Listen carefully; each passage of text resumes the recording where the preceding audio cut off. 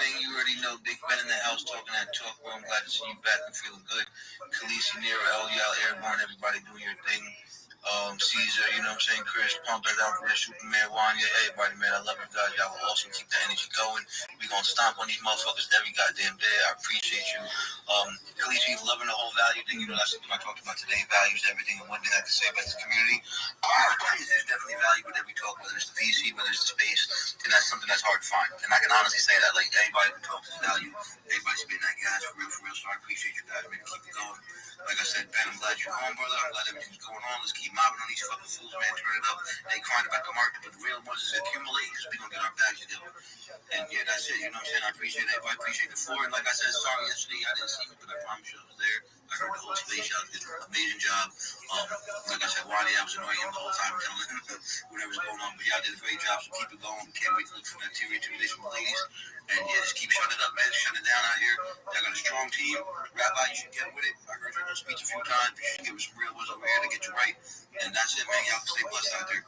No doubt, that was my man Numbers, man. He always showing up, you know what I mean? For the space, supporting the whole Terry movement, supporting the ladies of Terry, and also over there doing this thing with PNB, you know what I mean? Which is another solid project. That's working on building community and just having solid shit going on, man, with one of those narratives, you know what I mean? So make sure y'all follow my man Numbers as well, man. Follow everybody that's on the speaker panel. You know what I mean? Just show some love. See my man Ultra Mag down there. You know what I mean? And anybody else got anything to say before we peel out, man? Ryan, what's good, Brody?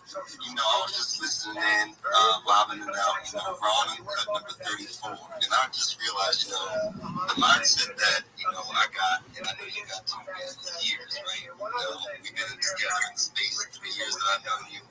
I've been running 2D now for coming up tomorrow is our 1 year. And now I get to experience a whole nother year and plus with Terry. So, you know, the real thing is what you can always say, what's next in the market. Real G's are back in style. You know, it's time to get done with all these pump and dumps, get the market back correct. And we got to start fresh and, you know, teach these newbies what that 2019 and, you know, beyond mindset was back in the days of grinding for the bag, you know, working for consistency. People were asking me, Ryan, why are you in the chat by yourself? You know, when Twiggy was down in the dumps, and, you know, it was only 3 or 4 of us, you know, keeping it alive. I was like, you know, because that's when I came into this space. I came in and I saw these communities that back in the early days that I wanted to be a part of, and now I want to be the voice and, you know, the people, the person who teaches the next generation of people joining into this market and show them the right way. So I think it's back into time getting back to the OG grind. You know, if you don't grind, you don't shine. And there's projects, you know, I wanted to fade. Or would have wanted to fade it back in the day. But now there's projects that we want to accumulate. So that's what we'll leave it with. Another fire, you know, episode, you know, here's the number 34 more, and 34 more. And I'll see you on the next one because I'm going to be there. So shout out to all the ones on here, all the speakers, ladies, gentlemen on the stage, people that tuned in, y'all the real ones. Y'all are going to make it. That's a fact, man. Appreciate you pulling up, Ryan, man. Just represent, man, and everything that you be doing out here in this space, man. And just stay consistent, man, and what you believe in, man. So we always a valuable person like you in this space, man. You know what I mean? You already know the vibes. We've been rocking with you for like 3 years. Gang, gang, gang, gang, gang. You feel me? Yeah, man. Rabbi, we're going to let you get your shit off real quick, man. And then we're going to shut it down, man. Appreciate everybody pulling up. You know what I mean? For 34, you know, this is only the beginning. The full run ain't even kick in, man. And shout out to everybody that pull up, everybody that's about their business. You know, let's just keep it powerful out here in these trenches. You understand, Rabbi? What's good, my J? Absolutely. I wanted to let you know I joined your Telegram. You guys should be very proud of your $200,000 market cap. And shout out to my man Numbers. If you haven't had the chance, join his spaces, Community Over Coals. It's Monday, Wednesday, Friday, 12:30 to 2:30 Eastern Standard Time. There's a lot of alpha delivered there, and I hope to see you guys again soon. Thank you for the opportunity. Word, man. No doubt, man. We appreciate you pulling up. Appreciate you joining that Telegram. Hopefully you grab your baggy so you can take this ride with us, you know what I mean? Because no man get left behind, you know what I mean? And with that being said, God is good, health is wealth. Any day you wake up above the ground is a beautiful day. Count your blessings and not your problems. Till we meet again, my friend. Say hello to the bad guy. pick in your face. So I'm just kidding. But it is what it is, man. Y'all know nothing about no racial remote. You heard? Yeah, man. God is good, man. See y'all in the trenches, man.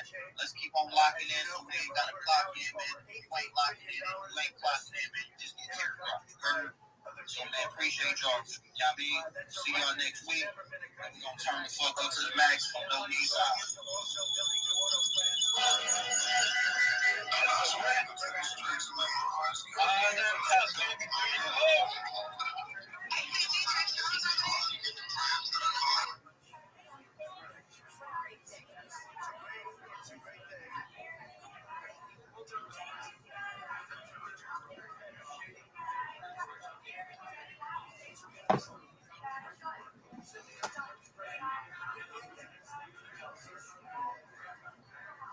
That was President Trump signing a bill to reopen the government after the longest shutdown in history. Chris Merrill, are you here?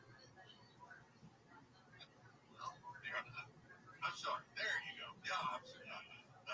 Well, that was a speech from the president. President Trump said, I don't think it comes as any surprise. He was blamed the Democrats for the shutdown, talked about the damage the shutdown caused. Of course, we picked that up the Democrats, and then went through sort of some of the talking points that we've heard him say in public here over the last few weeks, talking about accomplishments, gas being below $2 a gallon. And I don't know anywhere in the country that it is, but he also made mention of Walmart's Thanksgiving report. He referred to it as a very thorough report that they've done for a very long time. I am unaware of any Walmart Thanksgiving report. I do know what was said. Unaware of the report. There were a few things that I think that we can take away from what the president had to say, and I'll be curious to see if this is something that he wants to follow up on in the coming weeks and months. He still was very concerned about the filibuster. He wants to eliminate the filibuster. He said we need to get it done. Do it. Eliminate the filibuster. By the way, if we don't do it, the Democrats will. They'll do it in a heartbeat. But it also said that's a good thing. So I guess he's supporting the Democratic proposal on that. When it comes to health care, his proposal on health care was to empower you. Put money in your own pocket and allow you to negotiate with the insurance company. We'll dive a little bit deeper into that here in just a few moments. I want to make sure we get on to Mark Rogers, KFI AM 640 live everywhere. The iHeartRadio app, Mark Rogers live, the KFI 24-hour newsroom. As you've been hearing, President Trump has signed a bill to reopen the government after the longest shutdown in history, lasting 43 days. Despite the federal government shutdown now coming to an end, the cutbacks to flights won't be stopping or going. The FAA says they're staying at 6%, and the head of the Flight Attendants Union, Sarah Nelson, has accused President Trump of being out of touch.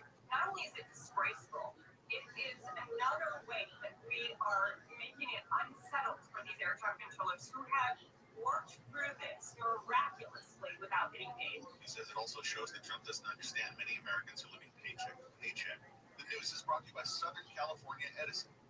Former top aide to Governor Newsom has been indicted on federal charges. It's alleged Dana Williamson was involved in a scheme to steal campaign money from former federal health secretary Javier Becerra. He has pleaded not guilty. Williamson was Newsom's chief of staff from late 2022 until late 2024.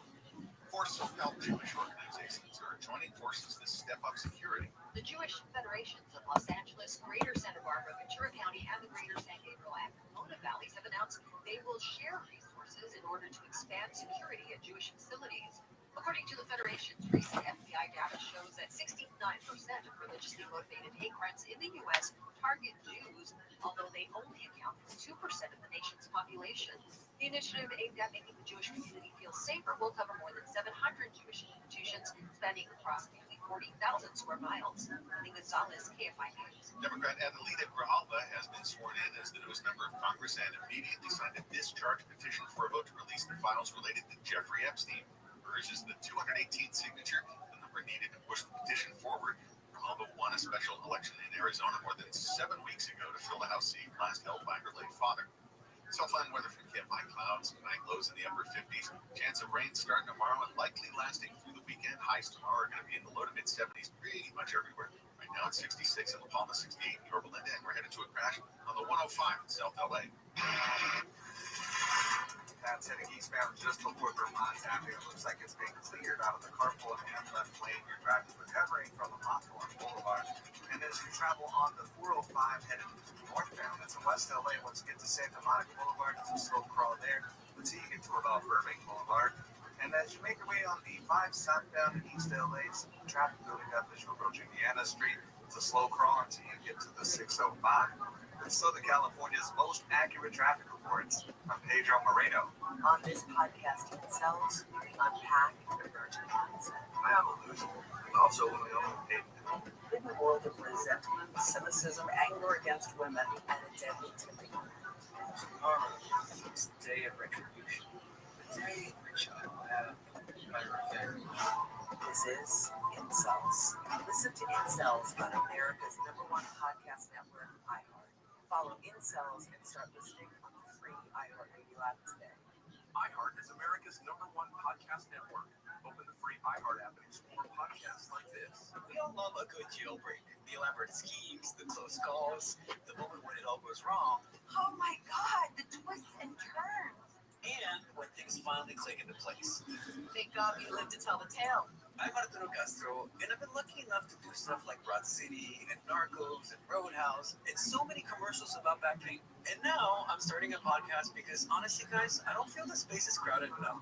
Get ready for Greatest Escapes, a new comedy podcast about the wildest true escape stories in history. Very few people know this story. Each week, I'll be sitting down with some of the most hilarious actors and writers and comedians, people like Ed Helms, I climbed up and it was just like, Diane Guerrero, And then she goes, "You're on your own. You have to run." and Joseph Gordon-Levitt. I love storytelling and I love you, so I can't wait.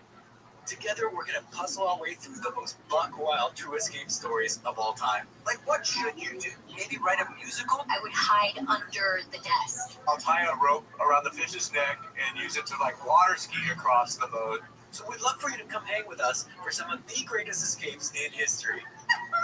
Listen on America's #1 podcast network, iHeart. Open your free iHeart app and listen now.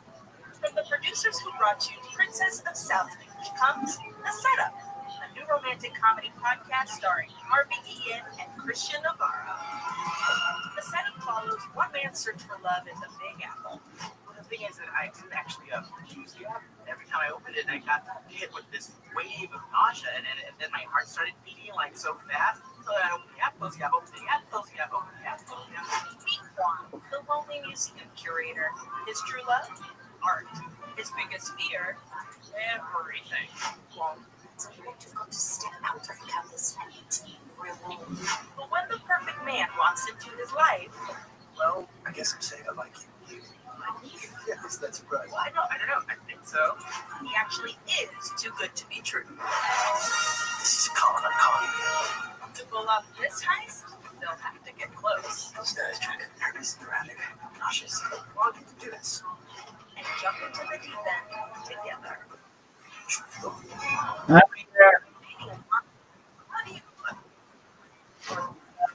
Hello, how are you? Listen to the set. Have you come down yet? Open the free iHeart app and listen now. iHeart is America's #1 podcast.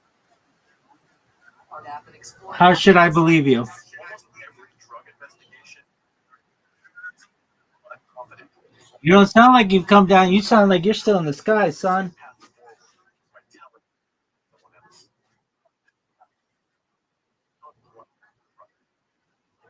All right, how's that truck running? Duke and Arnett. All right. Have you worked in the back seat yet? There you go. All right, have you towed anything yet? All right, then you're basically most owners of trucks. That's good. All right, if you were going to tow something, what would you tow?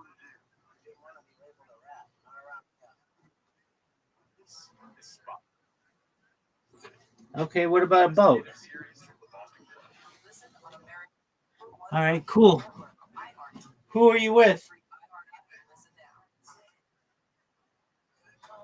Oh, your little sister? Wait, that was your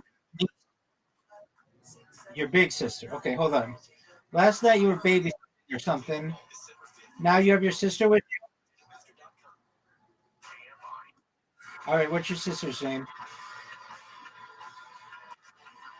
That's okay. You don't have to give it. We'll just say sister. All right. So your sister is older. All right. You have a good friendship with her. You guys, you guys are in your best behavior. All right. Did she ride around in your truck with you? All right. What did she get for graduating from high school? Did she get a truck? What'd she get? All right. That works. If she were going to tow something, what would she tow? There you go. That's what I like to hear. All right. So what are you guys doing tonight?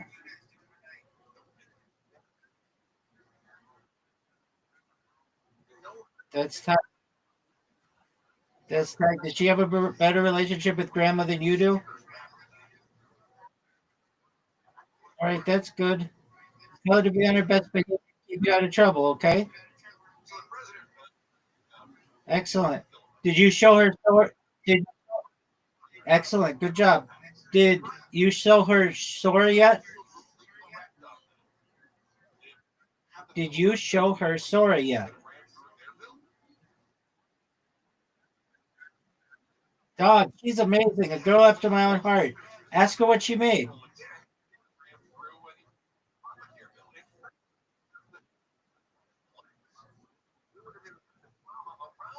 What did she make?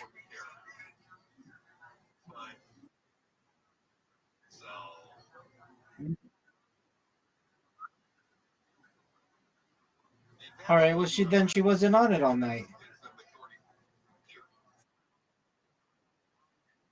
All right. That sounds interesting. All right. So what did you make that's cool?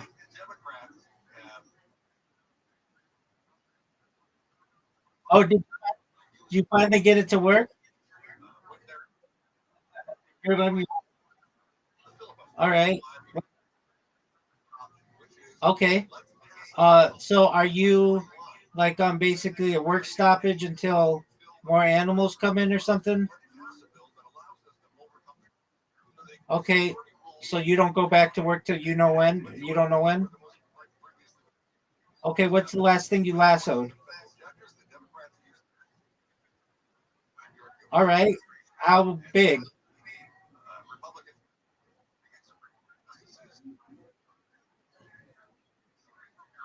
Yo, how big?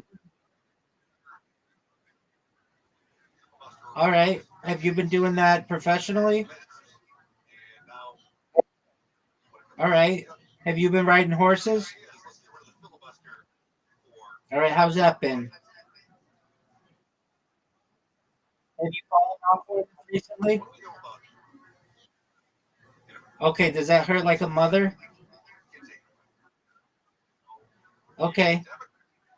Are you smoking out of a vape, out of a bong, or like a joint?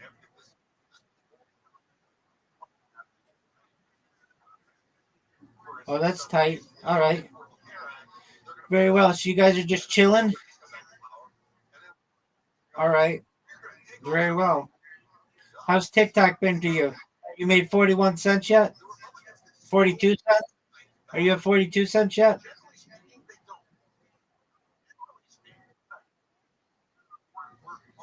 Oh, you're at 41 cents?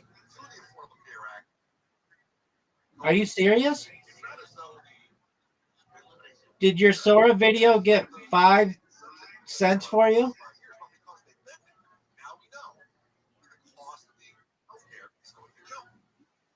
Okay, that's a, are you serious? That made you 5 cents? Because I don't believe you. I think you're bullshitting. Are you for real? All right, well, you owe me a nickel.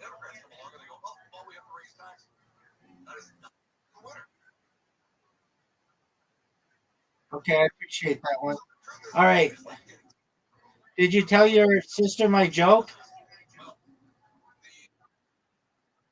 No, you didn't. You don't even remember. You didn't even know why it was funny.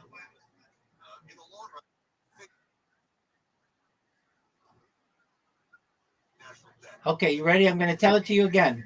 And then you tell her, okay? What's What's the difference between a chickpea and a garbanzo bean?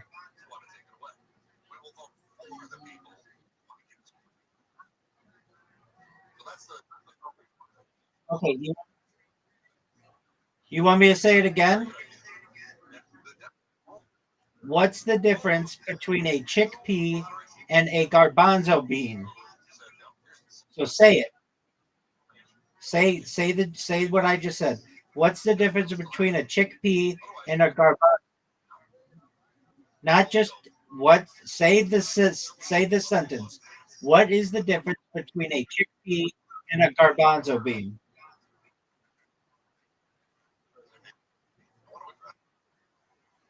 No, you say this sentence.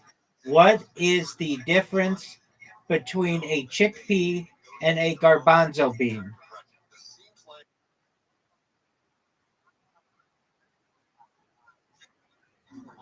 Not whatever the fuck. We're gonna say it again clearly. What is the difference? Hey, big dog, calm down. What is the difference between a chickpea and a garbanzo bean?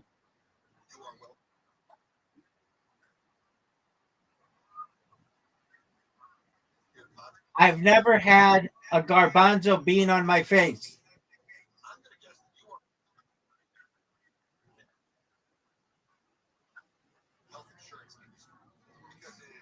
Say the answer. You can't even say the word. How are they supposed to laugh?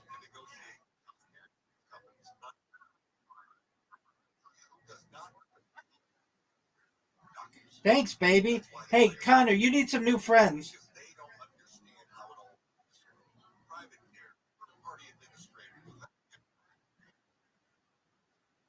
Yeah, okay, you're never coming back. That's fine. I don't believe you. I'll believe it when I see it. Okay, cool.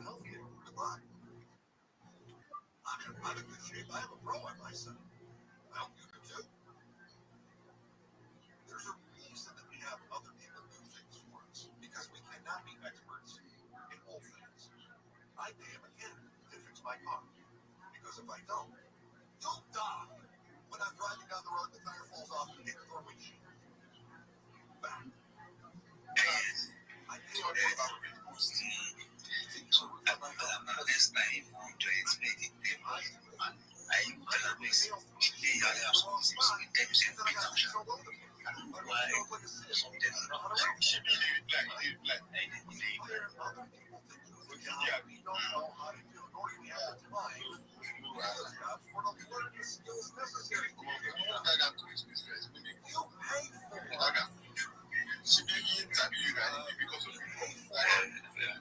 Microsoft Word. You pay for spreadsheets. Sometimes you pay for your Windows. On your computer. The idea. So give I just go back. Now my own operating system. And word processors. So you buy it. Other people can do the negotiating. I don't think we are not. I trust you now.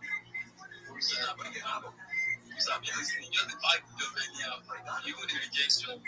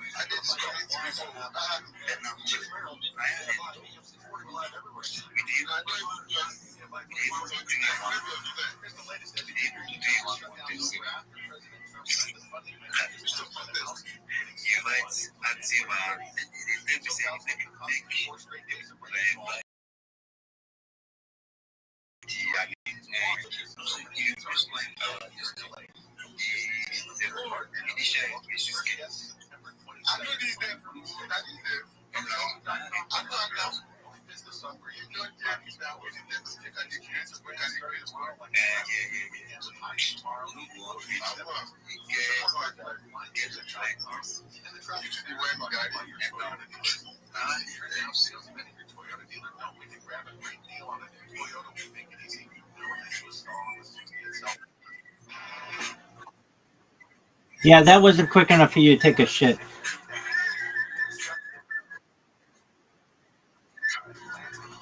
All right. All right. All right. Well, you can't tell a joke for shit. You're good. All right, Big L. Well, I'm not here to entertain you.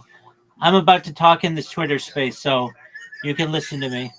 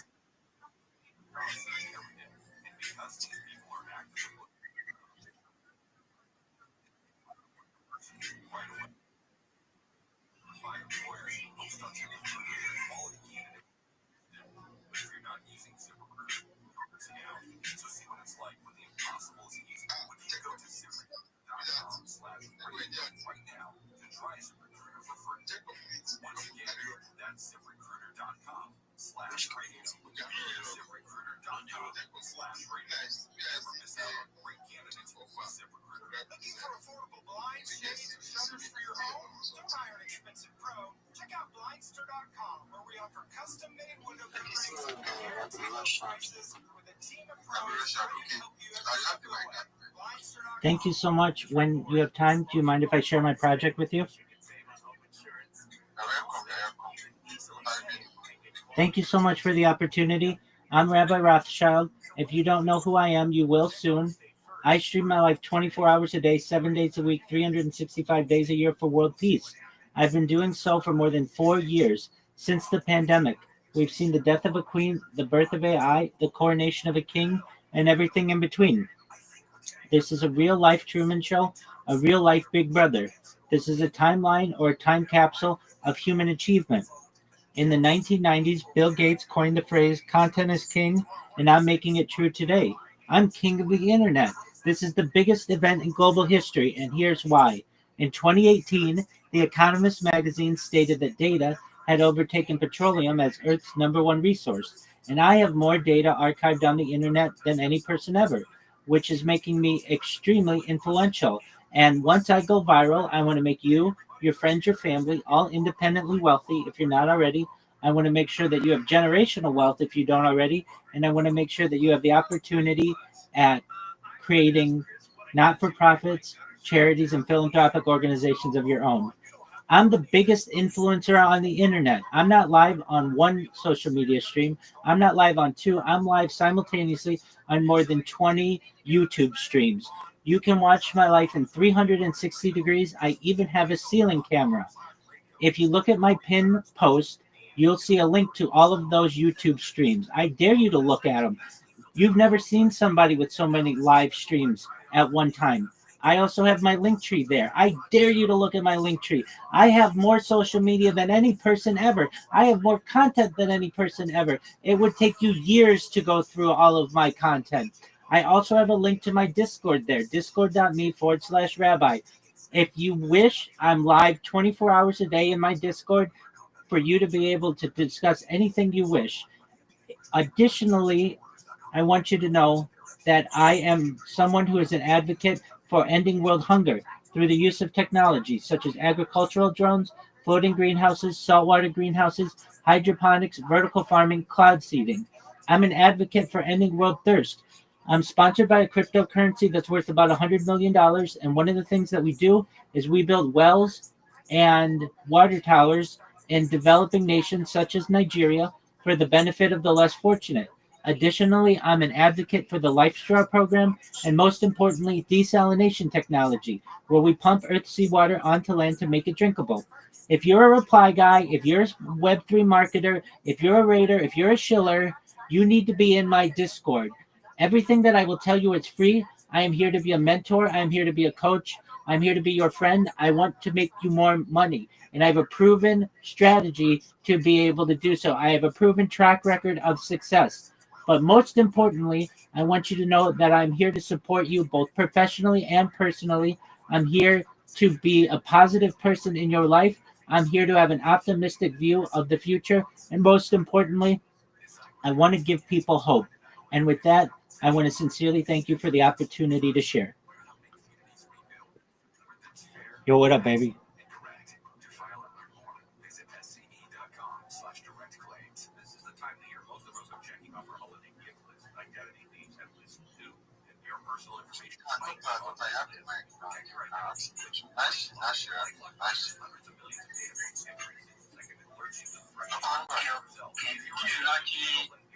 Amazing, Rabbi. So, with everything you said, I checked your page, and I won't lie, I'm honest equally for you. Can you guys hear me? You can hear me? I can hear you. You know, like, Rabbi, so I'm trying to ask you, like, are you a consultant or a developer in space? I'm trying to understand. Certainly. Well, by 100%. Yeah, by trade, I'm a rabbi, but I'm also a certified project management professional. I have a teaching background. I have successfully launched major apps on the App Store and Google Play, downloads of millions of people in major markets throughout the world, including Los Angeles. I have marketed on essentially every type of medium that there is, including television, radio, online, vertical, billboard, you name it, I've marketed there. Additionally, I have had major six-figure contracts with Fortune 100 companies, and I am really giving my talents and knowledge away. I want people to be more successful. I don't currently have a project of my own, though I'm sponsored by a project. It's known as Harry Potter Obama Sonic 10 Inu. It has a long name, but it's worth $100 million, and the ticker's Bitcoin. And we have spent hundreds of thousands of dollars building wells in rural Nigeria for the betterment of the people there. And I'd like to not only continue to help those types of projects, but I want to help the people of the world, particularly those in Nigeria. So if you want to know what I do, if you don't mind, I'll share it with you. Would you like to hear? Of course, that's why I asked the question. So I want to get to understand you much more better. You get. Absolutely. Okay, so here's what I want to do. I want to make you the best social media marketer on the internet. And here's how we're going to do that. You send me a direct message or join my Discord. And what I do is I send you a list of all the social media that is available to you for free online. All the things that I say, everything I say is free. You'll never have to pay anything. There are no catches. So you may be someone who has a Twitter account or a Telegram account or a Discord account, or maybe all three, and that's great. But you don't have all of the social media, chances are. So what am I talking about? You need a YouTube account, an Instagram account, a Facebook account, an Imager account, a Reddit account, a Rumble account, a Twitch account. There are about 25 different free platforms that are major opportunities for you to be able to use a social media. So what you do, you're going to create a Linktree account, and you're going to create the 25 largest social media platform profiles. Once you create those accounts, you're going to link them to your Linktree. Then what we're going to do is we're going to populate those together with content using something known as Sora 2, which is an open AI product. It is taking over the United States, and it's soon to take over the world. It produces excellent videos that are about 10 seconds each that will tell you everything that you need to know about a certain person on social media. So we're going to create about 10 or a dozen of those videos and populate all of your social media with that, so that your accounts aren't just skeleton accounts, they have content. Then what we're going to do is I'm going to teach you how to make memes. Now you may say, Rabbi, I know how to make memes, and that's great. I want your creativity. But I bet you aren't using your social media in those memes, meaning you're not tagging them with your handle, or you're not putting your link tree. So we're going to put your link tree in there. We're going to put your handles in there so that people know who the creative genius is behind these different memes. Then what we're going to do is we're going to make sure that these memes are on your social media, and we are going to populate your social media and your profile, and we're going to optimize your profile picture and profile for the best opportunities and hashtags that are available in crypto and NFT and Web3 in general. Then what we're going to do is we're going to teach you how to clip spaces. So hosts like this one If you weren't aware, they love when you clip their spaces. When there's a really important moment, there's alpha, people are laughing, somebody tells something funny, when there is an entertaining part of a space. So you clip it, you'll tag the hosts, you'll tag the speakers who are involved in that, and then you're going to use hashtags to be able to create a great post. And that post is going to get you on the radar of the host and the other people who are generally influential in social media. Then what we're going to do together is we're going to get your elevator speech together. We're going to put together at least 3 of these: a 30-second elevator speech, a 60-second elevator speech, and a 3-minute elevator speech. Depending on the environment, depending on the space, some hosts give you more time than others. So you want to be able to get out your message in a clear and concise manner depending on the forum. Now, I'm sure you've heard a lot of people shill themselves, and many times it sounds like this: GM to the host, GM to the co-host, GM to the speakers, GM to the audience. How are you guys today? I want you to know I'm XYZ and I'm in Web3 and I'm the best person in Web3 and you want to work with me in Web3, shoot me a DM if you want to give me a job. Many people shield themselves like that, and that's great. At least they're putting themselves out there and they're trying. But I want to make you better. I want you to be able to come in and say, GM everyone, I'm XYZ and I'm the best social media marketer in Web3 and here's why. All of the other reply guys and shillers and raiders are just going to comment GM on your post. They are going to like your post. They're going to repost your post on Twitter, and that's it.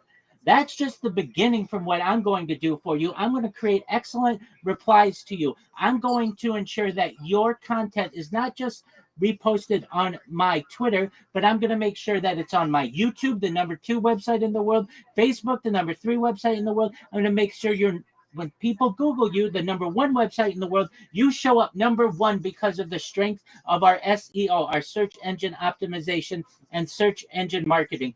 I'm going to make sure that when someone looks you up on TikTok, your posts show. I'm going to make sure that when people look you up on Reddit, your posts show. I'm going to make sure that you are highly ranked on Rumble and on Kick and on all of the streaming platforms. I'm going to make sure that you are #1, not just on Twitter, but on Blue Sky and Mastodon and Truth Social and all of the Twitter alternatives. Anywhere it is possible to rank #1 in social media, I'm going to make sure your brand is there. And what is that going to do for you? I'm going to repost you on 30 of my different social media accounts, which means 30 times more direct messages to you. It means 30 times more people are going to be buying your coin. It means 30 times more people are going to be giving you impressions and 30 times more people buying your NFTs. When you partner with me, you partner with an entire marketing team with the social media reach that I have. And the best part is I charge exactly what my competition does. So you can go with the regular reply guys and just get a little of this, a little of that on Twitter, or you can be #1 on all of the social medias. My DMs are open. I'm excited to work with you. That's what you want to say. That's the kind of passion that you want to have. And in addition to you having these social media accounts, you only have to create them once. You're going to get organic followers. You're going to get organic likes. And on top of that, will make it very difficult for people to be able to impersonate you on the other platforms because you will have your name. No one will be able to steal your name. With those reasons, I think that if you're interested, you should send me a DM. I'll send you the list of social media that you need to create and we can work together.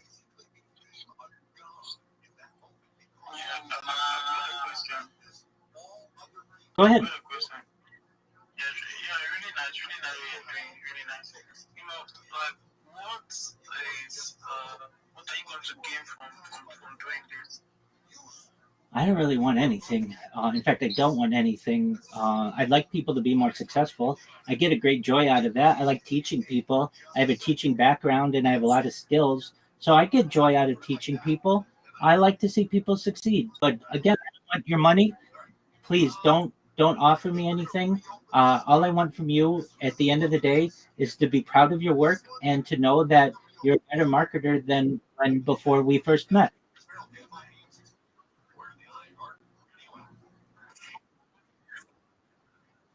That's what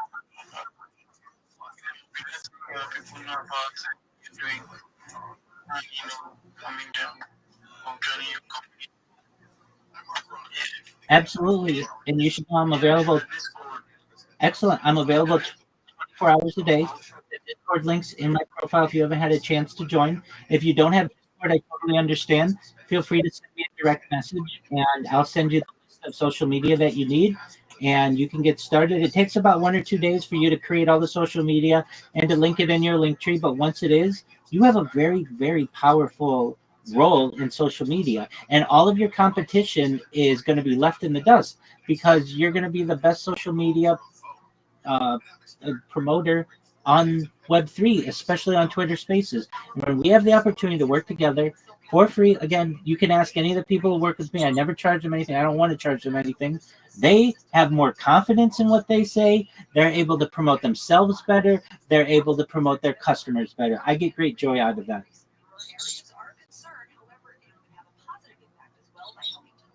Okay, nice. Like, do you have like something like those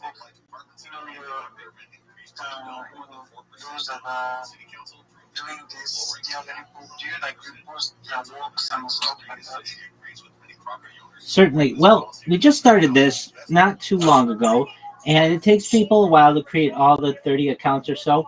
But if you search the name Prince Israel on Twitter, you'll find someone who's pretty far along in the process. If you search the name Giant underscore Judge, that's another person who we've helped, and we're really at the start of this. So I can tell you from my own experience, I have more social media than any person on earth, so I have a lot of experience. I have over 100 YouTube accounts, 200 Instagram accounts, 500 Twitch accounts, 1,000 TikTok accounts, 2,000 Twitter accounts, 5,000 Blue Sky accounts, and 10,000 Kick accounts. So I certainly know the process quite well, and I've seen a lot of social media in my time.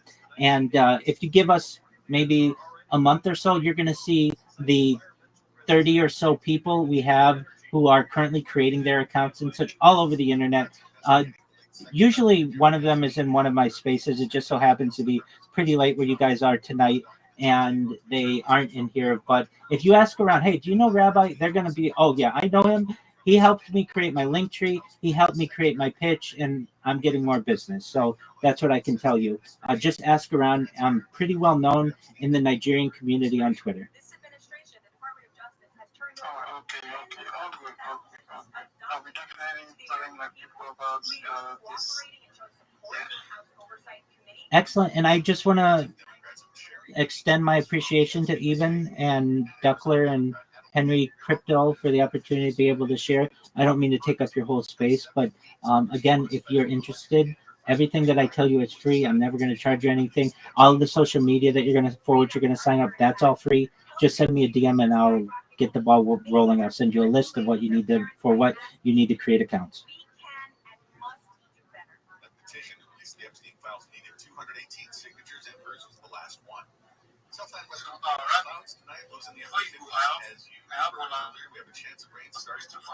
So you're talking about like let's say 25 social media platforms like that.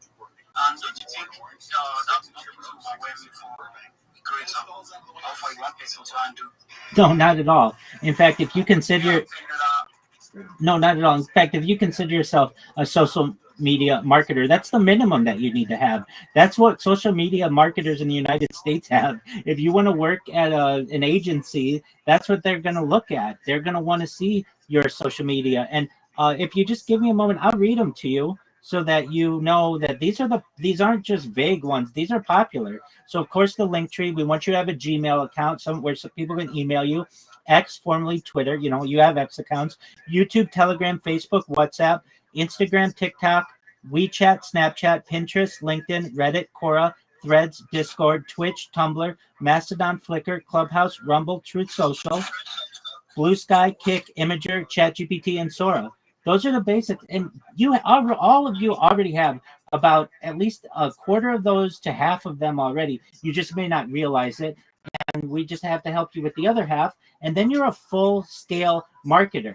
If you consider yourself a Web3 promoter, Web3 marketer, you need to know that your competition is creating these types of accounts, and you should be as well. This is really important. You want to be able to say to your client that I posted your your content on all of my social media. And it's very important, especially in the age of AI, where AI is crawling all of these social media accounts, to be able to populate it with accurate and important information about whatever the project is that you are promoting. And it's fine if you don't want to get all of these, that's totally fine. But just know that somebody's going to steal your name, and then you're going to be upset in the future when you can't have all of your names be the same and you have to have some of them be different. It's worth your effort to get them all created now. You never have to create them again once they're created. It's not like I say you have to do this once a month or once a year. One time you have to do this.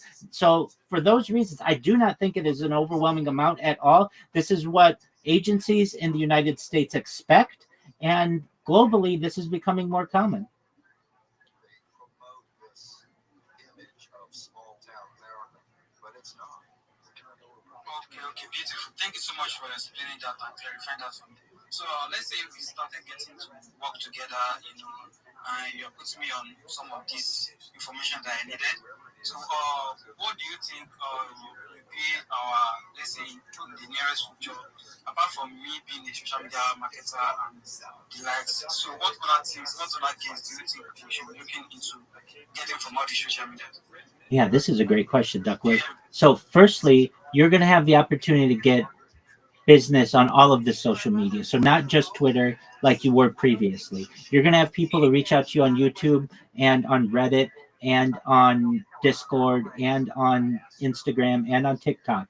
And they're going to say to you, hey, I see that you are promoting a project. I have a project I'd like you to promote, or I have a project that I'd like you to be a part of. So, the kind of jobs you can get from here are moderators, community leaders, things like certainly spaces hosts, and social Web3 marketers. You certainly could be a social media manager from here. You can be a brand ambassador. All of those positions that you may see in people's profiles, even graphic designers and project managers, all of these skills are going to be included in this sign up process and creation of these accounts, and you can use them for anything. So you could say, I don't want to be a Web3 marketer, I want to be a graphic designer. Okay, that's great. You need to have all of these accounts because people are going to want to see your art on all of these different social media platforms. It's important. And also, you have to understand Google and AI and DuckDuckGo and all of the other social media engines and AI engines scrape all of these social media platforms for content. And that's how they learn about you. So you want them to have accurate information about you and about your projects. And you're not only going to be able to be a social media marketer, but really what you're going to be is at the core brand ambassador in the future for people, and then perhaps even a dev for certain projects. They're going to say, I saw that you were able to promote this project. I want to bring you into my project. I want to make sure that you have a piece of the pie. I want to make sure that you have the opportunity to be able to make money on our project, whether it's an NFT, whether it's a cryptocurrency, whatever it may be. You're going to be networked much better than you are currently with just a Twitter account. Hi, Mr. Aquarius. I'll be there in a second. And exactly, because digital economy is all about networking, getting the attention. So really nice having you on here, man. Thank you so much for coming and giving us this information. I appreciate that so much. Thank you so much. My pleasure, Duckler. And thank you so much for the opportunity to share. Again, if you're interested, send me a DM. I'll get back to you right away. If you follow me, I'll follow you right back so we have that connection. And most of all, come to my Discord 24 hours a day. You can talk to me about any of the professional issues that you have, or if you just need a friend, I'm here for you. Thank you for the opportunity.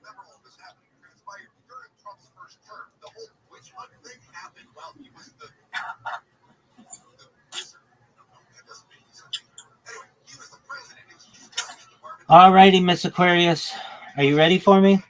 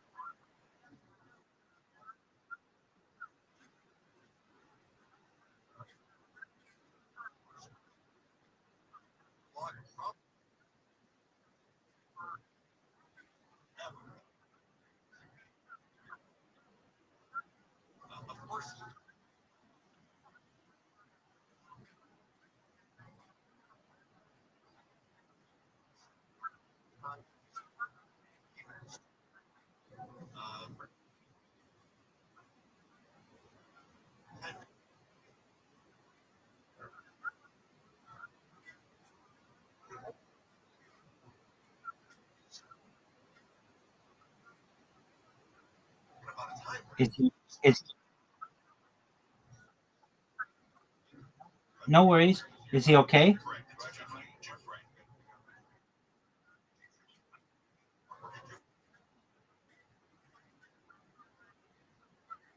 Absolutely.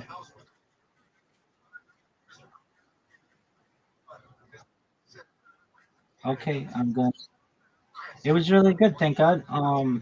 Just had the opportunity to promote myself and get more people in here. We're approaching 2,500 people in here, Miss Aquarius, and it was just like I don't know, 2 months ago or so. We just hit 2,000, which is really great. More and more people are joining, and we've got half of Nigeria in here, so that's good. And those people are nice, who I've met on Twitter, and um, I'm doing my best to help them and helping everybody and just promoting myself, doing what I can. And people are really positive about what I say. Nice job, Miss First. Those two were pesky. Um, give this to me. Oh, Miss Aquarius, look how difficult this one is. Just get one of them. I mean, that's about all I could.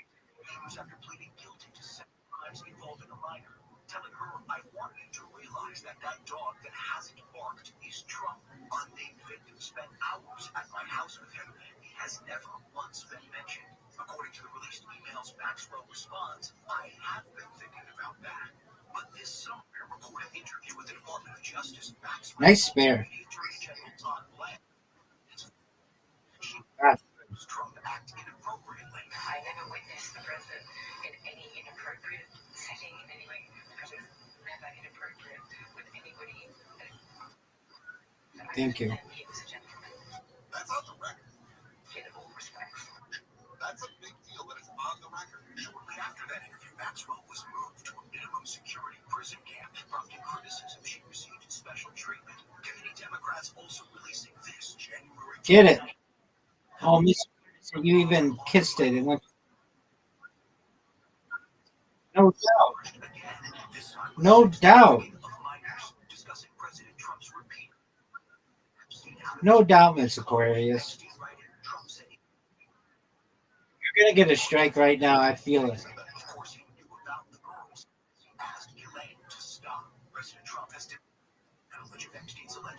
Get it. Right. I was right. Nice job.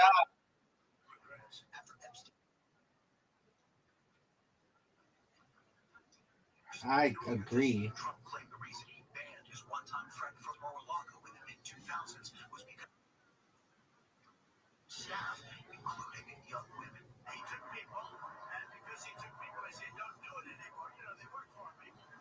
Oh, one in the back. That was incredible. You've got this. No doubt. That's perfect. Miss Aquarius, look at you. You're going to be tough to beat in this game, man. Oh, you might be unbeatable. I need to give it to me. Okay, that was a big one.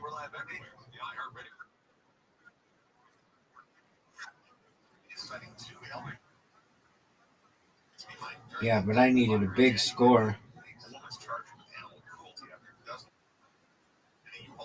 Yeah, but that was not Miss Aquarius.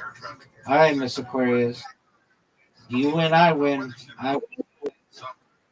Now it's your turn. You just won, but you're gonna gotta win again. Man, get it, girl. Get it, girl. You gotta get that one. Now, no doubt they shouldn't even make it because you're so out of.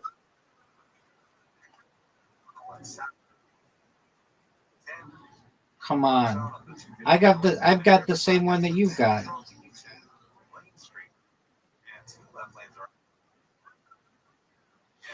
Thank you, ma'am. On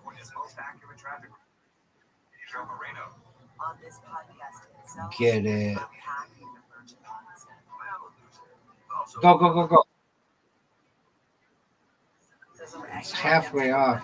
Okay, easy two. You got this. She just said it's easy because those are actually.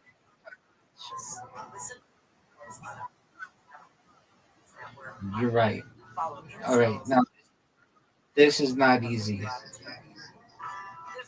Miss Aquarius, my finger slipped. There you go. I'm watching. All right, you got this now. You've got a tough 4 to get here, and you're going to get them.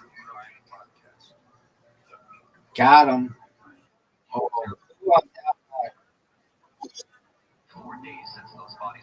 give it to me. Oh, come on. Miss Aquarius, give me this one. It shouldn't even make me throw. That's automatic.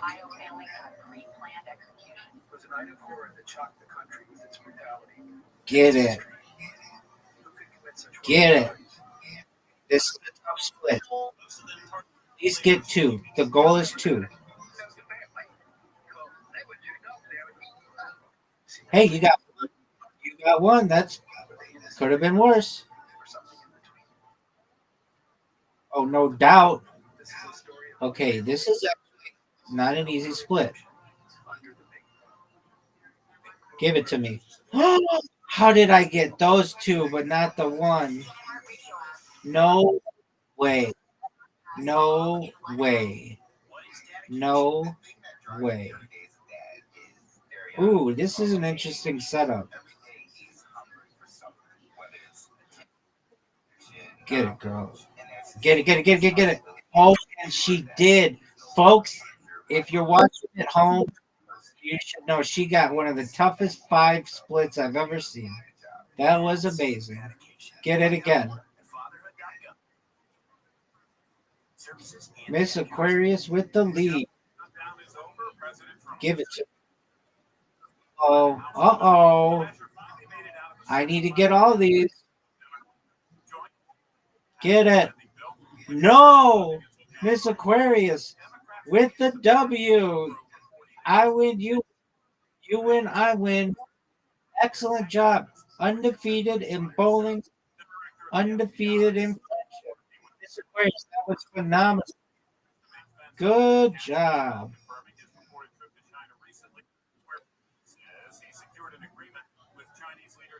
All right, Miss Aquarius. That's all she wrote. Sweet. Shut off the pipeline. Creates fentanyl that kills tens of thousands of Americans. The Tao called the agreement with China historic. That's politics. I'm Restream. A new study finds GLP-1 drugs like Ozempic and Wegovy are linked to lower rates of colon cancer death. Researchers at the University of California, San Diego found that colon cancer patients taking the blood sugar and weight control drugs are half as likely to die within 5 years. But survival rates were among those who had a very high body mass index to begin with. I'm Tammy Trujillo. A new study shows weight training may be more beneficial to weight loss and preventing type 2 Is it on the diabetes computer? I'm than stuck running. in there now. Scientists at Virginia Tech conducted an experiment on mice and found that running and weightlifting Dude, this new chat stuff X is doing is really weight training is more effective at reducing body fat than Yeah, running. it might make Discord bullish again, like being on for Telegram. I think, I don't know why, but Telegram should be if on the physical Telegram chat. That's word for the World Health Because Organization. Discord Says does. Egypt is I the mean, second country in the organization's Eastern Mediterranean region. Oh, it is like Telegram, but you can't put pictures in there. Like, I don't know. I just don't like it. I'm so What's sick that of great hearing for? people talk Protect about it, save it from ever. For us, there were professional just make sure everybody drop a comment if you can. If you're in here, let's get it. 25 people, 5 comments. Yeah, if you guys want, the floor is super cheap on the long neck legends now time. Lucky man. I'm about to try and go. And we've got a new podcast for full circle. Every Wednesday, we're catching you Yeah, because Ravon's my partner, so he told me about it, and I was like, should I buy one? Now I gotta go. You mending. Okay.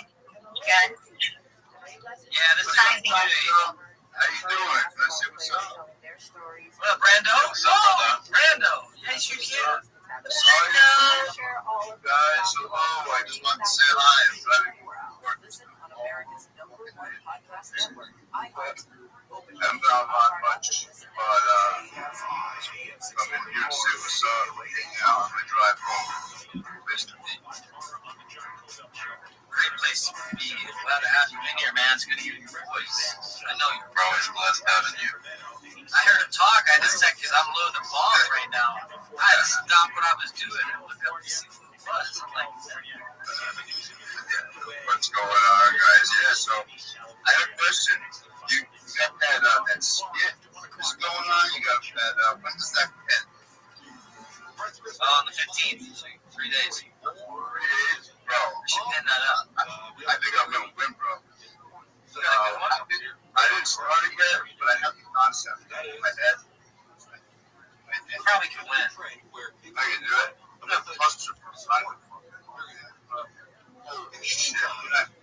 Brando, so I got to draw in, and I drew this 1-on-1 the last couple of days. I've been kicking ass, and it's on a whole other level. My artwork is going to get so much better now. Like, I can't wait to show more. I'm excited to draw again. Yo, did you see, Shine with our, see that picture that put up? Say his birthday. Yeah. Somebody knows. That was pretty good. That's a good one. Give me another video. Yeah, check that out. But yeah, Wow. it was good, man. You chose it. What happened? You draw that. So I use GIF, and GIF, like, so I started with GIF just because I know I can draw. I'm not really tripping. I can draw shit on a piece of stick. GIF is a photo. It's like Photoshop. It's not really for drawing. It's for photo editing. So I could do my 4K. You have to use a mouse or do you use No, I got XP pens, which you can buy. It's like a pencil. It's like a pencil on a pad. It feels like you're drawing. It's nothing to do. But you can't. You have to look at the screen while you're drawing. I'm not on a tablet. It's a little better quality than tablet NFTs. The NFTs from tablets are cool. They just don't have the computer to be able to pump out through a GPU and CPU like. I'm doing it with photos. Yeah, well, so GIMP is basically Photoshop, but I draw in Krita now. Krita is an actual drawing app, and so I've been using Krita, and it's just so much smoother. It's got a bunch of different brushes. It's just more professional. It's an open source app, which is amazing, so it's free. Anyone can download it and start drawing.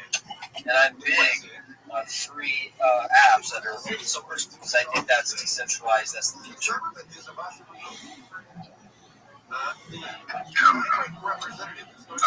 good. It's good. Yeah, so I drew 1-on-1 tonight for our top holder, the one that holds the most. I finally got his done. And oh, dude, it's so sweet. It's insane.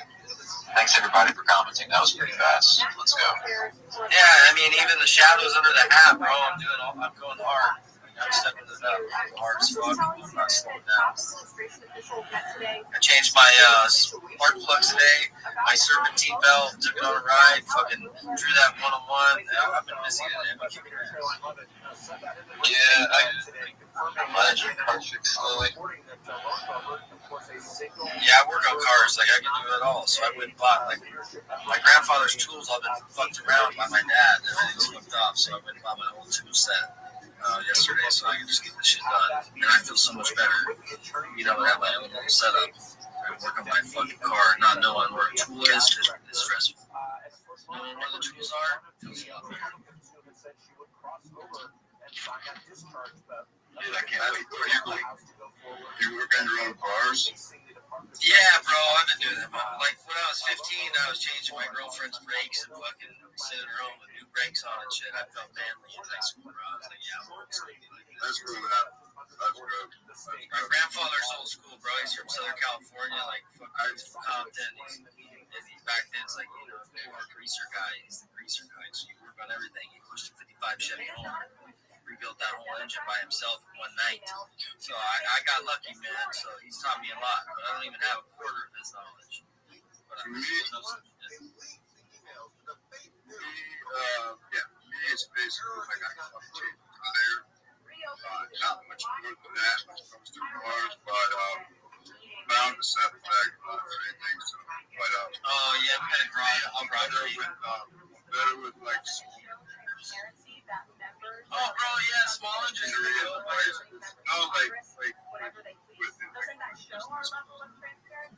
like weed eaters and stuff.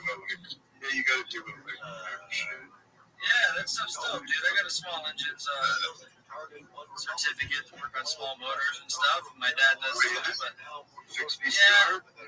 yeah, I can do all of it, bro. Like still rebuild stills, everything. Pretty simple. I went into the boats for a while, rebuilding the bottom end on the boats. A lot of the top ends, they didn't have much miles on them, so it was pretty easy to flip boats. And then, I cousin got anything anymore. What? My cousin just got a pontoon. Oh, those are nice. But I've been using Photoshop for a long time, man. Like fucking 20 years I've been using Photoshop. I used to use Adobe Restream for like 3D models. I used to use Premiere Pro for like editing videos. I used to be I used Photoshop back in when I was in high school. I've been using it for about 15 years, on and off. I was making logos for game battle tournament teams, and like they'd be playing for big money. Like Fear Moho, all these guys too. I know a lot of guys, but yeah, dude. So all my artist work goes back then, but I didn't have a mouse to draw on. It was with a pen. It was literally with my mouse and Photoshop editing skills. So I got a lot of that.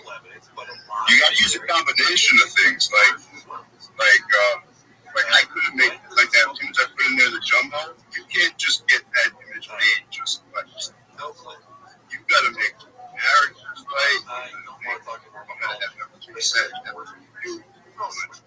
So that thing like looks funny. Smoking a cigar, Buster Plug. I like it a lot. Yeah, it's dope. I can't wait to stick that one into the shop. Imagine. I didn't think a lot of Steve videos. I like those. I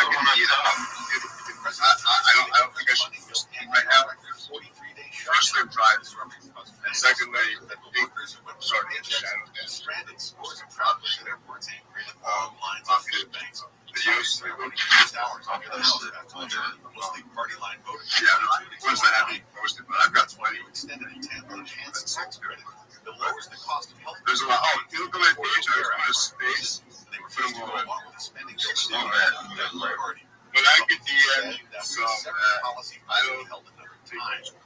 LA City Hall formerly proposed the Dodger Stadium. In an 11-2 vote, the city council voted against the 1.2-mile aerial transit project going from Union Station to Councilman Mrs. Hernandez says former Dodgers player Franklin Gordon is developing the project. Damn, these Dodgers lights that she took a picture of is crazy. And he's already got snow in his house. The gimmick is over. Dude, that looks so good right now. The opposition vote will be Facebook. Yeah, but did you guys get those scare dusters? I got some of them. Yes, I did. I have 3. I have 50. 50? I have 20. Fuck yeah, dude. 20. 2 of them I want. Like orange, one's like I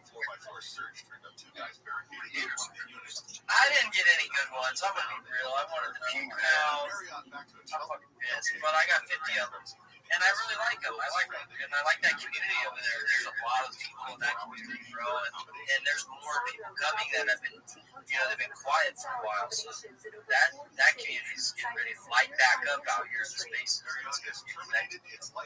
Hell yeah. really great connection with him. And I got nervous because when I saw it posted in the morning, I was like, oh shit, okay, that's the time. He said the time around 4:30. That's when we started. But it wasn't. It didn't work at first. It didn't work at first. I was like, that's long. God, I can't. And then when you saw the moment, I started looking. Finally, after a while, it started. Yeah. I got the collection ID. There's 2 collection IDs, and it's weird because the bottom one worked before, and now it don't. I have to sit on the top one. But yes, dude, we made it 400 NFTs within 5 minutes. That was crazy. Yeah, but I got they're just like me. Like, what the fuck? Is it bad for the algorithm if I post too many things in my own space? Yeah, it can be. You gotta wait. You gotta spread it out like 20 minutes. You have to like spread it out like by every hour or two because if it keeps spamming, it won't really do too well for your algorithm. Okay. Because I got one scare duster and it's like full Venus flytrap. I mean, you can post them now because you're inside of a space. Yeah, check your DM, bro. Right? Your space is like fellow sports fans. Let's take a look back on this day. I mean, no, you just gotta be careful. Like, if you post in your DM, you got everybody. It's not just you being the host. It's like if Digit goes to post in the DM as well, you don't want to post and then post again and post again. It's just boosting himself in space. He's got to spread it out. You got to put time in between it. It just looks like you're a bot. Gotcha. Yeah, that's what I had to do. Because if you see me make a post and it does very poorly, Yeah.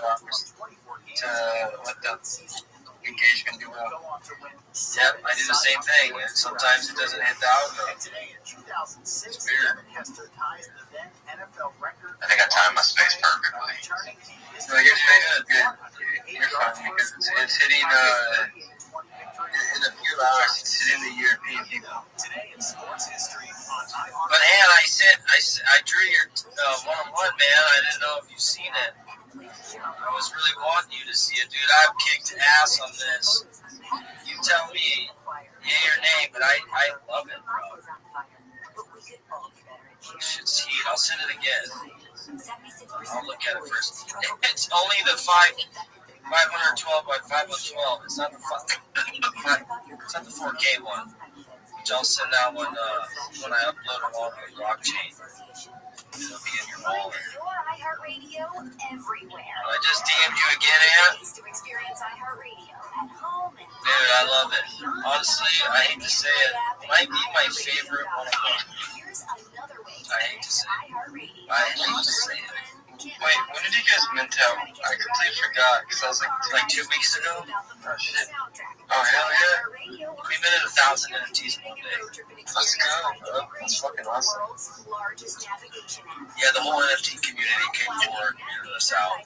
Dojo dogs, fucking ugly ducks, everybody came through.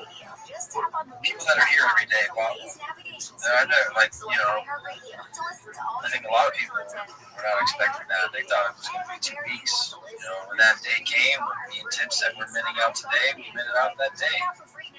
But, I don't know. Tim's dealing with shit, guys. I won't say too much about it, but I wish I could fucking help him out. The real question is where the fuck is he? Because I haven't heard anything from him, so.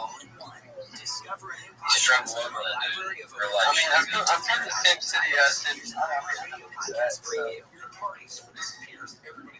Bro, just come. I got his address. I know where he's at, too. I got a fucking DoorDash. Just like pretend like the DoorDash, like, here you go, DoorDash for me. I'm gonna call and check on it real quick. But yeah, I just DM'd you the one-on-one I drew. You tell me. What did you think? Wait, who's got a one-on-one coming? So you got a one-on-one coming, but Ann is our top holder. Yeah, so Ann Rock, I had to get his done, dude. I didn't rush it. I told you that. Alright, so Okay. No, sorry, no, I'm just coming up, so I'm like, can you say it's a concourse, so I bring him up. We post it, you see it. It's like radio. I just had a question.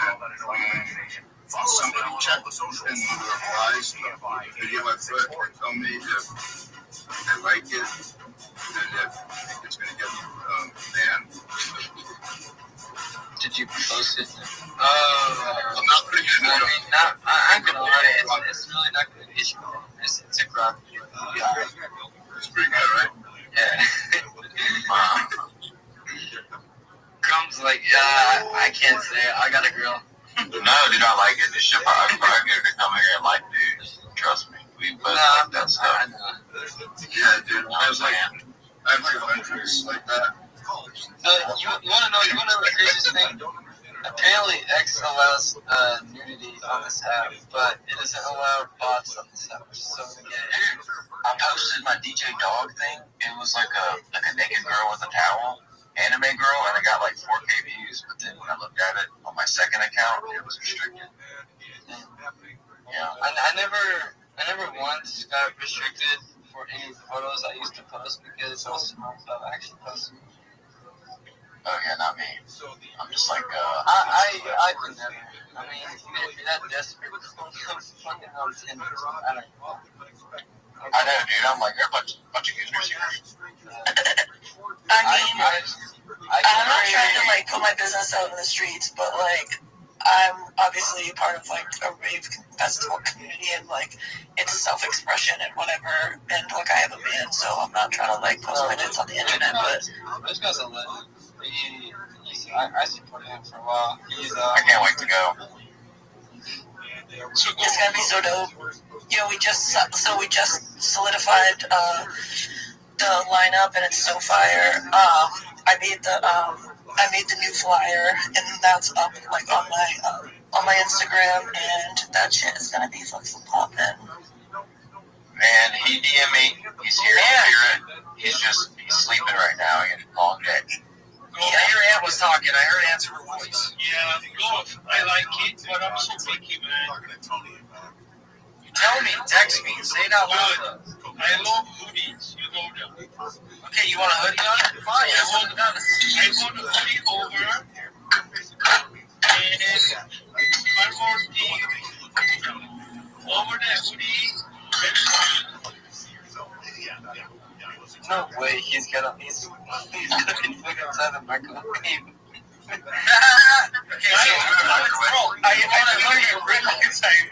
have my mic on. Guys, hold on, I gotta hear this, guys, because I gotta get to work. Yeah. No, this is crazy. Take your time. Microwave. You don't have to be instant today, tomorrow. Take your time, whatever. I can't make it until you're working out fine, and then we can have this conversation like in a couple of weeks. Yo, what up, dude? Hello. Are you ready to lose?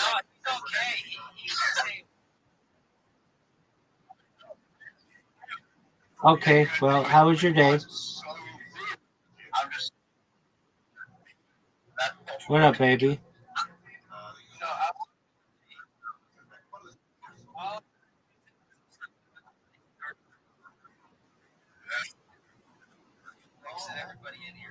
Yeah, I'm sure there are. He owns a lot of them. He owns a lot, and I want anything.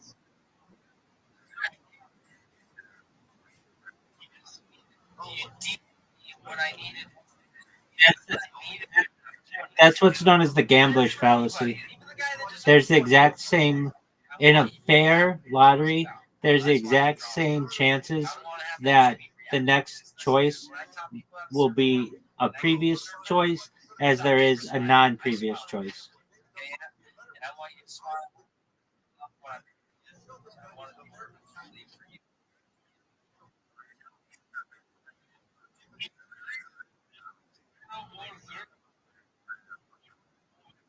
That's the gambler's fallacy again.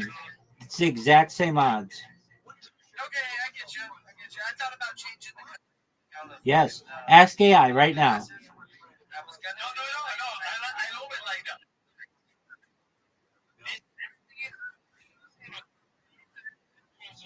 Zoo. Oh, in a row?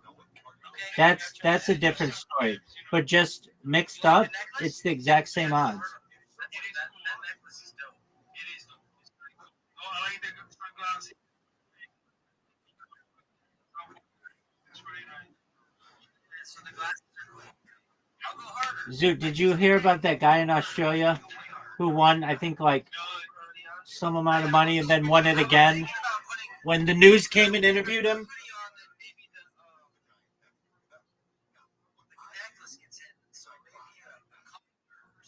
Zoo, it's really famous. I've seen it like 1,000 times.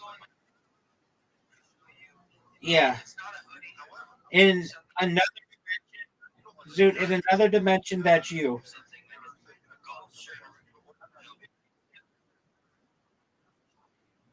Whatever. Let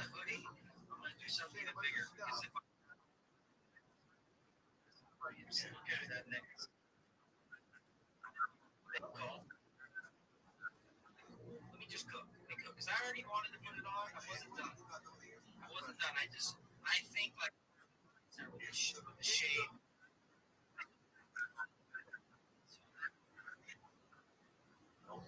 It's beautiful. I love it. But I'm gonna cook more.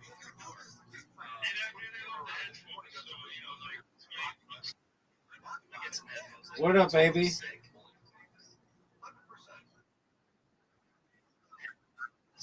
Word, dog. She's on my lap right now.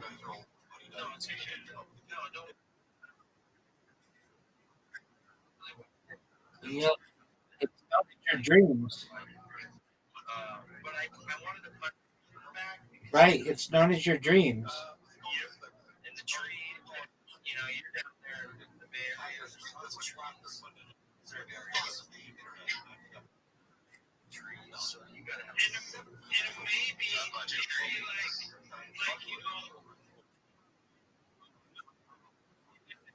whatever,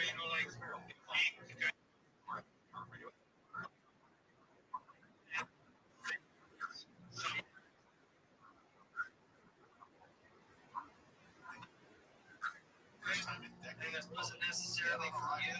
Okay. It was there, and don't have this on any other the draws here, and I've been drawing this new app. Like I've been saying, I'm having no fun.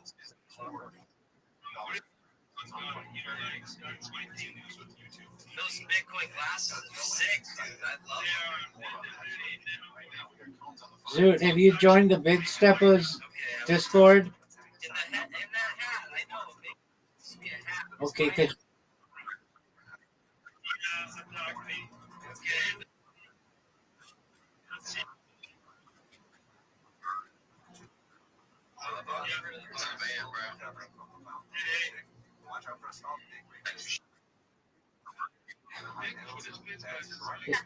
his girlfriend's a massive whore.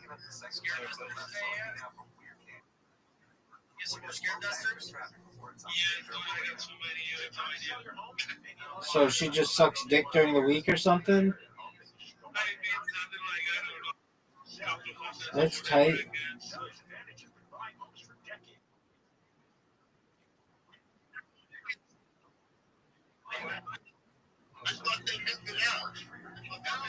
Man, it's not that funny, it's sad. Just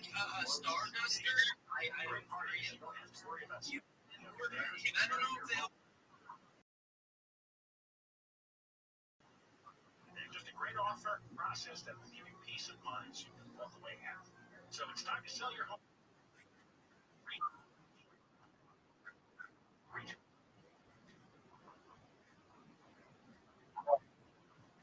Right. Let me know up front that you're a huge whore.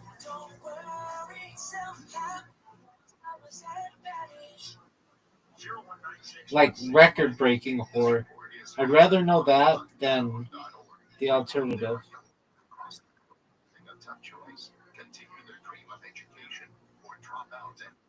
Yes, sir.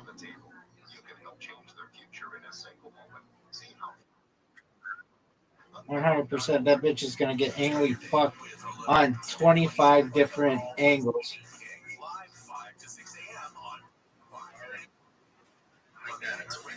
Yeah, baby.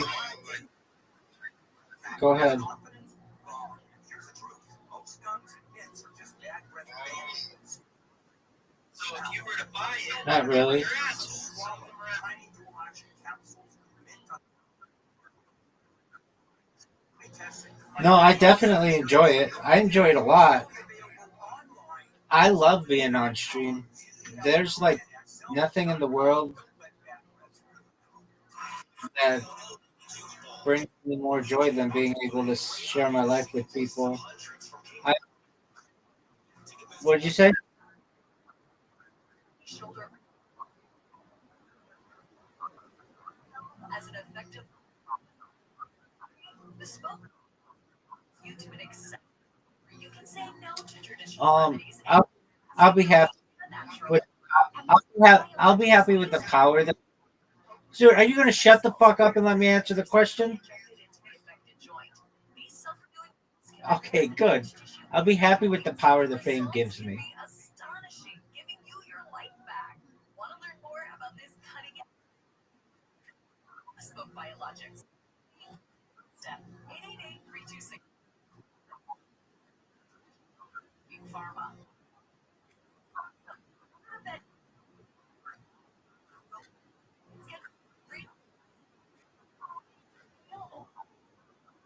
Step bespoke.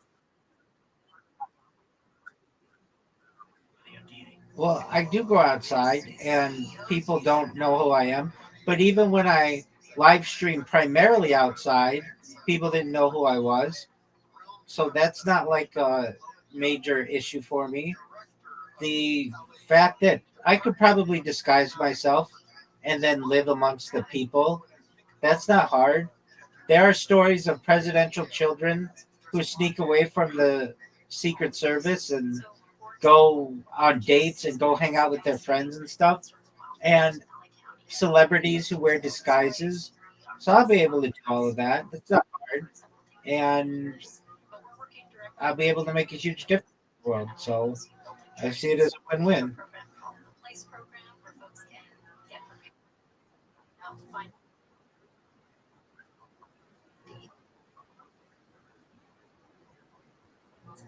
Um, yeah, it could be done.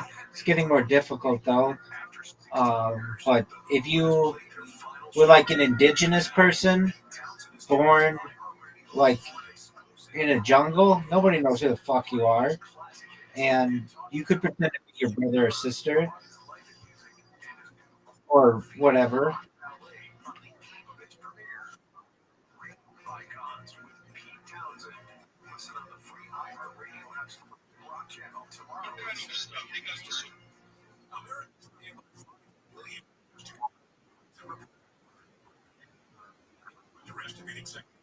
No,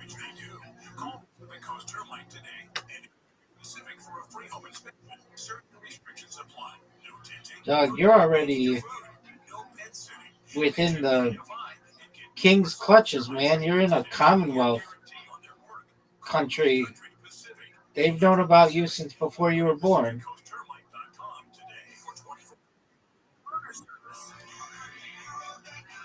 Portions of the program will be recorded. AM 640. More stimulating talk. No, what's your favorite song?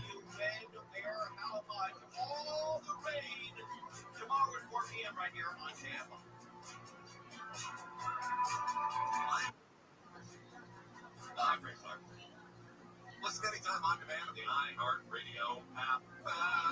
Talking about which Hollywood celebrities are making others very, they just sold out.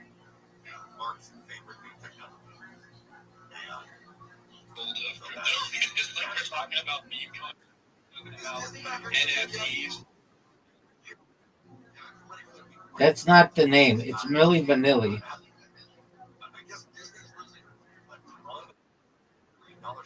Nelly?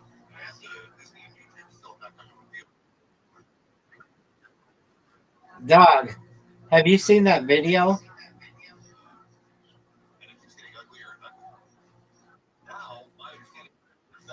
Doug, Nelly's Dilemma with Kelly Rowland. Have you seen the video?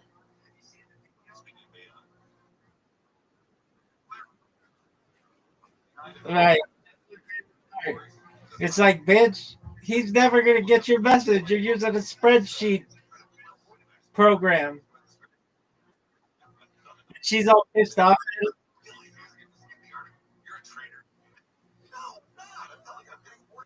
You've seen that from a meme, haven't you? Right. You like that song that much?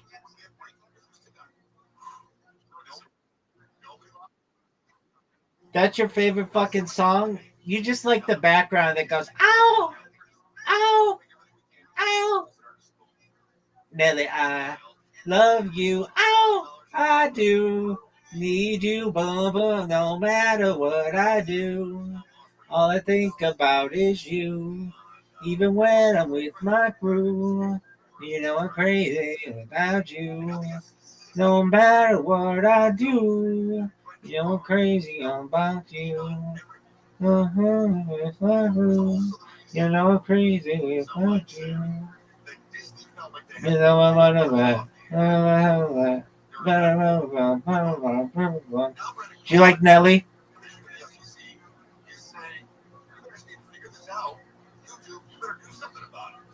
Do you remember that time you're just dead fucking silent?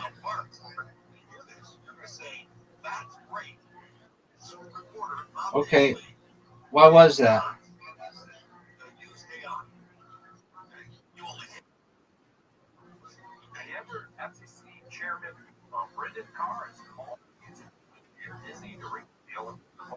Zoot, do you like Nelly? Do you like Nelly? Okay, what's your favorite Nelly song aside from Dilemma? There are only two appropriate answers. Go.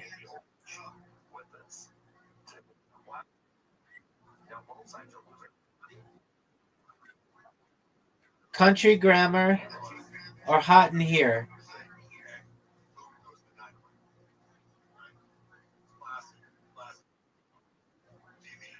That works. That works really well. That's a good song.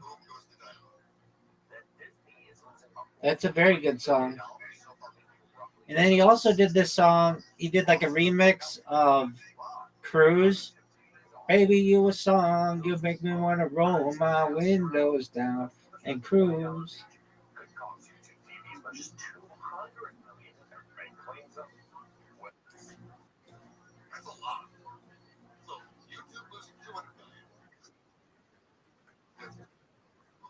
Yeah, what song did you say of Nelly?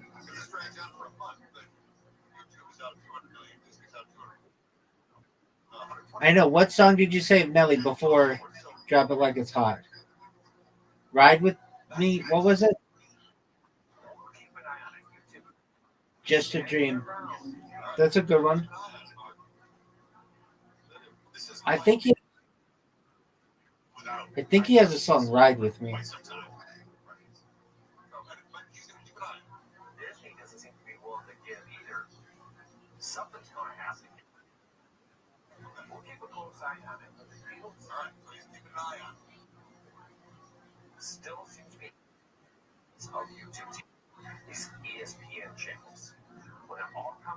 What about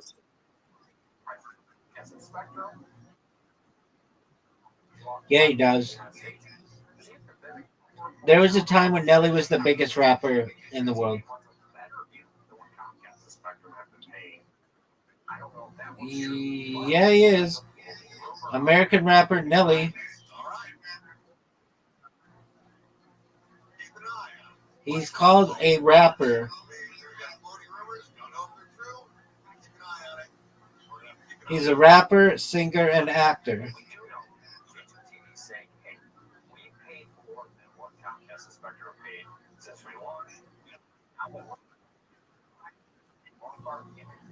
Dog, I don't know. He has 5 children. He's from the Lou. That was a song. He had Sweat and Suit, Party People, Step on My J's. Oh, he had Air Force Ones. That was a big song. Okay, he had Just a Dream. He had. He did like country rap.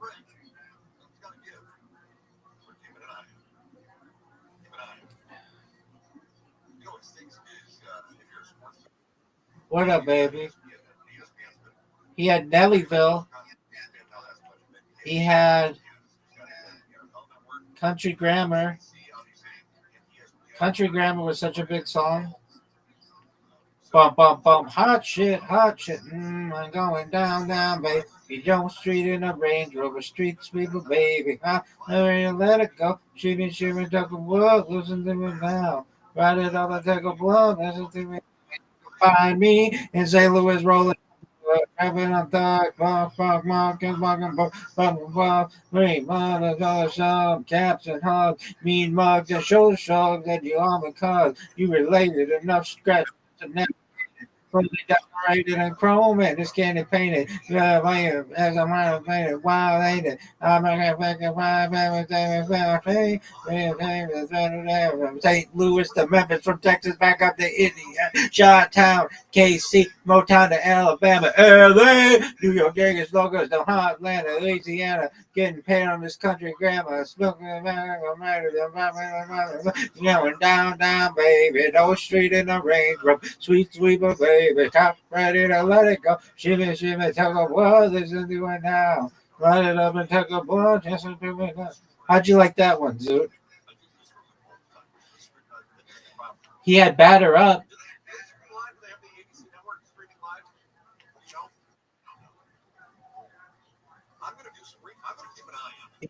Louis.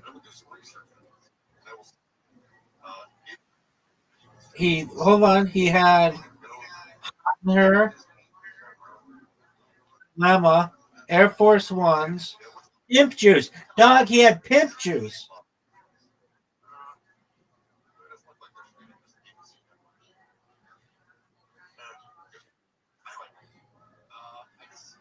He had Pimp Juice. That motherfucker had Pimp Juice. And that's just not possible because it's not possible in a world where the network is dispersed throughout the entire globe. So something like Bitcoin, the network is. So does that answer your question? I know it sounds kind of complicated. There's a lot of parts there, but yeah. So like there's a like a GitHub repo or something like that, and people take a note up out of that and put the metadata of the JPEG image into that node, and then it becomes about something like that, right? Not kind of. That's not quite. Not 100%. It's essentially inscribed on the blockchain, and if you own the token address to the address that has the image inscribed on it, you are without a dispute the owner of it. I mean, sure, anybody else can go and copy the image and use it into the internet. They can save it, download it as a JPEG. But you owning the token means that you actually own the rights. Like you actually are the owner of that image. So that regardless if somebody else goes and downloads it, you can always say, I own the NFT. I'm actually the owner. So it's a way to some involved sound and music. Yeah, so Listen, athleticism. I don't know what percent what they are singing now. Yeah, so, but the one, because I've seen this before, and the song is what makes it funny. You have to cut it out just so you know it's the We Can Be Heroes, just one day. But not the Bob Dylan. They're not Bob Dylan, not Jacob. Posted by to the Roki, it's called Memorial Day Salute to the Thousand Thinkums. The end, what got me really laughing was the pushing the mic away to laugh. It's just so unrealistic. Like, there's just no way that something, no offense to other what's that guy's name? I think it's Akash. No, Akash. Yeah, Akash, right? I'm sure he's funny or whatever, but there's just no way that something was that funny. That you had to push the mic like, I'm dying. Oh, no. Like, there's no, and they must be having a lot of sex. Everybody in the clip. Because all of it's like sex acting. Yeah, but, okay, so what I wanted to say, right? Listen, so the clip itself is probably going to be cut out of the episode, but it's basically about the physical comedy of these very successful comedians, right?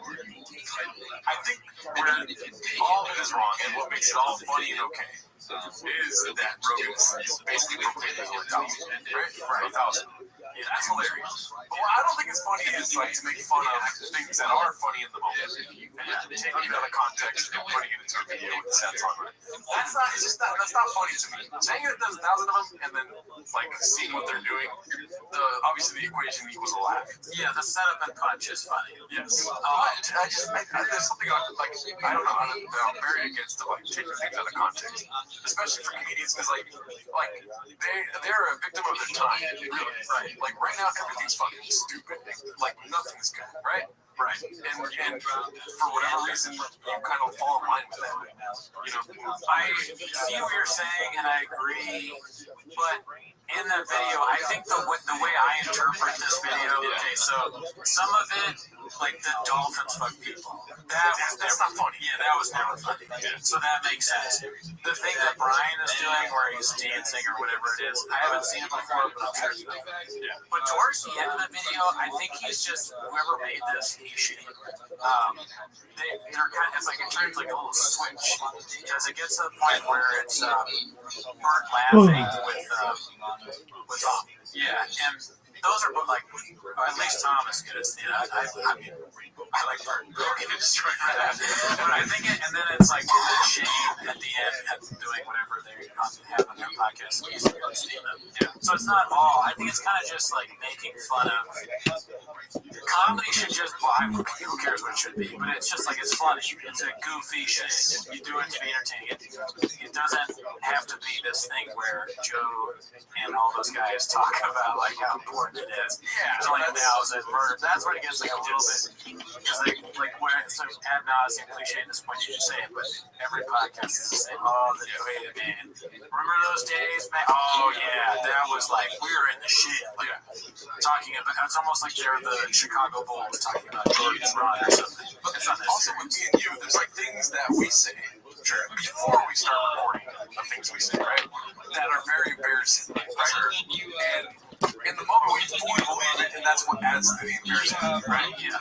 And imagine having that. We're always going to have those moments. Sure. Out of context would be embarrassing. Yeah. And so, not all of it. Also, just like that, another, so that clip is just a joke. I'm all for it, dude. I'm all for being, like, but what bugs me, I think, is the fact that it is disrespectful to people that I do respect as far as the art goes. Like, achieving that amount of success is very hard. I'm assuming. I don't know. I've never fucking achieved it, you know? So, like, it's just like Monday morning quarterback. Like people that are trying their best at something that they love. So this clip is funny to me if he means it or if they mean it the way we think they mean it. But it's not as funny if it's like another one of these people. Some of the people on the subreddit just clearly hate comedy. They hate anybody that does it. They're like, comedy sucks. You have pubes on your face. So, but I don't get that. Fuck you. I'm gonna comment every time. You ghost. You have small teeth. I hope you die. But the way this clip is just kind of funny because he's riffing like we do on the 1,000 comedians. Like that's always going to be funny. Anytime someone's super serious about something, very easy to make fun of it, which I think is what they're doing. But yeah, Tom obviously is going to stand up. Joe is a great host. Blah blah blah blah blah. Yeah, and also too Shane great. Yeah, Shane and Matthew podcast is great. I've never really watched any of the clips on the show, but I'm sure it's funny. It's hilarious. Kreischer's funny. Yeah. He's I think jumped the shark in a way. Yeah. Tom Segura's great. Whitney Cummings, dude, I can't tell you how much I dislike Whitney Cummings. But even then, I have respect for the fucking grind of just stand-up. I don't give a fuck about she produced the show. Also, she probably has a lot more privilege than others in achieving that. But like to go and do it all the time and to be that bad at it, it's like so amazing. Well, men shouldn't talk about the 1 year waits. Yeah. So you're right there, you're wrong. But no way, I don't understand what Whitney Cummings like they like Brian and John would say. I don't know. But anyways, it's just like the disrespectful thing gets better. Whatever, like, and then I just want to be known that I don't like being disrespectful. But the 1,000 comedians thing is hilarious. I get what you're saying. All right, well, let's go to this next one. It's Brian the Ray Pest origin story, posted by 1usual4460. So Rich, like someone over by the Red Range probably hit a rock. Like, it goes all the way the fuck over here? Like, what are you talking about? Yeah, just keep fishing, bro. This is the police council in New Hampshire, okay? Listen, so the survival of the fittest. They okay, kids, pull them out of their cots, like, couldn't pick their cots up, and tie them up and leave them in the middle of the woods. It was beach talk. I was camp out there. I got molested. Did you? Yes. What happened? Oh, did you tell us a story on the podcast? I don't know. It doesn't matter. It wasn't. I mean, it doesn't matter. You tell us a story. Yeah, do it. Doesn't matter. Tell the story though. Well, yeah. I was so well. No, I woke up with damn. His name was a dog. And I had a boarding boy heart on it. I was like, what's going on? He was like doing this. I was like, I did this. What's he doing? So I remember going, I did this. I didn't even it didn't occur to me. So I go to my buddy Johnny. I go, probably 11. I go to my buddy Johnny. I go, hey man, this guy hit me. I'm like, this guy did was playing with my dick. And my buddy John goes, he's playing with my dick too.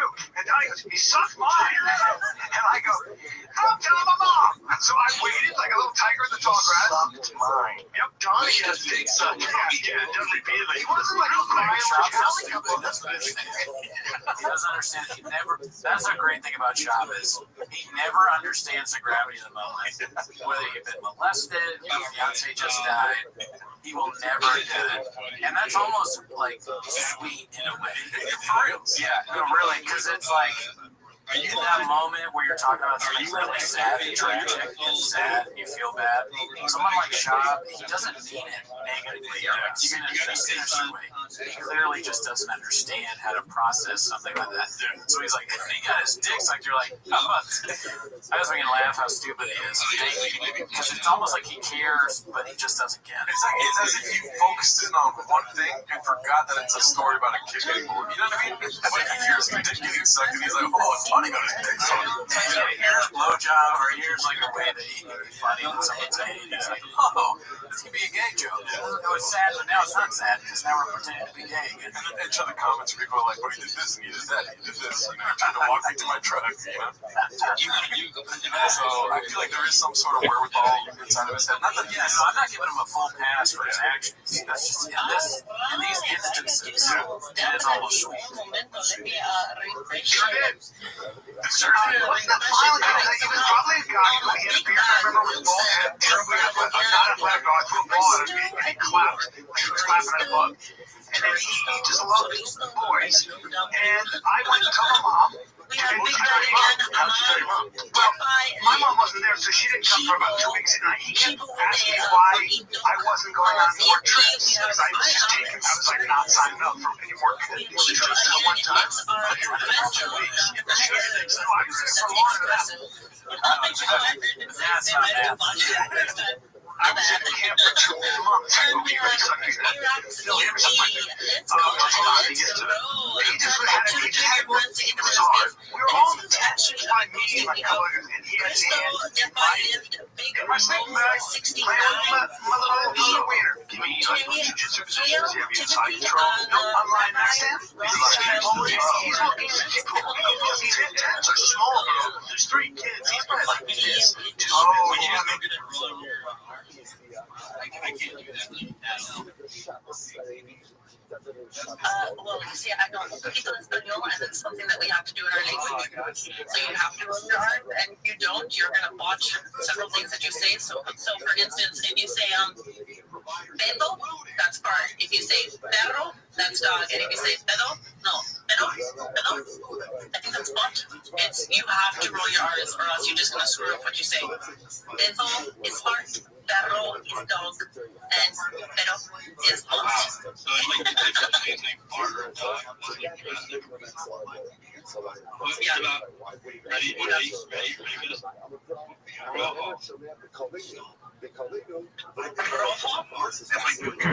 You kind of got it. You kind of got it.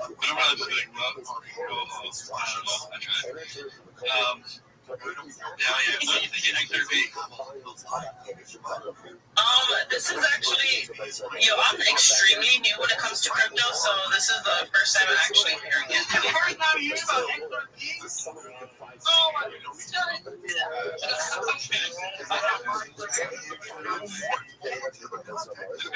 Dude, I am so new with crypto. It's not even. You see, I joined X because I thought it was just another social media platform, and so I started doing comedy and all sorts of like goofy stuff and art. And then I started joining spaces, and that's when I started getting into crypto. I was like, oh, what the heck is this? And people just kept calling it CTX or whatever. I was like, damn, a lot of people have a good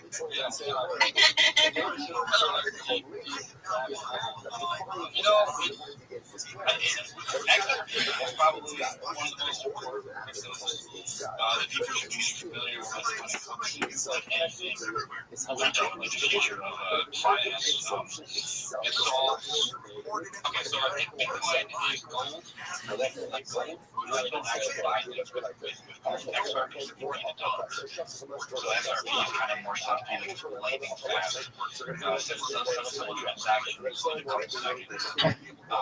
And make it useful for paying people anywhere. Like somebody in China, XRP in a couple seconds, or somebody in Italy. And Yeah, I heard them say that. I was listening in, even though I was also drawing while I was listening in, but that's actually really interesting. Yeah, I like it. It's got a massive market cap.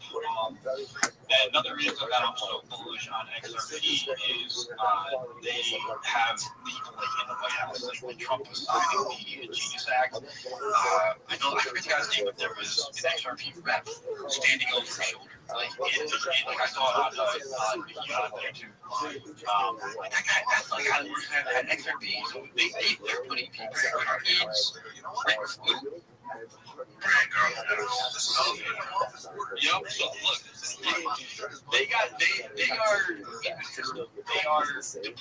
they are making relationships at the absolute highest level. That's influencing, like that's the kind of motion that you need to have to really do something like maybe this really could become a serious contender for the future of finance. Especially after the news that came out a couple weeks ago that MasterCard is going to start using the Ripple ecosystem. In the cold winter of 2003, tensions were growing between tent mates at the Colorado military outpost. The ensuing battle would be responsible for the homelessness of unmeaningful thousands. You have to have Lieutenant Dan writes home to his family about the mounting tensions. My dearest mother, I would kind of argue that settling MasterCard transactions it reminded me of being stabbed into. Brendan's been eating my rations again. I don't think it's tax use. MasterCard. The dispute over parking continues. now imagine that everyone was I strive to be the noble man you raised me to be, but I fear that confrontation is inevitable. like Your loving son, Daniel. like what it P.S. Give my sister a kiss from me. under the hood. Meanwhile, a messenger also delivered news from Brendan to his family. What up, Jay? I'm not saying a lot of things right now, but I think I'm gonna eat his food and trash and stuff for fun. Oh yeah. And I told his mom to fuck off. It was hilarious.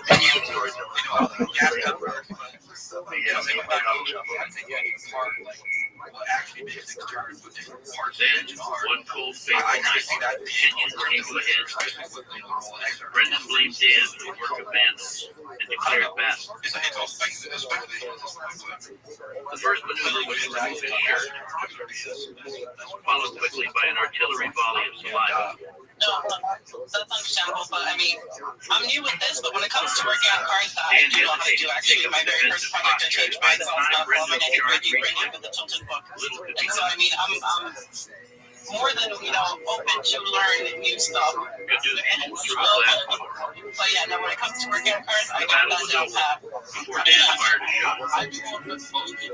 To make matters worse, Brendan went on to spin the narrative in his favor, slandering Dan's good name, sending Dan on a wounded retreat home.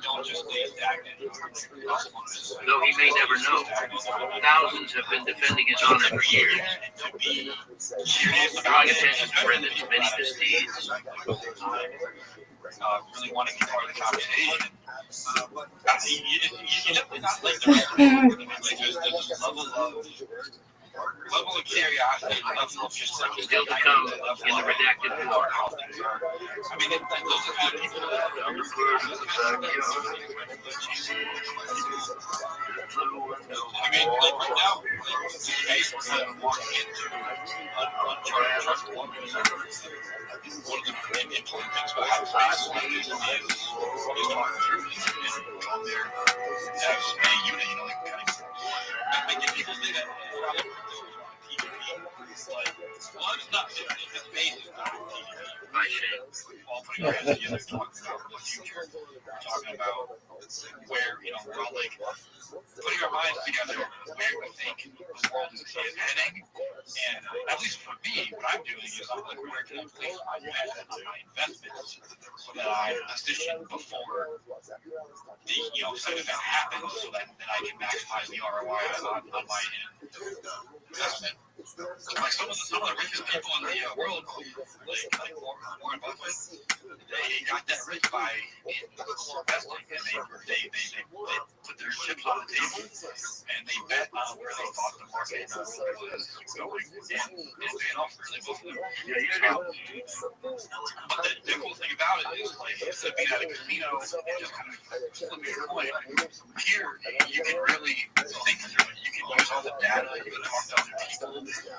You can get pretty scientific with it and feel pretty confident about where you're actually going to go place those chips. I mean, there's infinite ways to fail at something, but there's a handful of ways to succeed at something, and when you put your mind together with other people, it actually gets a lot easier to figure out those handfuls of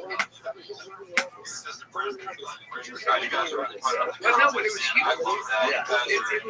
I want to say thank you guys. Your father, Elon Musk said, my you were like, let's compare it.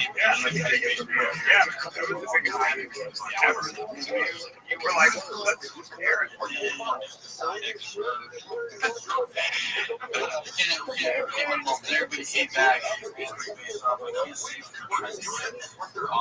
Make sure that you're in the space that you are following everybody. Follow everybody, especially Surfer X. I'm super bullish on that project. If you got a bag in Surfer X, go to their page, like all the stuff, get their page out for them. They are doing an NFT launch December 31st. So be looking out for that. I'm definitely going to be aiming a bag for that. I got to send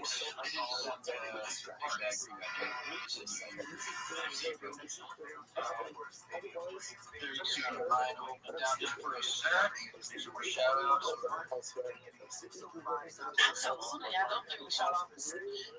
But the people that I call out, these are most definitely the ones that you guys want to pay attention to, because if you guys are looking for reply guys, these are your people. Reply guys, reply girls. There are some girls that actually do the company stuff too. But let me reset it. Yeah, I can't stand how X glitches. Even after the update, still. This thing still messes up. For what reason? Because mucho dinero, pero he's lagging. But anyways, we have _OX triple _mainnet arc. That is a crazy name, my guy. We have Big Bag, the underscore amigo again, or X triple four. We have xrpresso.io, Expresso. Big Bag, freaking has abs on his fingers, apparently. He's tapping it with his fingers, his nose, his toes. He's going down. We have Wilson, Akil, I like that name, it's different. We have Defy Lift, how do you say this? Vincentius X. Interesting. This is the first time I think I've said your name. Also, Jaden. Check your page if I'm actually following you. Okay, I'm not. I just got you a follow. Let's see who's actually reposting. What? Did I just see we only have 55 reposts? What are you guys doing? You guys are not logged in. You need to repost this space so we can get more people in here. What are you doing? Again, what are you doing? Okay, so the people that actually reposted to get their friends in here, we have Dragonbit, Chisto, Jaden, Telegraph, 01, Satoshi Coin. Amen. And Big Bag. Let's go and let's grow. Let's grow. And again, repost the space. Stop slacking. I already see that I went up. Go. Let's go. Yeah. And let's see who hasn't spoken. Does anybody want to speak? Put up your hand. If you have any questions. Don't be shy. We do not bite. And even if we did, we can't bite you through the phone. So, you know what? It's okay. So put up your down hand if you wish to speak. We did just bring up Tender market research. Hey, the floor is yours if you wish to speak. Just one other thing, Big Bag, you gotta check a lot of addresses, bro. I'm trying to send you stuff that a lot of addresses not correct. Yeah. When you guys send somebody your address to receive crypto, you gotta check that like 5 or 6 times. You gotta make sure you have the system down. Go here. This is where I click. If somebody sends crypto to the wrong wallet, that's it. It's not coming back. It's gone. We'll never get it back. So you gotta be really careful with that. I would recommend like that when it's one of this transaction combat, right? It's absolutely it's weird because I'm trying to find the clip on the actual YouTube. I think it's been taken off. I think they might have deleted the clip, which is weird. So I'm taking this clip from right in the subreddit. So I think the actual original clip has been taken from my video. I think it's bizarre to say. Many key like that, it would have been a lot better. So right now, while there's a clip here from Morning Combat. The show just happened just I think a couple of hours ago, where they obviously previewing C281 thing, Thomas's right Campbell, excellent show, Morning Combat. Really good fun. Back to some guys, and there's a segment on their show called where they get fans to questions, right? And can you guess what subreddit this guy at PM that's a nigga submission on combat? Can you guess what subreddit it's from? And can you guess some of the references? And the funny thing is, like I said, I tried to find this clip, the original live stream video, and I think you can take it off. I think so. Also, why I think so cool, even the live stream, it's actually YouTube, and also I'm trying to it's an edited video anyway. The live chat replay won't be available. Even that will be turned off on the side. Live chat replay you can watch it on the PC. So I'll be trying to find the chat if you want to. But when I check the chat next to this video, it wasn't available. So I feel it's been edited out. I think next week they're going to do it. Ready for the based on the boss, the kind of boss, but this is why guess where this would be older as well. What's some of the might represent. And 2 Chainz is our final entry into this. Let's hear from him.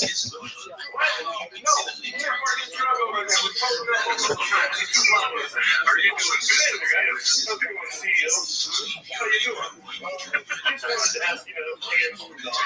doing?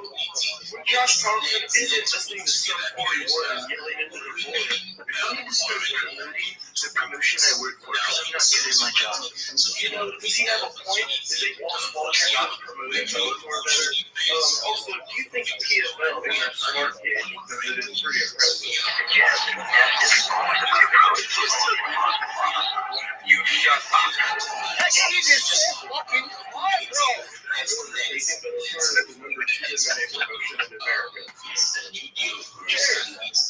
Oh wow, that was a inside baseball going on. Wow. Honestly, that legitimately might be one of the best fan submissions I've ever seen in my entire life. Honestly, the start is look at this. The start is absolutely brilliant. No, you can't work this drug over there. We're talking about it. Are you doing business? How you doing? Can't talk. Good to look at me over a cover.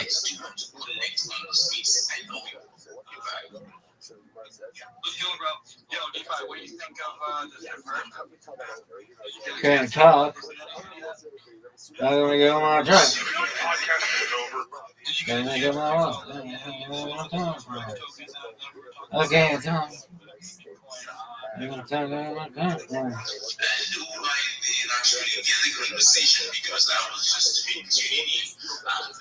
I can't talk. I'm gonna talk about my time. Shut up, I can't talk. I can't talk. Can't talk. I got my time down. I mentioned that Daddy got. This athleticism. They've been scamming people, waiting, like, what do I do? I am so grateful for you. I've always wanted to meet somebody that scammed others. It's been 2 weeks since Brian Callen's comedy special dropped, and things. Look at this athleticism. Not only has it failed to gain any traction, the special itself is absolutely terrible. If you haven't already, you can check out my full review with clips over on Patreon via the link in the description. However, now that the dust has had time to settle, the disappointment is growing and the copium is starting to follow. This was meant to be the springboard for Callen's career comeback after being stuck in purgatory due to the allegations that surfaced from multiple women a few years ago, but instead it proved one cold hard fact once and for all. It wasn't the allegations, he's just not funny. And that's a difficult pill to swallow for a guy like Brian who isn't used to hearing the word no. Just ask what farmer Whitney Cummings. But as we all know, when it comes to anyone associated with Joe Rogan and Brendan Schaub, things don't just stop there. It's one thing to pump up your comedy credentials and workshop your material at the mothership. If that's not embarrassing enough, then getting scammed by a group of Russians pretending to work for a famous comedian makes things a whole lot worse. So I'm going to take you through the details, and trust me, this does not disappoint. And I'm also going to show you how this was the final straw for Brian, now that his dreams of making it big have been crushed yet again. So stick around for that too, and let's start with this scam though. It all started when Brian thought he was being booked to do Amy Poehler's new podcast. I was supposed to do Amy Poehler's podcast. I tell you about that? So I was supposed to do Amy Poehler's podcast in LA.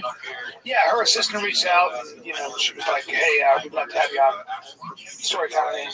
Yeah, it's a big podcast. Yeah, big podcast. And I know Amy. Like back in the day. I love Amy. Love Amy. I've known Amy for many years. I haven't talked to her in a long time, but I love her. I've been busy. She's been busy. She's been busy being super successful. I've been busy. She's busy counting money. You're busy doing what I'm doing. But it's cool because, I know her and we've always had a great rapport. So her assistant reached out, and then I had to do it like you have to do, because we're going to actually, I found out it was going to be a Zoom first, because she does it, somebody comes on the internet and then talks about the person there, and I was like, it's a surprise. It was probably like a friend of mine. So they have to make sure that your camera is all, and now I got to do it through Facebook Live. with your, and I don't know how to do any of that. So he's got me on Facebook, and I'm like, Jesus, I'm doing this thing. And he's like, okay, do you see it? I'm like, I don't see anything. He goes, let's screen share so I can help you with this. So now I'm screen sharing with the guy as he's trying to configure my Facebook thing so I can get to a point where I'm there. And then I'm 20 minutes in as I'm clicking everything. I go, wait, so when are we doing the podcast? This Friday. Where will you reach out to? And I go, oh, this was just a test run. I go, oh, this Friday. Okay. All right. He goes, yeah. I go, how? How are we going to do that? So is Amy, okay, so I'm going to do the same thing as, yes. I said, where are you located? He goes, I'm in Los Angeles. I said, where in Los Angeles? He goes, you want my address? I was like, no, I don't know. Anyway, so we configured the thing, and I'm, okay, Friday. Yeah, we're rehearsing. So Brian Callen and Amy Poehler go way back. They just haven't spoken in years. That's why it made sense when her people reached out to him. This is like the equivalent of when Schwab talks about Theo Von and how they're still super tight. Talk every day, kids call him Uncle Theo, except Brendan doesn't have his number anymore and has to go through Rogan to get in touch. And don't think I missed those snide remarks from Brendan as Callen was setting up his story. Those only got worse. The thing about these guys is that you can learn so much from watching them sitting there and telling stories together. It's like they're in couples therapy spilling the beans to a therapist and the other one can't help but jump in and add shit. As you probably realized though, Brian wasn't speaking to Amy Poehler's people. It was all a scam. And just look at how happy it makes Brendan to know that Brian isn't going on Amy's podcast. Actually, it's probably more relief than anything. Producer for my podcast. I did it after I was done with my podcast. And my producer called me and goes, hey, did you know that Amy Poehler podcast? Do you know it's a scam?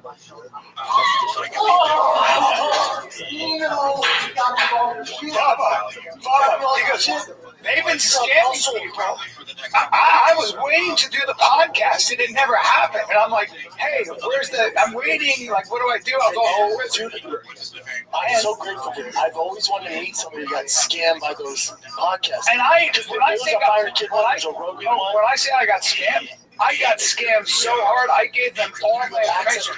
I had to call a cybersecurity expert, and he saw what they did, and he goes, so the good news is, I think that these guys were just trying to get access to your followers so they can spam and do a lot of stuff. But they wanted access. They sell access. Did you change all he your went passwords? He went on the dark web. They have all my passwords.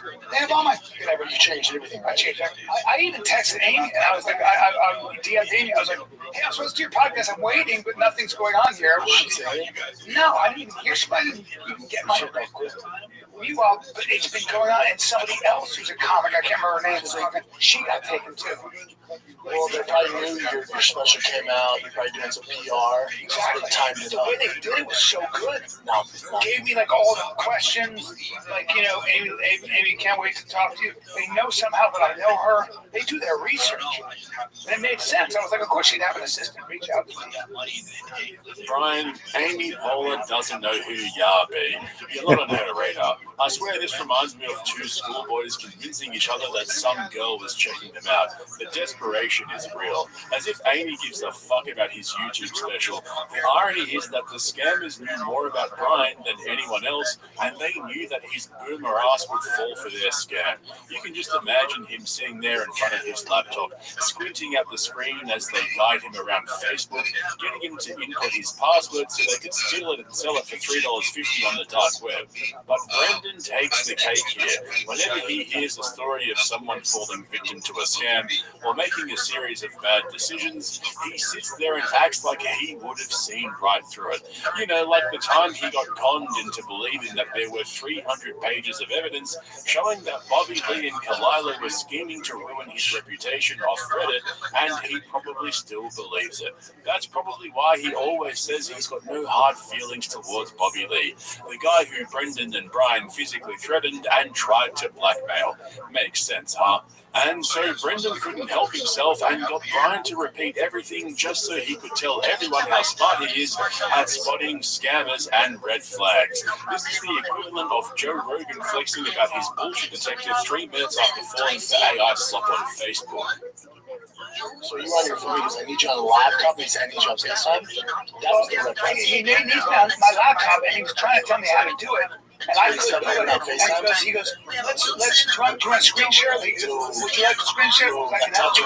And now he's got arrows pointing out, clicking here, I'm clicking here. Oh, dude, completely. But then finally I went, he sounded Russian. I go, where are you from? He goes, I'm Israeli. And I was like, you're not Israeli, you're Russian. Yeah, and then I sent it, so I have it all recorded. So I sent it to my cybersecurity guys. They go, oh, he's Russian, those are Russian. Yeah, they got you, dude. Did you show this face bar or not? No, they got into my Meta Business Suite. Damn, dude. I got hustled.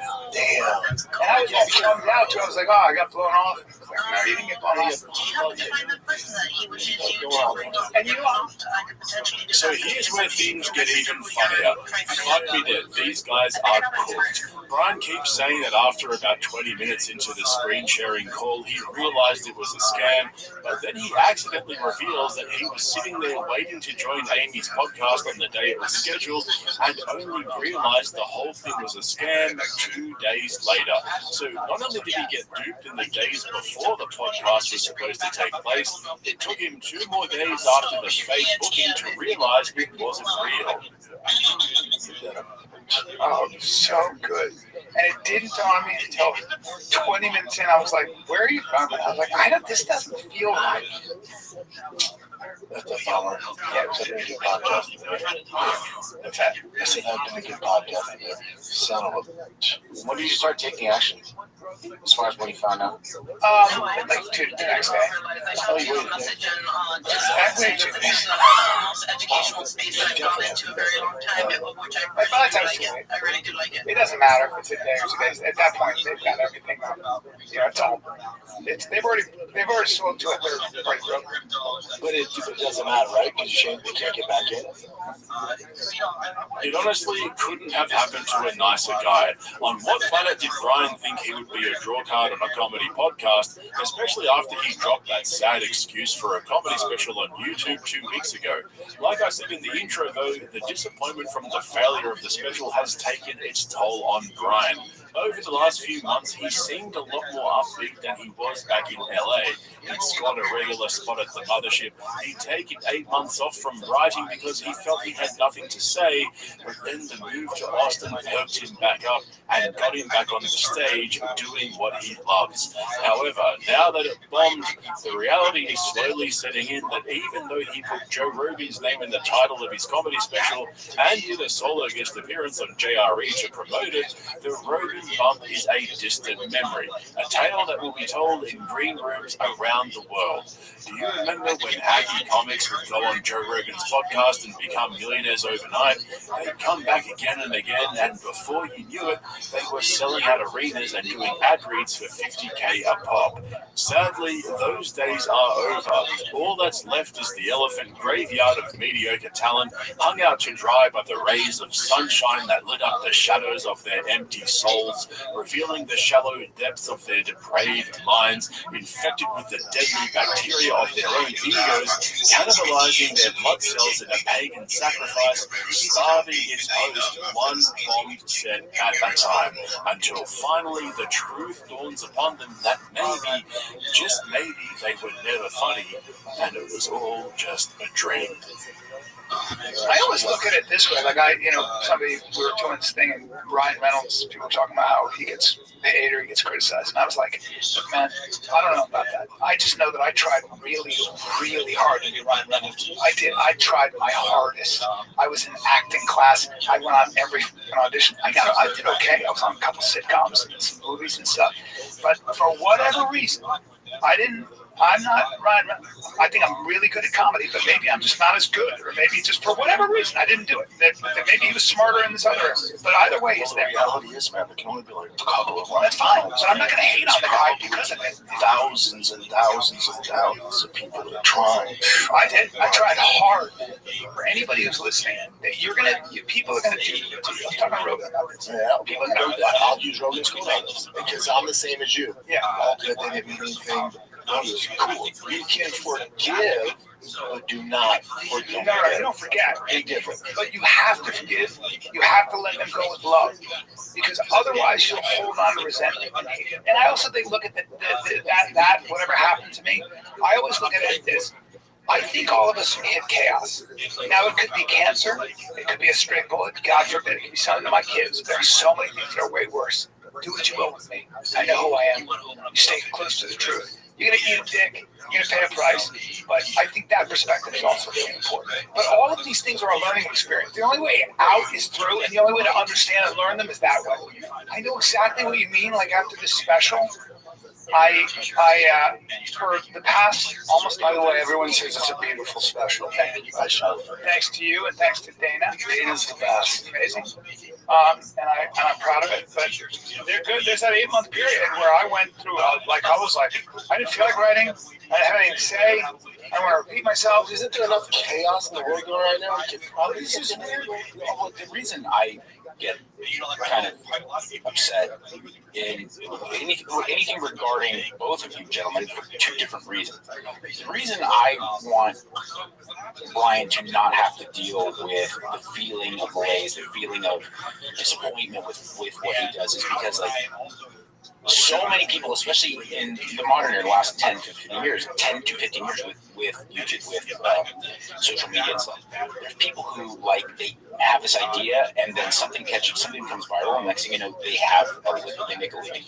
I watched this guy do the road. I watched it, and then he gets an MTV show, and it's like a little thing here, and I was like, yeah, that guy's funny. And then I'd see him opening up for someone else that I went to see at the Orange County Improv or something like it, and I was like, God, it's just consistent. And then The Hangover comes out, and I'm like, he's funny, man. He played different characters in different Hangover movies, but it's the same guy. And then next thing you know, I'm gonna do a show with an MMA fighter. It's just like no one made you quit. Like, you had what you had, you loved what you do, and you continued going. And it's like that. Those are the people who deserve to be celebrated. Keep that in mind. And sure, you would love to cash the same checks that you once cashed. Sure, you probably, because you and I are coming from a different generation, you probably compare yourself as a successful comedian to Eddie Murphy doing Raw. I'm surrounded by my friends who fly private. Right, but the idea of a touring comedian and then someone is like, okay, Seinfeld in his peak and Eddie Murphy in 1986. It's like, that's, there was a time and a place where Kinnison selling out arena, Dice Clay selling out, Cowboy Stadium or something. It can't be what we measure success by. At the end of the day, can you sit here and confidently tell yourself, like, I'm a damn good comedian and no one's ever held me down? Because there's a lot. I can truly say that too. And you should. This is Brian Callen in stage 4 copium. You can see it on his face, the denial, the confusion, the disappointment. How did this happen? How am I 60 years old and still figuring shit out? These are the ramblings of a man still pretending the spotlight hasn't dimmed. Callen is in the acceptance stage of a career death spiral, but even though he's putting on a brave face, he's resigned to the fact that it's all over. The last-ditch attempt to revive his breathless career failed miserably. He knows he's never going to leave that chair, and so does he. This is like a Shakespearean tragedy, except it's funny as fuck and never Yeah, Will seems to Chamberlain's sitting on the bench, kids. entire generation of comics who built their brands on the illusion of These authenticity. motherfuckers Now have drowning in it once the sitting mask on the has bench. slipped. These were the guys who preached about doing it for the love of the game, but secretly chased validation more than anyone. And now they're all learning, Rogan included, that the internet is a cold, hard place. These guys were never funny. They were just Rogan adjacent. All roads led back to Austin, to the mothership, where broken comics go to pump up their egos full of testosterone, and as Timmy No Breaks called it, elk piss. These are the modern-day sacred clowns, sponsored by AG1 and ExpressVPN. Ryan thought he could rewrite his story by standing on that stage by disturbing all he brought was the sequel to Gringo Pop. feeling more like a prequel, and that's why this latest humiliation hits so hard.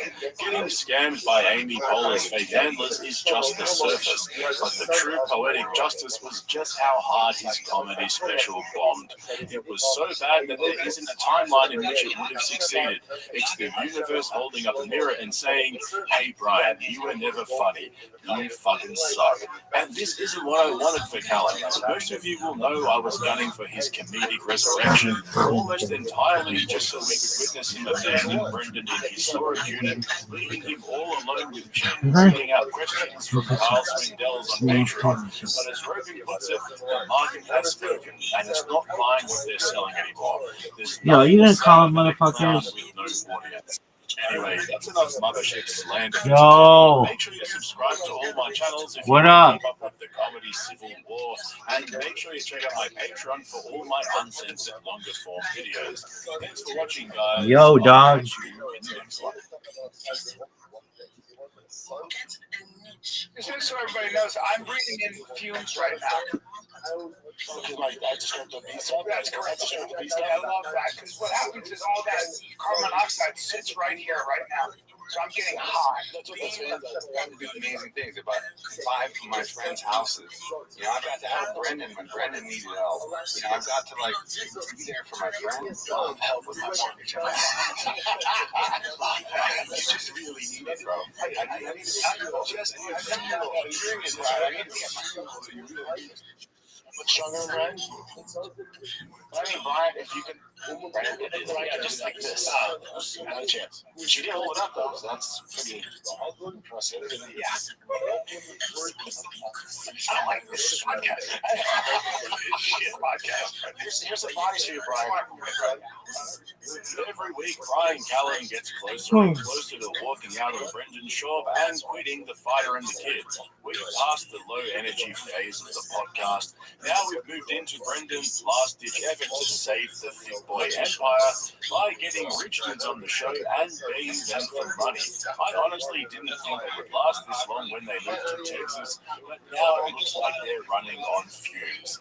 Literally. But I'll get to their latest guest, Aubrey Marcus, in a moment. For those of you who don't know who he is, he's one of Papa Rogan's former business partners, the guy who founded On It. He brought on tall and funny scientist Joe Rogan to collaborate on the Alpha Brain supplement, and then sold the whole company to global personal care corporation Unilever during How are you? $2 million. However, like I was all is not Kicking ass, taking names. Every day's a holiday. Every meal's a feast. What's good? Word, dog. How'd you find out about me, son? Okay, tight.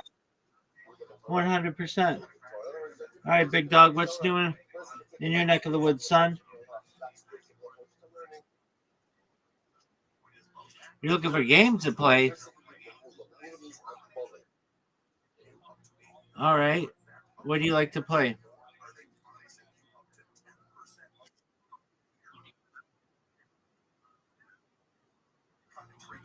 What about Grand Theft Auto 5?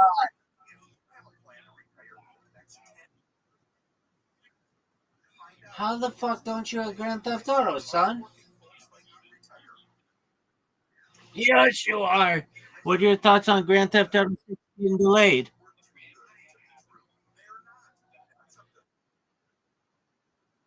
No. Now, the question I asked her, what are your thoughts on Grand Theft Auto 6 getting delayed?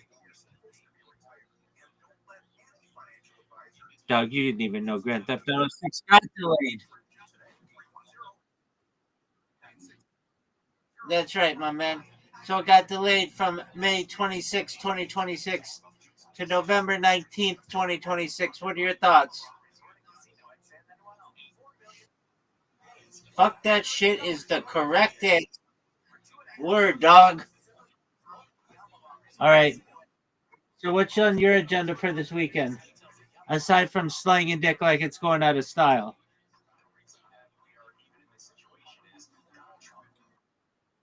You're going to get a job on the weekend?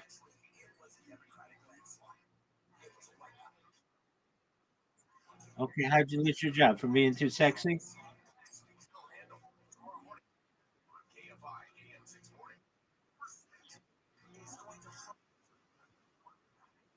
Too pasty, like too white? Where were you working? Okay. That's the largest poultry producer in the United States. They practically they practically own the state of Arkansas. Where, dog? Them and where, dog? That's nothing surprising. Them and Walmart own that fucking state.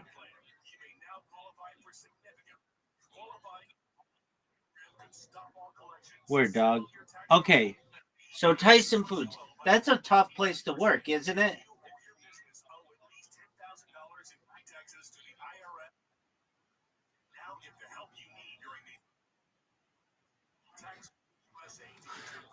Were you with the animals? Were you with the animals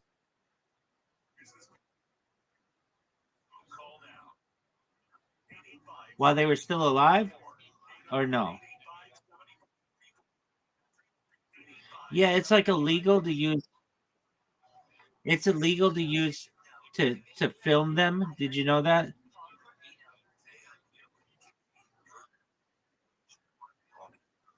Isn't that shit wild?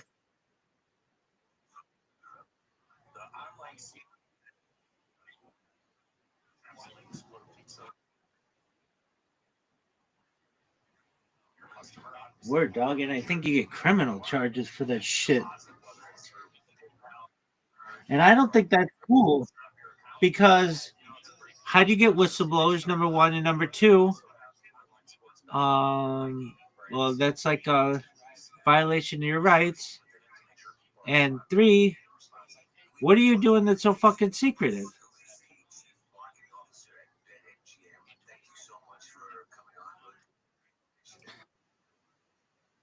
Word, dog. But here's what happens.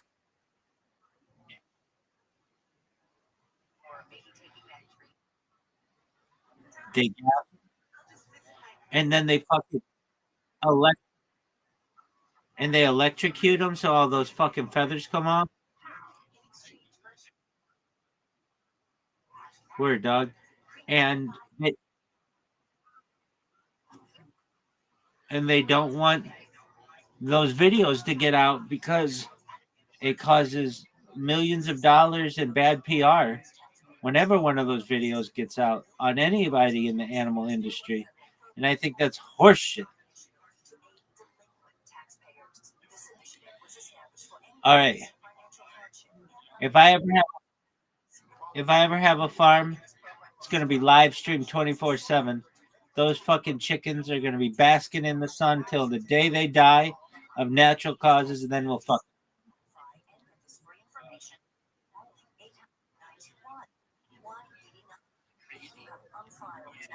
No, I don't want them to die. I don't want to eat them. So perhaps lab grown. Oh, this isn't my job. I have I have gained some financial independence through apps that I've launched on the App Store and Google Play.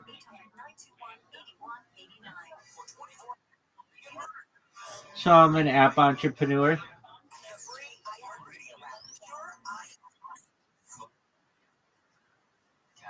Dog, you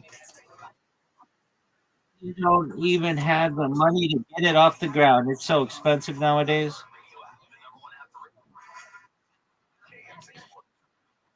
Word, dog. All right.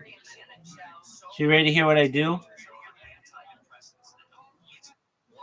I'm Rabbi Rothschild. I stream my life 24 hours a day, 7 days a week, 365 days a year for world peace. I've been doing so since the pandemic, more than 4 years. We've seen the death of a queen, the birth of AI, the coronation of a king, and everything in between. This is a real life Truman Show, real life Big Brother. This is a timeline or time capsule of human achievement. In the 1990s, Bill Gates coined the phrase content is king, and I'm making it true today. I'm king of the internet. This is the biggest event in global history. The reason why is in 2018, The Economist magazine stated that data had overtaken petroleum as Earth's number one resource. And I have more data archived on the internet than any person ever, which is making me very influential. And with that influence, and once I go viral, I want to make you, your friends, your family, all independently wealthy. I want to make sure that you have the opportunity at generational wealth. And I want you to be able to start charities and philanthropic organizations of your own. How does that sound to you? Excellent. Word, dog. I stream my life not only for world peace, but I want to help end world hunger through the use of technology such as agricultural drones, floating greenhouses, saltwater greenhouses, hydroponics, vertical farming, cloud seeding. I want to help end world thirst. I'm sponsored by a cryptocurrency that's worth about $100 million. And one of the things that we do is we build wells in developing nations such as Nigeria for the benefit of the less fortunate. I'm an advocate for the Lifestyle program and most importantly, desalination technology, where we pump earth seawater onto land and make it drinkable. How does that sound to you? Word, dog. I'm a futurist. I like to talk about things that unite us as a people, as opposed to that which divides us. We're 99.9% the same DNA. Thus, I like to talk about things like anti-gravity, antimatter, faster than light travel, faster than light communication, artificial narrow intelligence, artificial general intelligence, artificial super intelligence, space elevators, space tourism, things like terraforming of other planets. I like to talk about interstellar travel. I like to talk about things like Neuralink and Santa Claus machines and invisibility cloaks and de-extinction. People don't know this, but the first successful de-extinction took place in the year 2003 with the Pyrenean ibex, which was a goat located in northern Spain, southern France. Fast forward to the year 2021, a company out of Dallas, Texas, is founded known as Colossal Bioscientific. They've made it their goal that within the next 3 years or by the year 2028 to reintroduce the woolly mammoth into the Arctic Circle utilizing Asian elephant surrogates. I think this is a mind-blowing goal. Following the reintroduction of the woolly mammoth, they want to reintroduce the Tasmanian tiger, followed by the dodo bird, which I think is very exciting to be able to capture live on my stream. When you were born, the average life expectancy for you or someone like you is about age 80 years old. If you want, with your consent, I'd like for you to be able to live longer using life extension technology, things like oxygen therapy, human growth hormone, stem cells, cryogenics, things like cold shock therapy, red light therapy, ambrosia therapy, testosterone replacement therapy, to get you to be age 100, 120. But at about age 120, you may say, Rabbi, back in 2025, everything that you said sounded like science fiction, but it's become science fact. My body's starting to break down. What's the next plan? This is again with your consent. If you want, you may be able to utilize a type of technology known as mind uploading technology. That's where we scan your brain into a computer like a CAT scan or an MRI with your consent, knowing where every atom is in your central nervous system and your peripheral nervous system. For later download as an android, an avatar, a cyborg, a cybernetic being, a clone of yourself, a robot, an ethereal being, whatever you want to be. But essentially, what I'm saying to you is you may have an opportunity at digital immortality. What are your thoughts? Fuck yeah. That's what I'm talking about. Fuck yeah, dog.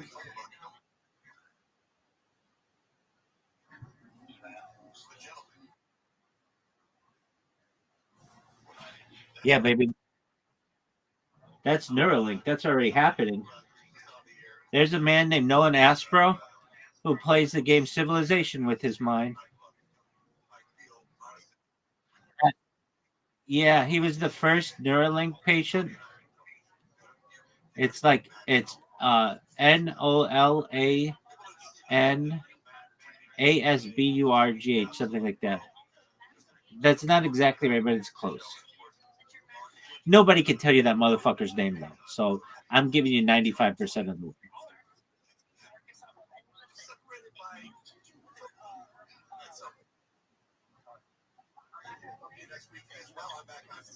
Look him up. Nolan NOLAN space.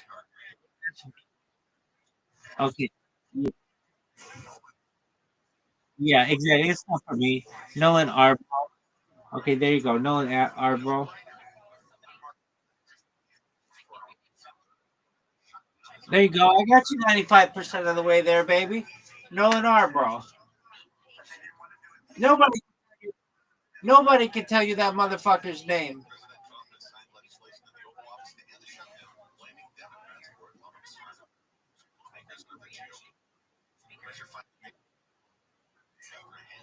And he's better than you on video games. How does that make you feel? That motherfucker can't use. There you go. He can't use his arms nor his legs. But you don't want a Neuralink implant. You want one of the skull caps so that you don't need to have anything put into your body. And the skull caps work just as well.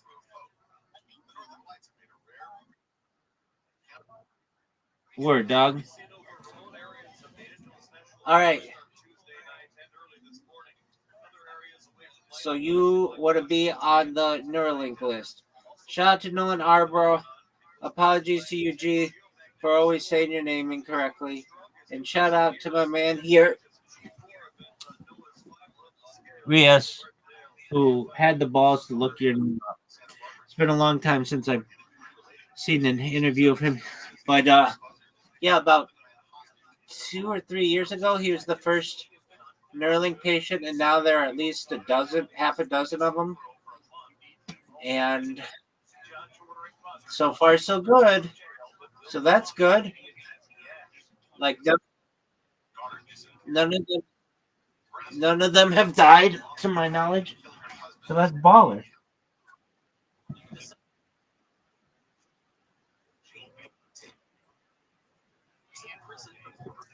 So that's an issue. So basically, from the interviews I've seen with Nolan, he has said that like they put it in him, but they don't have a way to update it really well right now. And so he wants the second version of it or whatever that is. But they haven't done that yet. They haven't like taken one out and put a new one in and make sure it works. And he might exactly so he might be stuck with volume 1 or version 1 like for life, or hopefully, and he said like hopefully they've talked to him about this, they'll be able to figure out how to remove version 1 and put in version 2. But that's why I'm of the belief don't put anything in me, because I see how technology shit works, and it gets wet and it's got a bad battery and the battery becomes a spicy pillow and explodes. I don't need any of that inside me. Give me the skull cap. I'm cool with just the cap.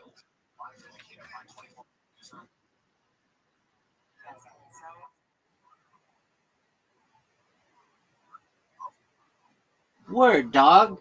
Somebody gets fancy and waves a magnet by my head, and then all of a sudden I just drop like a fly. I don't want that.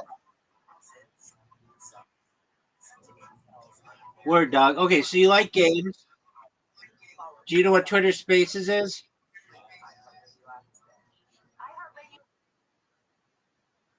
Oh, it sucks, but it's great. It sucks though. Basically,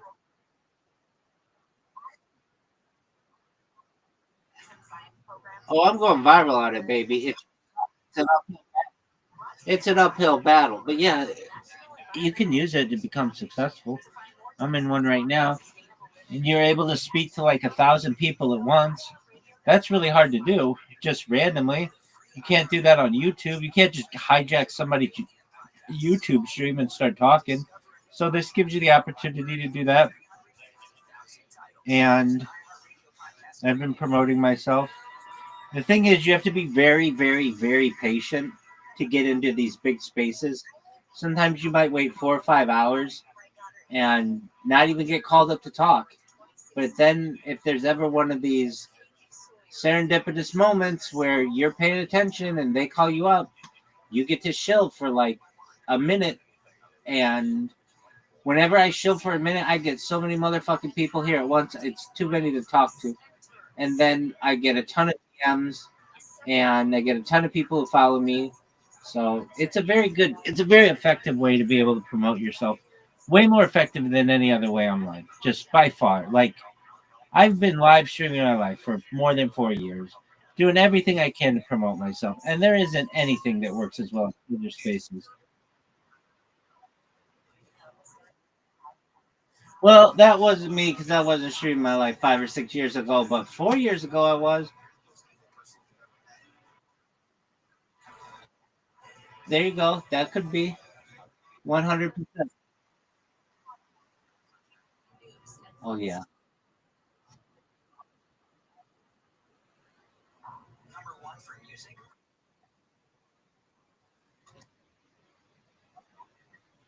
that's all right. If you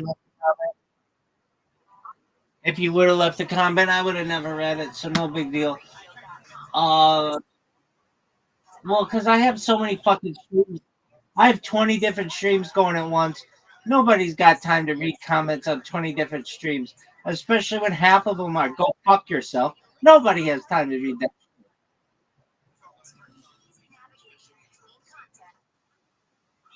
word, dog. And they could make it so much better on YouTube if they just had a sound. Like if just the computer made a sound when somebody typed to you, but they don't have that. And you have to use third party apps, and the third party apps absolutely suck dick. A lot of times they don't work. And so it just becomes a very frustrating situation where you could have somebody typing to you and you don't find out they were typing to you until 12 hours later. It's like such a simple thing for these platforms to just say, if somebody sends a message, just make a sound. That's all. That's all you have to do. But they don't do that. And the third party apps that do make sounds and do read you the chats and shit like that, they only work, I mean, 50% of the time, maybe, and not always. They get disconnected. They have integration issues. It becomes frustrating. So, what I tell everybody when they read my stream, it just says, come to my Discord to talk to me. And I get people who do that. They're like, hey, I saw you streaming. I started commenting to you, and then I read the title and it said your Discord link. And so I just came in here and checked you out, and I can't believe you're a real person.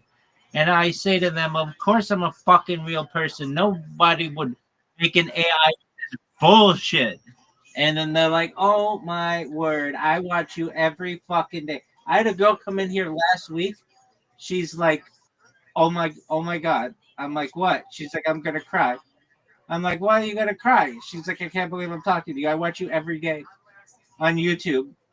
I just like to not be alone, and I just put on your streams, and it's like I have somebody else there.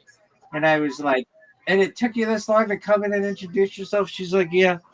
I'm like, all right, well, you can tell I'm a real person, and you're more than welcome to come in here whenever you want. So I do get some fans, and pardon me. Yeah, 100%. I get other people. Some of the people who are in here right now, they just like to sleep with other people just to know they're not alone in the world, and I frankly enjoy it as well. I like to know other people are there. Just we're not alone. We've got friends in this world.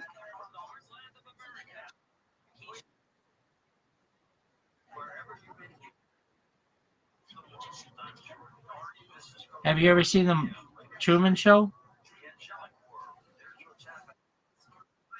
What the fuck are you doing with your life if you haven't seen the Truman Show?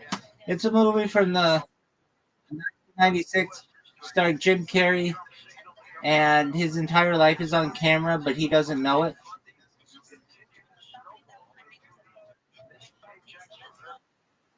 So basically the story is he is born into a world. He's born, but a corporation adopts him, and the corporation that adopts him is like the first corporate baby, and they use this baby to put cameras all over the house and the crib and behind his mirror and all kinds of places, and he doesn't know it, and he goes through his entire life, and everybody's like artificially nice to him, and everything about his life is like very uh, corporate and controlled, and everybody in the outside world watches him on camera, and they're like really excited for him to discover that he's like eventually maybe gonna find out he's on camera and get out to the outside world. He's basically born on a soundstage, like a giant soundstage. And there are clues that he kind of might not, like, things might be artificial. He like but they make him like really scared of water, so he never like tries to go outside his area. And he falls in love, and the person who he loves tries to warn him like, hey, I'm an actor and this is fake and you need to like try to figure it out. Anyway, it's a really good movie. It's a really famous movie. And so when people say this is a real life Truman Show, when I say that, that's what it is. It's basically like my whole life is on camera. Even though I know it's on camera, I don't know that I'm ever really going to be famous. So when I do become famous, we'll go back and watch these and be like, oh, that was so tight. Rabbi didn't even know he was famous then.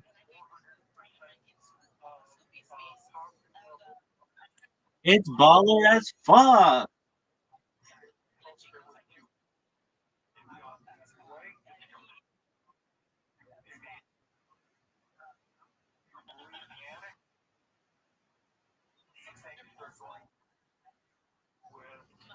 Yeah.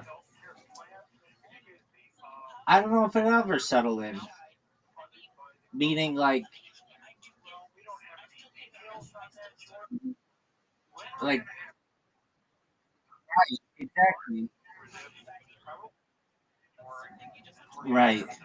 I think it probably would start feeling real when you start to meet other famous people and they know who you are. And you're like, motherfucker, I know you. You're the center for the Lakers. And you're a pitcher for the Dodgers. And you play center field for the Yankees. And they all know who you are. You're like the biggest actress in Hollywood.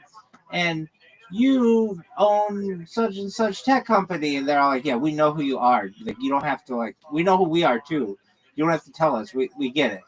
Like, and they just, and then like wherever you go, everybody's like, they know who you are. And they fucking bitches masturbate to you. That's when you know you're fucking famous.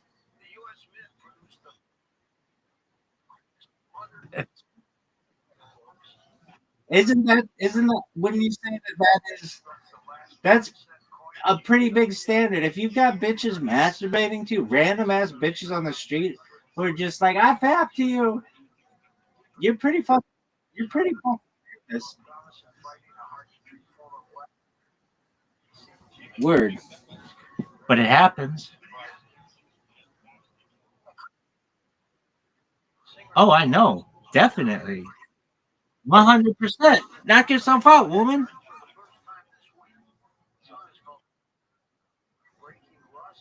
Word, girl. Let that sprinkler fly.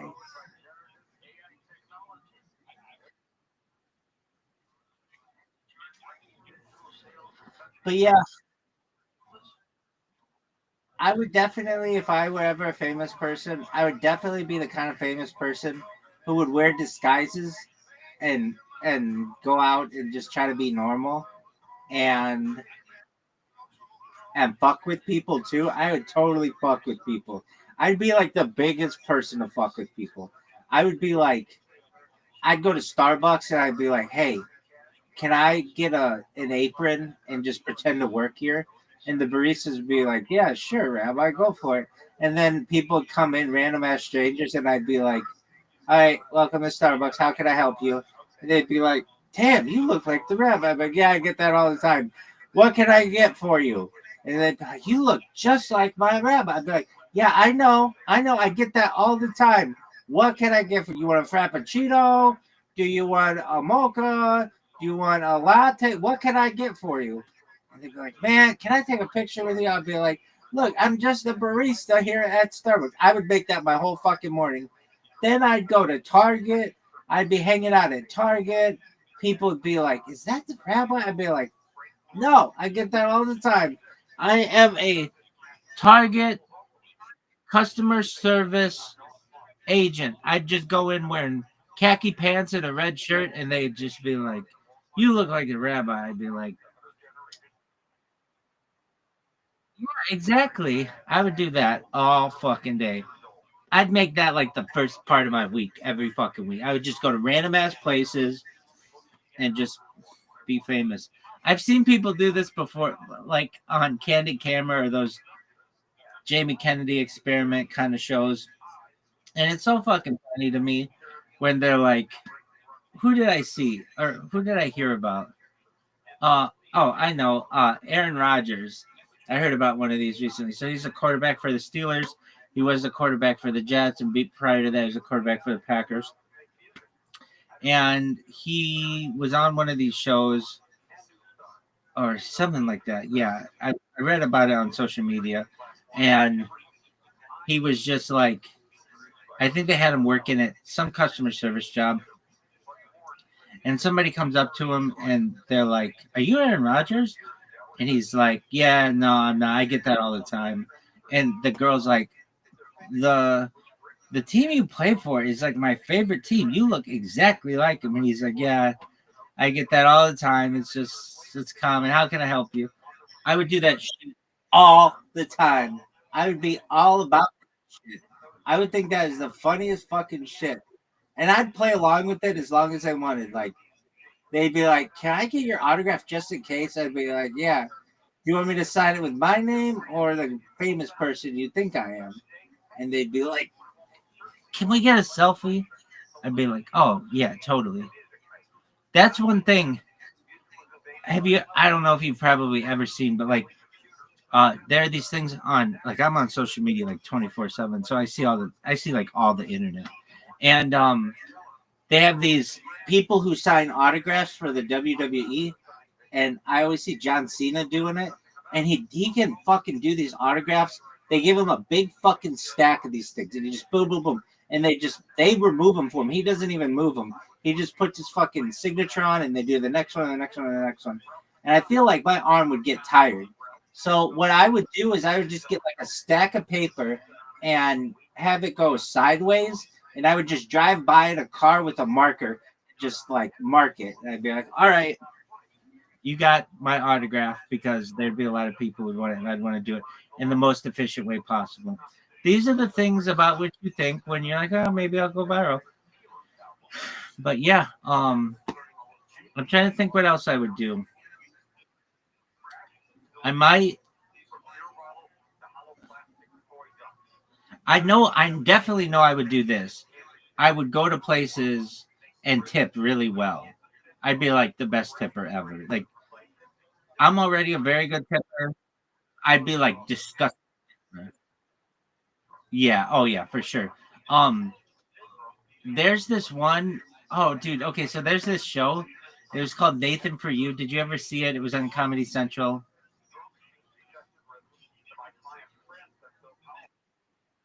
Okay, it's called Nathan For You. So it was a really interesting show. And one of the episodes, they wanted a lookalike of a celebrity to come in and tip a really big amount. And so, if you remember who Kramer was on Seinfeld, his name's Michael Richards. They had a they had like a Michael Richards lookalike or something come in and tip like $1,000 or something like that. Oh, I know what it was. I think it was just to get a business some free publicity. So to get like the news there. So they had a Michael Richards lookalike tip $1,000 or something. And then they called the news and said, "Hey, what a cool thing." And then the news came there and they were like, did an interview at the place. And that got them way more than $1,000 in free publicity. It was something like that. I would do that same shit, but I would really do it. I'd be the real person. I'd be like, I would tip like a motherfucker. Everything. I'm trying to think of things that people normally at which they don't tip, and I would tip. And even if they don't accept tip, I would tip the pilot of a plane. You don't normally tip that guy. I tip him or her. I would tip like, I don't know, police officer. I guess you're not allowed to do that because that's like bribery. But I would tip. I don't know. I would tip everybody though. Everybody would be on my. Yeah, I would try to think who I wouldn't. I would tip. I'd tip the local councilman, but I guess that could be an illegal bribe too. So you got to be careful with some of that shit. But I would tip doctors. Nobody tips your doctor. I would tip doctors. Everything. 100%. I would just be like, bingo. Trying to think what else I would do. I would definitely do the whole wear a disguise and sneak out of places. That would be baller. Oh, I would be really good friends with the paparazzi. I'll tell you that. They could take as many pictures as they want of me because I'm live streaming my life. They're helping me. So I would be like, take all the pictures you want, and I'd be really cool friends with them. And you can tell what celebrities are cool with the paparazzi. I'd be like, all right, so I'm gonna go to this strip club. You can take pictures of me going in, and then I'm gonna go to this brothel afterward. You can take pictures of me coming in and out. Then I might swing by Krispy Kreme late at night. You can take pictures of me there, and I might hit a Baskin Robbins. You can take pictures of me there, and then I would give them my schedule. What else would I do? Oh, word dog, 100%. Um, what else would I do? I would. How would I use? Uh, I would do the whole thing of going to children's hospitals. I would fucking live at those bitches. I would be like, I've got a tea. I've got a tea time at 1 p.m. I'm gonna go to a children's hospital before then. All the nurses would think I'm the coolest motherfucker ever. I'd be giving out ice cream cones and lollipops, taking pictures with kids who are gonna die in 2 weeks. That shit would be cool as fuck to me. Um, just to make a kid's day. I would go to schools. I would just randomly show up at schools and be like, talk to the principal and talk to the teachers and just be like, hey, can I just pop in and like make these kids fucking life? And be like, I'll sign all the autographs they want. We could sing songs. We could play video games. I would actually want to go have recess and play football with them and like that kind of shit because that would be fun. And just like, kids would be like, yeah, I can't I can't believe it. Like the rabbi came to my fourth grade class and we played catch and then like we fucking ate ice cream and we watched. I'm trying to think what kind of cartoon would it be interesting to me, but I don't know. We could do something cool and then they'd remember you as like the coolest fucking. That'd be like the coolest fucking school day ever. What else would I do? Definitely help children's hospitals, regular hospitals, definitely. Maybe nursing homes, just like, because you got to think, like, if you're a celebrity, like a super big celebrity, nobody's going to say no to you. Like, hey, guys, I want to go call the numbers at bingo. They're not going to say no to you. They're going to be like, fuck yeah, you're super famous. Like, it's going to give us a bunch of attention and we will forever be known as the retirement home where the rabbi read bingo numbers. That would be fucking. They love that. I would just. I would love to do shit like that, where it would just be totally a surprise. People living their normal life, and not only do they get a break from their mundane day, but they get a story that they're gonna tell their fucking grandkids. That shit would be great to me.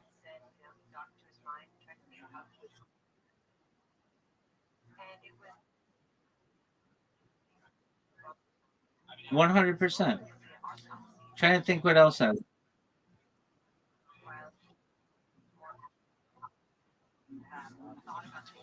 Have you ever thought? Have you ever thought? Have you ever thought of live streaming your life?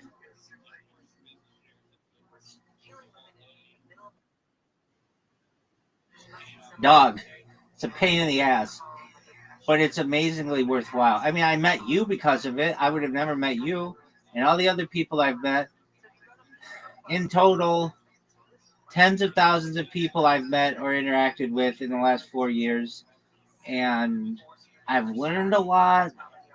I've been able to.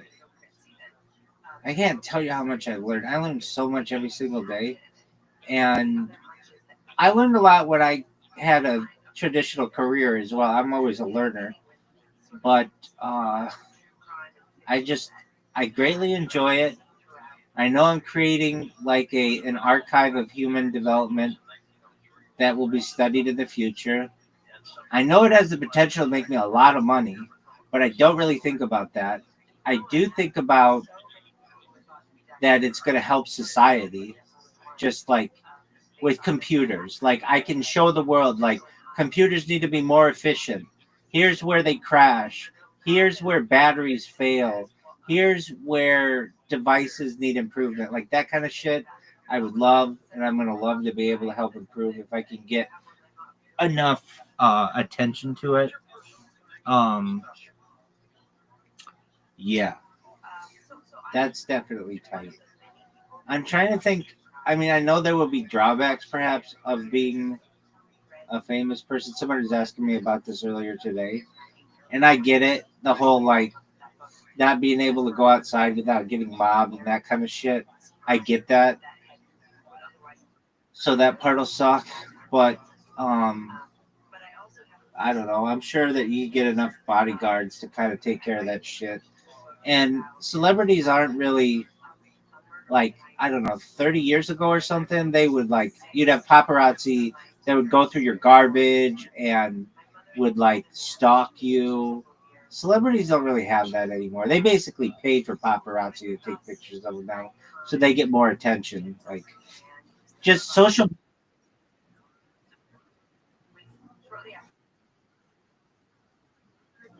Yeah,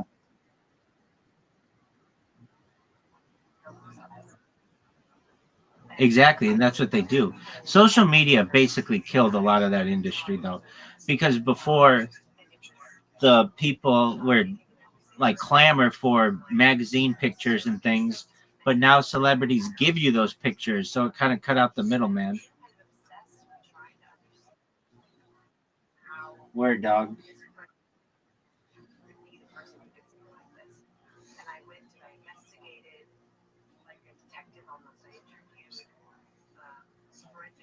I would I would pull a bunch of pranks on people, like not in a mean way, but I'd be like, "Can I cook as a chef at a restaurant for a day?" And they'd be like, "Yeah, sure, go for it." And I would like, I'm not a professional chef, and then maybe I wouldn't make something right, and somebody would complain about it, and they'd come up to me and they'd be like, "Yeah, they didn't think you cooked the steak right or whatever." And I'd be like, "Oh, they didn't," and I'd come out there and I'd be like, "Oh, you don't think I cooked the steak right?" And they'd be like all embarrassed, and I'd be like, "I'll try my best next time. Sorry," and they'd be like, like that kind of shit is so funny to me. Like, of course they're not gonna do it correctly or something like that. I would love that shit. Or like I would say to somebody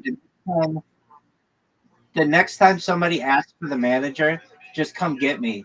And so somebody be like, I don't know, at like a store and they'd be like, I'm gonna speak to your manager, and then I'd come out and I'd be like, yeah, can I help you? And they'd be like, oh my word. And I'd be like, yeah, this person's making minimum wage, you're doing everything that they can, and you're acting like a huge bitch. How about you shut the fuck up and just buy the shit and don't complain, like whatever the fuck it was. I would just do my best to make people realize that they were acting either immaturely or inappropriately or whatever. I think that shit would be so funny. And what else would I word? Oh, I would do this one. I saw there's a famous picture of where Anthony Bourdain and Barack Obama ate in a Vietnamese restaurant like 15 years ago or so. And it was so famous that nobody's been allowed to sit in the chairs that at this restaurant ever since. They put it in a glass cube, like because that's a really famous people to be there. But there are these famous pictures of these Vietnamese people who are just eating and they don't know who these two guys are. I would do that shit all the time. I'd go to like rural Africa and no one would know who I was. And I'd be like, hey guys, you want to play soccer? And they'd be like, yeah, who's this guy? And I'd be like, oh, I'm just in the neighborhood. And then they find out who I am. That shit would be hilarious to me. Or to go to like China and just, or like Mongolia and somebody's like hut, somebody's yurt, and just be like, hey, dog, do you have cable TV? And they'd be like, fuck no. I'd be like, you have Wi Fi? They're like, yeah, we've got that. And I'd be like, oh, tight. Can I check my email? And they'd be like, yeah. I think that shit would be hilarious. Yo, what's up? How are you? Yo, Toasty the Toast. What's good, son? Toasty the Toast, you're going to be super famous someday. What do you want to say to the world?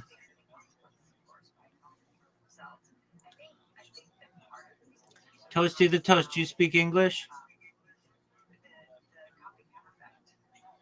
Toasty the Toast. Toasty the Toast, do you like toast? Yo, can you hear me? Oh, Toasty the Toast, you're not 18 years old. You need to go, big dog. Take care, big man. I was going to ask you all about toast. Just a moment. I have to ban them. There's going to be this huge group of people in the future who I banned who were all underage when they tried to get in my server years ago, like in the future. They'll be known as, they'll be like, right, exactly. But no, they'll be tight as fuck. They'll be like, yeah, I was 13 years old and I found this fucking server and then Rabbi got famous and they banned me and then he got famous and then like they'll be like this, yeah, they'll be like this whole, it'll be like a badge of honor. Like, yeah, man, I was banned when I was 15 years old from Rabbi's server. Oh yeah, for sure. 100%. So in those cases, I because sometimes Discord asks you to show your ID and stuff in some servers, but I'm not gonna do that to people. I'm not, because then you gotta like, then you're dealing with people's personal information. I don't want to deal with that. I don't want your fucking ID. But here's how I check if you're 18. If you get past me, that's great. So somebody comes in, I say, how old are you? If they say they're 18, look, I was once a young person. That's the first age that you say because you're like, oh, maybe I can pass for 18. So that's automatically red flags if you say you're 18. If you say you're 19, okay, then there's a chance. But then I ask you very quickly, okay, quick, what year were you born? And the people who are 18 are like, I was born in 2007. And the people who were not, they're like, I was born in, and they have to do the math. And then I just automatically know, like, Doug, you're not 18 years old. But the people who know right away, yeah, I was born in 2007. I'm like, were you born at the beginning of the year or the end of the year? They're like, I was born January 26, 2007. I'm like, oh, well, that makes you 18. Okay. So that's kind of how I check on people. Though I get some people, I had a girl in here yesterday and she came in and she even said this herself. Some people say that she sounds like a 13-year-old boy or like a 20-year-old girl. And I couldn't really tell at first. And so I'm like, how old are you? And this happened 2 days ago. And she's like, I'm 19. How old are you? I'm like, well, I'm 39. Okay. You've got some spunk to you. I'm like, all right, what are your hobbies? She's like, oh, I don't really know. I'm like, okay, well, what do you do? And she's like, I'm in med school. I was like, oh, okay. Well, most 15-year-olds aren't going to come out and say that they're in med school and then know a lot about it. So I guess I'm willing to believe you. But I'm like, how are you in med school? You're 19, and she was from Iraq. So it's like, okay, I guess that passes. I do my best though to keep out anybody who's not 18, but it's not a perfect system. It's not a perfect system, but it's better than most people. Most people will let anybody in their server. I do what I can. Well, I'm sure they'll have something in the future to make it easier, but as of right now, I just do what I have to do. And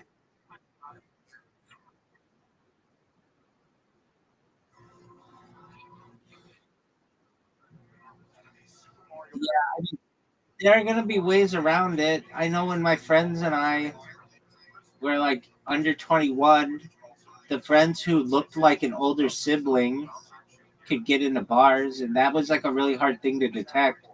I'm sure there'll be some kind of biometric reading and stuff, but that still can, be incorrect. If you look like your older sibling, who's to say you're not them? How are you going to prove it? The ID's legitimate. The picture looks like you.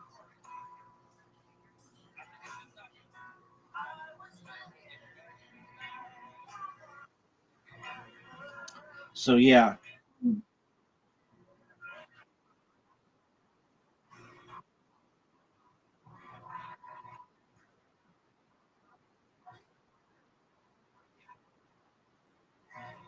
Yeah, 9/11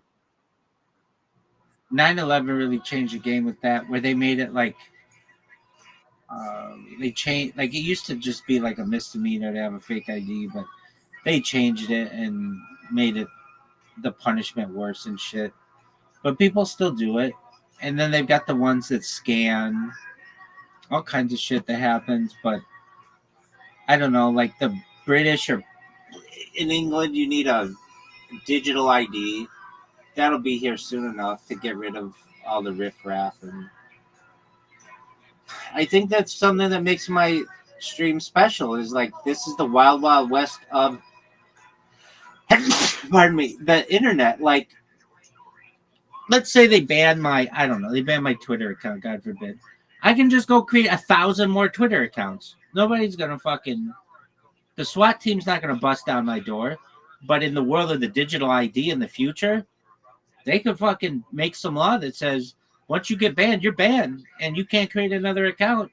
And if you do, it's a it's a crime. That's when it's gonna, and that day is only a couple years away. Oh yeah, you know it, and I know it. Where if you fuck up, you can't recreate an account, and it's just like, oh, you fucked up, sorry. But this is the wild, wild west, so why not utilize it as much as possible? And until that day comes, and then people will look back on this day and be like, no way. Back then, you could just create as many accounts as you wanted. They couldn't really stop you from getting out your message. If they banned you on Instagram, just create another Instagram. They ban you on Facebook, create another Facebook. They ban you on YouTube, just create another YouTube.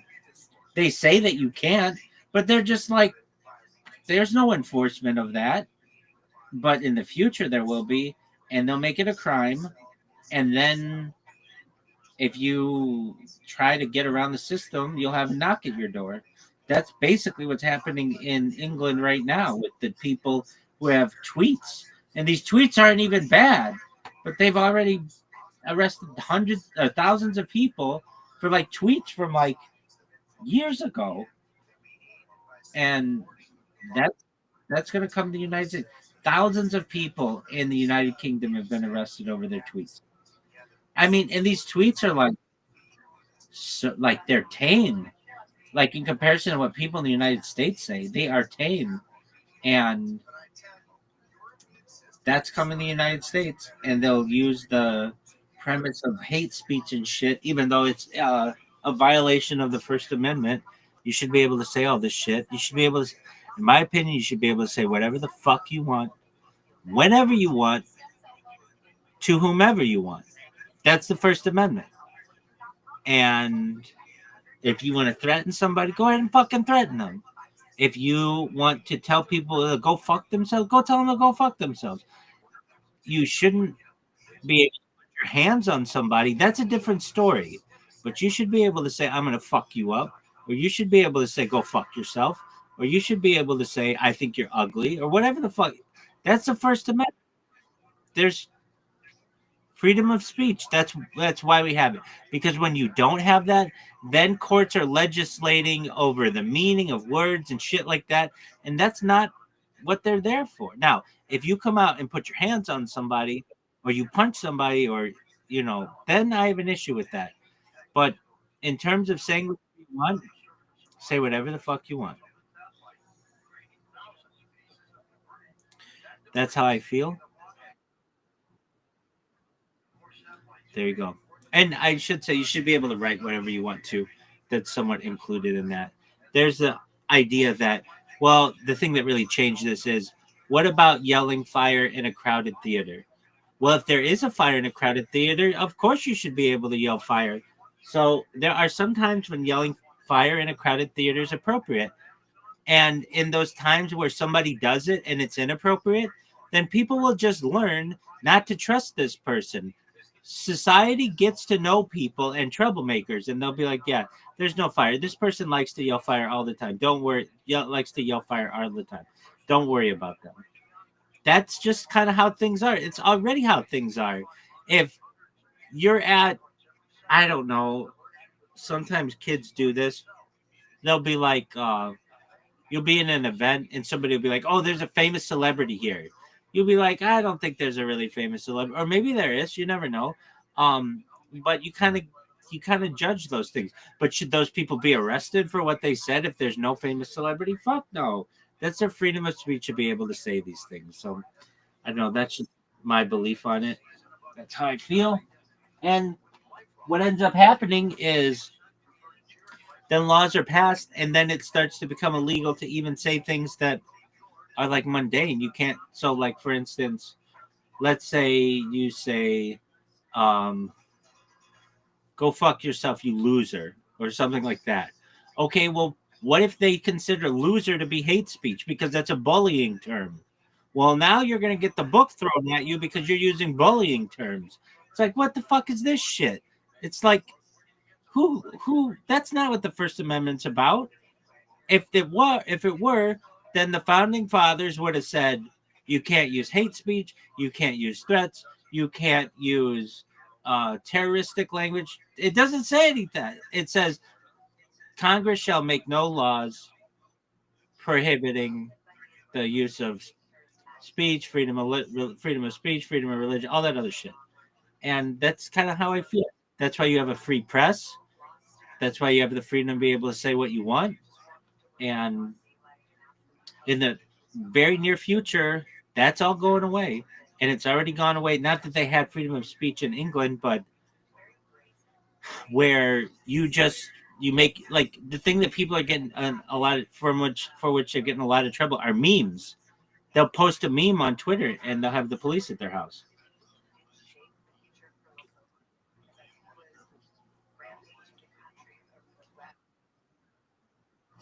Word dog, thousands of them.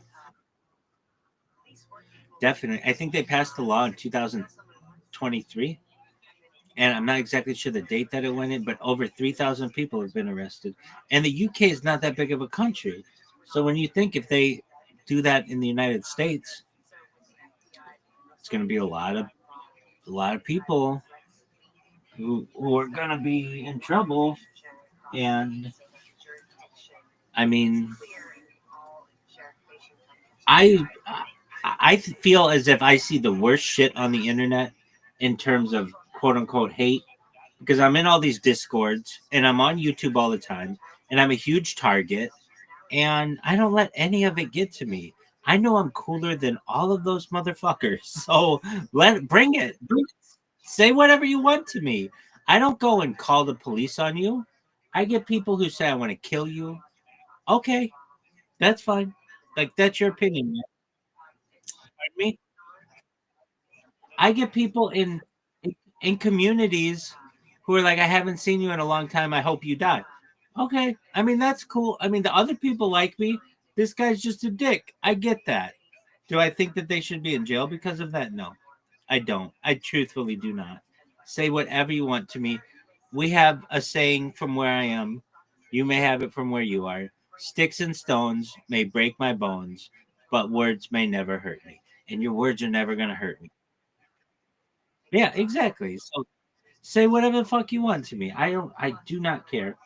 And the reason why is just because then you start to creep in with these different laws, bullying terms, terroristic terms, and hate terms, and then you turn into a police state. Then you're not. Then you can't say.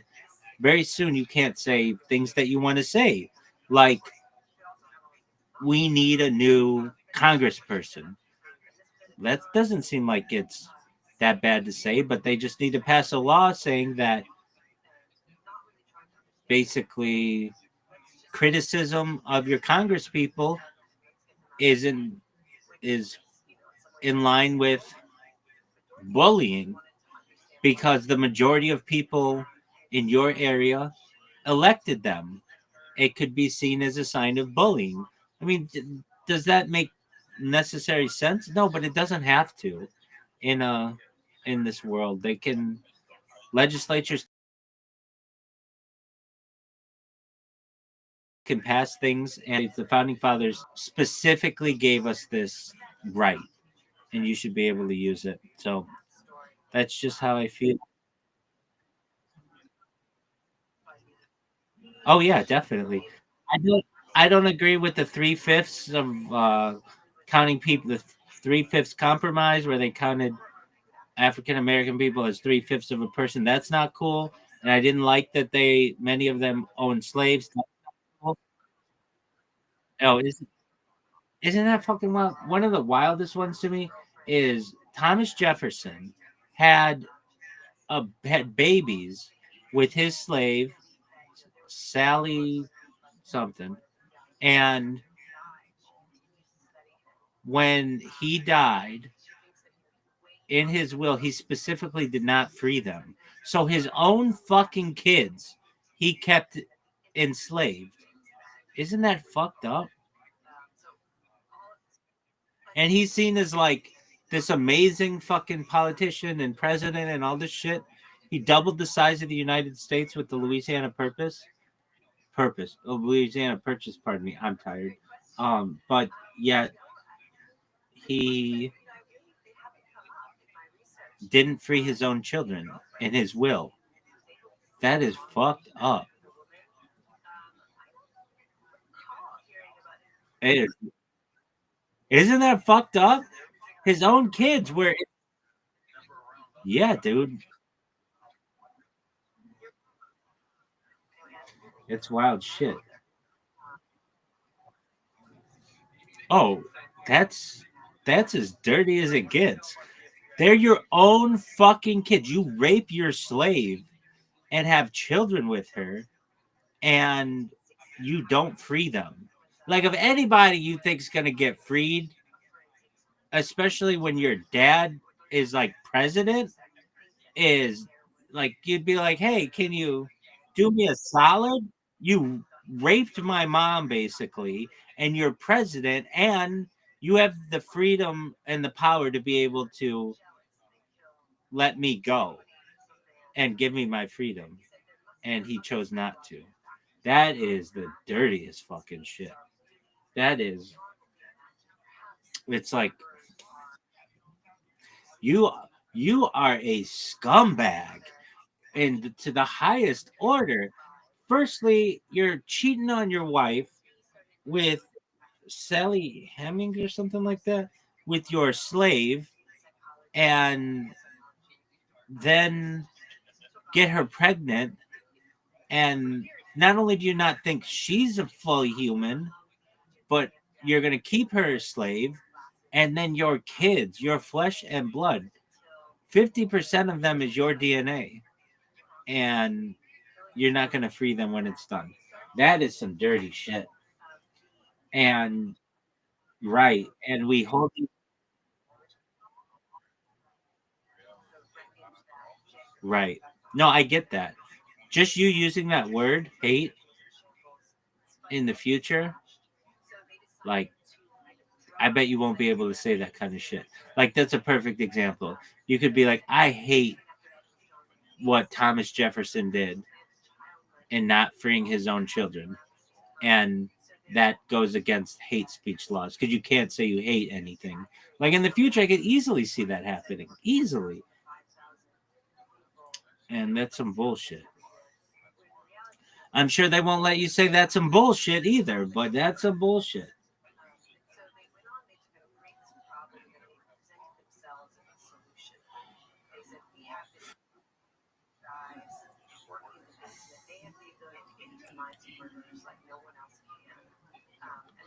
People that what?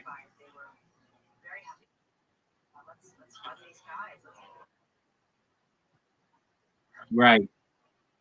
100%. And what do you consider cussing? Depends on the household. Some people say crap is a cuss word. Other people crap's appropriate. Some people don't think you should be able to say crud. The television stations, I would not in your house, but in a lot of houses, a kid will get in trouble for crap. If you said to your mother as a child, not you personally, but just saying in general, you're full of crap, you don't think that kid's going to be in trouble? If you say it to your own mother, in 90% of households in the United States, you're going to be in trouble.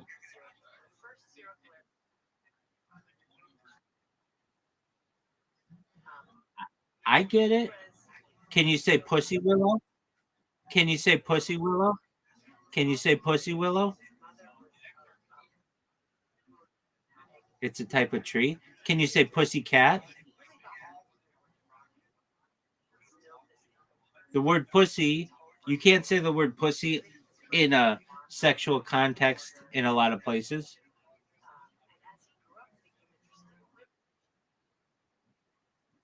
There you go. So you can't say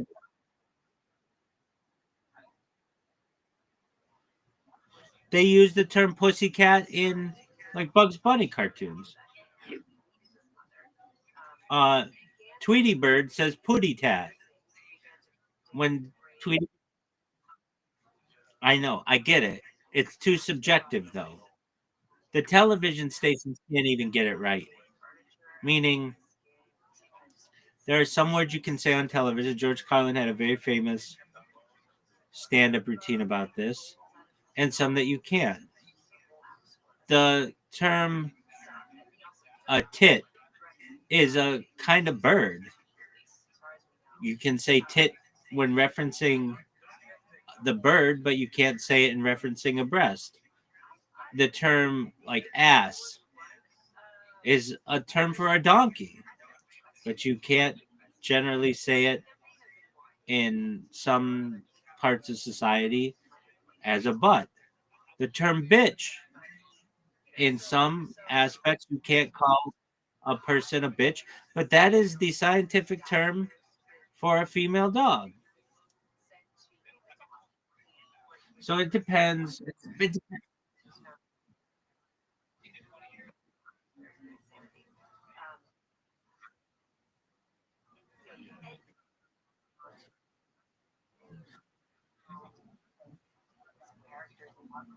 That's what I'm saying. That's what I'm saying. You should be able to say whatever you want. Now, the people who hear it can react in whatever way they want. So that's their right too. But anybody should be able to say anything. If you want to say exactly, if you want to say, if a black person wants to say the N word, they should be able to say the N word. And amongst black people, they're not going to get too big of a reaction in some circles. If a white person wants to say the N word, they should be able to say the N word. But they're going to be judged by saying it. And that's the right of the people to be able to judge them. That's how society works.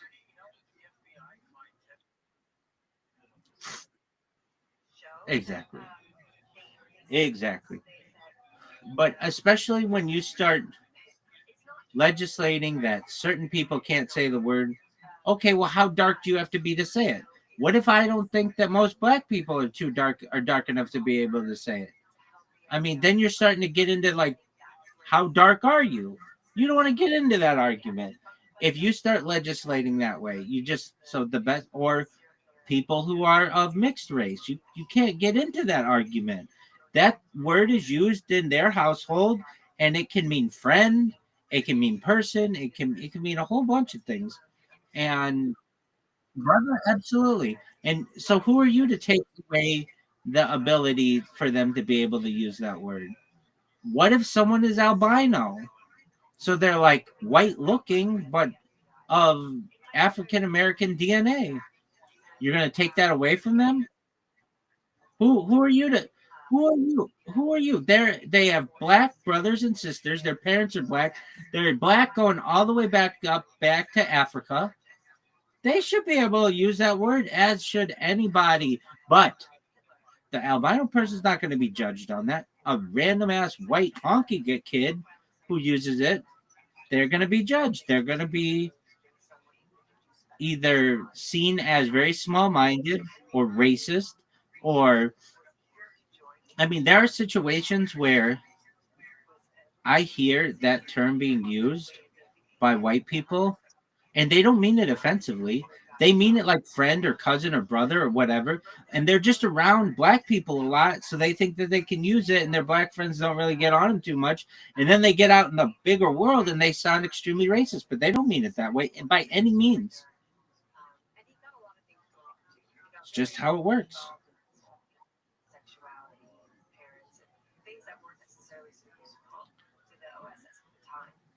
And then it's used a lot in the Latinx community, where it's not used. Sometimes it's used defensively, sometimes it's not. Sometimes it's just used to be friend or dude. It's just a filler word.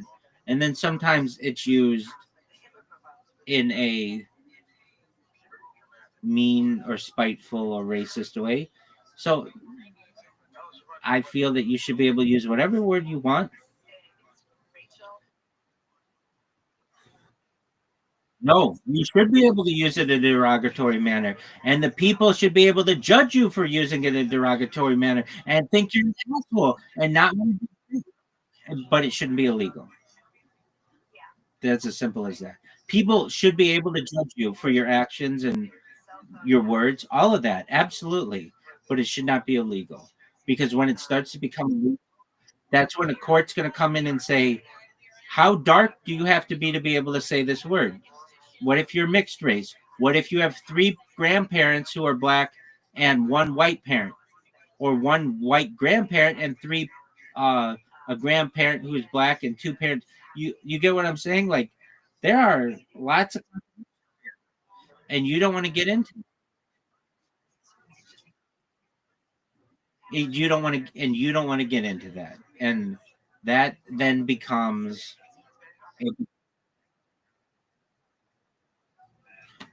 then it becomes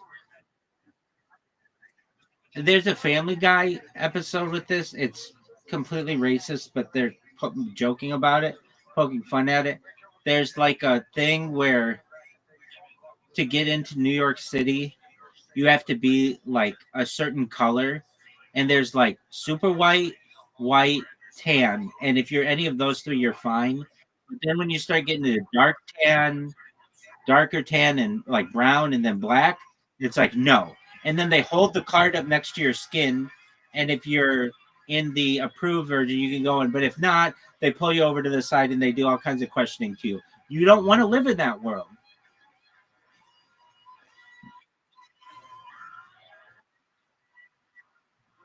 Exactly. And that just complicates things.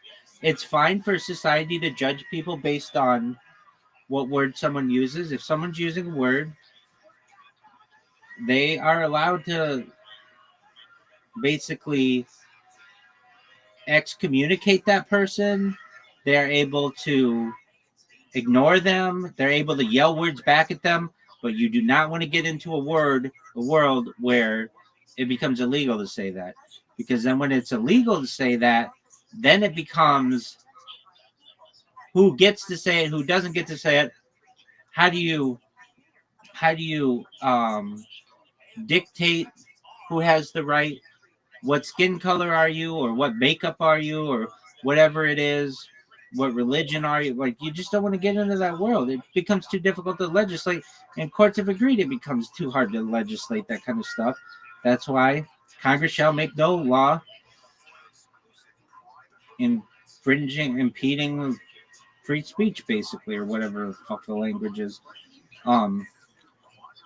Freedom of speech, freedom of religion, freedom of the press, freedom to gather. Those are all in. Those are all given to us by our Creator. They're not even really given to us by the founding fathers. They're endowed by our Creator. Is the language of the Constitution.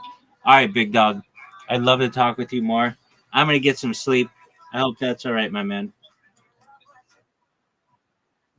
All right. Well, then with that, feel free. I'm going to listen to some podcasts and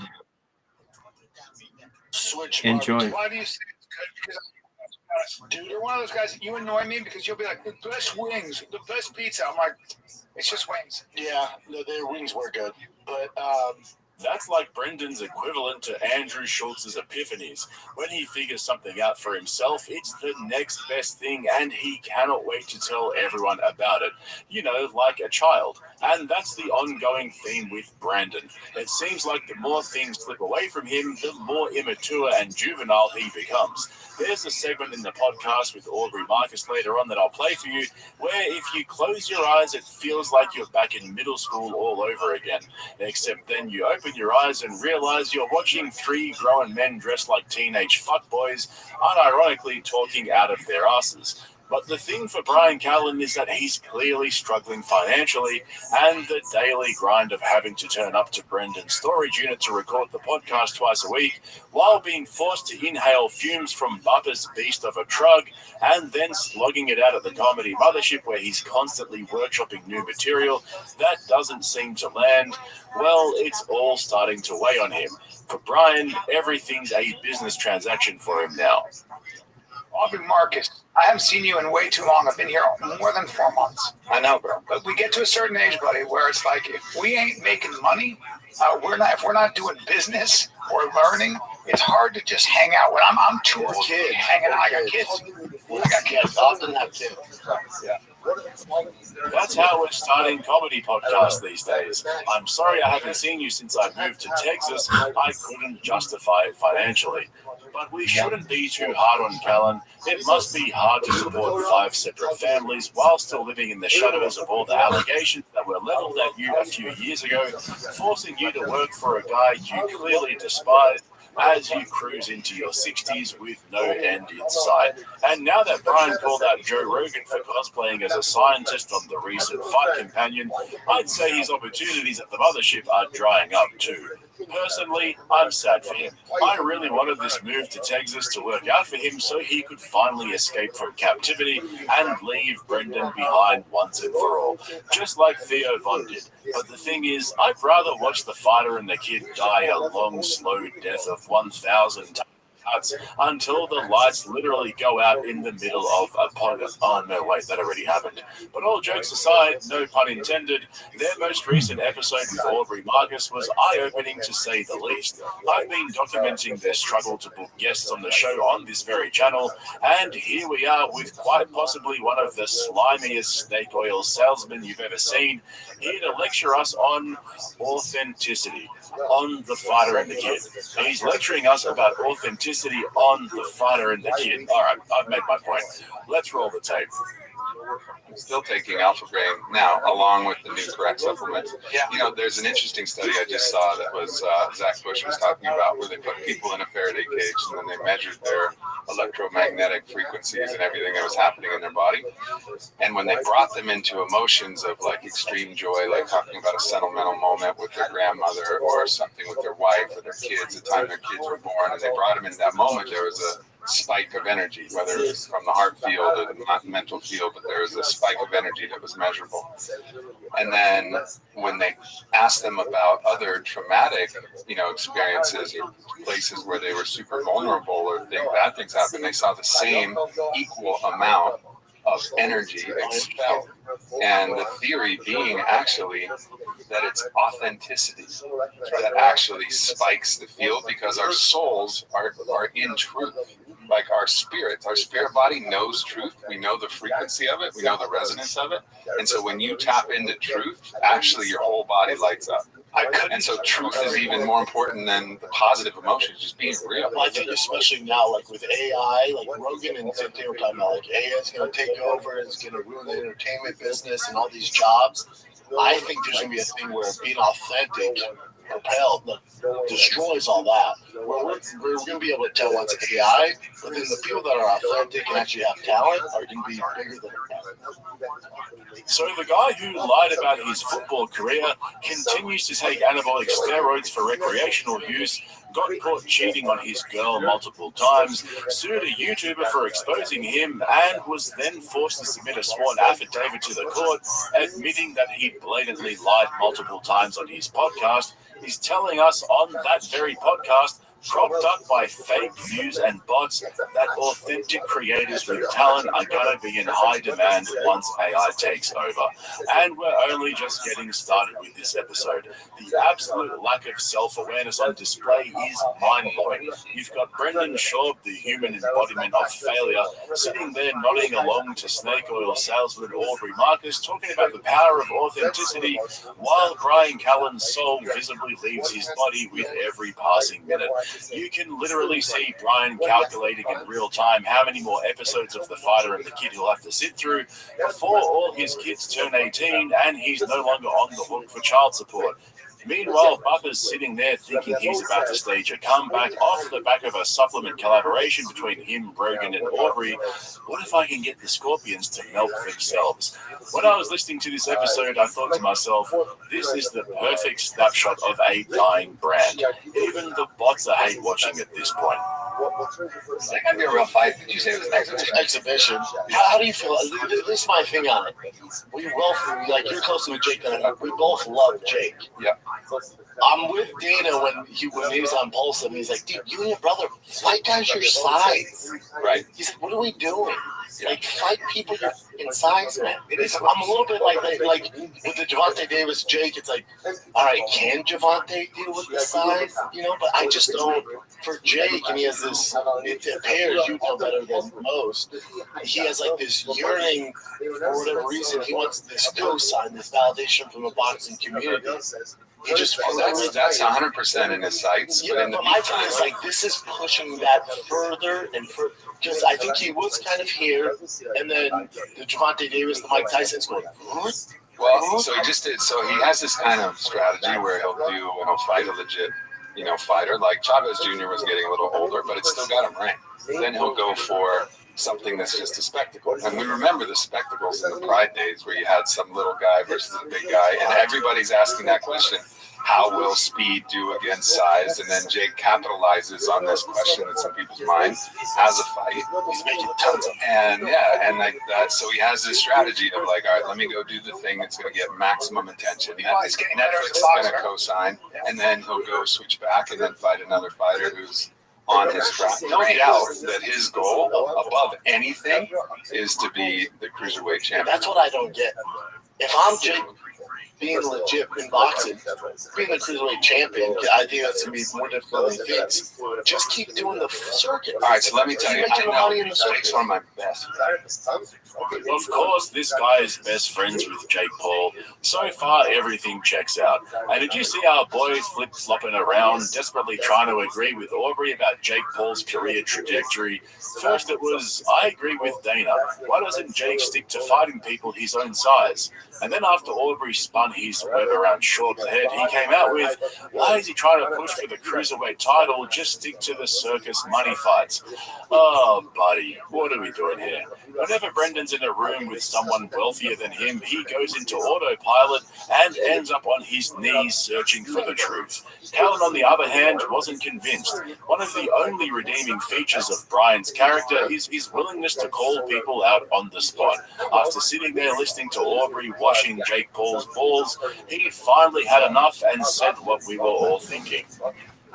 Usually me and Op talk before the fights, and Op predicts the win. And he's been right 3 for 3. Like, no, 6 for 6. But for 3 of the times we saw so we'll go into meditations together, breathwork, and we'll have visions, and they've happened to turn out, oftentimes in strange ways. Like, we're going to have a picture of the fighter you just knocked out on all 4. You can get knocked down in a lot of different ways, but we just saw that moment. Their mindset is in the right place. I think that'll play to Jake's advantage. But let me just answer the question: why is Jake doing this?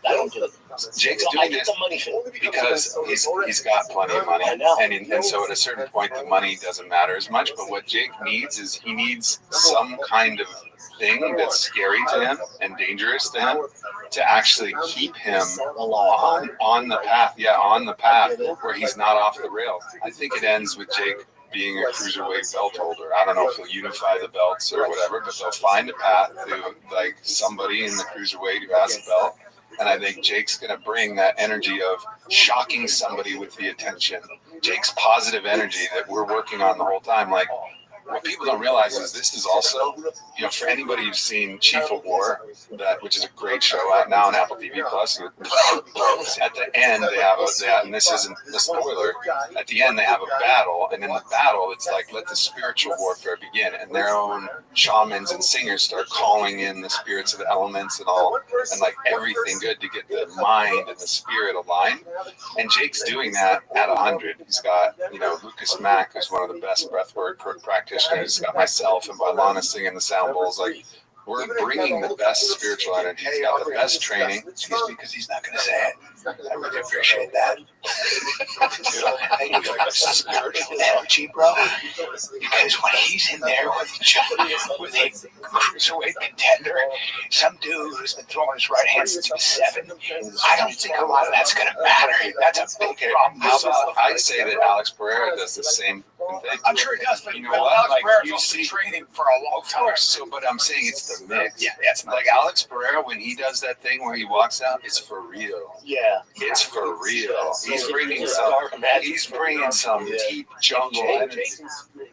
Did he just say deep jungle energy? What the fuck did we just listen to? I lost several IQ points after listening to that clip. Deep jungle energy sounds like his next supplement line. Imagine admitting you're friends with Jake Paul in public, but then doubling down by claiming you're his breathing and spiritual coach while wearing those pants. It was only a few weeks ago that Jake Paul announced he was quitting podcasting because he's not good at talking, and his brother and all his friends agreed with him. Jake thinks he's cooking by fighting a guy almost 70 pounds lighter than him in an exhibition fight, but that wasn't the worst part. Being such good friends and a former business partner of Joe Rogan, I should have known that Aubrey Marcus was trained in the fine art of stand-up comedy worship. You guys know I don't usually do this, but I'm issuing an official cringe warning to anyone new here, or just for anyone with a weak stomach. It's like that old saying goes, laughter is the best medicine. All spiritual people need friends like all of us, because we can get way too serious. Yes. Also, laughter is the most underrated as far as cultivating good energy. You want to feel good energy? Find a comic that's dialed in, that's locked in, and you're under a spell of hilarity, and your gut is bursting. I say that to people. It's like ecstasy. Yeah. It's the best people thing. hate on comics. I always say, hey, like, we literally spend all our time trying to make people laugh. That's the worst we are. We're not great, but for the most part, I promise you, the comics that you're hating on, whoever they might be, all we do all day is sit around and try to think of ways to be funny. Look, I work with the best shamans in the world. And the best shamans in the world can cultivate a level of positive energy that keeps you safe and keeps you focused on what you're learning. the comics are better than any great shaman. They're able to take a whole stadium. You know, try to get one ayahuasca shaman to get a whole stadium. Maybe they could. Maybe they're the baddest of the best. But like, you get a whole stadium in the same energy, laughing, and it's the best, highest frequency energy that you can possibly imagine. Like, comics are laughter shamans in a way, and it's like, I have so much respect. So true. So true. Brandon was awfully quiet during that entire conversation. He wanted absolutely none of that. But that was just a bridge too far for me. As you all know, I'm a huge fan of stand-up comedy. However, we're getting to a point where comedy worship is out of control. The Austin comedy gatekeepers aren't just trying to monopolize comedy, they're trying to monopolize laughter. Do these guys actually believe the bullshit coming out of their own mouths? Or are they just so dialed into their grift that it all comes naturally to them now? Aubrey Marcus was talking about laughter like it's some sacred psychedelic ceremony, while Brendan Schaub was sitting there looking like a kid in timeout. The comedy writes itself with these Muppets. And Brian Callen's speech about comedians spending every waking minute thinking of how to be funny is just as bad. The reality is they spend every waking minute scheming how to grift off their audience. This brand of pseudo-spiritual grifting is next level. The Austin comedy assassins have moved on from promoting vitamin supplements to pitching their comedy as vitamins instead. And we all know the golden rule of comedy in Austin. If at first your audience doesn't laugh, just keep saying it until they do. Every conspiracy theory always has a bunch of Jews who are controlling the world, and it's like, well, that's the term cabal, and I think that's like, that's right. By the way, cabal comes from Kabbalah. I've never seen, and so it's actually a Jewish slur. And so this idea that it's the Jews, well, they've been getting blamed for a lot of, and certainly I think there's probably Sith Jews. And probably full-on Jedi. I know some full-on Jedi Jews. I'm Jewish. Like, I care more about the good than anybody. Yeah, 87% Ashkenazi. Damn. So, like fundamentally, yeah, they can go both paths for sure. I mean, they have. There's something that's in. I think it's also like. That's right. So there's this idea. What you're doing is get out. So there's this idea of the genetic bottleneck theory. You got there in the end, Brendan. There's no trend that Bappa won't jump on board with. Did you see how proud of himself he was there? There's nothing quite like interrupting a conversation to explain a joke that didn't land in the first place. One suggestion though, Chin, if you're listening, please get Brandon to say the word anti-Semitism. Seriously, could you imagine? That would be epic. And then after he says it, ask him what he thinks it means. Come on, Chin, you've got the opportunity to do something really funny here. But getting Aubrey Marcus on as a guest is just further proof of just how desperate these guys are. We heard Brendan complaining just the other week over on his Patreon that it's too hard to book guests because he's too busy with the kids to make a phone call or send an email. And also, for some reason, Brian doesn't want to ask anyone in the Mothership Green Room to come on the show. So all that's left is a Rogan affiliate who peaked in 2016 selling nootropics to CrossFit dads. This guy takes word salad to a whole new level. Hopefully, though, Brendan is officially entering his spiritual phase. We all knew it was only a matter of time before he entered his right-wing Christian arc. Could you seriously imagine him sitting there on his own after everyone's left him, fumbling his way through the Bible, trying to explain the subtext of each passage? Meanwhile, Brian Callen, who just recently publicly humiliated Joe Rogan, now finds himself spiritually handcuffed to the very man-child that Rogan helped to create in his own lab. This is actually a new experience for Brian. For once, he's being forced to suffer the consequences of his own actions. That was a low blow. I think that's enough slander for me for today. Make sure you check out the link in the description to my Patreon if you're interested in seeing my breakdowns of Kill Tony, as well as my comedy special reviews and much, much more. And if you want to see more cringe outside the podcast universe, head over to my newest channel, More Cringe, and get subscribed so you don't miss out on my uploads throughout the week. Thanks for watching, guys. I'll catch you in the next one. Yeah, Rogan said something interesting. He was talking about last night we were together, and he was talking about some people that tend to get a little bit. They blame other people for their failings, or they get critical, or they get. You did this. Like, what are you doing, man? No, I didn't have anything to do with your not being a superstar. You did. Like, when was the last time you took responsibility for where you're at, man? If we were smart, we would have done Patreon 10 years. We can regulate, so, there's a lot of the Reddits and the YouTube super toxic. You can get rid of all that. So you have hardcore fans like, oh, thank God I can finally comment again and not get destroyed. Yeah, or get made fun of. That's cool. That's why I would do it. At this point, I'm convinced that Brian Callen is low-key trolling Brendan. In basically every episode of The Fighter and the Kid these days, Brian brings up a major criticism of your boy and masks it off as a random thought he had or some conversation he was having with somebody else. We saw just a couple of weeks ago how he brought up the shorter life expectancy of athletes and had Chin pull up all the sports that Brendan's attempted over the years just to show everyone how the leading cause of death is heart disease from steroid and PED abuse. And of course, we can't forget the sad reality of CTE and TBIs in football and MMA. Brendan was sitting there biting his nails, squinting as he read off the screen about how his days are numbered. But over the last few episodes, for some reason, Brian's been grilling Chin about his alcohol abuse and all the various health issues that he's been dealing with as a result.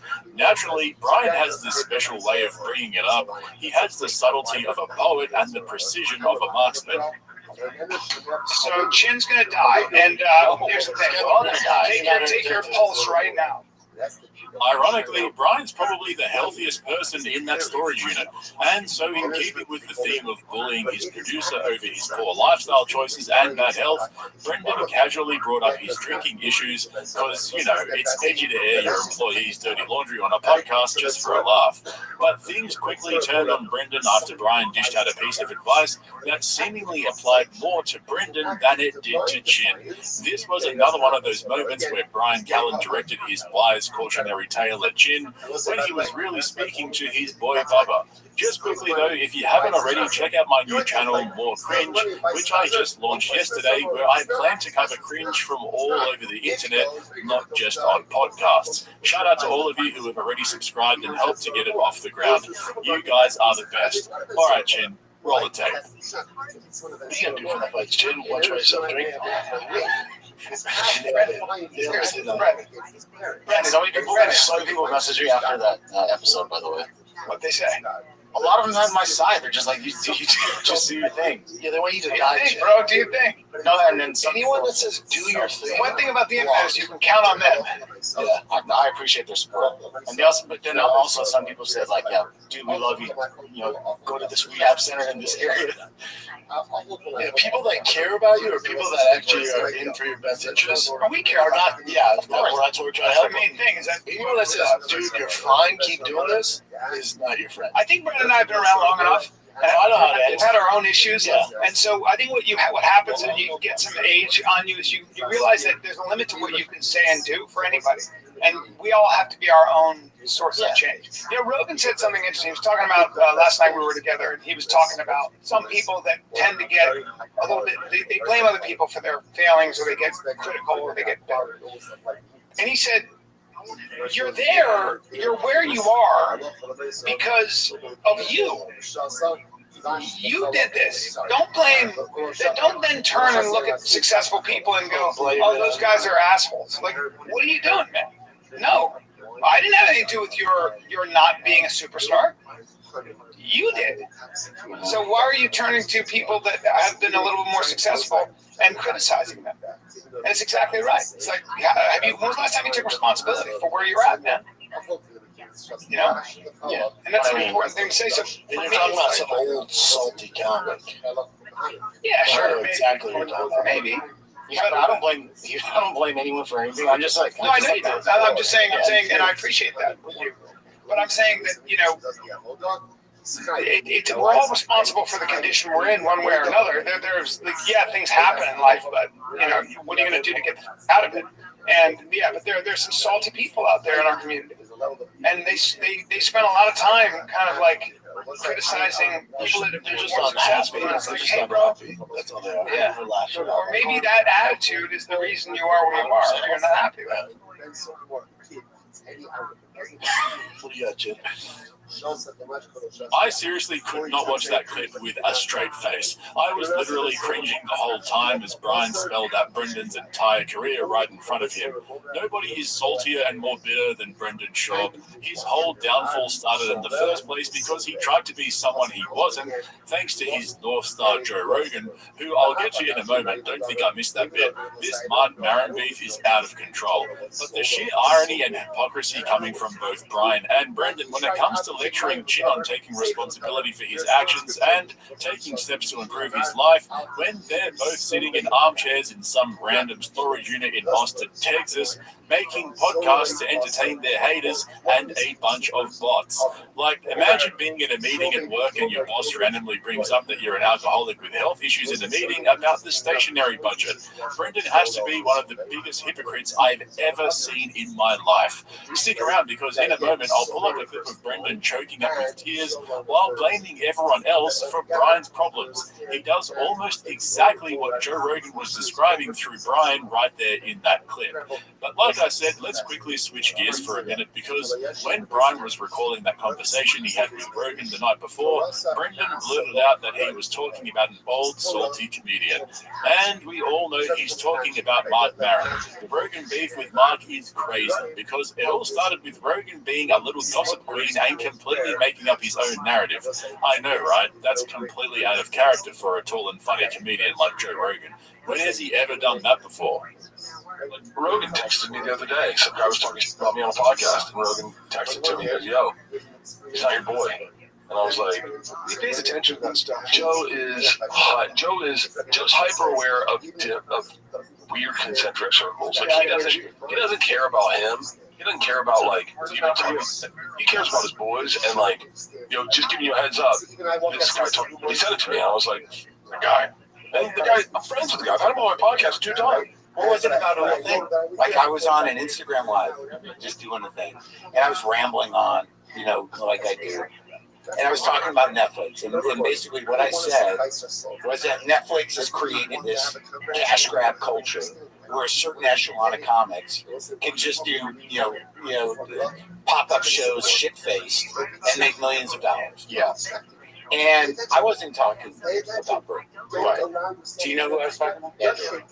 No. Chappelle. So it's not an unknown thing. It's a pop-up show. But I decided just to be diplomatic and not mention it. Somebody on Instagram was like, talking about Kreischer. Oh, that's how it started. And then I'm scrolling and I see him on a podcast saying like, there's this guy who we were friends. He's been on my show. I've been on his show. And he said some shit, and Rogan got my ear and said he's not your boy and all this, and his name rhymes with it. I'm like, oh. So Joe, don't read the comments. Rogan created a beef with Mark Maron and Bert Kreischer for absolutely no reason at all. On a side note, I couldn't help but imagine what Dave Chappelle's reaction would have been if Rogan called him up to let him know that Mark had been talking shit about him. He'd probably be like, Mark who? Like the time Joe was explaining to Chappelle how Andrew Schultz is a comedy genius for doing his little skits in the pandemic, and Chappelle didn't have a clue who the fuck he was talking about. And so clearly, according to Brian Callen, Rogan hasn't been following his own rules about ignoring the haters and not giving them any attention, because it looks like Mark Maron's recent publicity tour for his comedy special has been keeping Joe up at night. It's so funny to me how Rogan falls for this time and time again. Remember how last year Cat Williams caused a stir by calling out Rogan on Shannon Sharp's podcast, which led Rogan to cave and invite Cat onto his podcast, which in turn gave Cat so much publicity that his comedy special went straight to the top on Netflix a month later. Now everyone's talking about Mark Maron talking shit about Rogan, and what do you know, Mark's also got a comedy special out. The whole business model of going on JRE to promote your special has been flipped on its shiny bald head. Now comedians are just calling him out for the same effect. Now, that's genius. Maybe Schultz should try that instead. This is turning into the UFC, except there's no fight and they're just comedians. But I promised you earlier I'd show you a clip of Brendan doing exactly what Brian was describing earlier. How Rogan was saying he's sick of these comedians blaming everyone else for not being as successful as the top 250 are. And what do you know? Brendan was actually talking about Brian. and forget emotion. It drives me off. If we're being honest, you leave this shit. Don't edit this out. I'm speaking from my. I know you're not gonna like this. I'm gonna grind it. It drives me nuts. Nuts. That Brian's at where he's at. I will challenge anyone, any comic, to go on stage after talent. I challenge any of those comics. I'm going to, if it's the Comedy Store, where Zanies, wherever they're at, and you're telling me Brian's not better than 99% of those fucking comics. It drives me nuts that he's not up there with those guys. He's better than 99% of them. And you want to outcast him over some bullshit? That's what I don't with. That's what upsets me. So what makes me proud, and not now I'm trying to get mad, what makes me proud is he's not going to lash out about it. Brian's cool. Brian goes to work. Brian's doing the road. Brian's trying to sell tickets. But I'll tell you right now, I don't forget. It's not cool with me. That's why you don't see me at those fucking places. Sorry, dude. Come on. Thank you.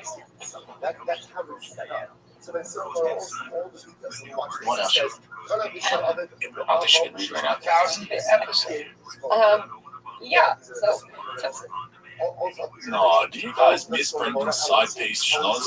Yeah, me either. I actually have some solid advice for your boy Bubba, though. You see, the thing is, B, you can't keep blaming everyone else for Brian's actions. At some point, he's got to take responsibility for where he is. You know, sitting next to a washed-up UFC power bottom with shit for brains. That's on him, bro. You can't keep blaming everyone else for the allegations that brought his comedy career crashing down.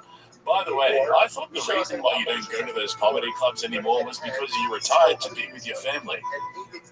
Yeah, back in studio, had a health scare with a baby girl. Yes, on my social media. She went in for emergency surgery. She has trouble breathing, and she's been in and out of the hospital, like I explained on my Instagram post. I had to cancel Austin and Nashville. And usually I hate doing that stuff. It happens, but I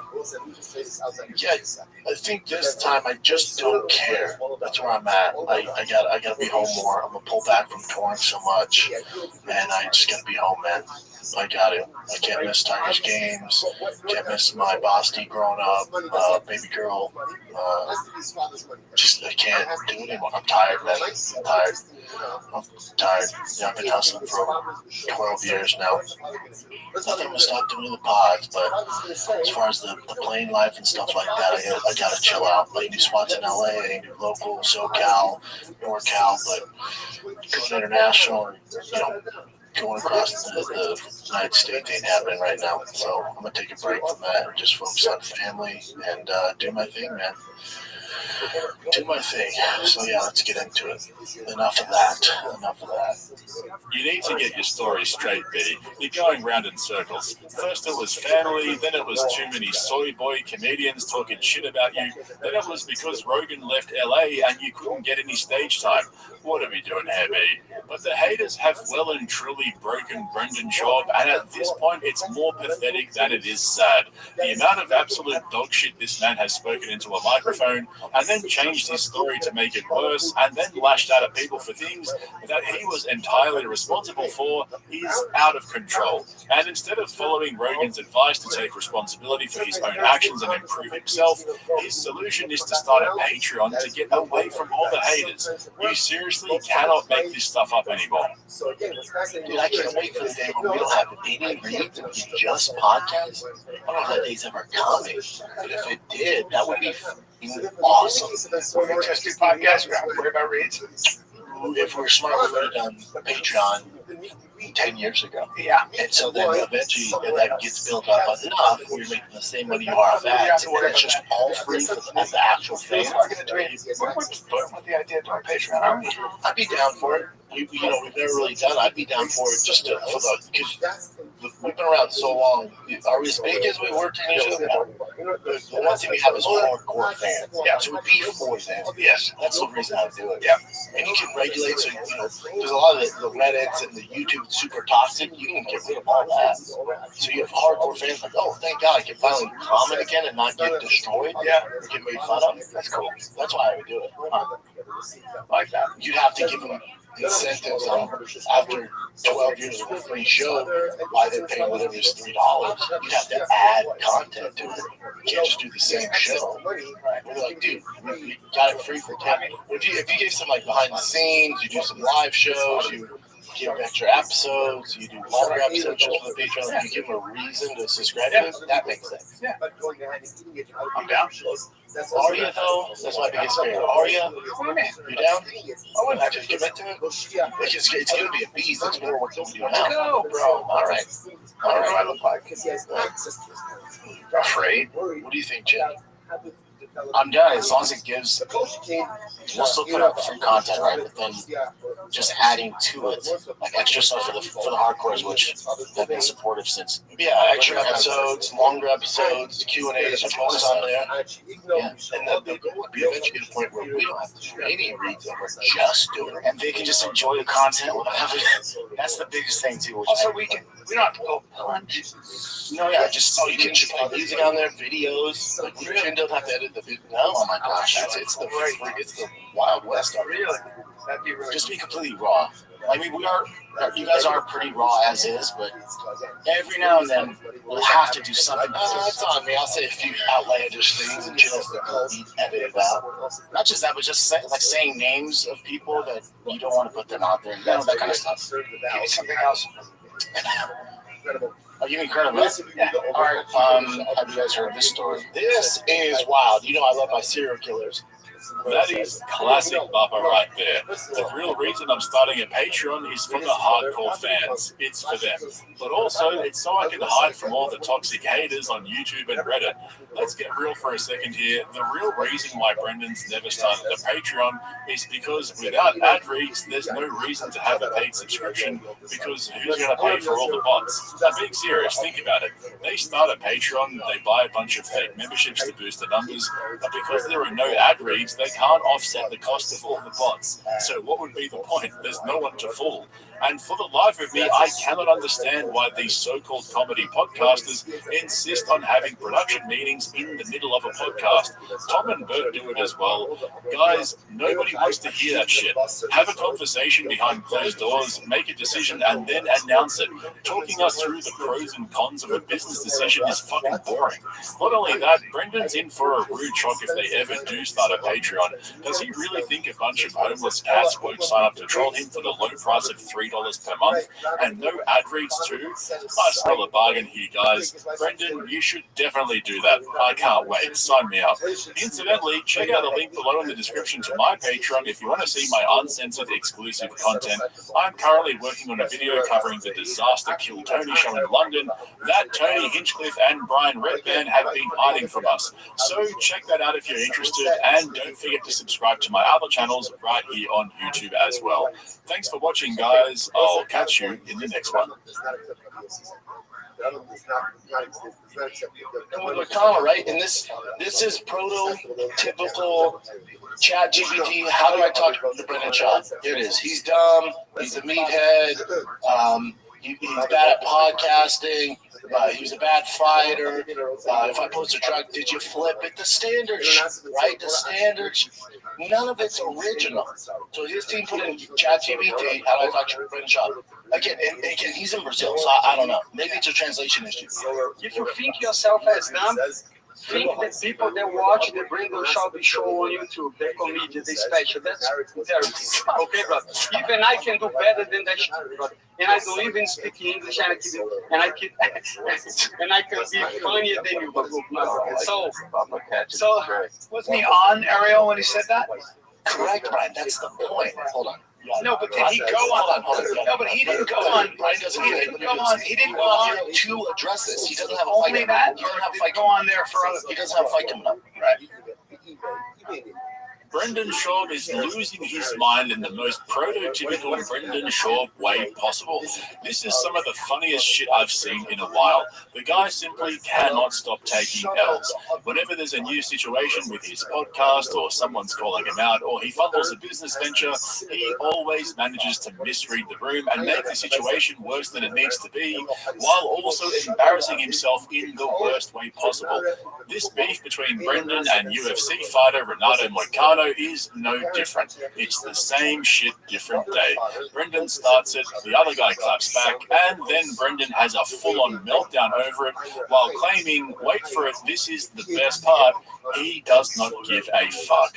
Brendan cares so little about this situation that he decided to dedicate half an episode of The Fighter and the Kid to addressing two sentences Moicano dropped on the Ariel Helwani show. This reminded me of the time Brendan lost his mind over a 6-word Nate Diaz tweet where he ranted for a whole episode and nearly had an aneurysm, C-clamps and all, just to tell us how much he doesn't care.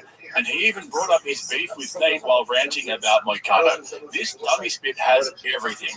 We've got Brendan confusing himself, we've got Brian Callen pushing back with logic and Brendan shutting him down by humiliating him, and we've even got some new Shawbisms. Remember though, if you like my videos and you want to keep up to date with my uploads throughout the week, make sure you subscribe to both of my channels, Podcast Cringe and Podcast Cringe Bites, and check out the link in the description to my Patreon for uncensored exclusive deep dives on all the usual suspects. But for those of you who don't know what's going on, this is where it all started. So I'm sure you, I don't know how much money you're getting. Give me my money. Give me my money. I don't advertise the UFC. Give me my goddamn money. I already put a deposit down on a ZR1. Get it. McCullough, here's the thing that's sad about this. So let's say for the audio listeners. Yeah. So Jim brought up says Hanato McConnell turns down $200K, which I fought longer than him. $200K settlement check in a bizarre display of UFC solidarity.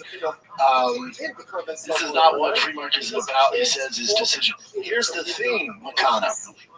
That money is getting allocated no matter what, buddy. No matter what. You being a company man and not taking it doesn't give you an inch of good grace with the UFC. This does not matter. There's guys that are more famous than you that are fighting right now that are taking their settlement. The UFC does not give a... The UFC made out in spades. They got off so easily. It's so dumb not to take the money. It's so fucking dumb. It makes no sense.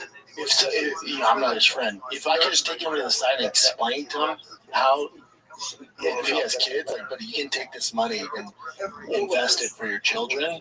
And the UFC's not going to be a bad matchup. They literally don't care. I'm probably the one guy who's going to stop your tennis tracks. Send me my goddamn money. I don't get paid. Just remind them. Yeah, he's just uneducated about the whole situation. This all has to do with the recent class action antitrust lawsuit that Brendan was part of by default, which accused the UFC of using monopolistic practices to suppress athlete pay by using exclusive contracts and coercion. The UFC ended up settling for $375 million in October last year, and it was officially approved by the court in February of this year. This whole thing had been going on for over a decade, but the final settlement was split between fighters from December 2010 through June 2017, which is why Brendan Schaub was included, and of course Moicano as well. Except Moicano rejected his $200K portion of the payment because, in his own opinion, it just didn't feel right. On your podcast, the Show Me the Money podcast, the great Show Me the Money podcast, shout out to the YouTube channel. Here you are saying that you turned down the settlement money. And this created a whole uproar in October. Everyone weighed in on this. Everyone. Brendan Schaub weighed in on it. All the media weighed in on it. Other fighters were writing you and whatnot. The whole lawsuit stuff was based on UFC is a monopoly. I think they should treat the athletes better. I think they should pay more money. And so they filed the lawsuit with the lawyers. They went to the court, and at one point they say, no, let's settle this down. And they do agreement with the fighters in UFC, and they say, no, we're gonna give you 300 and I don't know how much millions, and they dropped the lawsuit. So that was not about UFC being a monopoly. That was the way for the lawyers and the fighters to get money. I'm not planning to be friends with UFC after I'm done. I'm just doing things based on what I believe and my principle. As you can imagine, opinions are pretty divided on Moicano's reasoning for rejecting the payment. He's basically saying if he accepted it, he would implicitly be agreeing that the UFC is a monopoly, which he disagrees with, and that he was underpaid earlier on in his career, which apparently he also disagrees with. But his main point is that if the fighters who started the lawsuit genuinely cared about putting a stop to the UFC's predatory tactics, which everyone is well aware of, I mean, Dana White's the biggest tight ass on the planet, unless he's playing blackjack. But if they really cared about holding the UFC to account, they wouldn't have settled and instead pushed for a judgment to actually force the UFC to make changes to the way they do business with fighters. Instead, they forked out a few $100 million and went back to business as usual. So I can see where Moicano's coming from in the sense that this decade-long lawsuit didn't actually change anything. It just put a little bit more money in the pockets of a bunch of fighters who were underpaid. But Brendan, being the business shark that he is, thinks that choosing not to accept the money based on morals and principles is so outrageous that it actually hurt his feelings. For you to forego that because you think that you're going to be in the good graces of the UFC brass, buddy, I hate to tell you, they could give two. That's the truth. If nobody in your team has told you that, and if you're agents or managers or people in your camp and coaches telling you not to take it, you fire them. Any other brain busters, Chin? All right, hang on. First of all, what the fuck is a brainbuster? Bubba, you can't just keep making this stuff up. A brainbuster is a wrestling move. I think you mean brain teaser, you know, like 2 × 2 + 1. And for the love of God, stop saying they could give 2 fucks. It's they couldn't give, as in could not. I mean, even Moicano knows how to say it, and English is his second language. I cannot care less about UFC. They are a company. Honestly, Moicano's easier to understand than your boy Brendan. But brainbusters aside, a few days ago on the Ariel Helwani show, Renato clarified his position on rejecting the money in quite a bit of detail, doubling down on his reasoning and how he believes it would be unethical to take the money. But the best part was when he called out Brendan Schaub for saying he was dumb for not taking the money. This is what now has Bupper's knickers in a knot. Brendan spent a whole episode of the Schaub show a couple of weeks ago shitting all over Moicano, saying he's dumb and doesn't understand business, saying he doesn't understand what's really going on with the lawsuit, that his handlers screwed him by not explaining it to him properly, etc. And so while he was talking to Ariel, he had a little message for your boy Bubba. Keep calling me dumb, keep calling me whatever you want, I don't care. I live by my principles, and I don't expect you that don't have principles to understand what I did, and it is what it is. This is a free country, you know. Choose and give your opinions. I don't care. You can give your opinions. Again, I did not watch your show, and I did not watch Brendan Schaub or whatever. Because he's about me, I saw his mom dating on that, but I'm not gonna be watching every clip that people talk about me. You know, it is what it is. You can do whatever you want. Sometimes when I'm doing the Show Me the Mind podcast, I cannot articulate it like that. I cannot say the things that I believe on because it's a 1 hour show, and I have to be funny. You know, I have to be funny. I want to be funny. I'm speaking on my second language, and so that's why. I can understand why the people click and they say, hey, this guy is dumb, you know? And if you think yourself as dumb, think the people that watch the Brendan Schaub show on YouTube, the comedy, the special, that's terrible. Okay, bro? Even I can do better than that shit. And I don't even speak English, and I can be funnier than you, And just like that, a new homeless cat is born. That was absolutely fucking brilliant. What a bloody legend. This is how you deal with Brendan. Hit him right where it hurts, square in the nuts. Not only did he insult Bubba's intelligence, he doubled down and insulted his whole audience. I mean, are you not entertained? entertained. Well, apparently your boy was not happy about this. So he decided to spend half of the latest episode of The Fighter and the Kid addressing just how much he doesn't care. Yet even after all this time and after Moicano coming out and explaining in detail why he rejected the deal, Brendan still managed to completely miss the point and embarrass himself. Now, I don't actually completely disagree with Brendan's take on all of this. Sure, if you agree that UFC fighters are underpaid, which I definitely do, then yeah, you should take the money. The UFC is a billion-dollar company that grew off the back of good promotion, but also off the back of guys who are willing to take a beating in the octagon. They've got to get paid too. So there are definitely merits to both sides of the argument, but as usual, Brendan ends up getting all in his emotions and making the strangest points. This truly was just bizarre. Did you see finally Moicano respond to me criticizing him not taking the Moicano? I did not see that. He responded to me criticizing him for not taking the money. Now let me be very upfront here. Him not taking the money helps me out. So at the end of the day, I don't give a flying. It actually puts more money in my pocket, Don Cerrone's pocket. Some other fighters could probably use it. But here's my thing about it. I expect a rebuttal. Whenever you criticize a fighter, we're fighters. I think you went hard in the press. I think hold on, let me finish. So whenever you call out a fighter, I expect a response. They're fighters. You call me out. If you're just a general fan or hater, I don't respond. If we're from the same alumni or you're professional, well, now you got my attention, and because I'm not going to come off as a bully there. Like with Nate Diaz, that's not bullying. He called me out. We're from the same fraternity. We can both fight. So if we fight, we both have a set of skills and we both agreed to it. That's different than if you're just some schmuck at the bar. That's not cool. Here's the thing with Moicano. Is if you're going to start a beef, if you're going to go back and forth, buddy, you can't wait. Hold on. You can't wait 10 days to respond. I don't know if it's a language barrier. I don't know if it's a translation thing where they had to figure out what I said. Either way, your handlers, you can't get back to me after 10 days. I've moved on. When fans are hitting me up like, oh, Moicano's taking shots at what? Who? About what? I've moved. Dude, this is taking. It's like with Nate Diaz. It took him several days to respond, and all he said was, "You'd be surprised."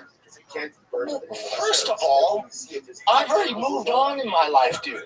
And second of all, that's not original. That's so weird that you're making a reference from 12 years ago. And your team, your handlers, that's what you got. And with Moicano, right? And this is prototypical ChatGPT. How do I talk to Brendan Schaub? Here it is. He's dumb. He's a meathead. He's bad at podcasting. He was a bad fighter. If I post a drug, did you flip it? The standards, right? The standards. None of it's original. So his team put in ChatGPT, how do I talk to Brendan Schaub? Again, he's in Brazil, so I don't know. Maybe it's a translation issue. Is that seriously what we're going with here, B? You took too long to respond, so it don't count. Was that really the best you could come up with? It took too long, return to sender? Bro, there's no expiry date on this shit. Gringo Papi is forever etched in the imaginations and collective conscious of the internet. You ain't never gonna beat it. Come on, B. Don't you remember what your boy Rogan told you? You ain't never going to beat the internet. And why would you bring up Nate Diaz's response saying you'd be surprised? That was a genius line. Look how much it got to you. You're still talking about it. And that came from a guy with worse CTE than you. But the whole angle that Moicano took too long to respond definitely took the cake for me. That was some prime Brendan Schaub logic right there. Yet even though Moicano was out of time and past the deadline, Brendan still decided to go through his response and break it down line by line. That's how much he didn't care about it.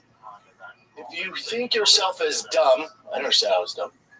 I might call myself an idiot, but compared to him, I'm Elon Musk. Well, he's not talking to you about that. Think about my fans, which is, if you listen to me, that means I'm dumb and and the fans are dumb, right? And then he goes, Brendan Schaub's show on YouTube. Oh, it's a podcast, mainly audio. We do YouTube just for the.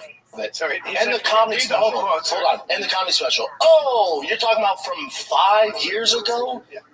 So it's just like, again, if you were going to come with this rebuttal, you got to do it at least within 24 hours. Otherwise, I'm out, bud. I'm not going to play your game. But if you're going to wait in a week, 10 days, however long this took to come up with this rebuttal, it has to be good.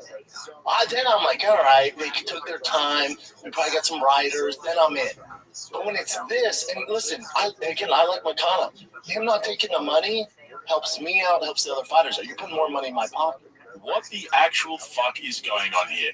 Now you're grilling him for saying it's a YouTube show instead of a podcast. Brendan, nobody gives a fuck. Everyone knows you get most of your views on YouTube. The only reason you claim audio is king is because you know that we can't see those numbers. They're hidden. Do you not see how transparent you are when you say that? But hold up, this just gets better and better. Apparently, Moicano only had 24 hours to respond. Otherwise, Brendan's not going to play his game. Bro, you posted your response to his call out 4 fucking days later. Think about what you're actually saying, mate. Even Brian's sitting there trying his best not to cringe and correct you. And who the fuck would hire writers to go back and forth in an internet beef? This response from Brendan is an absolute disaster. Like, the guy has completely lost the plot. Not a single good point has been made so far, and I've edited this down quite a bit. What else you got, Jim? And here's the other thing. If you're going to respond and then make fun of me, how no one watches my show, I can't podcast, can't do this stuff, blah, blah, blah. But to get your message out, you had to go on another man's show to reach me. I sit down over there in a chair for the last 12 years and get my message out. And you saw it. It got to you. You have to call another grown man who's built their platform in near Hawaii, has a big platform, just to reach me, bud. I do it from here, and you're making fun of me. Well, it might have been that he let it go, and then Ariel asked him about it. No. Okay. He doesn't have a fight coming up. This is the only thing that's current. But wasn't he on Ariel when he said that? Correct, Brian. That's the point. Hold on. Yeah. No, but did he go on? Hold on. Yeah, no, but he didn't go on. Brian doesn't he get didn't it. go on. He didn't go on to address this. He doesn't have a only fight. That. He doesn't have a fight. Go on there for other. He doesn't have a fight coming up. Right. It was at that point Brian Callen said to himself, what are we doing here, B? Clearly Brendan's all in his feelings over this. I still don't understand his point about going on another grown man's show. He's a UFC fighter going on Ariel Helwani's show to talk about the settlement and whatever the fuck else. He only hit back at Brendan at the very end of the interview, but your boy's acting like he went on there just to talk shit about him. This is the raging narcissist in Bubba coming out. The way he tried to shut down Brian by doing that little cringe-ass telephone call act was some of the saddest shit I've ever seen a grown man do. And then you have when he's trying podcasts and when the mom is, right? Weird. Who's the first UFC fighter to do a podcast? Do you know who it is? Right? So he's going to launch a podcast. You're going to call it Show Me the Money. And then when they show you the money, you turned it down. Oh, but I'm the dumb one. All right, Brendan, you got me with that one. That's actually a good point.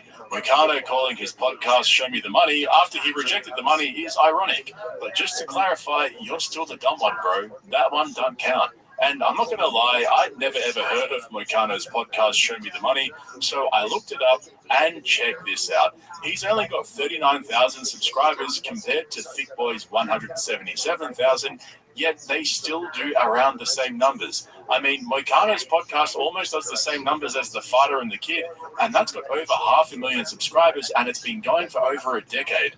Bro, why would you bring that up? You're the most frequent guest in JRE history, yet when you adjust the numbers to account for all the paid bots you have, Moicano's podcast is actually performing better than both of yours. Tell us, Brendan, how is it that you have an 8-hour-old comment on your video 9 minutes after it went live? But that's besides the point. Almost every argument Brendan brought up in retaliation to Moicano's brutal takedown didn't even make sense. Not a single well-thought-out point was made in that whole episode. Just bucket loads of copium on full display for the world to see. And if you want to see more of comedians coping on podcasts, make sure you subscribe to both of my channels, Podcast Cringe and Podcast Cringe Bites, and check out the link in the description to my Patreon for uncensored exclusive deep dives. Thanks for watching, guys. I'll catch you in the next one. What's going on in the world? I'd like to touch on some of the things that have happened. Last time we were there was on Wednesday. Yeah, Hulk Hogan died. I said Hulk Hogan died. You know, he also did all the steroids for 13 years or more. And I think that probably back then, when they were doing all that stuff, that puts a strain on your heart. Yeah. Right? Maybe. A lot of these guys, they're doing a lot of roids, and they're not really with a doctor. I don't know if we can chalk it up to roids. It's just they do so much with their body. Homicide, suicides count for 20% of the deaths. Wow. 20%? Fuck. That's got to be chalked up to CTE, I guess. Or just what else? The Brendan Schaub saga continues this week with the sad realization that maybe his attitude towards his mind and body is taking years off his life rather than adding them on. This is something I've spoken about on this channel a few times in the context of guys like Joe Rogan and Brendan Schaub promoting recreational steroid use and even doing paid ad reads for unregulated substances, which in some cases have open lawsuits against them, such as Rogan's previously owned supplement company Onnit, which produces Alpha Brain. But there was also Brendan's close encounter with those kratom supplements he used to plug on his podcasts, which turned out to be harmful and highly addictive, forcing him to retract his endorsement and telling everyone about how bad they are. I doubt he gave the money back though. Speaking of endorsements, I have an update on Brendan Schaub's latest lawsuit coming soon, so make sure you're subscribed to both of my channels so you don't miss out. Also, don't forget to check out the link in the description to my Patreon for my uncensored exclusive videos covering the usual suspects. As for your boy's latest realization, before I show you his slow-motion panic attack from yesterday's Fighter and the Kid episode, when it dawns on him that his steroid use and CTE are putting him at risk of a premature death, let me give you some context for why this makes him look so stupid from earlier this year. How are your shoulders? Good. Yeah. And yours? Good shoulders? Good shoulders. I tore my bicep like a month ago, probably. Did you get it fixed or no? Nah, man. You don't have to get it fixed? Is it a small tear? Yeah, it's small tear. Oh, okay. I've just been injecting in PPC. You name something. Just I started taking blue scorpion venom. What? Yeah, some scorpion venom. Some venom. I don't know. Name something. The brand name is Venom or actual It's blue venom. They take venom and then from peptides. What? From a scorpion. Oh, what's the name? Yeah, they milk scorpions, Doug. Actually, it's scorpion jizz. Dude, I couldn't lift 3 weeks ago. And who knows? Scorpion did it for you? I don't know.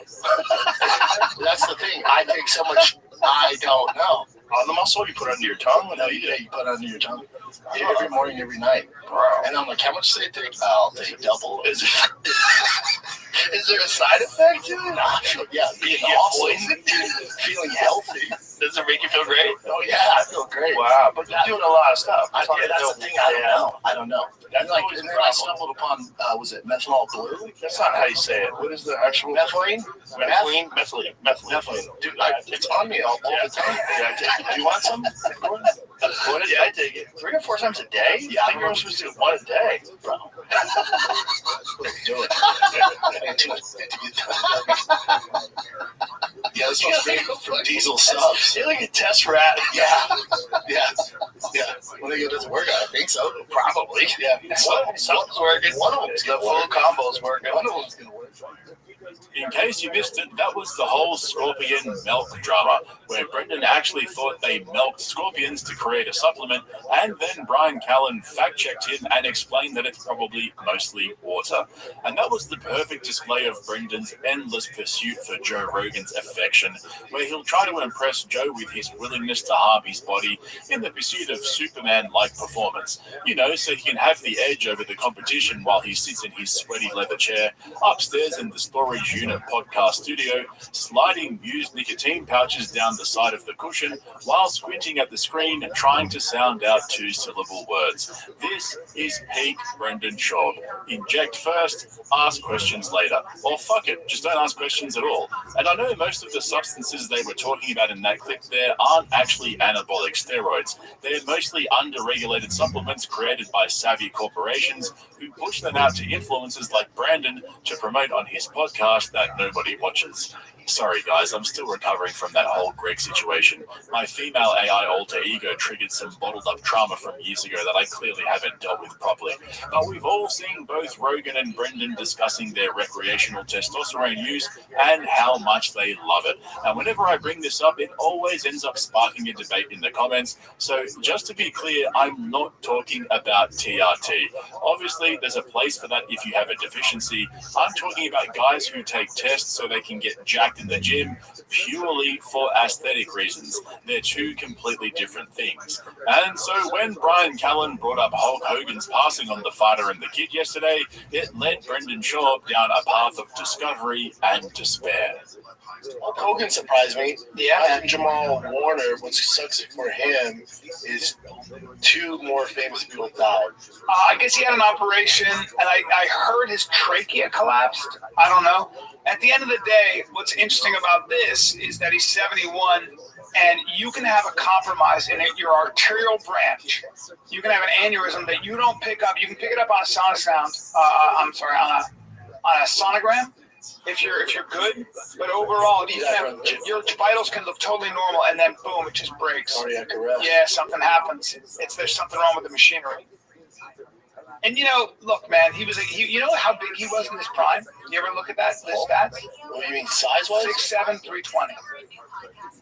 Large. He's not 6'7". Well, you might have seen him now that his spine is completely shrunk. Yeah, I think he's got a few inches because when I met him, he was on heels. Yeah. He's my height. Yeah.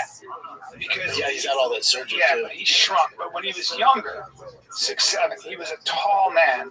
There you go. So numerous surgeries due to wrestling. He's now closer to 6'4". Yeah, like I told you, he's my height, and he had heels on. Yep. And then all the surgeries, but he also did all the steroids for 13 years or more. And I think that probably back then, when they were doing all that stuff, that puts a strain on your heart. Yeah, right. Maybe big dogs. Plus you're adding all Hogan was so massive. What's weird to me is the people that are like good riddance. I was like, get that to the left. It's like you're a great American. Brendan just has to be bigger than everyone else. Bro, nobody gives a fuck that you're taller than Hulk Hogan after a bunch of surgeries and in his senior years. If you want to talk about people who wear lifts in their shoes, let's talk about bald dudes slinging dick instead. Yeah, you thought we'd forgotten about that one, huh, Bupper? But I remember listening to this episode in the background last night while I was trolling Greg on Instagram, and as soon as I heard Brandon push back on Hulk Hogan's steroid use as a potential cause of death, my ears pricked up and I knew exactly where this was going. Well, so I kind of looked at how many of these pro wrestlers haven't made it to 50. It's pretty alarming.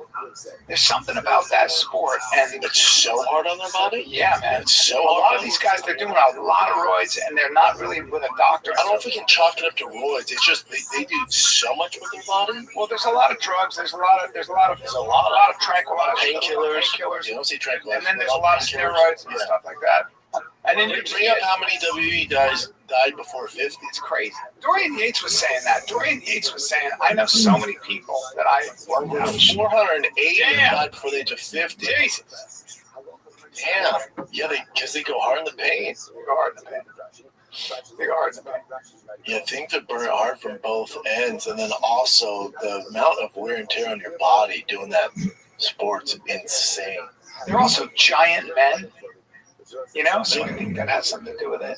Yeah, there are not too many guys who are small who get into WWE. Yeah. And they're so big, but they're probably doing an irresponsible amount of crazy, the big steroids like Tren and stuff. And that just works. That works wonders on your heart there. Oi, Brendan, what the fuck is WE? Bro, it's not even a full word. It's just 3 letters. Come on, man. What are we doing here, B? The only thing worse than the amount of wear and tear professional wrestlers put their bodies through is the amount of coke coming out of Brendan's mouth as he sits there in complete denial that steroid abuse is a contributing factor toward premature death in pro wrestlers. This little copium session from Brendan is as transparent as his wife's thirst trap posts on Instagram. He was scrambling through his empty head, searching for every excuse under the sun, trying to convince himself that steroids don't have side effects. That's right, Brendan, they die young because they go hard in the paint. Nothing to do with all the shit they take to stay jacked with low body fat well into their 40s and 50s. And let's not act like he hasn't been around elite athletes before. How is it possible that he's gotten this far in life, competed in multiple sports at an elite level, and it hasn't once occurred to him that maybe abusing your body is not sustainable? Sounds like that scorpion milk went straight to his head. At this point, though, it was all starting to dawn on him. If pro wrestlers are dying young, then what about NFL players? Isn't that crazy? A lot of guys. It's a crazy stat. It really is a crazy stat. Do me a favor. How many NFL players died before 50? Okay, obviously there's more guys. There's more guys in the NFL, yeah, right? But still. Okay. Oh my God. A ton. I was going to say 3,000. 3,850. You realize those who qualify as obese were twice as likely to die before age 50 compared to their. Yeah, they were just heavy as shit, right? 22% of all deaths were contributed to heart disease. Again, I think the common factor is NFL players, WWE, they're all big people. Big. And also NFL guys, they like Great Dane. Fat. They get fat as, they just do. Some of the linemen and stuff like that, I mean, they just get way, way fat. Heart disease, the cause of death. Homicide, suicides count for 20% of the deaths. Wow. 20%? Fuck. That's got to be chalked up to CTE, I guess. Or just one L.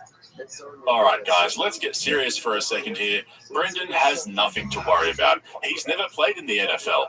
But first it was the juice, and now it's the CTE. That slow realization from Brandon that he's got two major risk factors was actually kind of hard to watch. It was at this point that I actually started feeling sorry for him. This always happens with Bucker. Covering this guy is such an emotional roller coaster. See, guys like Andrew Schultz and Bert Kreischer, they lean into the cringe and use it to maintain relevance. But Brendan's just a straight-up dumbass. Like, I genuinely believe that he's never really thought about the side effects of his steroid use and all of the head trauma he's endured over the years. I think it's interesting that some people... Hold on, Chin, this is wild. 73.5% of the 517 NFL players' death occurred before the age of 70. Yeah. Wow. That's kind of nuts. So the average NFL player died at the average age of 60. What? Compared to MLB 66. Wait a minute. Hold on. Rates of NFL and NBA. No, that NFL players died at an average rate of 59.6. What the dude? That's my age. Damn. Yeah, but these are big boys. Big boys. You're talking about 30 years of running into people. Also, like training really hard. Yeah. The wear and tear on your body. Yeah, it tears your body up. And probably, I think a lot of them just gain a lot of weight, don't they?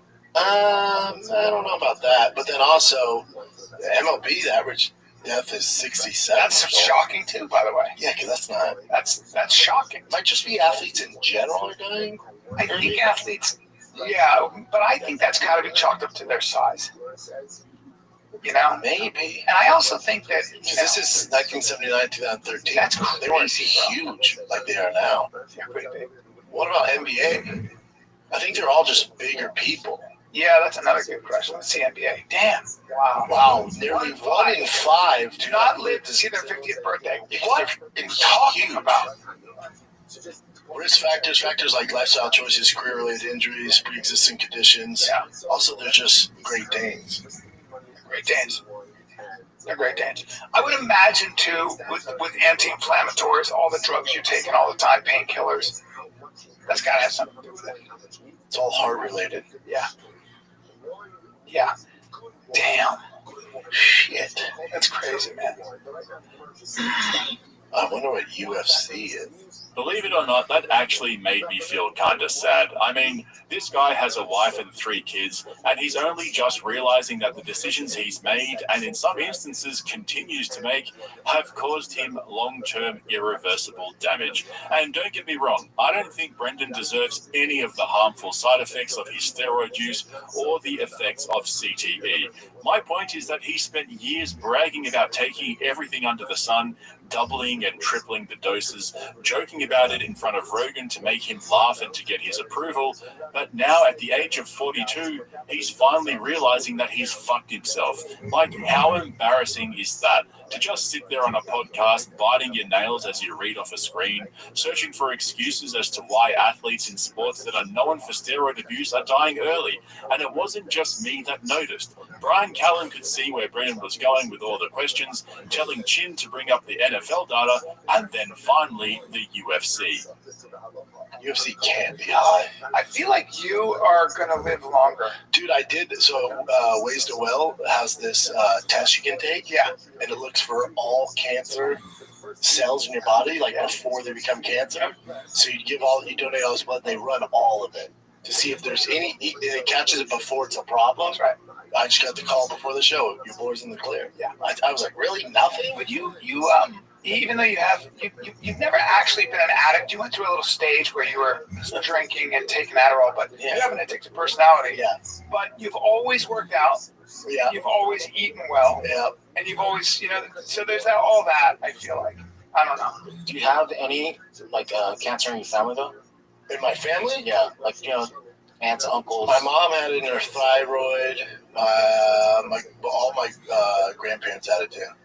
So it does run your. That's like you're very lucky then. But your family's fairly long-lived, right? Oh yeah. Grandma was like 98. Then I was 99. Yeah. UFC hasn't been around that long, so but it can't be better odds than the NFL or NBA. It can't be good. No. Although they're a little smaller. Yeah, it depends, right? But not the light heavyweights and heavyweights. They're size NFL guys. There's some big boys. Huge. Some big boys. Yeah. And they're cutting weight. So it's even harder on your butt. So the lighter weights are cutting weight. Yeah. Which is even worse for you. Yeah, you're taking some shots on the head. So Chin didn't end up looking up the stats for MMA fighters, so I did a quick Google to see what the numbers were like, and as you'd expect, it wasn't good. I know this isn't a comprehensive analysis, it's just a Google search, but that's exactly what Chin was doing in those clips there. And what do you know, the main cause of premature death in MMA fighters is head trauma. Credit to Rogan, though. He's never shied away from this discussion, and he's done a lot over the years to spread awareness for CTE and the damage fighters are doing to their bodies. But also, fuck Joe Rogan for promoting PEDs and steroids to a whole generation of men, including Brandon. I know so many guys who are on the gear and justify it by saying, well, Joe Rogan does it and he's fine. We're at the point now where scrawny comedians like Tony Hinchcliffe are taking tests while having shitty diets and smoking cigarettes. And it's not like it's a secret. They all go to the same doctors at Ways to Well. I think Rogan even pays for some of his buddies to go down there and get sorted out. That whole Austin comedy scene has turned into the biggest cash cow for all those doctors who keep pumping them full of shit they don't need.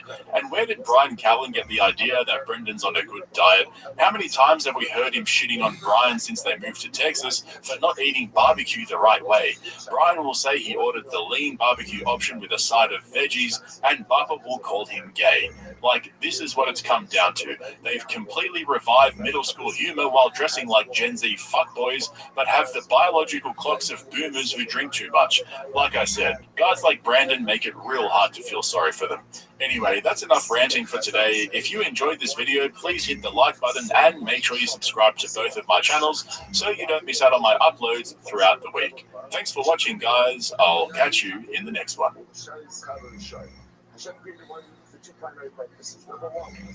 So walk me through this idea again. Oh, dude, you're gonna love this. So you know how the CBD industry is like the Wild West. You never know what you're gonna get. Right? I represent Pure Spectrum. You know exactly what you're gonna get. So I ride into this lawless, like old country town, right? I'm representing Pure Spectrum. I'm the sheriff. I'm all in the big burly horses, right, like a brown.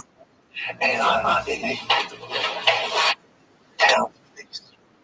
We're just all because they represent the other CBD.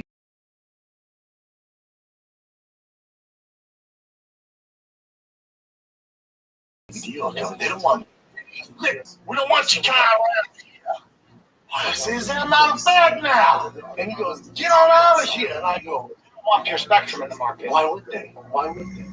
All right, guys, before we get into today's serving of lol-suit lasagna, I've got to remind you, everything I'm about to talk about comes directly from the plaintiff's legal filings in this civil case. These are just allegations. None of this has been tested or proven in court yet, and Brendan Schaub is still fully entitled to defend himself. In fact, according to the latest court records, Brendan hasn't even been officially served with the lawsuit.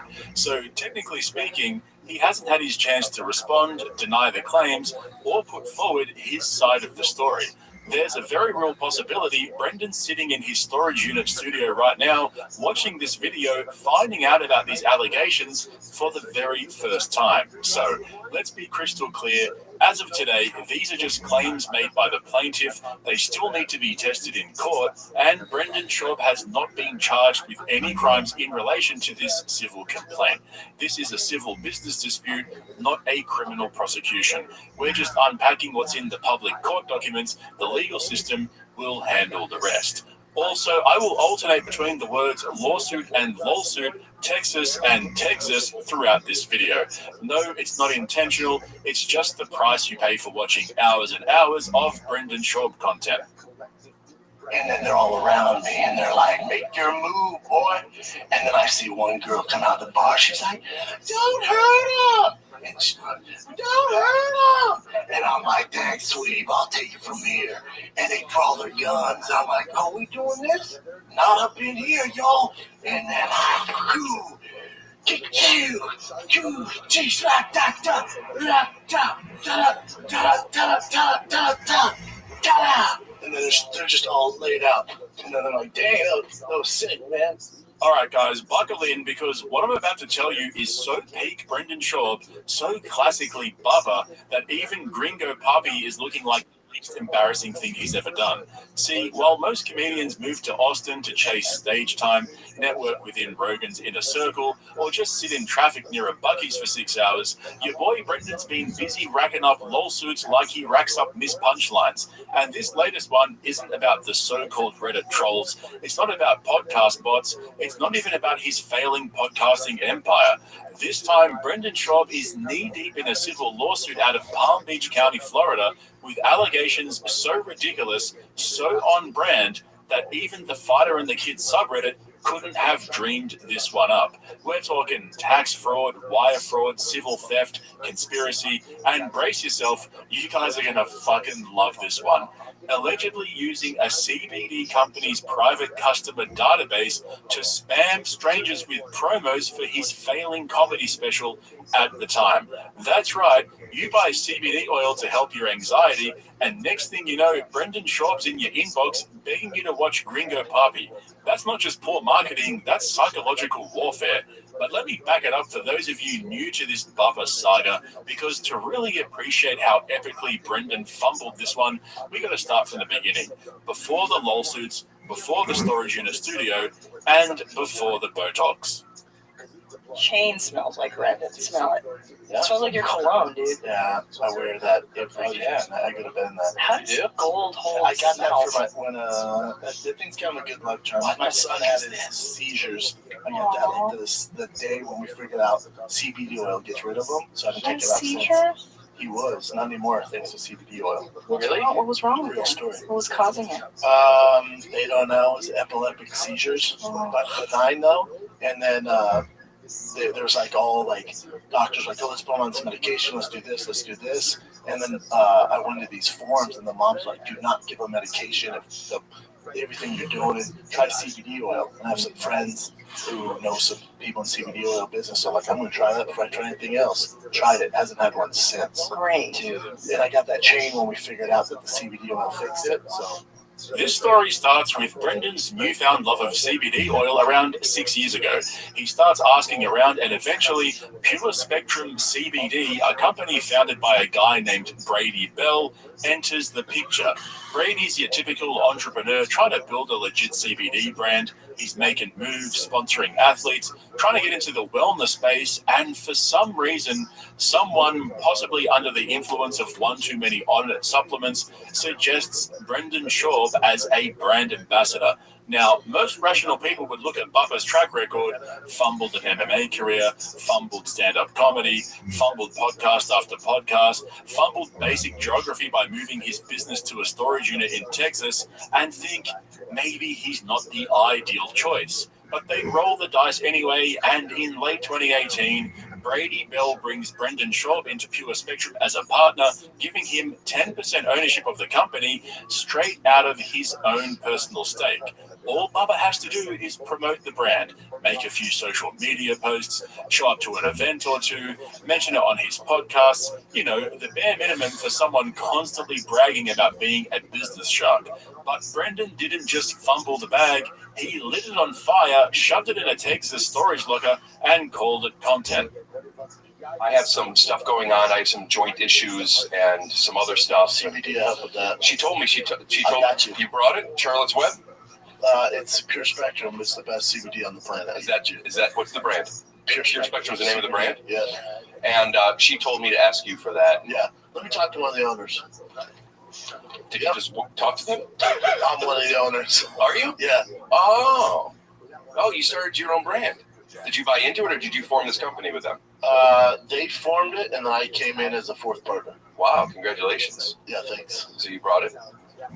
You brought it, I'm going to try it out? I'm going to bring it. I forgot it. But I got the best for you. Okay. We don't live far from each other. I can go get it and come back. Okay. Thanks, dude. Yeah, no problem, man. It's the least I can do. So here's where it all starts to unravel, and honestly, it wouldn't be a true Brendan Schaub story without some world-class self-sabotage. After getting his 10% stake in Pure Spectrum, Brendan allegedly does what Brendan does best. Absolutely fuck all. The lawsuit spells it out clear as day. Brendan missed every single required social media post. For those keeping score at home, that's 88 out of 88 missed posts. He skipped promotional events. He failed to honor his contractual obligations. Meanwhile, get this, he still managed to collect over $370,000 in commissions from Pure Spectrum. That's right, Brendan allegedly pocketed hundreds of thousands of dollars while doing less promo than Chin does research for The Fighter and the Kid. And honestly, that's impressive in its own way. But like every good Bubba scandal, things get dumber. Because as Gringo Puppy started tanking harder than his Spotify download numbers, Brendan allegedly decided to get creative. And by creative, I mean desperate. This lawsuit contains possibly the funniest sentence I've ever read in a legal filing. On multiple occasions in 2019 and 2020, Mr. Schaub solicited plaintiff to send mass emails using Pure Spectrum's customer database to promote defendants' unrelated comedy specials to help boost poor ratings on Showtime and IMDb. Let that sink in for a second. People are signing up to Pure Spectrum's mailing list because they want CBD products. They're dealing with anxiety, pain, sleeplessness, and Brendan allegedly tries to hijack the database to spam them with ads for Gringo Puppy. Imagine buying CBD to help your anxiety, and next thing you know, Brendan's in your inbox saying, "What else you got, Chin?" while begging you to rate his comedy special higher than a Rotten Tomatoes disaster movie. But wait, it gets so much better, because apparently even Showtime and IMDb were so pissed off by Bubba's guerrilla marketing tactics that they allegedly threatened legal action. This is directly from the lawsuit.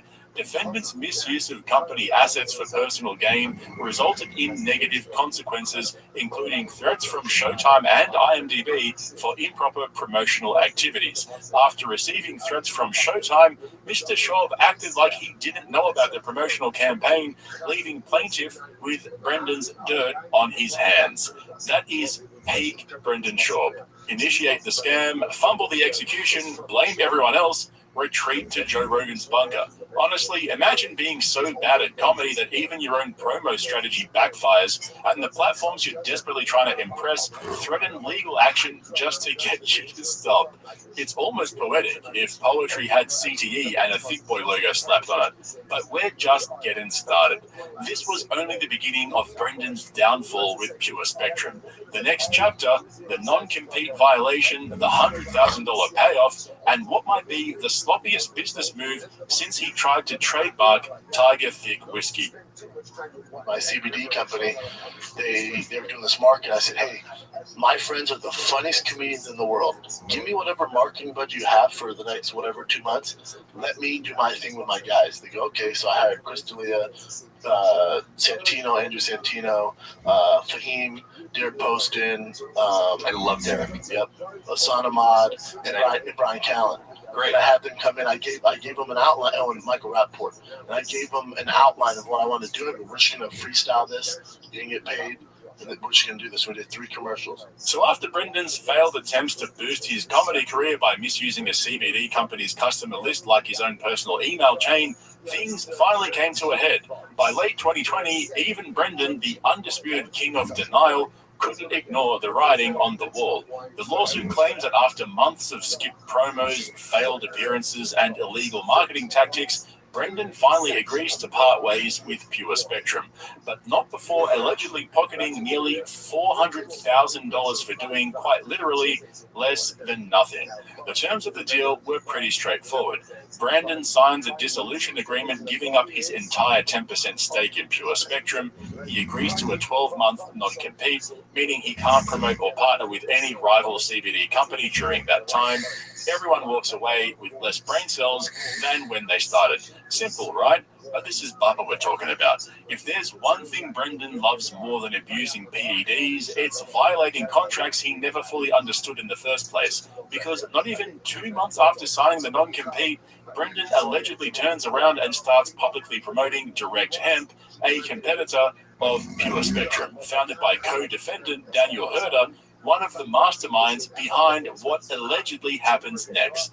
Brady Bell, the founder who originally brought Brendan into Pure Spectrum, wasn't having it. He sent cease and desist letters, or as Brendan calls them, cease and desist letters, reminding Brendan of the non-compete he literally just signed, and he probably even tried to speak slowly so Brendan could keep up, you know.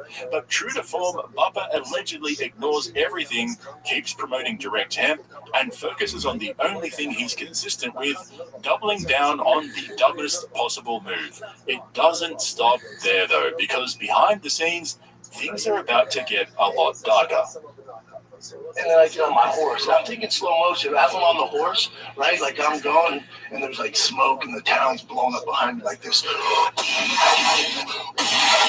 Why isn't my horse town going up? Going to the innocent people there? No, they ran during the shootout. Because I heard one girl in the saloon go, "Oh, that's a sick-ass cowboy." And I'm like, "You right, sweetie?" I know, but the town's... And then in slow motion, it's like, and then I'm looking like super smoky. And then even my horse in slow motion goes. August 2021. According to the lawsuit, Pure Spectrum insiders and investors are plotting a hostile takeover of the company. The plan: push Brady Bell out of his business, take control, and in classic podcast industry fashion, glaze over the details later. But they have one problem. They need Brendan's help to pull it off. Even though he signed away his ownership, they allegedly approached Bubba with a deal. Hey Brendan, we know you technically gave up your stake, but how about you lie on some documents, pretend you still own 9.3% of Pure Spectrum, and help us vote Brady out? We'll throw in $100,000 for your trouble. Now, if there's one thing Brendan loves more than scorpion milk, it's easy money with zero accountability. The lawsuit claims he took the deal faster than Theo Von distanced himself from the fighter and the kid, signed the false declaration, claimed he still owned part of the company, and helped oust Brady Bell from Pure Spectrum entirely.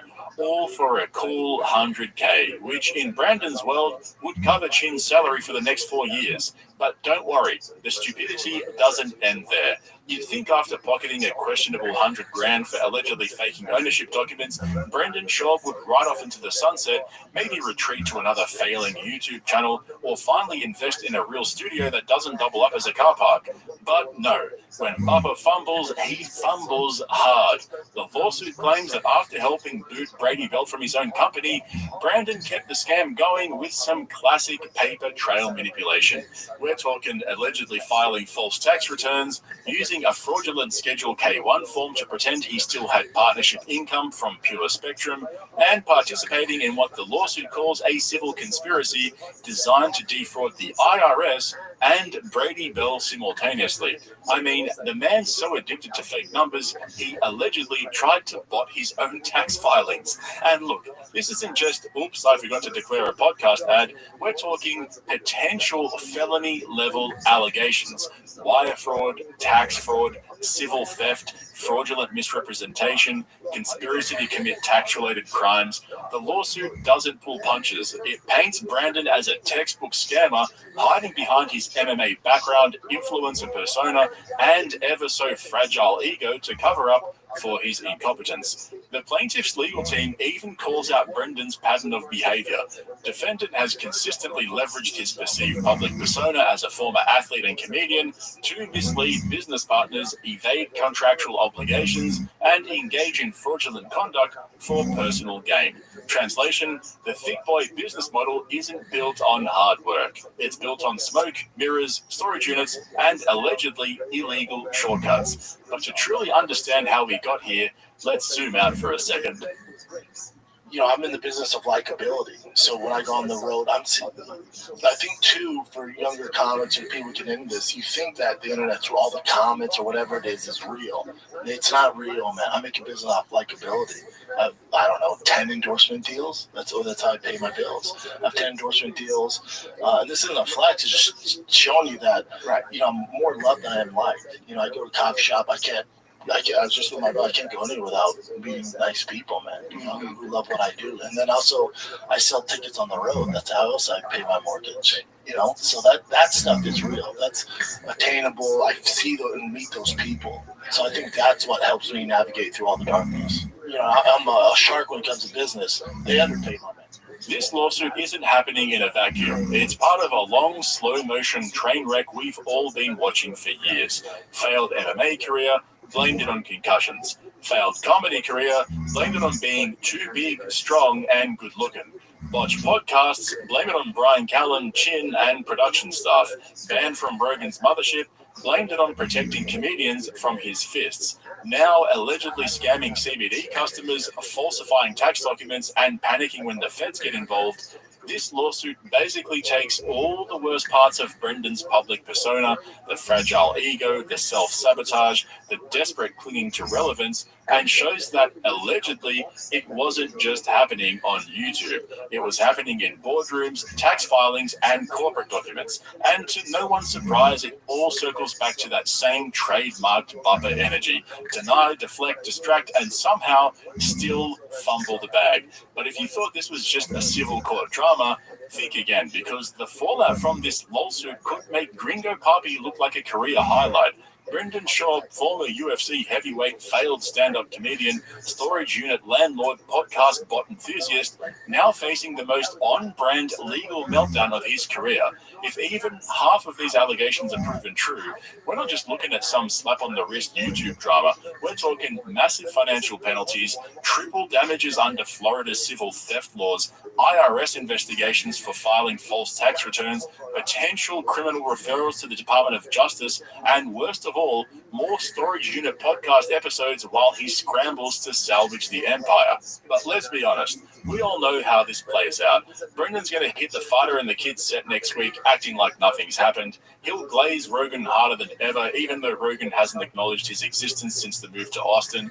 He'll blame the haters, aka anyone who's been reading the court filings and knows how to pronounce the word conspiracy. And in true Papa fashion, he'll probably fuck up the legal defense worse than he fucked up his copyright lawsuit. You know, the one he thought was a defamation lawsuit for 2 years until I called him out on this channel, and his lawyers had to scramble to convince the court that he was lying on the podcast to save the case, which he still lost. But let me stop for a second, because even with everything we've seen from Brendan over the years, there's one particular part of this lawsuit that feels almost too dumb to be real. According to the filings, Brendan allegedly sold a 9.3% ownership stake in Pure Spectrum CBD, pocketing $100,000 for it, despite the fact that, and I can't stress this enough, he didn't even legally own the stake at that point. He'd already signed it away months earlier in a dissolution agreement. Now, look, I've covered Bubba long enough to know he's no Terrence Howard. The man once thought Texas was an actual place. He thought Gringo Papi was going to break Netflix. He thought Rogan would actually let him set foot in the mothership green room, but surely even Brendan Schaub isn't dumb enough to sign legal documents selling part of a company he doesn't own. Surely the people around him, and let's remember, Brendan's constantly reminding us how professional his legal team is.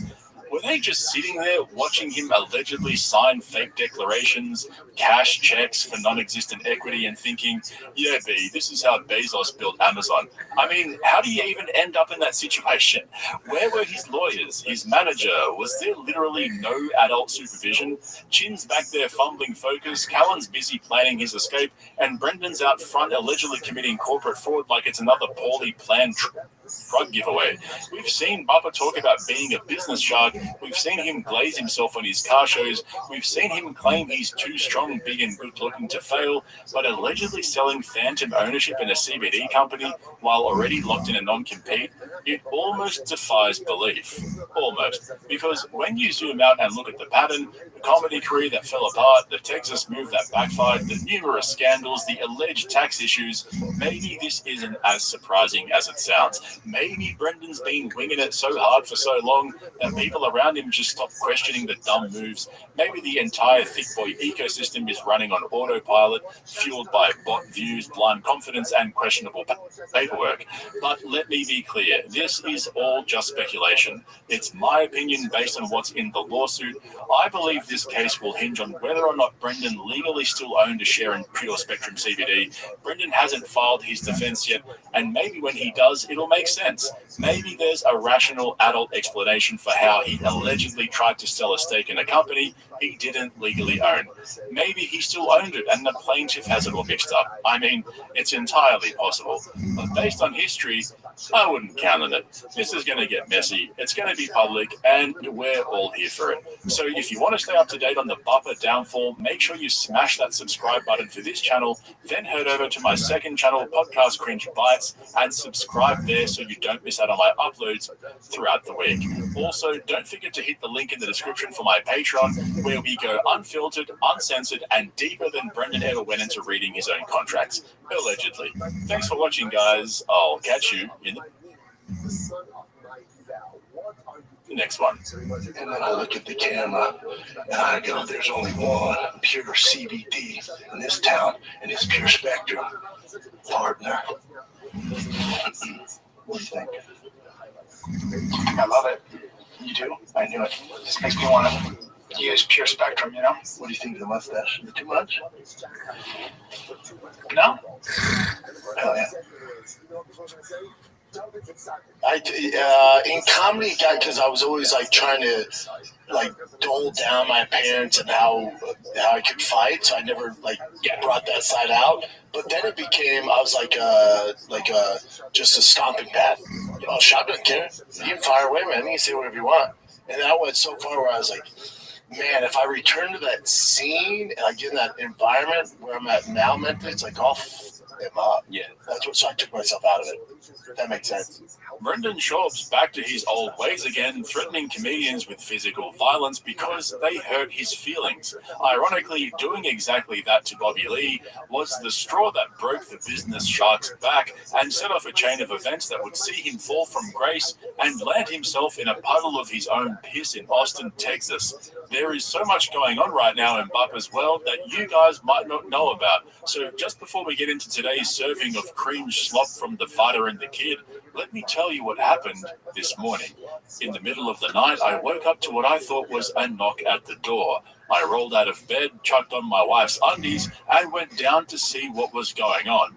Outside my front door, laid out neatly on the top step, was a yellow package with the words "Cringe Lord" written in thick black text.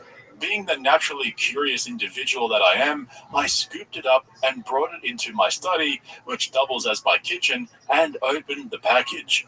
Inside were a bunch of legal documents with Brendan Schaub's name written all over them. My initial thought was, finally, that fuckface is suing me, and I started to brick up.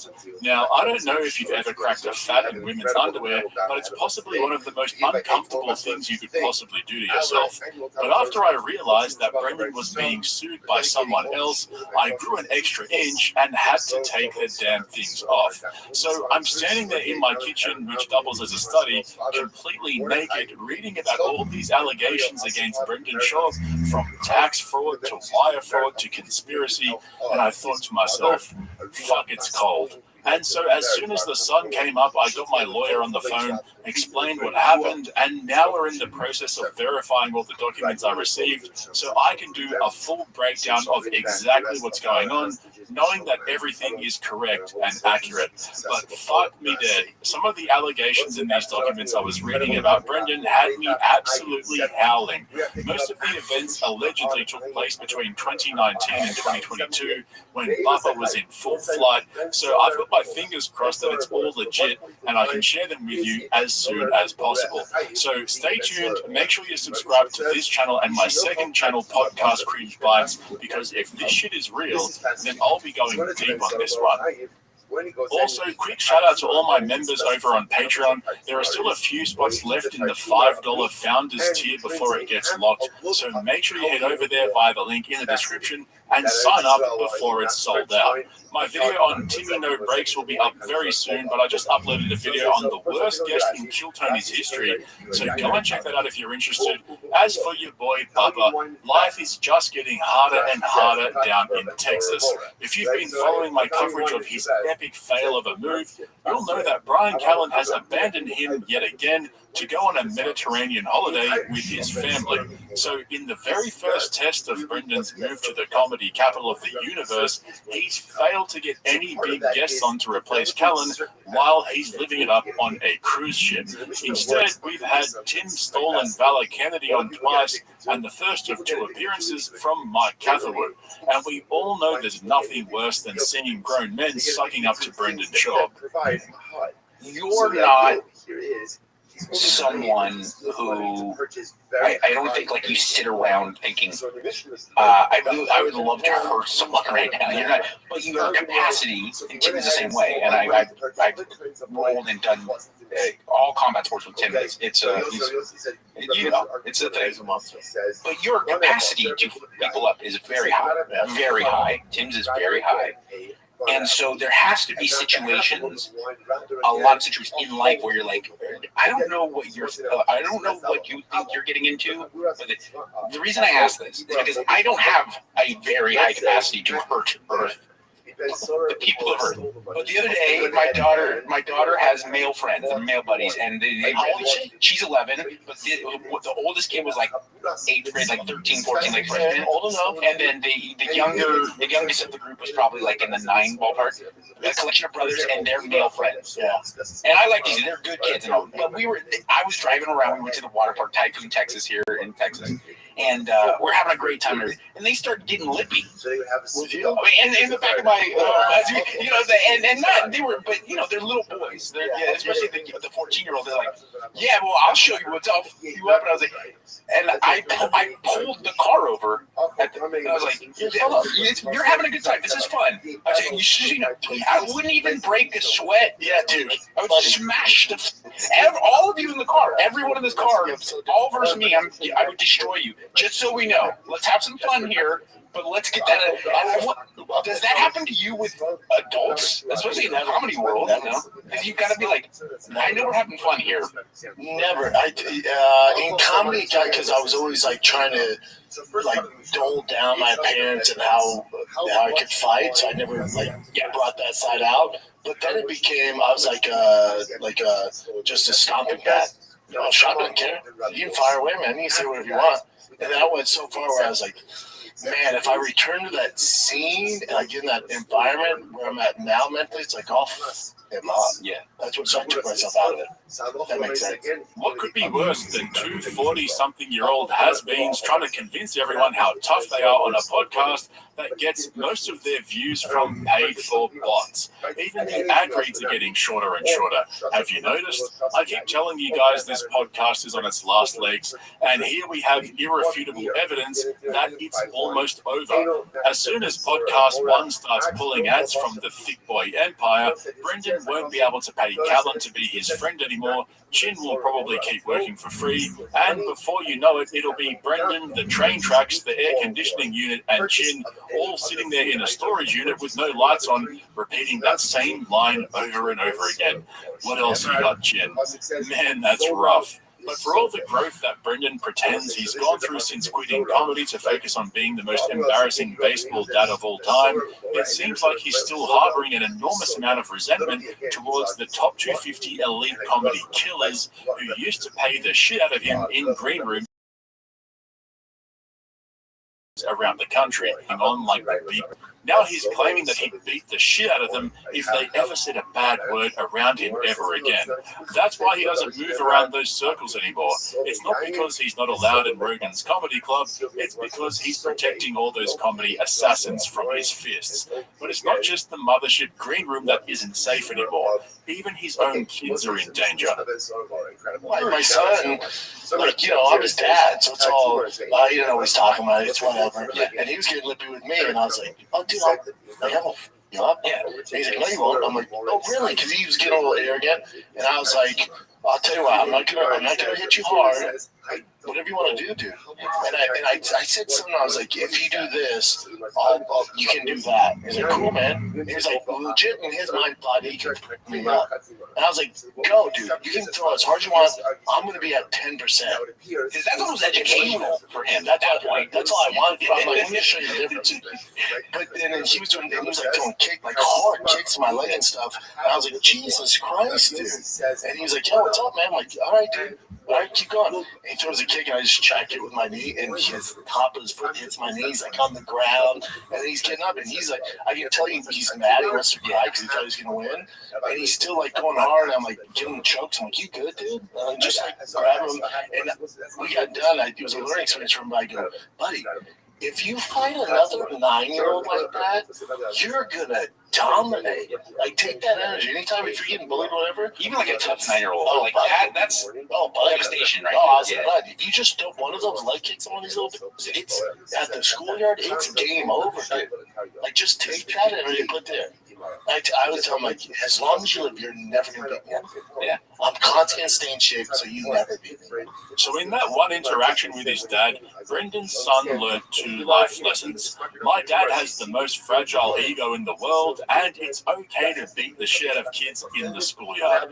What are we doing here, B? Next minute, Brendan will be in the principal's office pretending like he doesn't know where his kid got the idea from. Luckily for him, though, it's highly unlikely that the school principal has ever seen an episode of The Fighter and the Kid.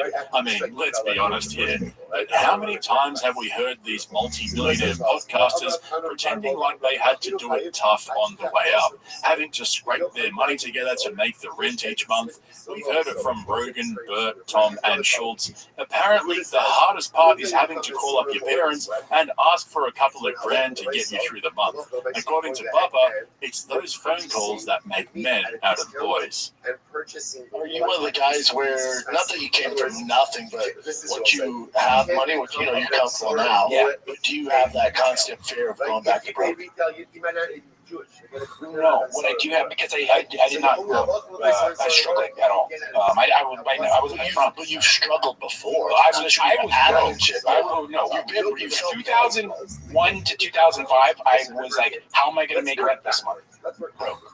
And I just refused to, like, I happened 2 or 3 times, but I felt like I was swallowing razors. I'd go to my parents' house, I'd be like, so you know, a couple grand because I don't know what to do. But today that you don't wake up with cold. No, I don't feel like that. But what I do feel like is like I think about those times when I would be sitting there watching TV or doing whatever you do to kill time on a day when you don't have work. 24, and my dog's sitting on my lap, and I'm like, fuck, I'm a loser. Like, how am I going to pay my rent? And I was sitting in those moments, and I don't necessarily fear being in that financial position. I fear that feeling. I'm a loser. Yeah. I don't ever want to feel like a loser. Yeah. I'm getting well, no, it's true. I think that's what most, especially guys in our business, that's the biggest fear, being a loser. Well, being a loser, but my thing is, my kids experience, like, they're used to this life. Like, my life out here is a movie, dude. Like, I wake up, there's the lake there, like, I'm on the lake every day, and, like, my wife, I told her, I'm like, your wife's get shit also, that's gotta make you feel weird. It's gotta make you feel like, what, is this real? Yeah, we're in a simulation, according to Elon Musk. Yeah, my thing is that they have this life where my wife's like, you've called it, man. Like, it's so great out here. It feels like a movie. It feels like we're on vacation every day. Biggest motivation is we can't go back. We can't go back. Yeah, I can't. I don't want my kids to be like, have that story where they're in their 20s, like, yeah, we grew up in this dope crib around the lake, and something happened, and now I'm in an apartment. Yeah, no, my dad sold all those cars. Like, that's the motivation. It's not even the amount of money. You're right. It's not the idea of regression. Yes, it seems so scary. Brendan outlining his own demise right there is a peach's delight. It's clearly been keeping him up at night with those cold sweats he was just talking about. He can't just admit that it's all falling apart around him. Moving to Texas was his last-ditch effort to save the podcast, and we all know how that's going, don't we, B? At least he's got a hot wife to sit with him throughout thick and thin. Once the money runs dry, she'll be the first one to get a job and pay the bills. Who wrote that? The reality is, Brendan will blame his team, claim that mistakes were made outside of his control. His dad will bail him out, and he'll be on the first flight back to LA, ready for his next identity theft. If you ask me, I think he'd be better off asking Rogan for a job doing security at the comedy mothership. It'd be funnier than anything happening inside. But if there's one thing we know about Brendan, it's his strong sense of self-awareness. This next clip was bought and paid for by Thick Boy Studios. One of the things that I think a lot of people in the internet sphere get very critical about you is they'll be like, "There's no self-awareness," and I couldn't disagree. I think none of my friends in the entertainment industry, especially in the digital space, are more self-aware than you are, because you struggle with the idea of like, I'm going to be in the space of like influencer / comedian / this and that, where I'm buff and used to fight in cages, and I'm handsome, and you know what I'm saying? Like, it would be so hard to do that and not. It's so hard to kind of express to people who aren't in this world. There's a reason why a lot of comedians are kind of like nebbishy, like the hoodie and the ill-fitting clothes, and it's like, these are me. Because that fits what people understand, and it also makes it easier for people to kind of connect with them on stage. And same with broadcasters, same with radio guys. And when someone comes along, and you could say what you want about Dane Cook or these guys or Dalia, Matt Wright, a lot of it is just like you're swimming uphill when you don't fit that mold. And since day one, when you and Ian Callan were just piecing together the idea of doing a podcast, you're living I remember you were living in a condo in Marina Del Rey, and you just got your first Beamer, like that. You were just getting like your baller car, like it. And you're like, yeah, dude, I don't care. I'm going to do this, I'm going to do that. It's like, it'll be rough. It's like, look at my jeans. And I'm looking at buying this Porsche, and you're like, this is going to be rough for me. You never once were like, I don't even understand why people are talking. You're like, look at my jeans. I've got it from day one. Look at my, I get it. You know? I get it. And so anyway, that's something. That's the one. The problem this whole time was that Brendan is too fit, too strong, and too good looking to be famous. It's not because he's a massive dumbass with shit for brains and doesn't have a funny bone in his body. It's because he's too talented, so he had to swim uphill his whole life. I remember when Joe Rogan said almost the exact same thing years ago, that people have trouble accepting Brendan Shaw because he's too big, strong, and good looking. Oh, and I almost forgot, he's also too self-aware. It makes makes sense now why Brendan basically begged Mike to come back for a second recording this week. Looks like he just found Brian Callen's replacement, and so the cycle repeats itself. But with all the dick riding in this episode, it made me think, what happened to Brendan's North Star, Joe Rogan? We haven't heard him even mention Brendan's move to Texas yet. He hasn't given the guys a shout out, let alone phoned into the podcast to help boost the numbers. Yet, according to Bubba, Rogan's his most loyalist friend in the world. Dude, my first flight out there looking at houses, it's like, whatever, 4 months ago, I got an argument with 2 people on the plane about Rogan. Oh, what's on it? Okay. Oh, yeah. Here. And I was like, am I really going to fight you and Brian and Bert and all the like that, the Rogan spirit, you guys can say all you want. There are people that can be like, he's dirt and cheap. Rogan's not my boy, but he's always, I knew Rogan. If Joe Rogan walked in right now, because he'd be like, oh, Mike, what's it? He knows me. Before JRE, he used to have to do radio to promote his comedy, as all comics did. And he used to come in and Kevin and Pete all the time. He was one of our favorite people. He was amazing. He used to light up the airwaves. He always was cool with me. He gave me and Kevin tickets to go to UFCs. He was cool. I have an experience.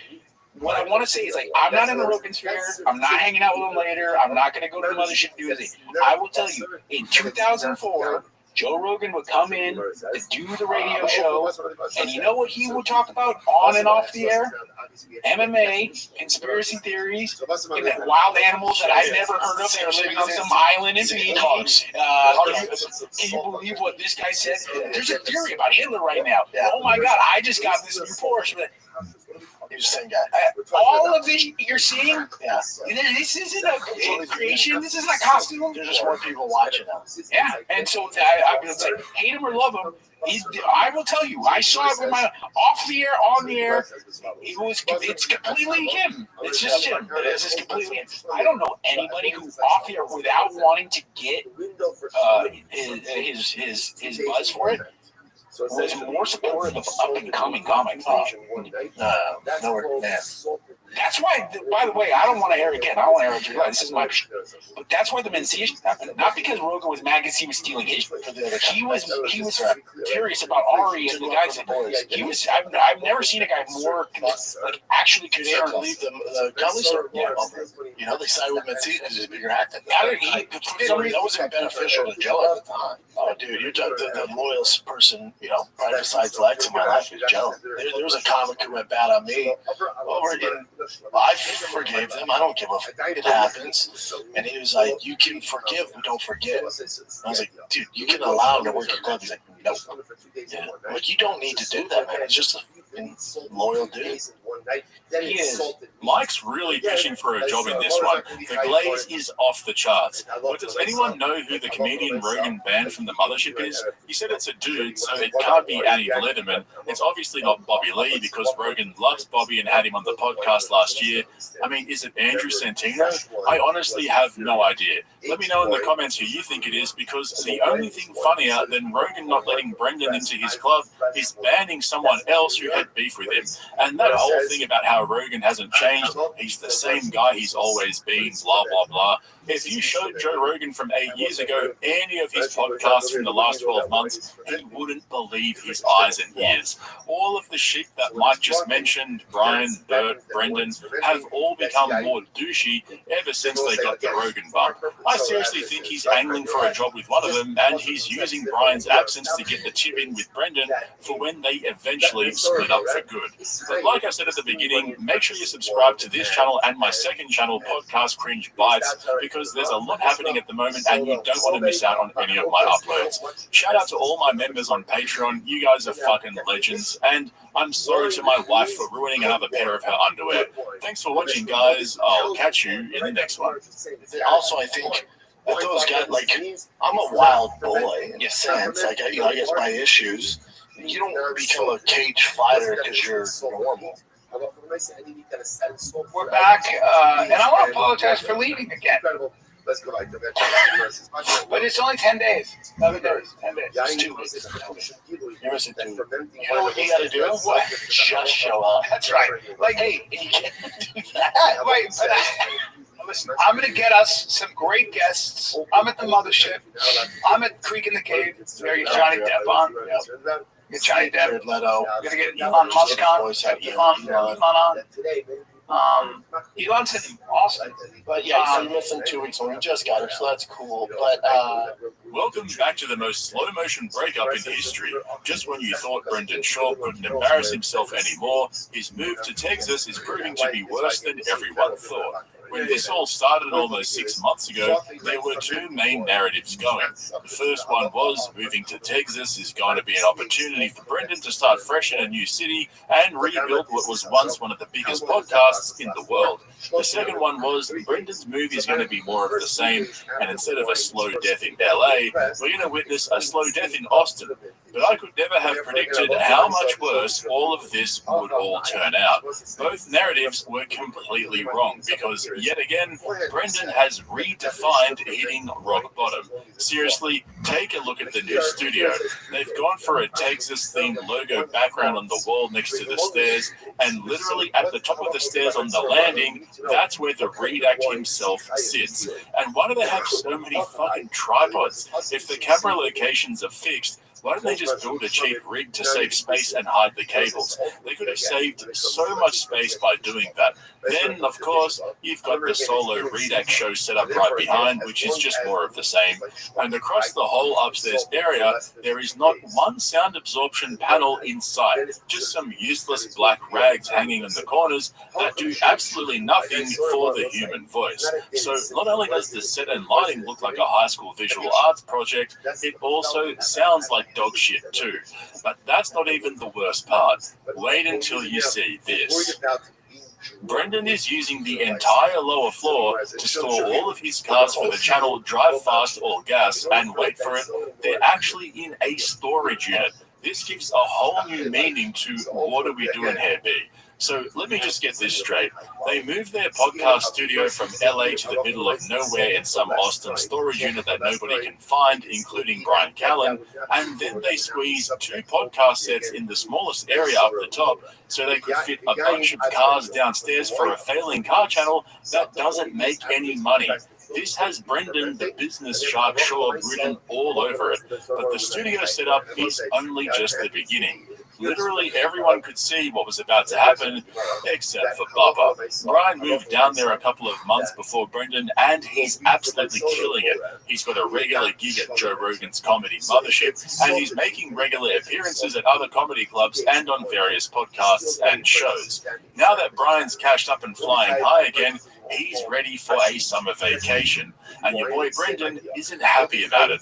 This was the conversation at the very beginning of the podcast, right after the cringy intro thing. Yeah, here we are, baby. We're back, bud. We're back. And I want to apologize for leaving again. But it's only 10 days. 11 days. 10 days. It's 2 weeks. You're missing 2 weeks. I'm not missing 2 weeks. I'm missing, no, because you come back on Tuesday. Well, I'll come back on a Wednesday. Yeah, I'll be right. No, but we'll get a podcast in that week, so it'll be 3 shows I miss altogether. 3 shows. A total of 3. 4. Because you come back on Wednesday, we have to film on Thursday. Yeah, we'll film on Thursday. But you know what? Hey, look at me. We're filming on Thursday. But guess what? We'll get it in. That'll be on Thursday. We'll do it Thursday morning, and so we only missed 3. Maybe we missed 3. Like next week. So while you're gone, what are you doing? I'm going with the extended family. It's every June. Every June. It's okay. Well, it's my whole family though. It's my dad. He's 85. Like cruises? Well, it's a high-end cruise. We start this isn't just dude. 2 things No, but this is a great cruise. It's with the kids. It's great. It's fun. But yeah, so you're missing 2 weeks when we just got her, so that's cool. But airing out your dirty laundry in the intro is a symptom of a dying podcast. Like, who seriously wants to tune into a show while they're working or just chilling at home? Maybe they're in the car, and the first thing they hear is Brendan bitching about Brian taking a family holiday. It's like when there's a couple in your friend group who are constantly arguing and bickering, but no one has the balls to tell them to break up already. After all these years of Brian needing Brendan more than Brendan needing Brian, the tables have finally turned on your boy Bubba, and now he's copying a taste of his own medicine. Just watch the way Brian talks to Brendan now compared to when they were back in LA. He gives absolutely zero fucks what Brendan thinks. He's doing things his own way and doesn't need Brendan's approval anymore. But Brendan's turned into the toxic ex-boyfriend who's trying to convince Brian that he's nothing without him and needs him to be happy. I just need you to I got us. Listen, you know, after however long we've been doing something, 14 years? Yeah, something like that. Back hurts, right? Hey, after 14 years, back hurts, and so does Chin. Chin and Brennan have been in this studio, building this place out, putting up lights, renting the place, leasing it, paperwork, all that stuff. Oh, buddy. I mean, everything. And I've been grab ass when you're like, I've been doing stand up and just, I've been, you know what I've been about as useful as a cow chewing grass. And what else is new? My back hurts. No, your back hurts. I did say thank you. I did text. Yesterday, after all the work you did, you didn't even notice the lights. I'm such a with that stuff, and I apologize. I know you're doing a great job. Yeah, I don't need a pat on the back. Well, right? It's nice. Your best friend should say, "Hey, dude." I'm used to it by now. That's not. But I don't want to be that guy to you. I don't want to be that person. I want to be your friend who's there to support. But it's all. You just gotta know. It's all good. I don't remember resentment. But me and Chin's back. Me hurt. So while Brendan and Chin have been breaking each other's backs, Brian's been off chilling with the Austin assassins in the mothership green room. By the way, renting the place, leasing it, and doing paperwork all mean the same thing. And everyone knows that Bubba's not signing anything himself. Brendan's probably been loitering around taking pics and videos for Instagram and getting in Chin's way. But someone needs to pull Brendan aside and explain to him that Brian's been carrying the show ever since they weren't able to book guests anymore. Everything wrong with the show is a direct result of Brendan and Chin's input. And when Brian's the strongest link, you know you've got a problem. Speaking of guests, though, like I said at the beginning, this move to Austin was meant to be an opportunity to bring on some big guests and breathe some life into this podcast. And now that Brian's mixing it with the top 250 again, he's got some plans for the future. What am I going to do? You know what you got to do? What? Just show up. That's right. Like, hey, you can't do that. Right, but what am I going to do? No, I don't want you touching me. I'd be here and I'd be like, do you want to put the, you'd be like, no, I don't need you. I know that. Just show up. Well, no, go on vacation. Now, listen, I'm going to get us some great guests. I'm at the mothership. I'm at Creek in the Cave. We are going to have some great fun. I've never heard. I've heard of Creek in the Cave. Is Creek in the Cave an actual date in the creek? It's a great club. Oh, it's a club. Yeah, it's a club. See, I was thinking like a small Red Rocks and the waters. It's like Vulcan Gas Company. It's like right there. That whole section is in. That's a great club. I love that club. That's cool. Sunset Strip. We got some great comedy clubs. That's cool. Yeah, that's cool. So you got the mothership last night? Yeah, I did Story Wars with Louis J. Gomez. What is Story Wars? So Louis J. Gomez. Is it like a play on like this is not happening? It's like great. No. Louis J. Gomez came up with this idea. I have no idea, by the way. That's not. Yeah, I don't know what it is. So you tell you submit stories anonymously. All five of us submit 3 stories. Yep. And then they'll read the story, and you have to guess who. It's a real story. You have to guess who in the crowd, who in the panel.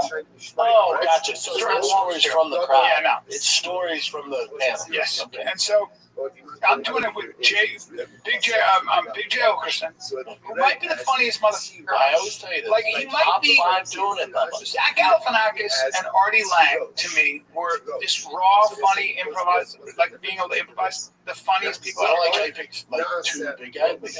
I would say Big J Okerson is just from raw talent and ability to be funny. There's nobody funny. Calling Big J Okerson a top 5 comedian in the world right now, and even going as far as to say that there's nobody going around better than him at the moment, is absolutely crazy. These guys are so fucking desperate for a guest that they've resorted to glazing average comedians. Next, they'll be saying how amazing Steve-O is to get him in the studio as well. Brendan has burnt so many bridges over the years that it's going to be almost impossible to get a decent guest on the show ever again. And with this whole move over the past few months, all the chatter and the endless promotion from these guys, we haven't heard One word about it from Bubba's North Star, Joe Rogan.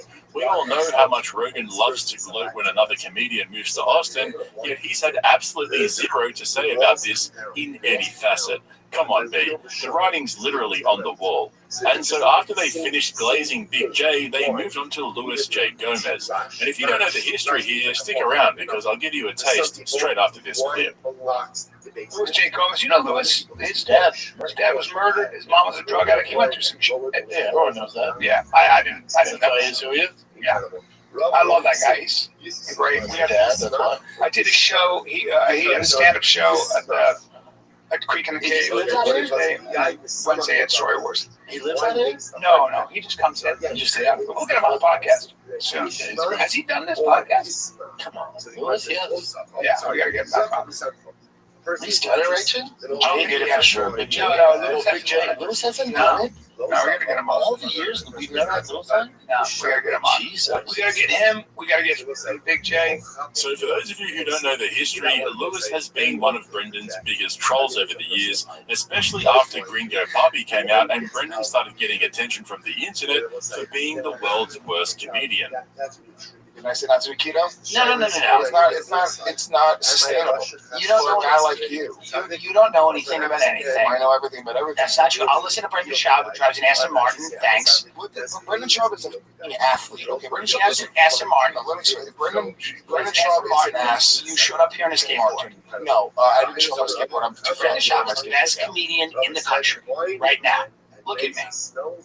Have you seen his stuff? Yeah. He's the best. So I will take advice from him. Brendan Schaub, let me explain something. He might be, there's a good chance he's the best comedian of our generation, okay? Yeah. That's not the other thing. Prolific. This has nothing to do with his amazing. I understand the keto because he's an athlete. I was a swimmer when I was a child, Louis, and I was a great swimmer. I'll beat you in a race, and I'll beat him in a race in swimming. I'll kick his ass in swimming. Brendan Schaub knows nothing about being fat and getting in shape. Yeah, and I guess the title of it was something along the lines of like Brendan Schaub caught trying to cheat on his wife, right? And there's a video of Brendan Schaub at a restaurant, just a security footage, and he goes up to a girl, allegedly, goes up to a girl. You don't know, it's literally security footage. He goes to a girl. This video of him giving his number to this chick, his wife saw it, freaked him out, and he was like, this dude, I'm sick of this guy saying, he talks him all the time, he probably doesn't say anything, right? He watches every video this guy does on it. If you like writing jokes, you go to Schaub. Of course. Okay, you go to Schaub, you take his writing workshop, possibly, okay? Please edit this out. They call it a workshop. My LA friends, we don't have to take this abuse. We don't have to take this abuse in LA. We have matches and we all drive Maserati. We don't have to take this abuse from these low-level bodega rats. So we're not talking about comedy writing. We're talking about high-level, prolific comedian Brendan Schaub. Workshop. Give his online course. There are seriously a bunch of clips like that of Louis just roasting the shit out of Brendan, same with Tim Dillon, Dave Smith, and Big J. And so after calling out Brendan for so long and inviting him to Skankfest, your boy eventually agreed to do it and went on the panel, only for all of them to kiss each other's asses and play nice. So the fact that Brendan's willing to see past all of that and invite them on his dying podcast just goes to show how desperate they are to get a decent guest on. But forget comedians, these guys are shooting for the stars. We gotta get Johnny Depp on.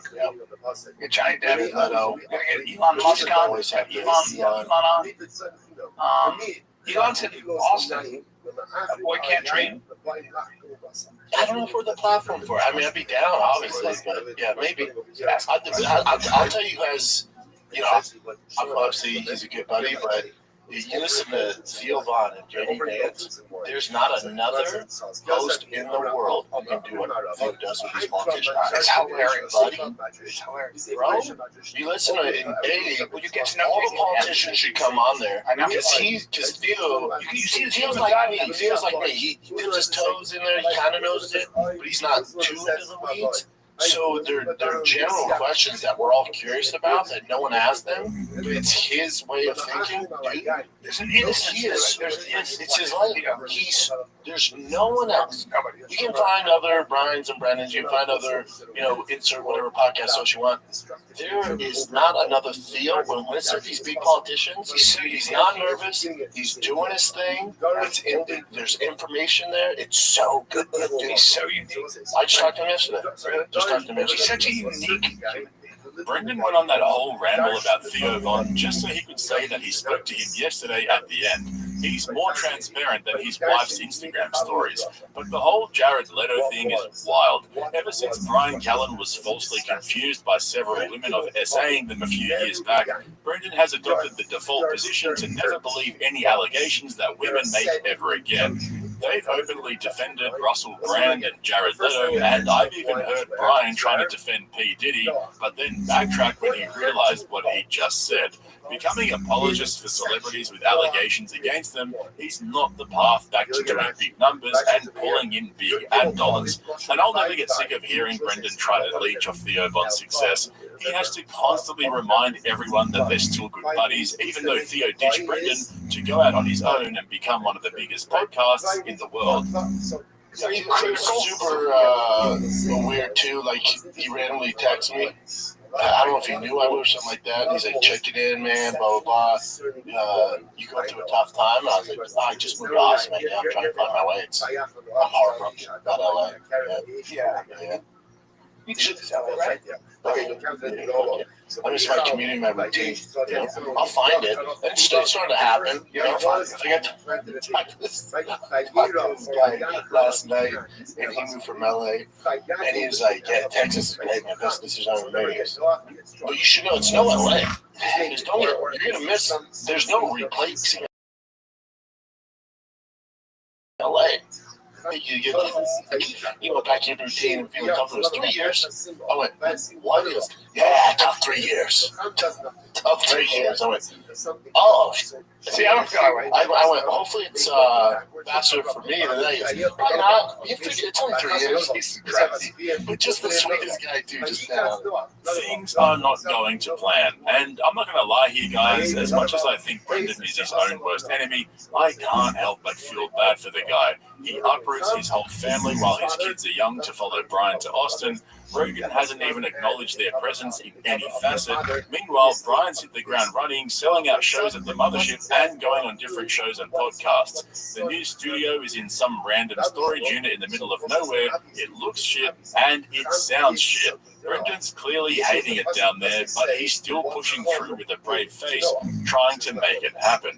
Bro, just let it go. Admit you were wrong and go back to LA. You were clearly happier there. This didn't turn out the way you thought it would. Rogan doesn't give a fuck that you're there, and Elon doesn't even know who you are, B. I said this a couple of years ago in one of my videos. Brendan's biggest problem was trying to become a comedian while still trying to have a voice in the MMA community. If he had never tried his hand at stand-up comedy and instead used his podcast profile from JRE and The Fighter and the Kid to open up a gym franchise, I really think he'd be absolutely killing it right now. I really do. If you think about all the drama he's been involved in, almost all of it comes from him trying to be a comedian and struggling for acceptance within the industry. All of that shit with Bobby Lee and Kalila would have never happened. The internet wouldn't have turned him into a meme because of Gringo Papi. He would have been just another retired MMA fighter who was friends with Joe Rogan and made a name for himself in his own lane. I actually think he could still do it now. Brendan still has some support in the MMA community. He could move back to LA, drop The Fighter and the Kid and the Golden Hour, put all of his energy into producing a professional MMA show, actually watch the fights instead of watching the highlights, fire Chin and get a decent producer who understands basic audio-visual production, maybe a research assistant to give him a cheat sheet before every show, and then open an MMA gym, work hard, grow the membership base, prove that it's a viable business model, then get some investors on board and expand around the country. Everyone would leave him alone and he'd make a shitload more money. I mean, look at the title of this episode of The Fighter and the Kid, Shorb on why he shaved his head. And this is the only part in the whole podcast where he talks about it. Let me ask you a question, Brendan. I'm sure you mentioned it many times, but why did you shave your head? The boys wanted to shave their head and asked me to do it. I was like, yeah, why not? And how do you feel? I like it. Don't care. No, does it feel like oh, it's so much easier. That's what I'm saying. Like, I'm a fan. My mom always gets mad I wear hats all the time. My mom does, and my wife has been asking me to shave my head forever. And I never was just like, no. Yeah, she let me shave my head. And then the boys didn't want to do it when they came out here because it was hot. Yeah. I'm like, Dad, do it with us. So we all exactly the same. Shaving hair is one of the best feelings to me. Yeah, it's easy. I just take that 2 guard and do it myself now. And you can do like some mini fades too. To make it yeah, I can do fades. Yeah, you can. I don't want much. You can fade. That's like super fadeable. Really? Yeah, that like. Yeah, I do tea and boxes like once every week. Just fresh cut. Seriously, they named a whole show after Brendan shaving his head. Bro, nobody gives a fuck. He's talking about his hair, but he's not even in focus because the autofocus was locked on Brian the whole time. Chin, set it to manual focus and put them both at equal distances from the camera in the 2-shot. Fuck me dead. What are we doing here, baby? I don't know if you guys can tell, but I'm actually kind of disappointed with this whole Texas move. I really thought that Brendan was going to put a bit of money and effort into the studio and try to pull some guests on the show, but this is just fucking miserable. There are quite a few theories going around about how he's still making money, and I definitely agree that they're buying bot views. I'd say at least 30 to 40,000 per episode. They're going to get caught eventually and find themselves on the receiving end of a massive lawsuit from Podcast One. That's how they're still making money. It's because the ad deals are syndicated by Podcast One, and they spread the revenue around to all the podcasts on their payroll. That's how all of Brendan's shows are still going under the radar and making money. They're part of a group. They don't have direct deals with any of the advertisers. But that's obviously just my opinion. I don't know for sure. I'm just speculating based off public information. As for Brian Callen, I think he's playing the waiting game and he's holding out for Brendan to have the idea to part ways. I don't think he has the balls to burn that bridge with Brendan, so he's planting the seed for Bubba to turn around and think it was his own idea. That sounds like something Brian would do, so we'll just have to wait and see how it all pans out. So make sure you subscribe to this channel and my second one, Podcast Cringe Bites, so you don't miss out on all of my uploads throughout the week. Make sure you check out the link in the description to my Patreon as well, where you'll find a bunch of exclusive, long-form, uncensored content covering various comedy specials and Kill Tony shows. Thanks for watching, guys. I'll catch you in the next one. I think it's the best clip of all time. The Louis CK. Should I press the button? It's all ninja. Have you been driving much in Austin? How's the traffic? It's not bad at all. It's not like No, I don't think about it at all. It never takes more than a half an hour to get to the mothership. He'll come and get me at my house, sir. And where's he land? Wherever he wants. If there's a field, he'll land right there. And you'll jump in and he'll just take off. And that's legal in Texas? It's sort of legal, but when you're Shane, you know, You get some friends. you got some friends. And So he just flies his helicopter everywhere. he flies. He doesn't drive. Tony's there. Henchcliff's there. Rogan's there every night. It's just great. You know, I get to catch up and see those guys. I love it. That band will start doing his place. He gets there and I love it all. It was one thing for Brendan Schaub to drag Brian Callen to Texas, but the entire execution of the move has blown up in Brendan's face. And I'm not going to lie, I'm actually starting to feel bad for him. I've never seen Brendan with this much low energy. He barely laughed the entire podcast. He didn't even sit up and almost burst the vein in his neck while staring into the wrong camera. He didn't claim to be non-violent and then threaten violence against someone in the next breath. There was no name-dropping or claiming he's super close to someone he's never met, and he didn't even falsely confuse anyone of exposing him. In this episode, Brendan just sat there slumped in his chair, looking depressed and defeated, sipping on a Diet Coke and shoving God knows what into his mouth at regular intervals, as the reality of his situation set in deeper. He did, however, bring up his son's baseball in the first 2 minutes. One more week, buddy. One more I'm in weekend, Austin. One more week. I can't wait till you get there anyway. Now, Tiger gets to the championship. I'm gonna have to fly from Austin. That's what we have to do sometimes.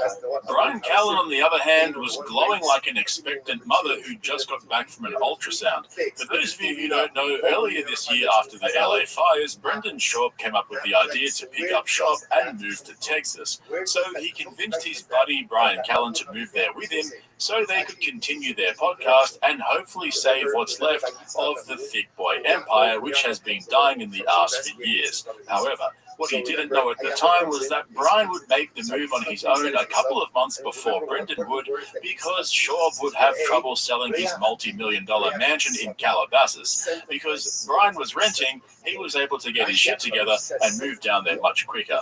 And so over the last few weeks, Brian's been flying back to LA to shoot episodes of The Fighter and the Kid until Schaub finally makes the move. And every time he comes back, he looks happier, healthier, and more at peace with his life, even though he wasn't able to fully beat the allegations. Brendan, on the other hand, looks like a divorced dad who gets to see his son one weekend per month after his ex-wife's new husband moved the family down to Texas for a new job, and is now forced to hear about how much happier his ex-wife is without him and how well the new stepdad is going in his new job. You've been at the mothership a bunch. I love to see it. I see the pictures. I love to see it. It's great, man. I'm loving it. I'm so fired up. I'm writing like crazy. They give me the late spot, like I close the little boy, so I'm doing a half hour as opposed to 15 minutes. It's just such a privilege. That's great. Tony's there, Henchcliffe's there, Rogan's there every night. It's just great. You know, I get to catch up and see those guys. I love it. Everything I predicted right here on this channel has come true so far. Brian has hit the ground running in Texas thanks to his decades-long relationship with tall and funny comedian Joe Rogan, after the allegations relegated Brian to the passenger seat in Brendan Schaub's train wreck of an existence. He's been struggling to score roles as a Hollywood extra. He hasn't been able to get a streaming deal for a comedy special, and he's been struggling to sell tickets on the road. Actually, that sounds exactly like Chris D'Elia. Must be a coincidence. But now that he's made the Austin sacrifice and been abducted by the comedy mothership, his career is starting to turn around. And don't get it twisted, mothership regulars are making a killing. Rogan's club is sold out every day of the week, so I have no doubt that Callen's making more money from stand-up than he does from The Fighter and the Kid. However, if you recall, back in January, I put out a poll for you guys asking what would happen to Brendan in 2025. A, move to Texas, B, lose his lawsuit appeal, C, make a comedy comeback, and D, all of the above. Clearly, the correct answer is all of the above. A has already come true, and it looks like C is just around the corner. I got an idea for us. I know you're in retirement, but I got a little idea for you to jump up on stage and do some stuff on your Kid Live. No, just for a different thing, but you might have to make a couple guest appearances. We'll see, man. It'll be silly and fun, and I promise you, my beak wet. You'll love it. Get your beak wet a little bit. Just come around a little bit. That's all. You know what I'm saying? Bubba went real dark there for a second. As soon as Brian mentioned him coming out of retirement and getting back on stage, it's like all those memories of being bullied by the entire internet for being the worst comedian in the history of the world came back to haunt him in that single moment. But hear me out for a second, because I think we might be onto something here. Correct me if I'm wrong, but did that just sound like Brian was talking about going on Kill Tony? Because if he was, then fuck me dead, 100% yes, make it happen. Chin, if you're watching this right now from your unfurnished studio apartment, you have got to help make this happen. If there was anything we didn't deserve that nobody asked for but we desperately need, it's Brendan Schaub on Kill Tony. And I'm not talking about going on the panel as a guest. Nah, fuck that. We need him on as a guest open micer. Could you imagine Brendan making a comeback 60 seconds at a time, earning his comedy chops from the ground up, becoming a regular on Kill Tony, getting an invite to Red Band's secret show, just completely rewriting the script and proving to all the haters out there that not only is he the worst comedian in the history of the world, but he's actually willing to lean into it and resurrect the Gringo Puppy. Imagine all the recycled Texas material he'd have, such as shitting on homeless people, everyone being fat and white, complaining about the libs, and then showing off the size of his belt buckle. It would be the single funniest thing to have ever come out of a comedy mothership. And if you really want to see how bad things are in the Austin comedy scene right now, check out the link to my Patreon in the description below, where you'll find all my Netflix comedy special reviews and Kill Tony content. But as we know, Joe Rogan is the biggest obstacle for Brendan resurrecting his comedy career. So I'll come back to Brendan's Joe Rogan problem in a moment, because Brian's Austin shenanigans did not stop there. If the stories about the Austin comedy scene didn't hurt Bubba's feelings enough, then Brian's newfound love of helicopters certainly did. We all know that Brendan's been bleeding money for years, and he's being propped up by his dad, Peter Schaub, who's the director of Thick Boy Productions. So when Brian brought up his old buddy who picks him up in a chopper to go for barbecue, it was yet another dagger in the back of his Texas dreams. Who the chopper? What'd you get in the chopper? So my buddy Shane Steiner, who is just a great guy, and I work out with Tim Kennedy's best friend. Shane goes everywhere in a helicopter. He flies that tiny. He didn't drive it. Didn't drive it. Oh wow, that's a flex. It's not just a flex. He'll come and get me at my house, sir. And where's he land? Wherever he wants. If there's a field, he'll land right there. You'll love this. We'd worked out, and he goes, "You want to get some barbecue?" I go, "Where?" He goes, "Salt Lake." I go, "How far was that?" And he goes, "Oh no, you can't drive. It's about an hour and 10 minutes, but I'll get there in 7 minutes." And I went, "Huh?" He goes, "Hop in." And I hopped in. And does he have like that video bags in there, like our cars? Yeah, Bubba. He's got whatever you need in his helicopter. We got up, and in 7 minutes, we landed in a field. Near Terry Black? Right there. It was better than Terry Black's. Right there. Salt Lake barbecue. Oh, Bubba, you like yourself some barbecue, right? Yeah. I had some bison ribs. I had some sausage. There you go. I like bison. And then we got back in the helicopter, and I was back in my car in 7 minutes. Okay? Yeah. And that's hard to argue with. Forget walking him to his truck. Bubba's about to walk you to his chopper for some sloppy toppy in his choppy. Thank you. As you would expect, though, Brendan's immediate reaction was to check out how much helicopters cost to see if he could swing it past his daddy. But it didn't take him long for him to realize that they were way out of his league, and there was no way he was going to be able to afford one. Why don't you buy a helicopter? Well, are they expensive? Well, he said, "I'll let you use my chopper to learn." And he was giving me a little lesson. Was it tough to learn? It scares me because it's so sensitive. And the wind, when the wind hits, you go like this. The whole thing goes, and I'm like, and he goes, "Just let it do what it's doing." I know, but I don't like this. And by the way, you're in a bubble, so you can see everything. It would take me 4 months, probably cost me $30,000, a lot of money to get your license. But then you're $30,000 for a license. Yeah, but then you're off and running, Bubba. Now you can pick up a used chopper for about 130. A Thompson, not terrible. And you want for like Nom or something? You're getting anywhere you want. Now I just need more money, though, Bub. I don't have the money. You understand? I'm not a helicopter guy. But if I ever make a lot of money, well, that's a lot of money right there. Now my one buddy, our boy Andy Stone, he flies around in that. He flies around that one right there. That red one. Dude, why don't we go dibs on that one for $75K? Go on, I'll do it. 75. I'll do it with you. I'm not doing it at 93. It's okay. It's not. You're scared of it. This is so unnecessary. No, neither of you need a helicopter. Because we don't like to waste time. Oh, look at the one for 37. Oh, hey, I'll pick you up in a second. You know what I mean?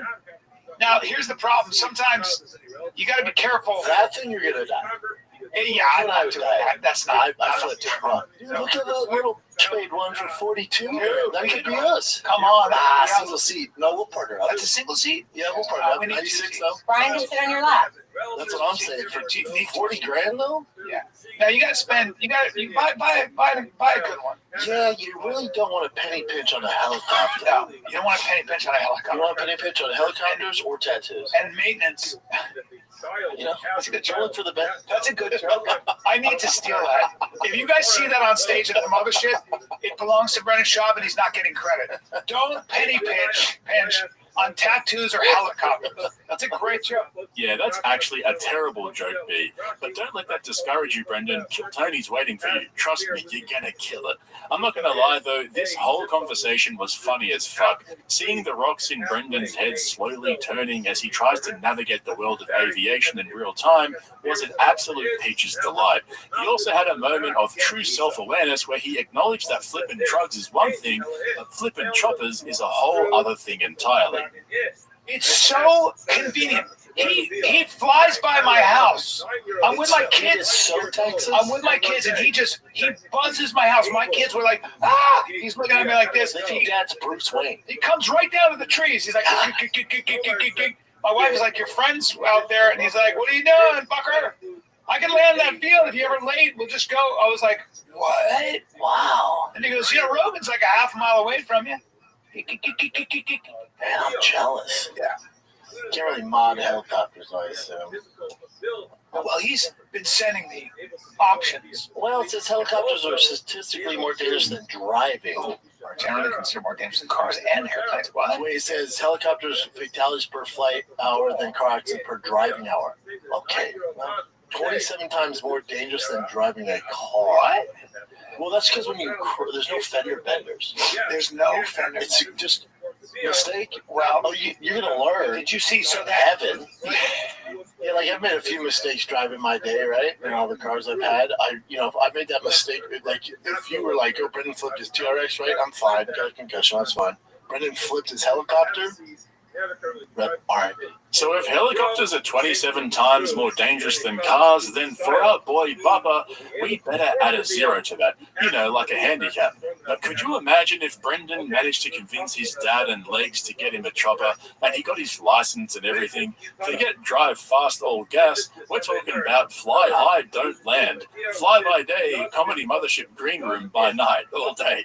I'm telling you, it could work. He's even got the chopper impression down already. It's 10 times better than Callan's. He comes right down to the trees. He's like, my wife is like, your friend's out there, and he's like, what are you doing, fucker? Got a helicopter. We got a club. Club. Shink. In the hole. See you later. Gangster. Yeah, Brendan's got that chopper noise down for sure. Brian sounds like a car that won't start. But all jokes aside, this move to Texas is going to be a real problem for sure.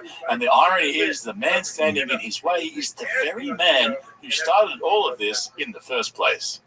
Bro, Alex Burr is the scariest kickboxers ever competed in the sport. He's like the one guy above all that I would say if he hits you once, you're dead. He just has to hit you once. And all the guys I've ever seen fight, I don't think anybody I could say that more than that guy, including in kickboxing, in everything. He's terrifying. He's crazy. I remember when he came to the mothership and they were like, the security were like, it was terrifying because he was like, I want to meet Joe. And the security were like, I don't know what to do. Me and DC were in the hallway upstairs in the mothership, and he's teaching us how he checks the calf kick. You know that little area where the elevator is, where the VIP is?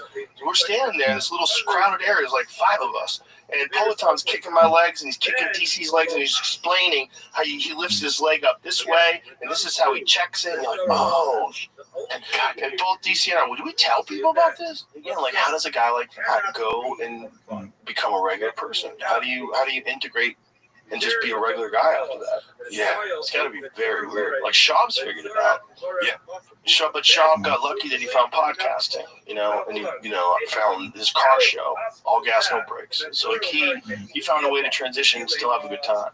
Yeah, it's very few guys. That is just fucking unbelievable. The way Rogan brought that up with a straight face and got it completely wrong is just next level comedy. Talk about kicking a guy while he's down. Brendan started that channel Drive Fast All Gas 18 months ago and is still yet to break 10K subscribers when he's the most frequent guest in JRE history and runs 3 other podcasts himself. Not to mention the fact that his podcasts very rarely break 50,000 views. Like, just let the guy go, Joe. He's already dead. Stop the fight. This is where I start to feel bad for your boy Brendan. We know how much he looks up to Rogan. He's his North Star. He runs everything past him and takes his advice in every facet. And then Rogan can't even remember the name of his stupid-ass car channel that nobody watches anyway and clearly exists as a way for Brendan's dad to ride off all of Brendan's cars. Then Joe will drag him onto a fight companion where Brendan will make an absolute fool of himself, get every prediction wrong, claim that he milks scorpions, and mispronounce words with more than 2 syllables. But it's all good because Jamie turned off the live chat. I mean, what exactly is Brendan going down to Texas for? It's clearly working out for Brian Callen, but what's in it for Brendan? We all know Rogan's not going to let him in the comedy mothership. Years ago, you told Brendan on his podcast that he shouldn't. Yes. Like, when do you feel like a fighter should walk away? Like, for example, with me and him, I was friends with him, so I knew that he wasn't really committed. And also, I trained with him a few times, and I knew like it was his lust for training wasn't there. And I was worried that neurologically he was suffering. There's gonna come a point in time where you have to stop, and now is the best time to stop. Like, you already have a career. You're doing podcasting. You're doing well. He was making more money doing podcasts than he ever did fighting. I'm like, dude, you've got it out right now. You're a funny guy. You're fun to hang out with. I mean, you might not have the best stand-up, but talking to the dude, he's a funny dude. He's got a great personality. He's fun to talk to. You telling Brendan that, like, or just being honest enough to say you need to polish up your stand-up. Yeah. Like, a lot of people surround themselves with yes men. Like, that comfort, right? It's so important to have people that's going to be honest with you. Holy shit, the irony of that conversation is next level. Rogan is the worst example of a rich and famous person surrounding himself with a bunch of yes men who continuously bend over to kiss the ring while simultaneously being one of the worst comedians in history. If anyone needs to polish their stand-up, it's your boy Joe Rogan. The net result of that conversation, where Rogan told Brendan to retire from fighting and focus on podcasting and stand-up comedy, is that his podcast is barely making any money and he's retired from comedy. This is why I'm starting to empathize with Brendan, because he's too stupid to see that none of the guys around him give a fuck anymore. Well, it's either stupidity or he knows he doesn't have any other choice. I really think moving to Texas is going to ruin him. He's dragging his wife and kids away from their friends and family based on the false promise of a better life and more opportunities, when the reality is he's left the Golden Hour podcast back in LA. The short show is basically dead at this point. Brian Callen's got one foot out the door and one in the chopper, and Brendan's comedy career is dead on arrival. What are we doing here, B? Sounds like a disaster waiting to happen. Remember, though, if you want to see my detailed breakdowns of all the Netflix comedy specials and all the Big Kill Tony shows, don't forget to head over to my Patreon by the link in the description. There's a bunch of other stuff on there that you might be interested in as well, so go and check that out. Otherwise, make sure you subscribe to my channel right here on YouTube and hit the like button while you're here. Thanks for watching, guys. I'll catch you in the next one. I feel like we could pick it up. I think so, too. 100%. And it could pay for itself, giving helicopter tours, flying people where you want to go. We're like an Uber for a chopper. Yep. Blue scorpion venom. Is it real venom? Oh, yeah. And they sent me videos of them milking these little scorpions. What's the hell, dude? Yeah, they milk scorpions, dog. Scorpion jizz. Dude, I couldn't lift 3 weeks ago. Blue scorpion did it for you? I don't know. That's the thing. I take so much. I don't know. You know what you're taking? For real? Water. That guy's an asshole. Go back to that guy. There's a guy like that out there who figured out a way to make money off of people who are just either desperate or too dumb to know the difference. What are you talking about? What are you talking about, Brendan? Sorry, buddy. It's not it paid for. It was sent to me. Our boy Brendan is back at it again. This time he's fallen for a snake oil scam, and in true Short style, he milked it for everything it's got, even going as far as to bring it up on JRE with Papa Rogan after he knew full well that the whole thing was complete bullshit. And this is all part of Brendan's latest obsession with being the strongest dad on the baseball field. Just recently, he posted a video of his bench press routine to Instagram saying, "A lot of chatter about my workout routine these days, so here you go. meat and potatoes workouts, bench, pull-ups, and deadlifts. That's it. No fancy kettlebell bullshit, no CrossFit, no saunas, ice baths, or trendy gym workouts. Never injured, strong as hell. I go to bed at 9 p.m. and wake up at 4 a.m. During the week, I fast until 1 p.m., eat only meat, and on weekends, I'll have cheat meals at the snack shack during my son's baseball games. My only goal is to be the strongest dad at the baseball field. My pre-workout is an energy drink and a mouthful of creatine powder, super meathead style. I give all glory to Jesus and scorpion venom plus peptides. Forgot to mention on top of this, I run 2 miles every day.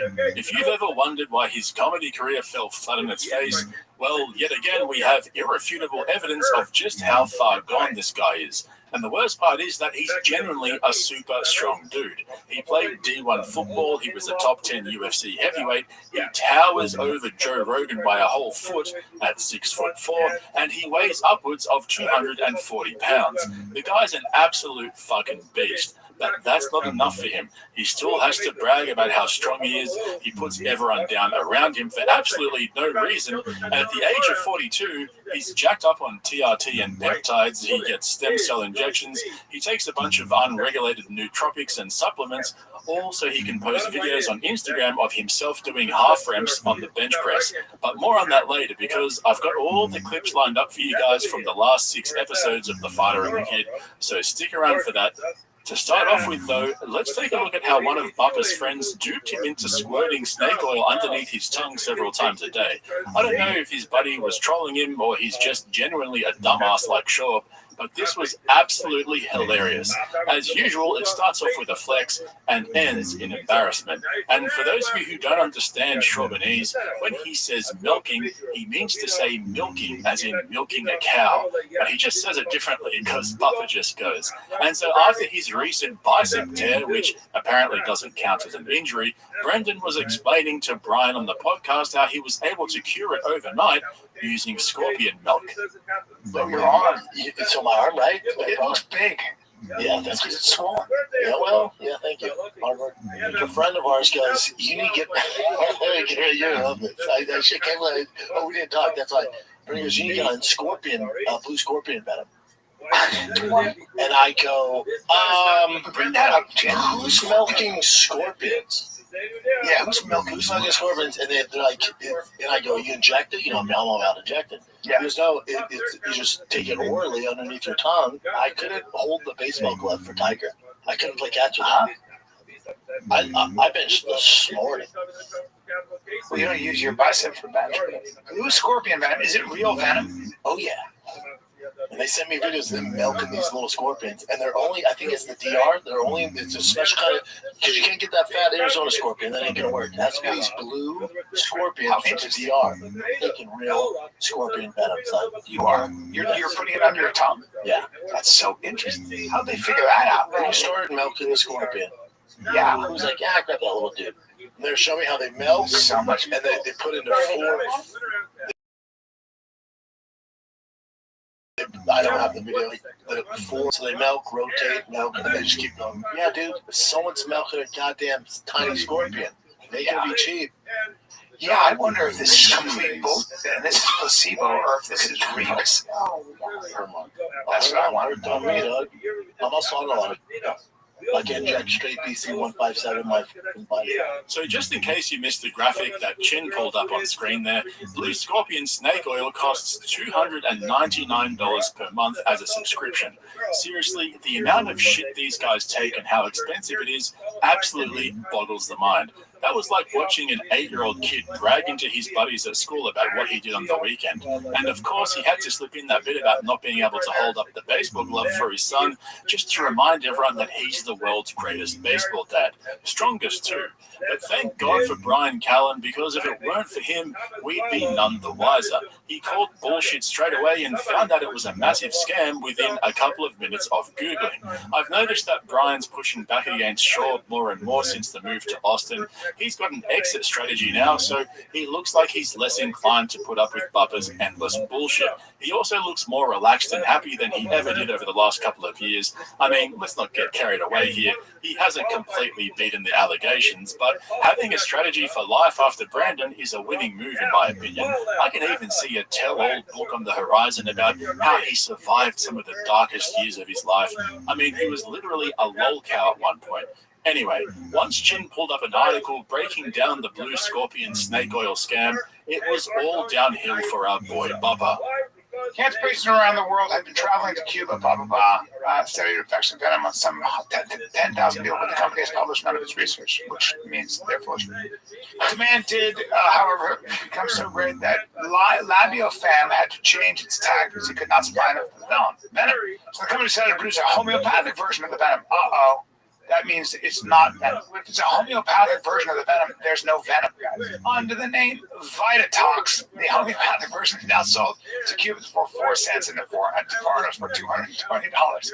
It's not backed by Cuba's Regulatory Bureau of Health Protection. All we have are some anecdotes that are impossible to confirm. In the meantime, there are practitioners in several countries who offer the venom treatment to desperate people. Do you know what you're taking? For real? Water. That guy's an... Oh, go back to that. Go back to that guy. You're so full of it, dude. We should call him Harut Tovmasyan. Like, dude, what are you saying? Hold on. So, let me just see. Let me go back. I just want to see what because if he's saying that, active ingredient. Oh, it's derived from venom of a Caribbean blue scorpion. It's composed of a complex mixture of peptides, amino acids, and minerals.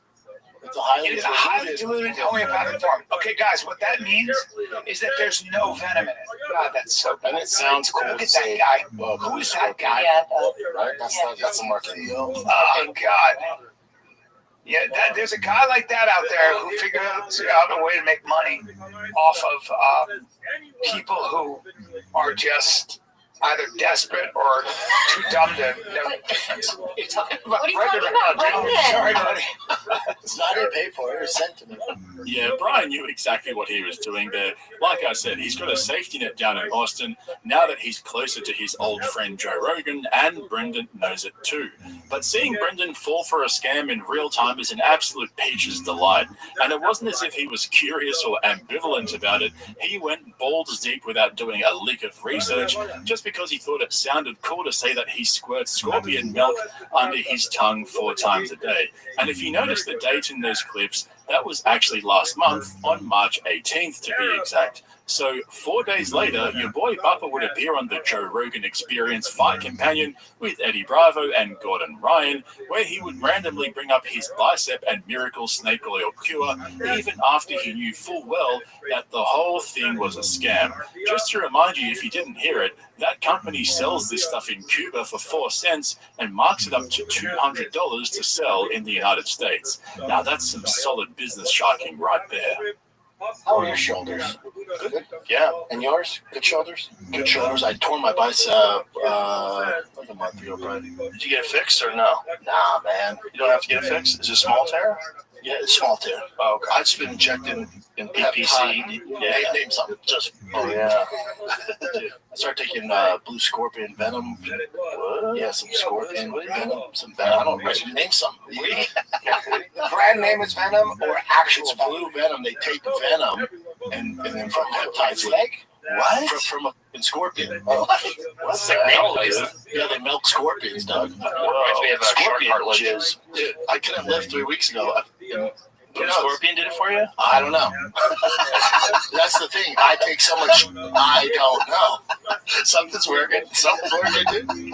I got back on the bench last week and no problems. What is the scorpion stuff supposed to do? It helps with healing. Like there's all sorts of in history. Really? Yeah, dude. On the muscle, you put it under your tongue? No, yeah, you put it under your tongue. Yeah, every morning, every night. Bro. And I'm like, how much do they take? I'll take double. Is there a side effect to it? I feel, yeah, being awesome. Feeling healthy. Does it make you feel great? Oh, yeah, I feel great. Wow, but you're doing a lot of stuff. That's the thing. I don't know. That's like, always and then I stumbled upon, was it methanol blue? That's not how you say it. What is the actual? Methylene?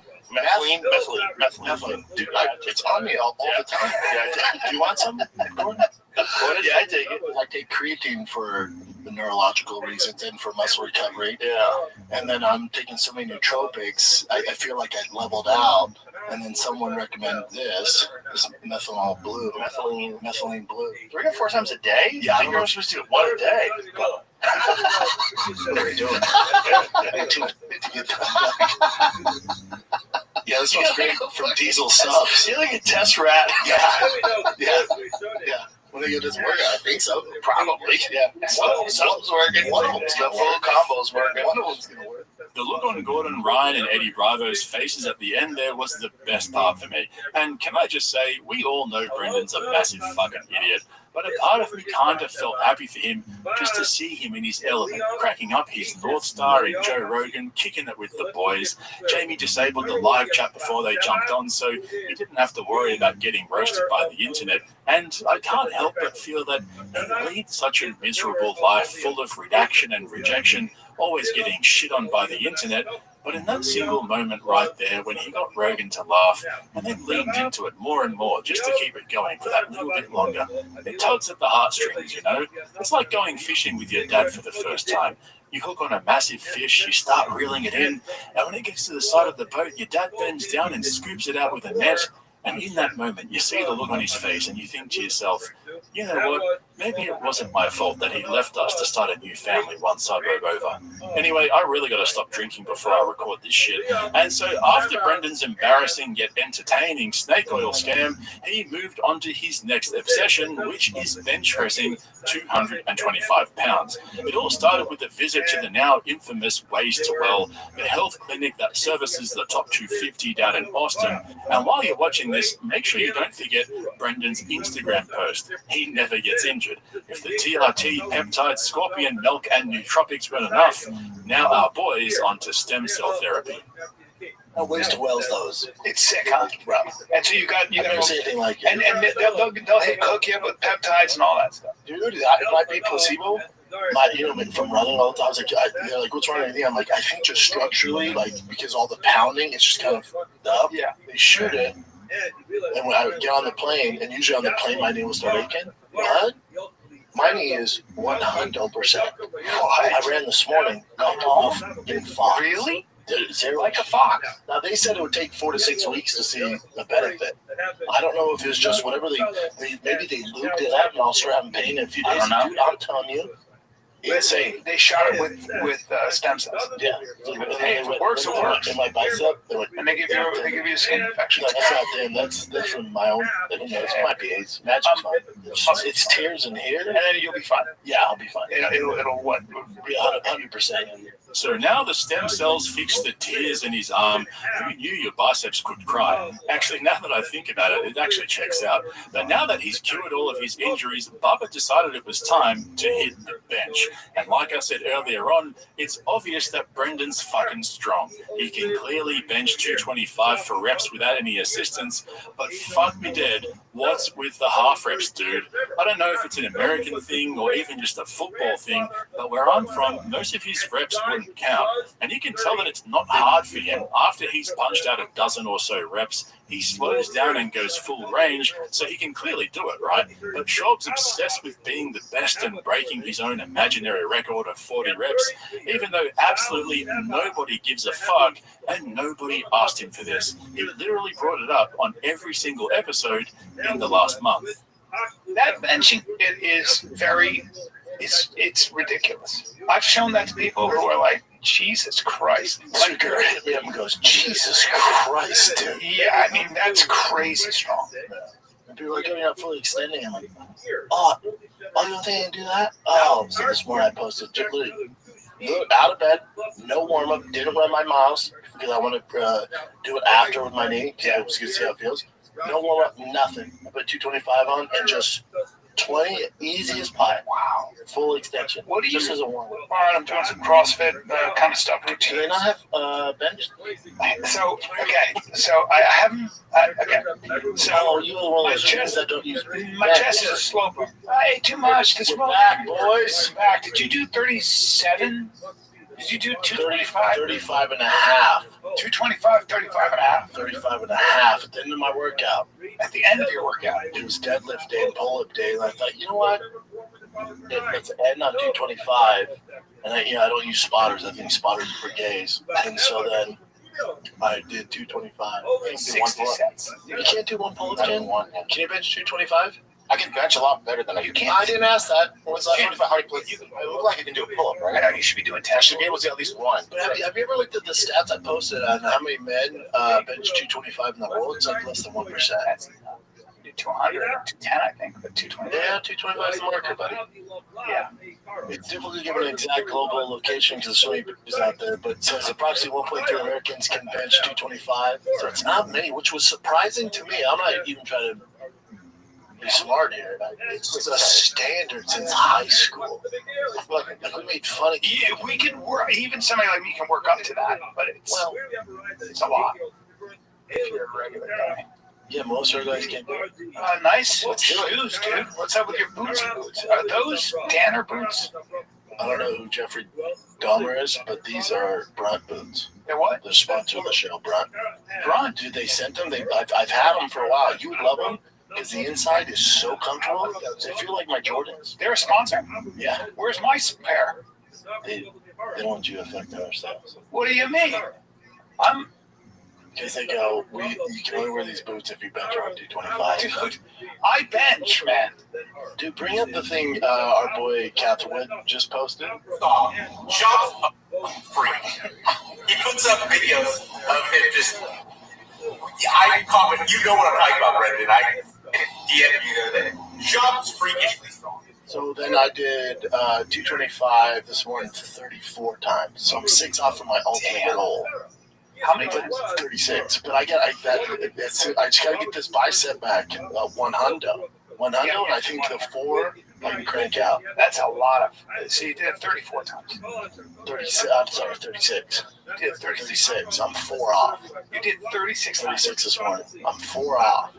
That is a lot of weight. I know. I mean, that's pretty heavy. Who knew that Brendan Schaub would go full Burt Kreischer this year when Brian Callen finally leaves Brendan for that fat mothership check and Tom Segura finally milks the last drop of scorpion milk from Burt Kreischer's teats?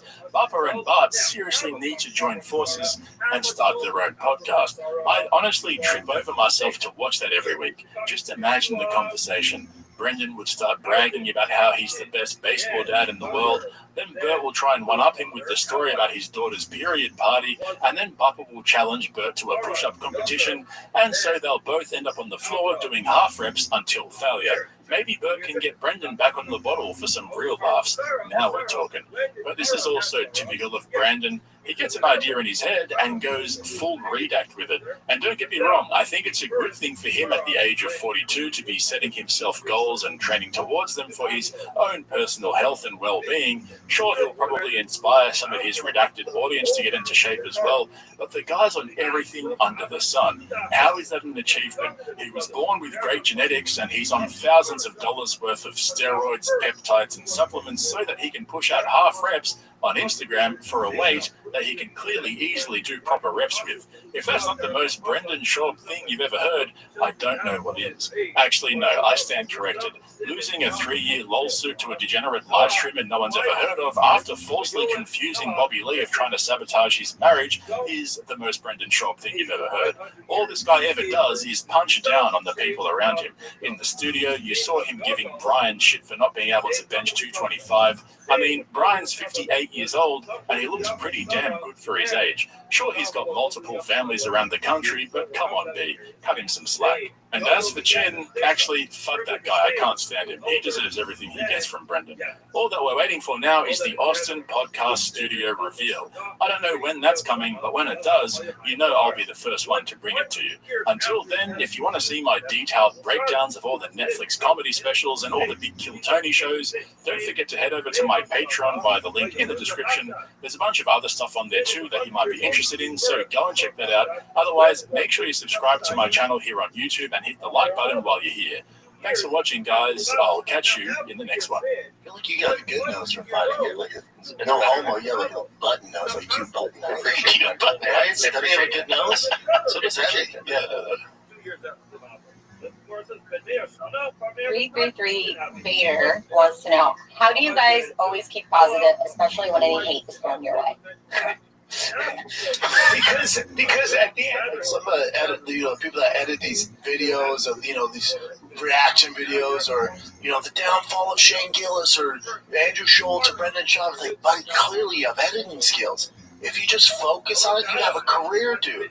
Like, if you did something creative where you weren't, just giving an opinion on somebody else's talent, like, dude, you can do this, man. I think that you have more skill than I do. How hard. Yeah. I think part of it is also, I just was thinking about this the other day. It's D-Day for our boy Brendan Schaub because his buddy Brian Callen has officially left the building and headed for greener pastures in Austin, Texas, leaving Bubba behind to figure some things out. What's up, guys? As you might know, we are in the process of moving this entire operation of the Firing the Kid to Austin, Texas. Now, with that, Brian decided to move way too early. I get out there. I'm right behind him, but Brian just moved way too early. So our schedule's a little here and there. And if we can't make it in the studio both at the same time, we got to bank some episodes, or we got to give you a best of, like, this is what we're doing now. So we appreciate you guys. We're doing our best to give you real episodes. We're going to get it done for the most part, but every now and then, we got to give you the best of. So enjoy the best of Firing the Kid. And so, in the spirit of banking episodes, The Fighter and the Kid released a question and answer podcast earlier in the week, while Brendan runs around getting his house ready for yet another open house this weekend.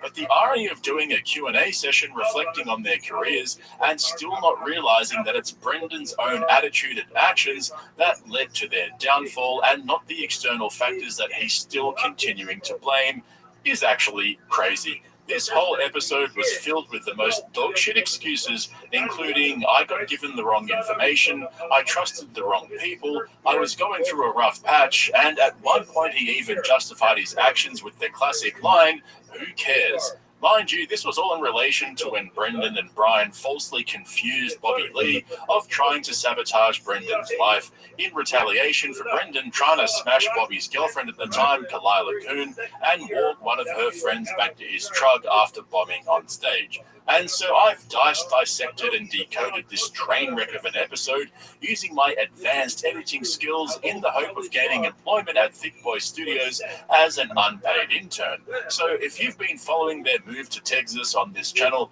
you may recall my theory that Brian Callen will be the net beneficiary of the move because it will bring him closer to Rogan and he won't have to hit the road doing comedy now that he'll be able to join the top 250 assassins in the mothership green room. I also floated the idea that Brendan will attempt to resurrect his comedy career in Texas as well. However, according to the man himself, he's put the mic down for good. I'm not going to lie, when I heard his justification for not making a comeback, I literally could not believe my ears. Colin Sr. wants to know, Brendan, you ever think you'll go back to comedy? I get this all the time. I can't picture a world where I would have time to do it. There's a few factors that go into it. Like, in order to get good at stand-up, the amount of time that you have to spend doing it, like Monday through Sunday. Like, you gotta realize, like, you guys saw me do comedy. Brian's been doing it for 30 years. Rogan's been doing it for 30. Theo's been doing it for 25.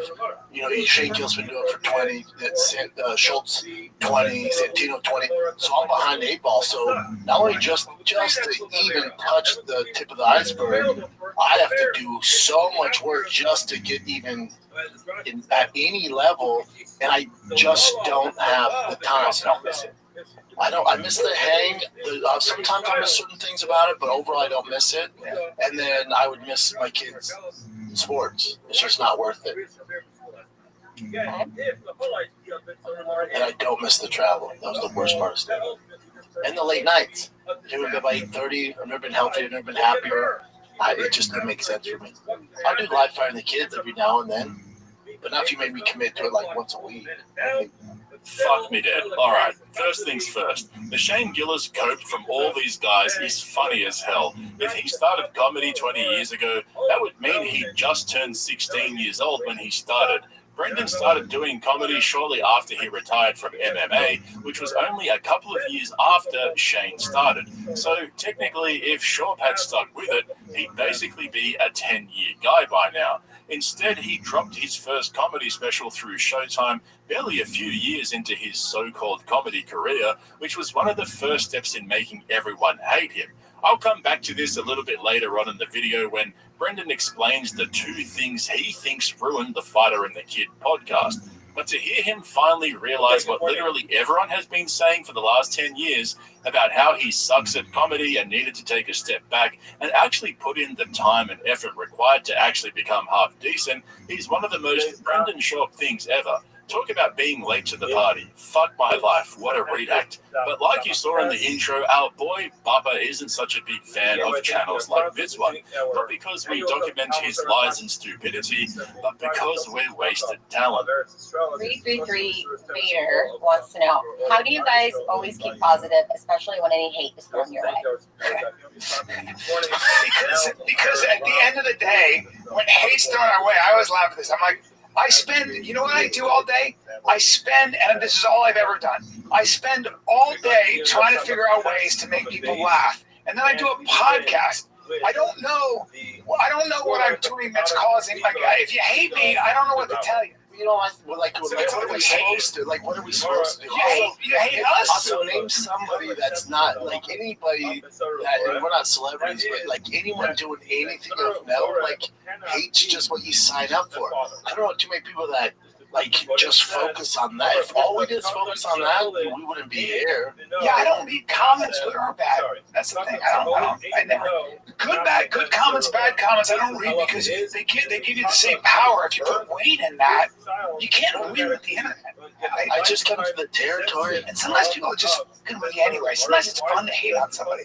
Sometimes it's fun to kick somebody around. It's such a waste of time, though. It's just such a like some of the people that edit these videos of these reaction videos or the downfall of Shane Gillis or Andrew Schultz or Brendan Sharp. Like, buddy, clearly you have editing skills. If you just focus on it, you have a career, dude.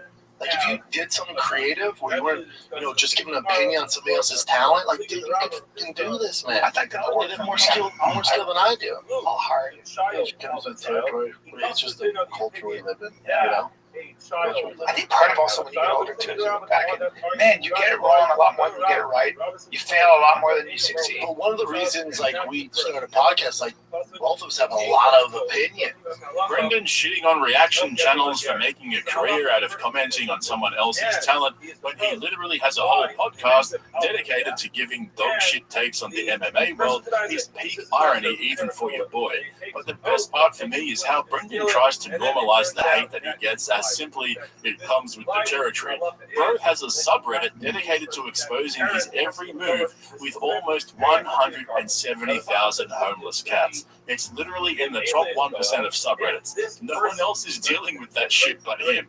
And this is the trend with this guy. He complains about people creating false narratives about his life, when the reality is he sits there every day running his bush mouth, spouting the most bullshit takes about everything and anything, constantly lying through his teeth about things that are easily verifiable, and then blames everyone around him when he gets called out for it. And credit to Brian Callen for leaning into a lot of the hate that they get and acknowledging that some of it's actually funny, instead of just denying and deflecting like Brendan does. But when it comes to hypocrisy, Brian and Brendan are just as bad as each other. Some hate is good to listen to. It can actually this guy, it's a good criticism. I've had people criticize me where I'm like, ooh, yeah. Yeah, I'll give people like, job, this is the way to do it. They're like, job, love you. Quit interrupting Brian. I'm like, yeah, no doubt.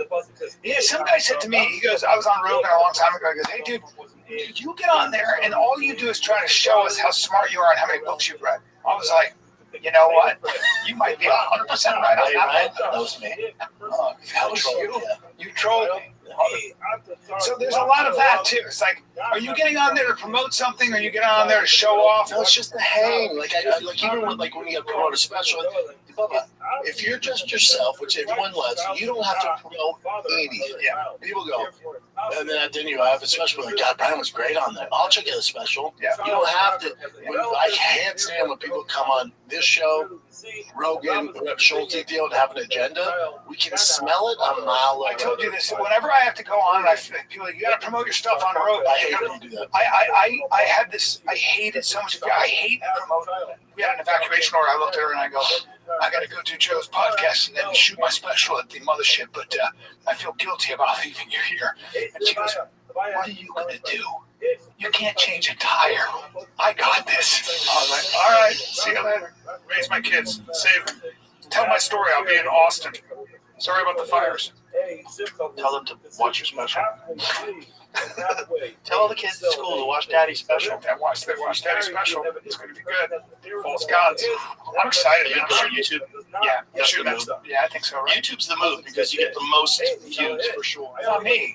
So when you do it, then I go. And here's the thing about trouble. Here's the thing about my dates. It's the worst. It's the worst thing you do. I know. I hate when you do. That's why I don't do it anymore. I told you I'd be there. It was such a relief. I You said told you I go be. All you gotta be is yourself. We all love you, and then people will. You don't have to throw. I'm thinking about when to put in this promotion. I'm being told I'm bad at it, so I'm like, now I gotta get good at it. And then when you said that, I go, I don't want to be on Rogan promoting it. I don't want to talk about it. I just want to hang. So I'm gonna shoot the special, and I'm gonna throw it away, and I gotta start again. And just because I've done 5 specials doesn't mean it's gonna be easy. 9-second quarter mile right from the street.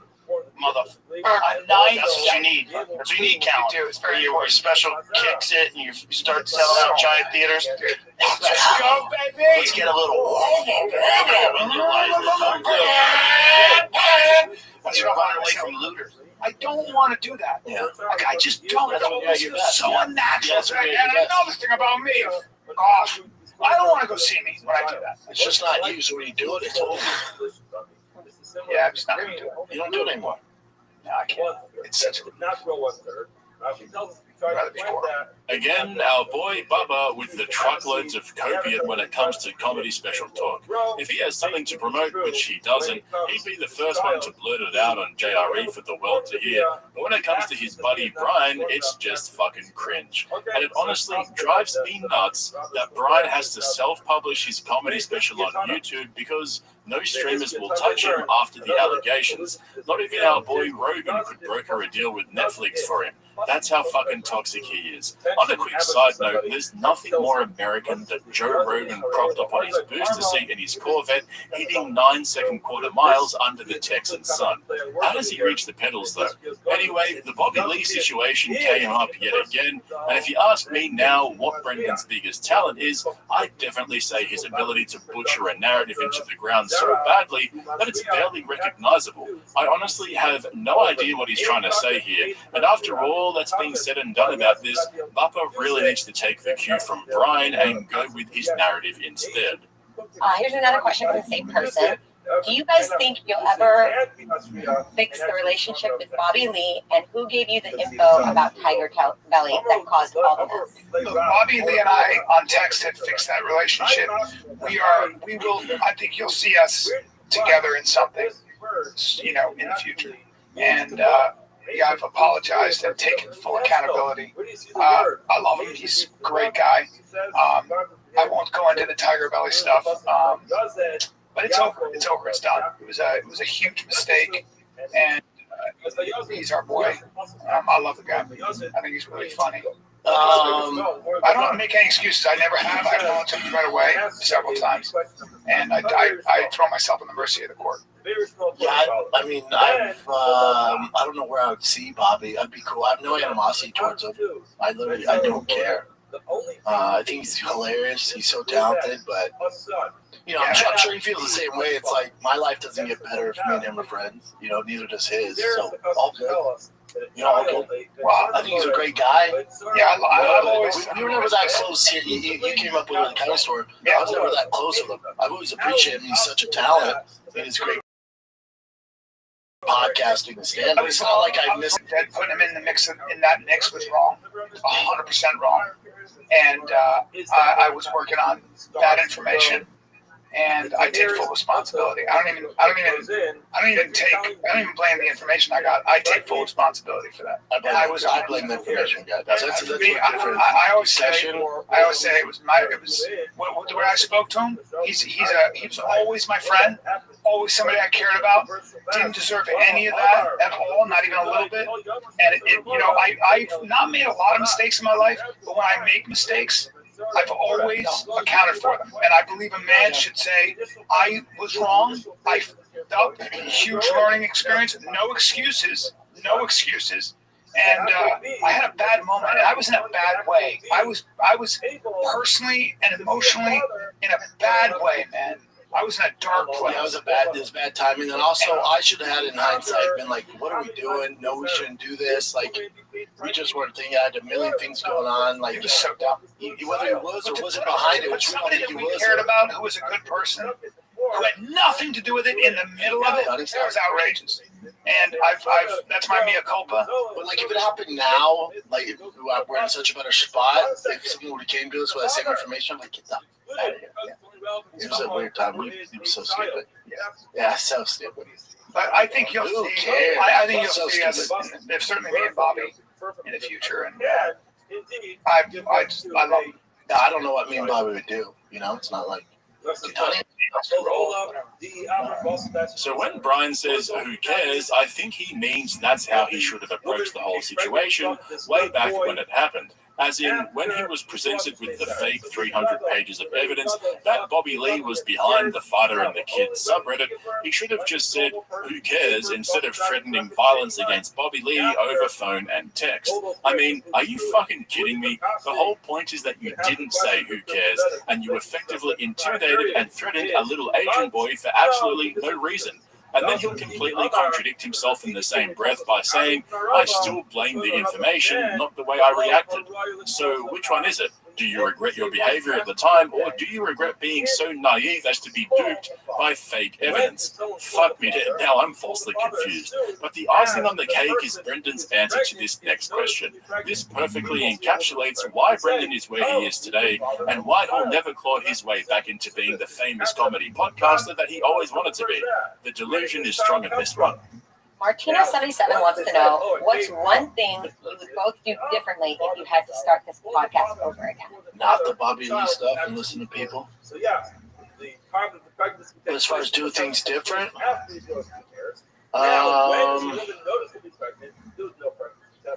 I think when Brian was going off through him taking a leave of absence was a bad idea. And me just doing the show with random people, I think it was a bad idea. I think we should have, granted we need the money at the time, I think we should have put our foot down. Now, today, in 2025, you can do that. Everyone's like champion you, right? Like, you see guys that get accused of bullshit, everyone's like, we don't believe it. But back in 2019, when we were going through it, and I was like, B, what do you want to do? And the only way to get money was for Brian to take a leave of absence. I think it ruined the show. I think that, along with the Bobby Lee stuff, ruined the show. Now, I do think there's a place for us to come back, whatever that means, you know. But I would do this show for free. I love seeing Brian. I love you guys. I would do it for free. It's not a contradiction. You know why? Right? You give him both. Okay, so for those of you who don't know, when the allegations against Brian Callen from 4 different women came out in 2020 in that LA Times article, Brendan was supposedly forced to take Brian off air because otherwise advertisers weren't going to do business with him. It was a classic Me Too cancellation. And here we have Mr. Anti-Woke, Anti-Cancellation openly admitting that he cancelled his own best friend for money because apparently he needed it at the time. Mind you, this was back when Brendan had one of the most successful podcasts in the world with Theo Von, getting millions of views an episode. The fake virtue signaling to his audience that he always sticks by his buddies and never gives in to cancellation is so fucking hypocritical. But the elephant in the room is that Brendan doesn't realize the real reason why the fighter and the kid fell off is because of him.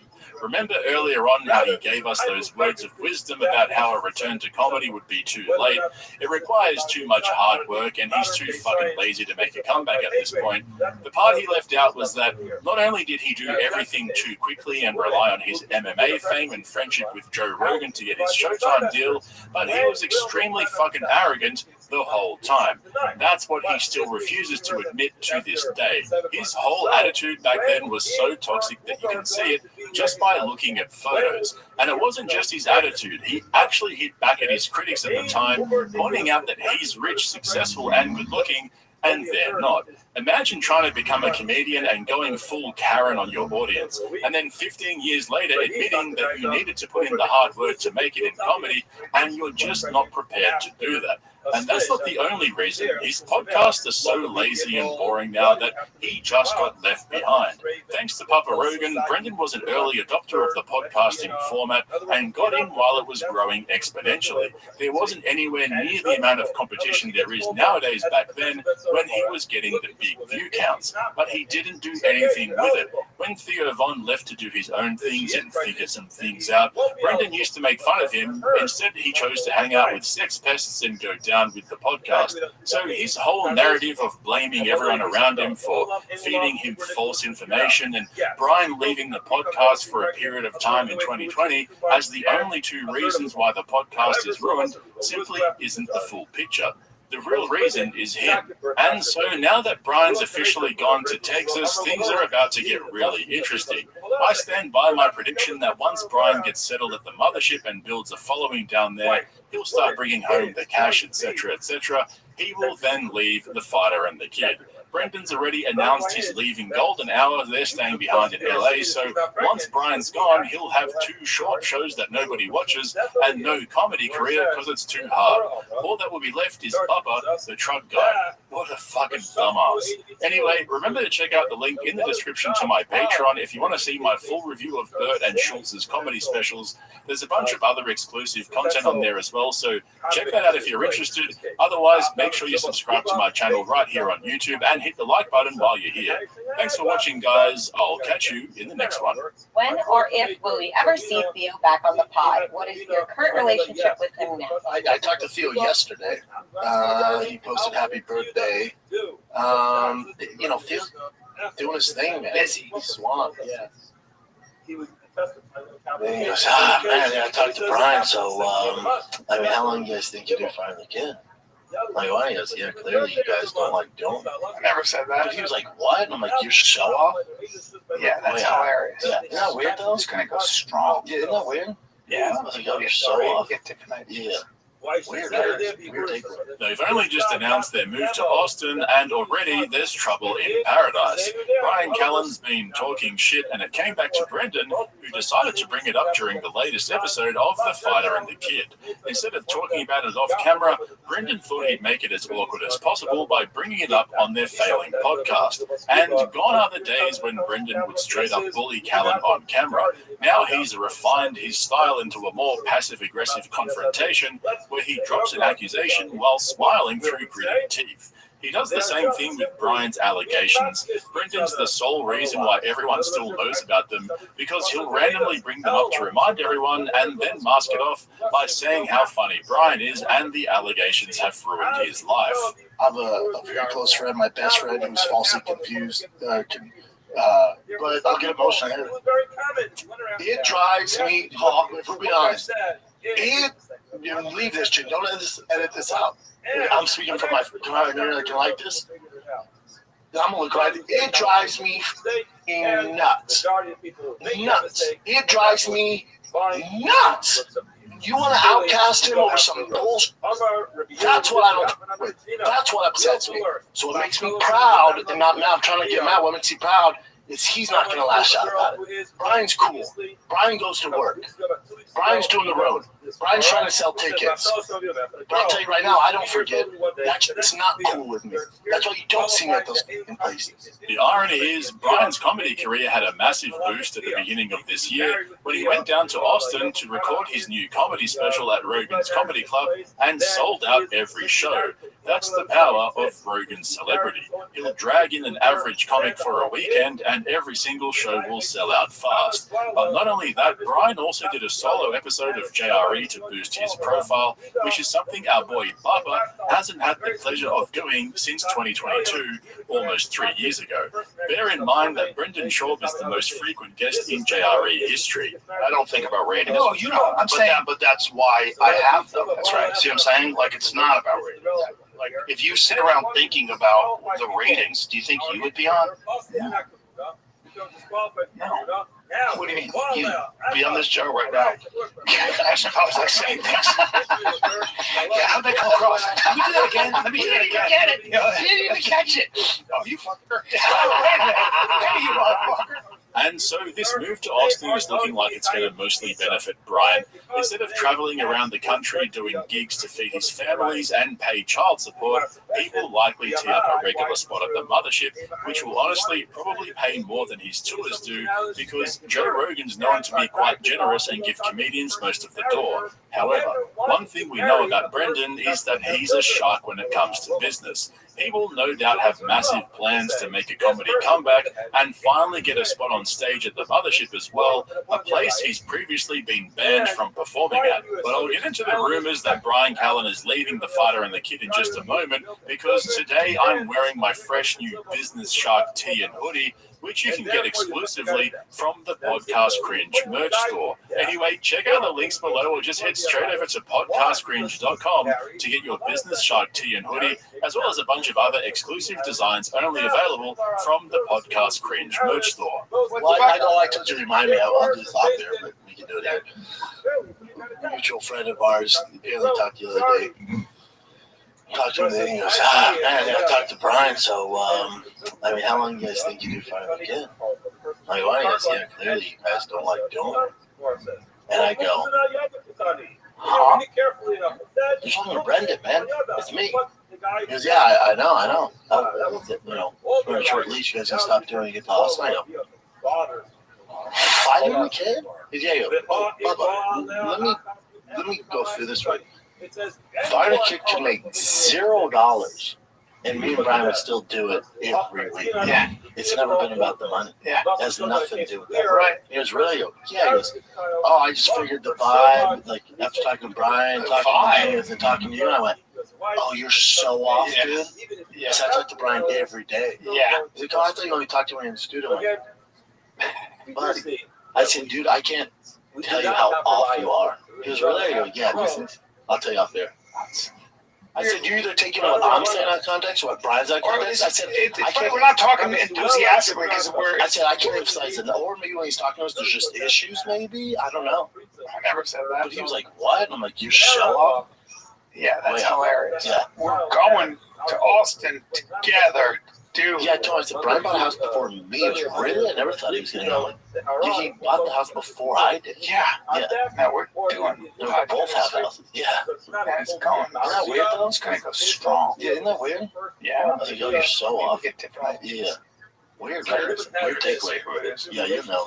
With her son, Okay, this is actually fucking crazy. There is so much loaded in there. Basically, there are two options in my opinion. The first one is Brian has been talking shit about Brendan and the podcast, and as usual, our boy Bubba is the 12th man on the deal team and has to find out from somebody else about personal matters like this one.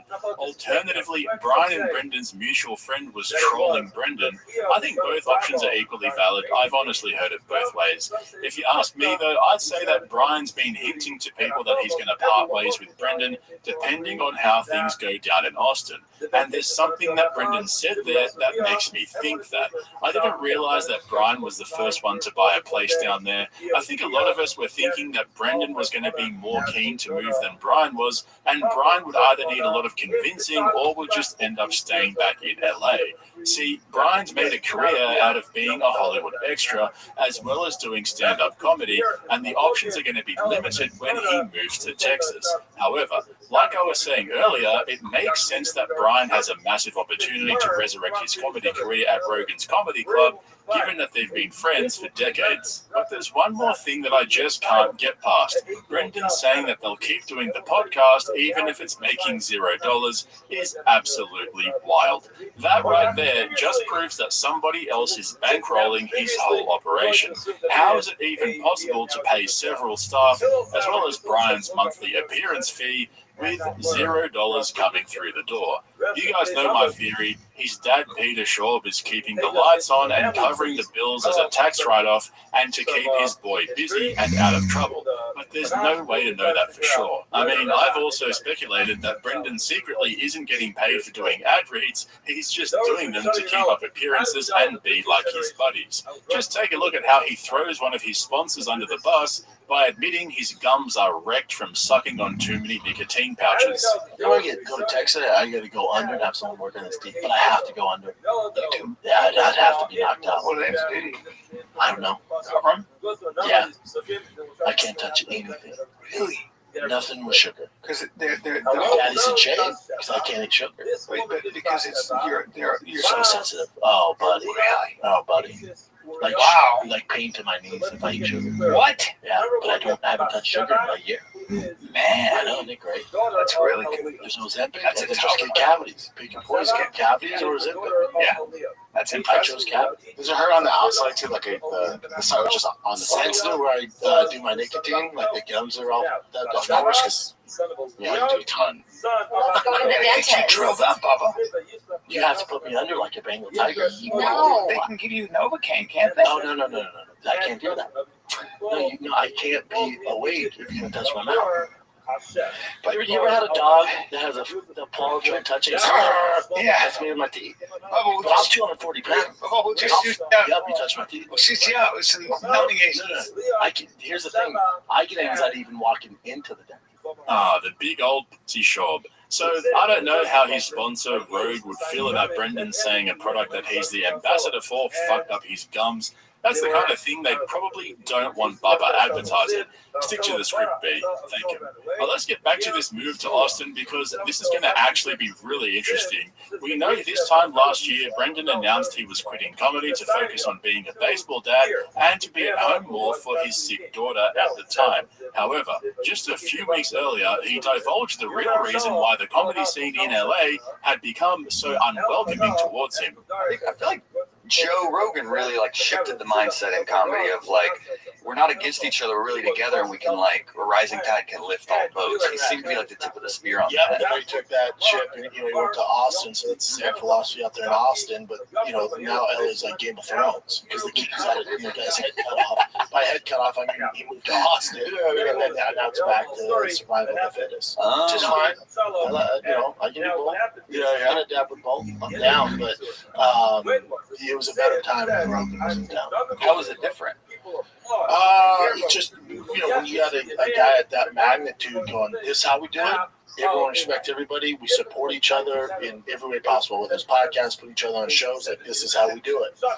Like people are like, I just even if they didn't want it, like that's what I got to do. If that's what the guy says, and that's how he carries himself, we're going to do the same. So it was just a more welcoming time. And then he leaves, and that kind of standard's gone. And I think you still got the big boy. You got Santino and Bobby doing Bad Friends. You got Bert Kreischer. He just does his on his own. Segura's gone. Dio's gone. Tim Dillon's in and out, right? So it's just kind of everyone spreads that kind of. Those kind of unspoken rules are gone. Which is, I'm down for the lawlessness of town. I'm down for that. I'll survive in that, but it's just not as fun. As fate would have it, Bubba wouldn't be able to survive the LA comedy scene without Papa Rogan to get him through the door every night. That's why I'm so interested to see what happens when they head down to Austin. We know that Rogan had a talk with Schaub and explained to him that he's not a headliner yet, and he has to put in the work to improve his act before Rogan will put him on stage. We've also heard Rogan deflect responsibility for bookings onto Adam Begert, who takes care of all of the bookings at the mothership. But now that Brendan hasn't been on stage for over a year, he hasn't been working on his craft or putting in the hours on stage to make it into the elite top 50 group of comedy assassins. How will Joe Rogan deal with Bubba's constant pestering and nagging to put him on, especially if Brian's got a regular spot? If things go the way I think they will, Brian eventually won't need the monthly paycheck from Brendan's dad, and Brendan will be stuck with a dead podcast and a dead comedy career. First it was Theo Von, and now it's looking like Brian Callen will be figuring some stuff out. And it doesn't help that Brendan's completely innumerate. Fucker's way bigger now that he's on his own, yeah? Oh, yeah, way bigger. Way bigger. He's so good. He's undeniable. He's a super nice guy. He knows exactly why he stands where he stands. Like he's really thought out every position. It feels. Well, he's not a liar. He was a little weird when he was on Fox. He's pushing the agenda, but then when he went on his own, I'm like, yeah, but he was towards the end of Fox. Towards the end of his run, he was like the only guy on the news talking about real shit. And and talking about things that were very controversial and people did not want him talking about. And that's why they fired him. They fired him because he was at the top. It was a lot of different things. There was multiple different. I mean, no one was happy. They're both different. Fox and CNN ratings such a suck. God, if I could get more views. Yeah, it's at this point, it's a weird medium because there's too many commercials. You have to watch it at the time that it's how they on. make money through all the advertising, and it's all pharmaceutical companies. It's just too hard to compete. So I actually went and looked this up. In the past week, Fox News averaged 2.8 million viewers per night, and CNN averaged 500,000 viewers per night. Compare that to the Fatter and the Kids' 900,000 views for the past 30 days, and Fox News does more than 3 times the views that Brendan does in a month in just one night, and CNN isn't too far behind. Why Brendan makes shit up like that when it's easily verifiable will never cease to amaze me, but it makes more and more sense why Rogan tells Jamie to disable the live chat on Fight Companions. And Brendan's clearly nervous about this move. It seems like he was a bit quick to pull the trigger on the move, and now he's getting cold feet. Jen, how are you feeling about Texas? Now that's getting real. I told my parents yesterday because they came. How did they take it? I did get a call from your dad. I know. Was he crying? No, he's like, I can't wait to get out of here. No, they're everyone's cool with it, man. Yeah, like I said, I haven't got pushback from anyone. There's a few people expected, but for the most part, everyone's stoked. I don't have a wife. I don't have kids. Like, you're the perfect kid. Yeah, this is like the best time to give it a shot. So, yeah. You get any pushback on your friends or family? No, right? I don't know. Most people, I can't believe you go before. Yeah, that's right. Oh, our boy AG from Toll was like, I can't believe Brian's going. Everybody, I can't believe Brian's going. Yeah, man. Yeah.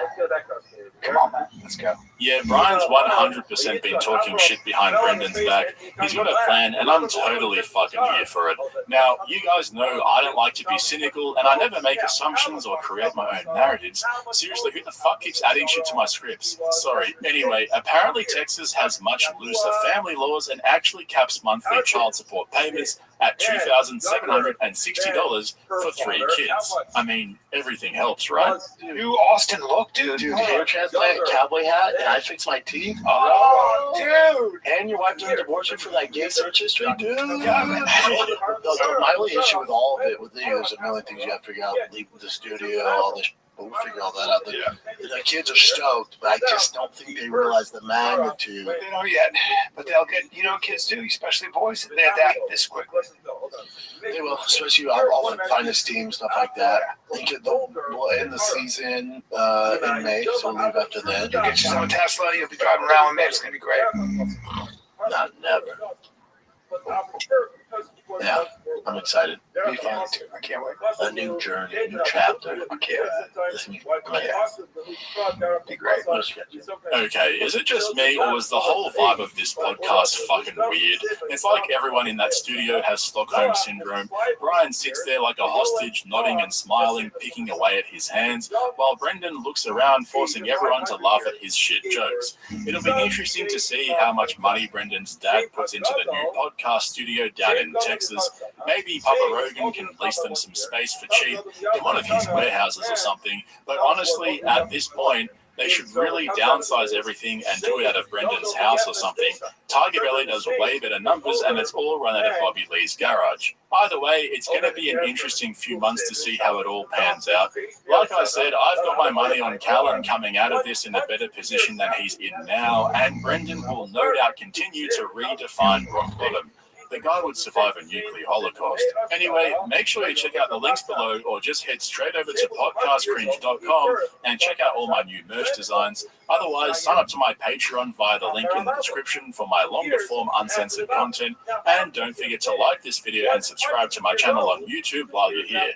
Thanks for watching, guys. I'll catch you in the next one. Yeah, she might be my type because I'm guys, I'm a fan of her. I would beat the shit out of her. Yeah, but you're 280 pounds. You just said I'd be scared of her. Not you, Brian. Oh, that's why I said that. No, Brian. Not because he was actually older. Which comedians was he? No, when he said your friends aren't funny. I don't know. Not to make it awkward. Listen, he Why said would that. he do that? What is drive? Is that your shirt? Drive fast, all gas. Bro, where's mine?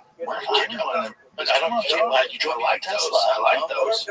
I like the way it looks. What does it say in the back? Anti-electric vehicle club. Oh, how dare you? Well, they can drive it in your Tuesday here an electric vehicle. I didn't ask for that. I asked for a GT. Brendan Schaub's comeback tour has finally kicked off for 2025 with an appearance on the latest JRE Fight Companion for UFC 312. He was joined by registered sex offender Brian Callen and former UFC welterweight champion turned top 250 comedy assassin Matt Serra. Seriously, when the funniest guy in the room is a 5'6" bald dude on TRT with violence in his DNA, you know there's something gone wrong. And I'm not talking about Rogan here either. But by far the funniest thing about Rogan's live streams is how Jamie has turned off the live chat.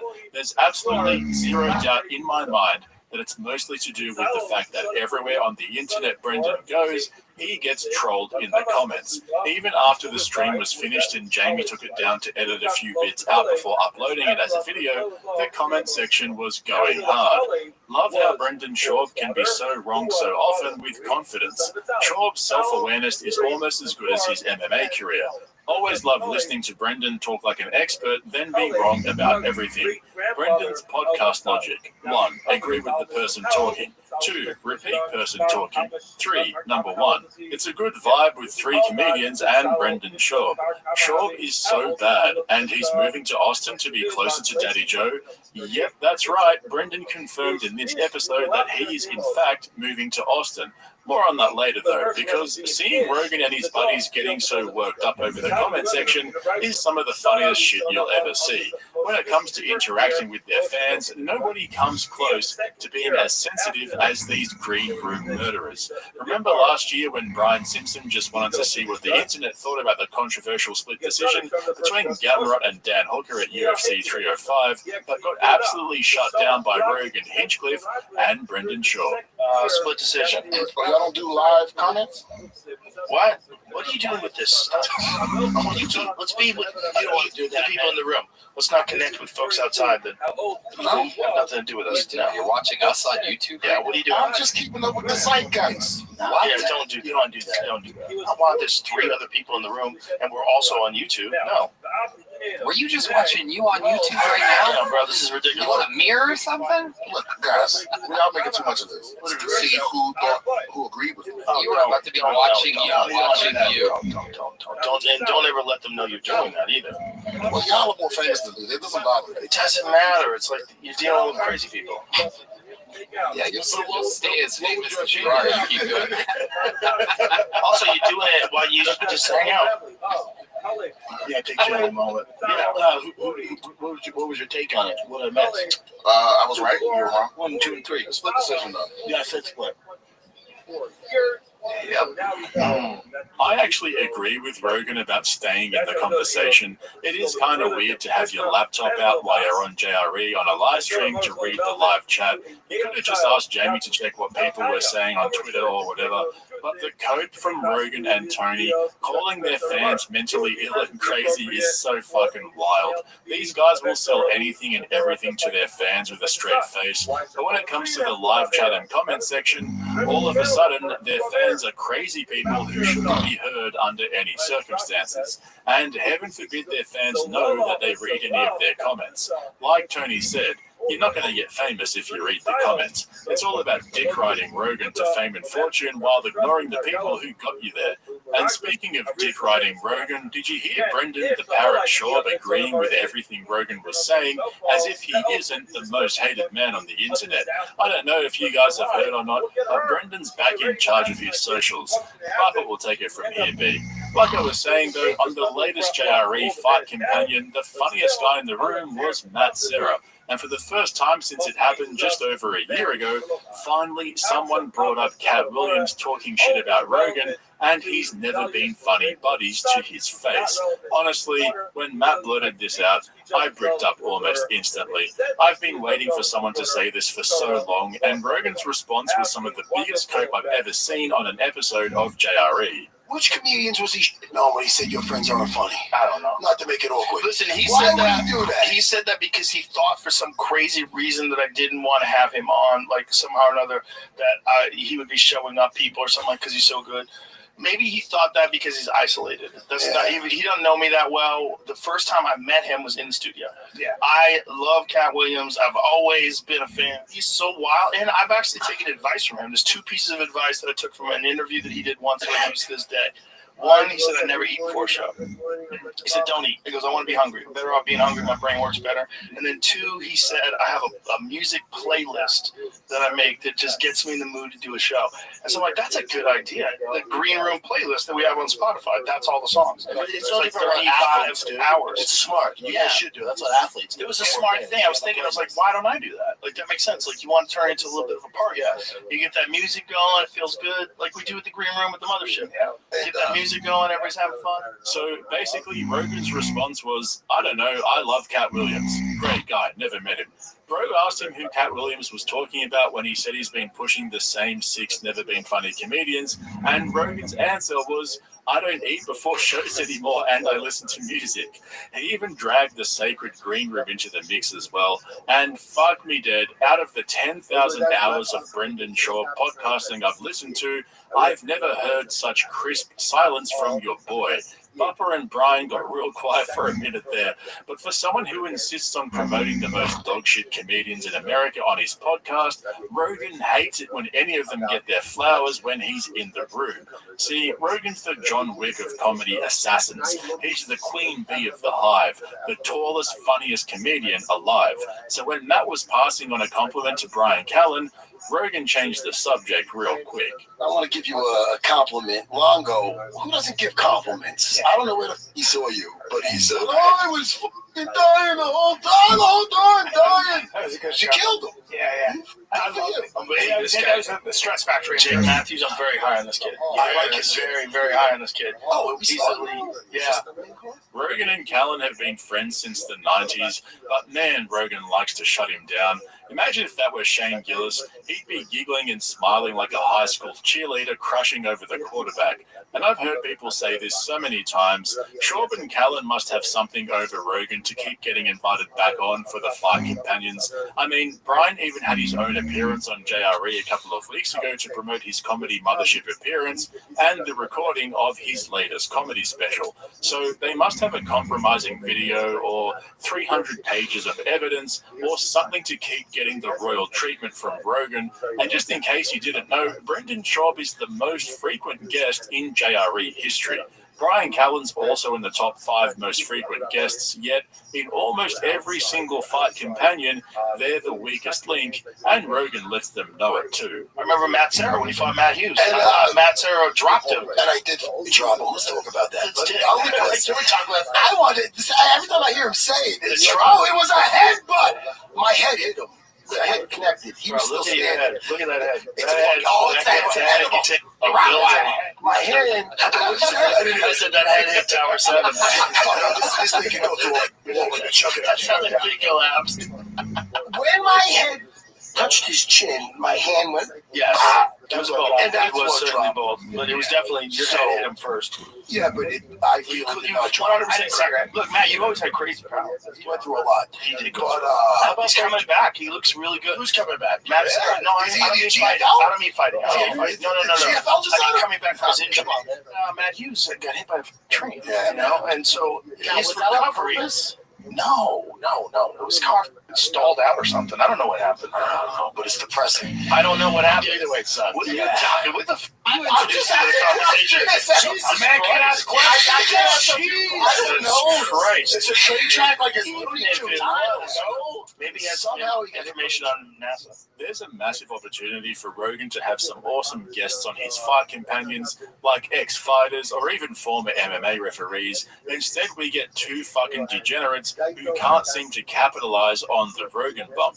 It's insane how shit their podcast numbers are, especially Brendan's solo Schaub show, where he speaks into a microphone all alone in a studio, looking into a camera with nobody on the other side.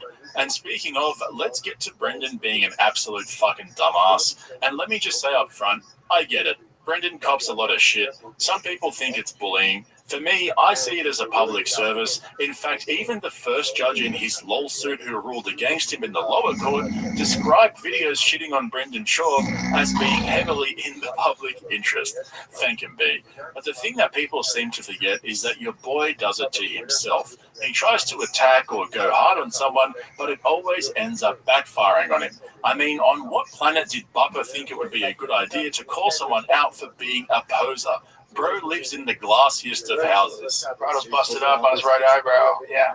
Joe, you know, it was one of my favorite moments when you guys put up when you had Zuckerberg on, and he goes, I hunt. Oh, no. I went like this, yes. What is he on? I went, yes. He goes, and then my favorite goes, I bow hunt. I went, thank you. I love it. I saw Joe go. I saw Joe go. Do you? No, what kind of bow do you use? I think he did. He just forgot his bow. I would never forget my bow.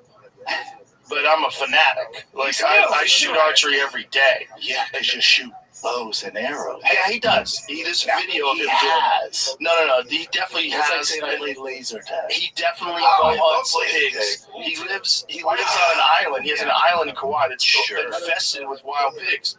He does hunt them. I've seen videos of him doing it. It's just, if someone gives him a bow, he doesn't look at it. He doesn't care. Rogan was real quick to defend his billionaire oligarch. I'll come back to shitting on Brendan in just a moment, but he was right. When Zuck 2.0 tried to bring up his bow hunting exploits with Rogan, it ended up falling flat on its face, which honestly, I'm here for. These are the JRE moments I enjoy the most, when the rich and famous elite corporate overlords come onto JRE to reinvent their image, but mess it up completely. You do wind up eating that meat from the animal, and you were there while the animal died. Like, you put it all together. Like, oh, this is where meat comes from. Yeah. Which is another reason why things have become sort of emasculated, because that energy is not necessary anymore to acquire meat. Actually pull the trigger, kill the animal yourself, cut it up, butcher it, cook it. You knew what you were doing. Yeah. Well, my favorite is bow and arrow.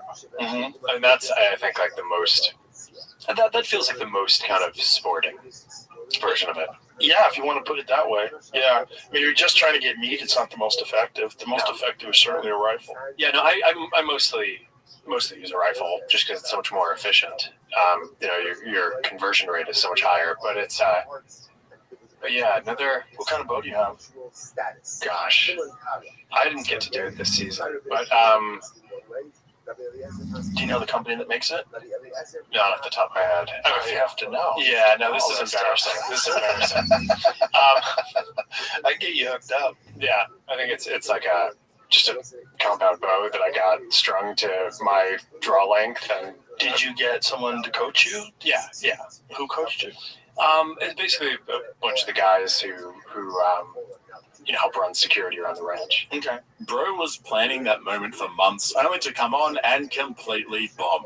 Someone definitely got fired over that one. But now that Dana White's on the board of Meta, Joe's got to bend over and let Zuck have his way with him, to support the cause. However, we can't let Brendan off the hook here, because later on in the podcast, he would also become a bomb expert when he tried to flex his hatred of electric vehicles on Rogan, completely forgetting that Rogan had just taken delivery of a custom Tesla Model S. And just like Zuck, Brendan had been waiting for this moment for months. Finally, Rogan acknowledged his shitty little YouTube channel that hasn't broken 10k subscribers, called Drive Fast All Gas. Well, it actually started out as Toontown, but Brendan allegedly received a cease and assist from Disney, so he changed the name to Drive Fast All Gas, which makes more sense when you read it as an acronym. What is Drive? Is that your shirt? Drive Fast All Gas? Bro, where's mine? Where's mine? I don't get mine. You drove my Tesla. I like those. But I like the way it looks. What does it say in the back? Anti-Electric Vehicle Club. I'm out there. Your electric vehicle is something else. I'm a little jealous, and I'm not in the car. Like I was telling you at dinner, my thing was I'm so angry at Houston trying to ban combustion engines. I had so much anger, but now I'm moving to Austin. It's kind of leaving. Good. Tesla's got a factory here. I know. And get yourself one. Get yourself a Cybertruck and put the Fighter and the Kid logo all over it. Just drive around town like a pariah. Let's go, baby. There you go. Confirmation from the man himself that he's moving to Austin. Say less. Our predictions from my post last week are starting to come true one by one. all of the above will happen. But like Brian was just saying there, Rogan recently took delivery of his custom-tuned Tesla Model S from Unplugged Performance, and in another gift from the internet gods, they decided to make a little video of them delivering the car to Rogan's house, but they were so focused on Rogan that they forgot to show us the car. I feel like I'm watching a guy trying to sell a car and the buyer isn't completely sold. Why is cameraman more focused on Joe's legs than the car? The cameraman is definitely getting replaced after all them comments. Terrible cameraman. Next time, give us a clear 360 of the car, please. I felt it was needed in the video, and we never got it. The build and the whole reveal has been a mess. Show off the damn car and all the parts, and hire a proper social media manager for fuck's sake. Joe's legs are made out of carbon fiber. And so after getting roasted for fangirling over Rogan's legs, they ended up posting a comment addressing all the backlash. We appreciate the constructive criticism on wanting more footage of the car and a 360 view. The last thing we want to do is not showcase Joe's epic custom build as fully as possible. We have more footage and will release another edit that shows the car more clearly as a response to the comment requests. We'll also aim to improve 360 capture of our vehicles in future videos. For this particular video, we shot with Joe in one take quite rapidly, so as a result, the content capture with Joe was raw and imperfect, yet still greatly enjoyable to us. We hope to our viewers too.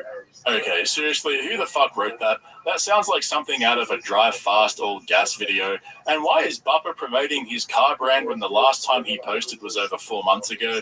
What are we doing here, B? But in all honesty, I'm so ready for Brendan's Austin, Texas arc. If you thought Tony Hinchcliffe's boots were cringe, wait until you see Bubba when he settles into his new digs up the road from Papa Rogan. He's going to become a gun expert, buy a Cybertruck, and try to pierce it with a bow and arrow. Him and Chin will start posting barbecue videos. Oh man, it's going to be a peach's delight. Just don't ask Bubba to point out where Texas is on a map. If you're the first find the main card, you're there to finish. Well, also, he's trying to make a name for himself, and he's in Australia, home country, the whole deal. Prado's in this. That's where he's from, right? You have to have your hometown boys when you have a fight on a card in the motherland. That's why poor Strickland going back there. Yeah, but Strickland is from South Africa. It's kind of neutral ground. Same area. Same area. Oh, yeah, it's just pretty close. But you know what? It's totally close. Closer than Vegas or Strickland. Yeah, not much. Brendan really has absolutely no geographical awareness of the world around him. Now, I believe they're on opposite sides of the globe. They are. It's like this, right? It's like this. Yeah. Santa lives here. And yes. Polar bears live here. Yeah. Santa doesn't want to get eaten by polar bears, so he's up here. That's how you remember it. Yep. Polar bears are down here. Yep.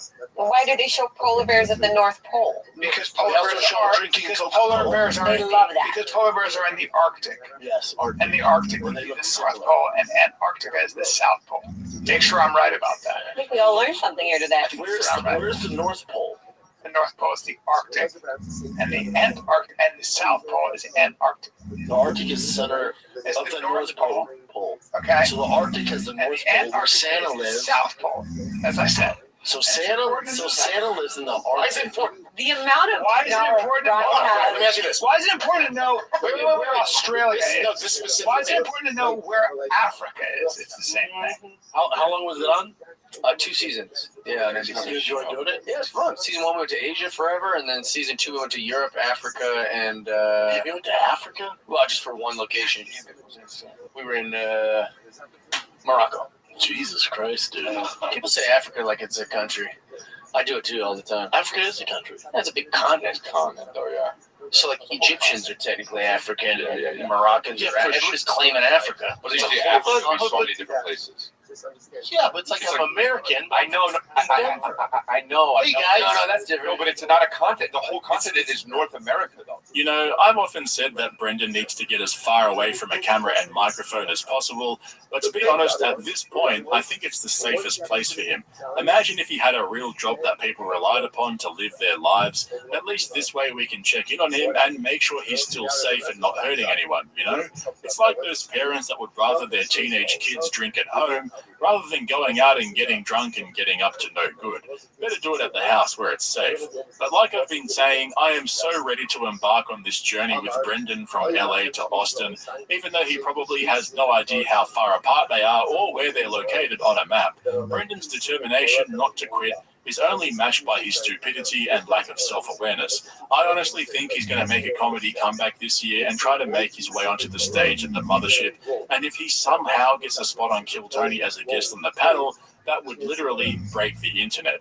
Plenty more to come, so stay tuned. Anyway, remember to check out the link to my Patreon in the description. I recently dropped a video covering the episode of Kill Tony with Shane Gillis, Mark Norman, and Ari Shafir, so make sure you're signed up so you don't miss out on that one. There's also a video up there covering the Kill Tony New Year's Eve show, which they only just uploaded to YouTube. While you're here, though, hit the subscribe button and make sure you give me a thumbs up if you ended up liking this video. Thanks for watching. I'll catch you in the next one. I don't know black guys like anime. That's not true. Not all black guys. I've never met a black guy in my life who likes anime. No, I don't think it's any of that. I think he's under a lot of pain, and then when it becomes to women, for sure, shut your phone up. I've only been podcasting 13 years. My phone. It's your phone. Slap me. Slap me. Okay. I'm sorry, dude. God damn it. When has that ever happened? When has that ever happened? Oh, you get out of those. When has that ever can happen? That's great. And I'm going to slap the person calling me. Slap him. Slap my wife. God damn it. I'm going to slap Don. No, don't slap the dog. Don't slap the dog. If podcasting is an art form, then Brendan Schaub is the Leonardo da Vinci of the industry, a renaissance man in every facet, from his days as a high school athlete, receiving no college athletic scholarship offers, instead paying his way into college, where he would go on to be undrafted in the 2006 NFL draft, and then getting released from the Utah Blaze in the Arena Football League without making the roster. Forced into retirement at the age of 24, Schaub then went on to train in boxing and Brazilian Jiu-Jitsu, eventually making his way into the UFC 2 years later, where he would flourish in the heavyweight division, losing 4 of his last 6 fights, 3 of which by knockout. However, after close friend and podcasting legend Joe Rogan encouraged him to rethink his career in MMA and consider moving into podcasting and stand-up comedy, Brendan would seize the opportunity to announce his retirement from the sport and take his talents on stage and into the studio. A true modern-age polymath, Brendan would contradict all the haters and soy boys who laughed at him instead of with him, securing his first comedy special on Showtime just 4 years into his career as a stand-up comic. But with an IMDb rating of 1.4 stars out of 10, Brendan found himself at a crossroad.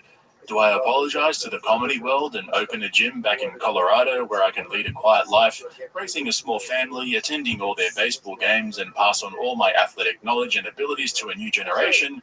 Or do I carry on unscathed, push through all the hate, and prove to the world that I belong on stage behind a microphone, making people laugh? Naturally, Brendan chose the latter option, continuing his comedy career and releasing his second comedy special on YouTube 3 years later, titled Gringo Papi, a clever play on words because his wife is Mexican and he's white, and he's also a father, so that would make him the white daddy? I think that's right. Hey, fuck you guys, it's funny, alright? Anyway, sorry, where was I? Oh, so Gringo Papi ended up with an even lower rating of 1.1 out of 10, making it the worst comedy special ever released in history, on paper at least. Luckily though, Brendan, who fancies himself as a bit of a business shark, always had a backup plan. You see, Bubba talks for a living, and thanks to his close relationship with superstar comedian and legendary podcaster Joe Rogan, Brendan was an early adopter of the podcasting format with The Fighter and the Kid, which was a joint effort between himself and Hollywood extra Brian Callen.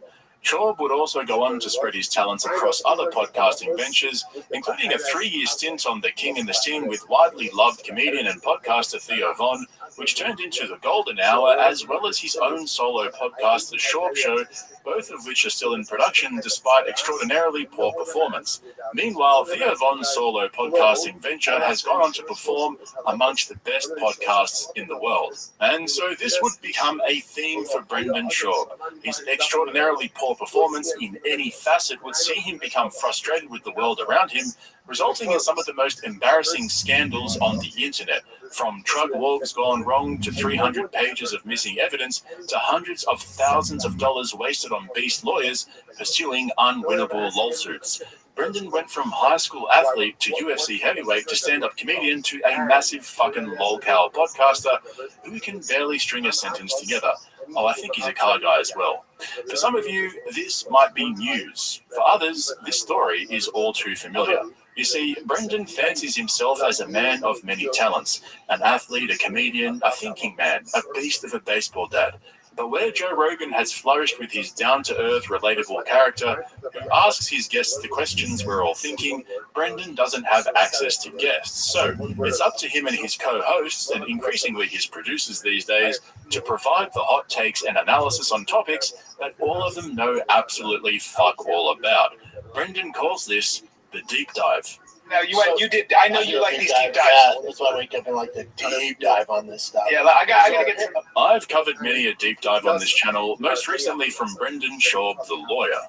Whether you're guilty or not, whether they find you guilty or not, whatever they're gonna find you, whatever he's gonna, appeal this, whatever the end of the verdict is, whatever it is, even if they in the retrial or whatever in the what word am I looking for? Even the appeal. And so even after butchering Conor McGregor's recent civil lawsuit loss, where Brendan repeatedly displayed his lack of knowledge on complex legal matters, he recently went on to counsel McGregor in his business affairs as well. So his nut is this every month, and he can't get out of those. And those boats, and again, unless he paid all cash, which hopefully he did for all this, so he didn't have a big, huge nut every month, but chances are he didn't pay all cash. So his monthly nut, just based off what we see online, is a few $1 million a month. Most of that was taken care of from the nut he was getting every month. I keep saying that, sorry.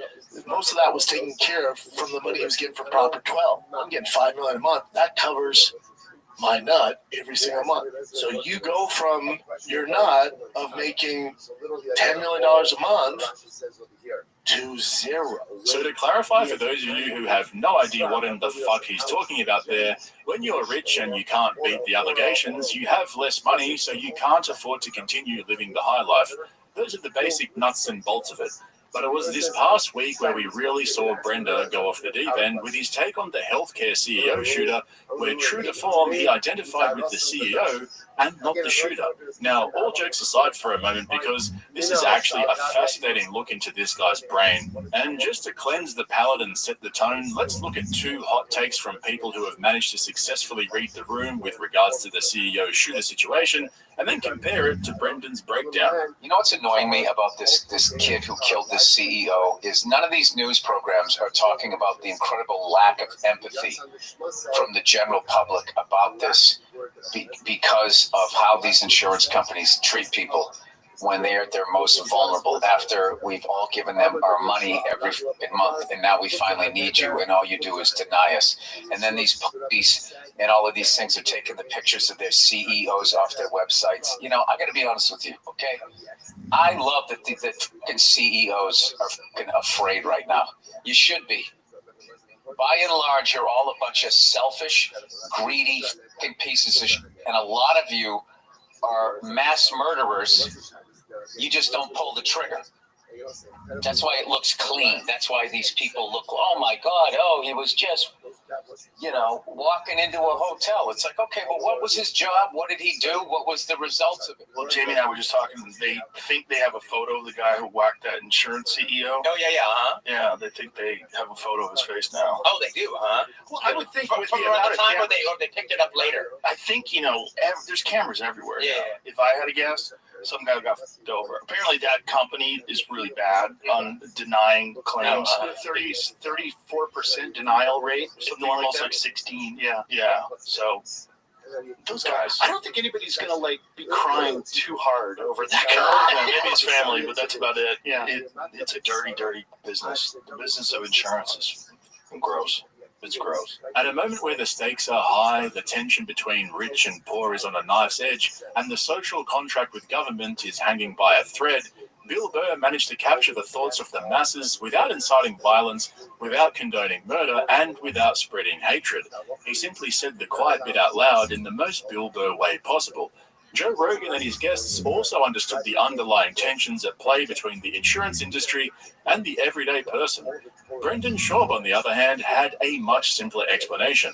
Nothing to do with politics or sociology, no accounting for cost of living pressures or economic conditions. See, our boy Bubba understands these things on a more human level. He put himself in the shoes of the man himself. We've seen Brendan the lawyer, Brendan the business shark, and Brendan the accountant. Now we have Brendan the criminal psychologist. Hey, real quick, how many chicks you guys fucked? Clearly, this kid, smaller kid, wicked smart kid, clearly his hero is the Unabomber, but Ted Kaczynski. But apparently his family, he became estranged from his family. He got a back injury, like a really bad back injury. They did surgery, I guess, and it didn't help. And since then, it just mentally broke him. And I guess he was saying, like, he can't have any physical contact with women because his back's so filled up. Like, he can't have sex. So that just drove him crazy. Look at that. Are those really his screws? Yeah. Well, first of all, those are the biggest screws I've ever seen in my life. What's going on there? What is that? Hold on. I don't believe that's a real picture. So, but back to him, apparently this kid did that and never got fixed, so he's in agonizing pain all the time and couldn't be intimate with women, and it drove him crazy. Like legit crazy. So he didn't speak to his family for at least a year.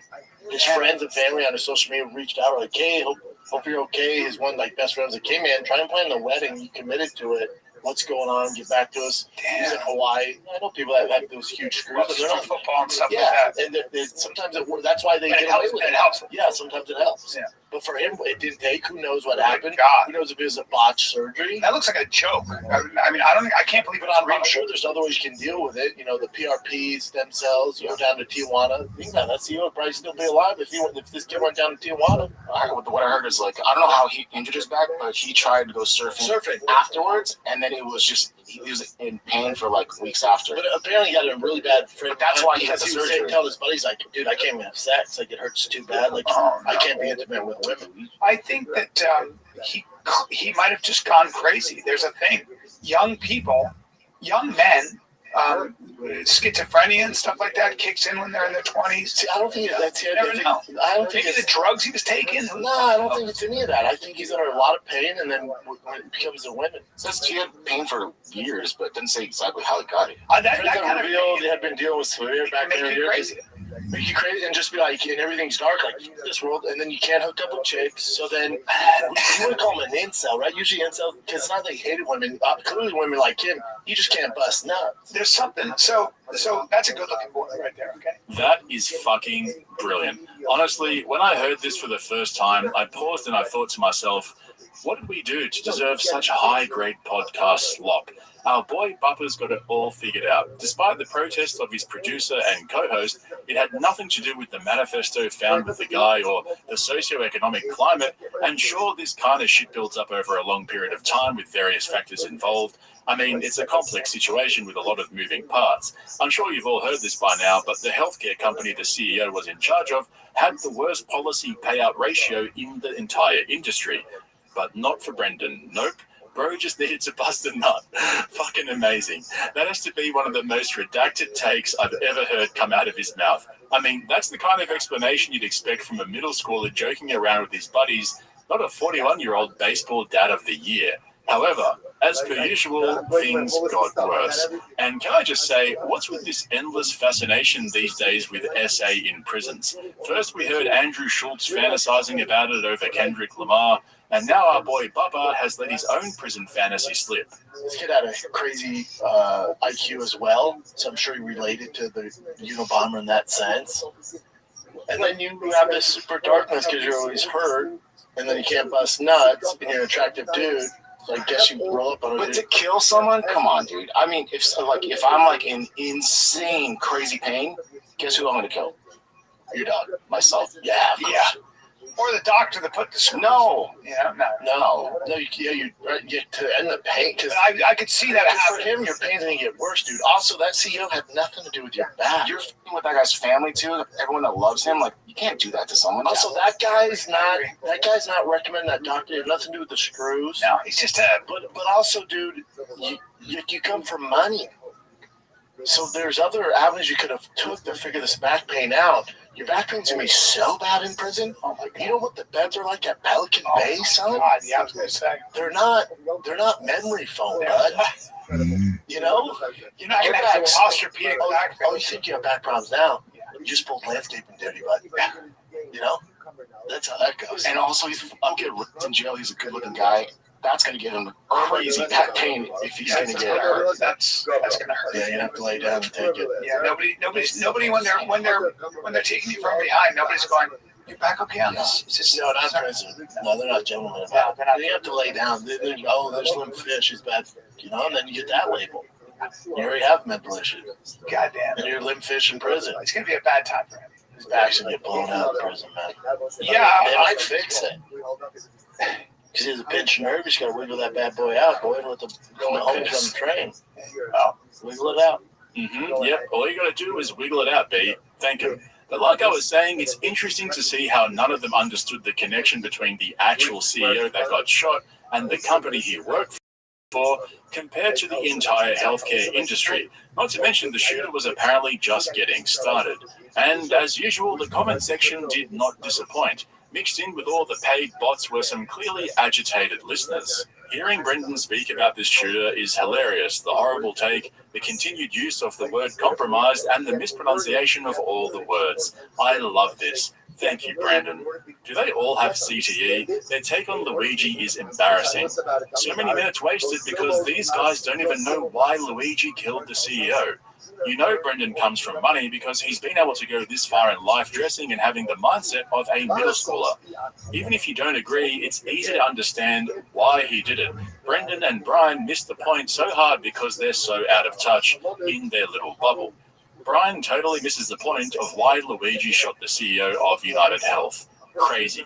So you'd think that after trying to milk the CEO shooter story over the last 3 episodes, with special thumbnails and everything, they'd have actually done some basic research and understood the various motives of the alleged shooter, other than needing to bust a nut.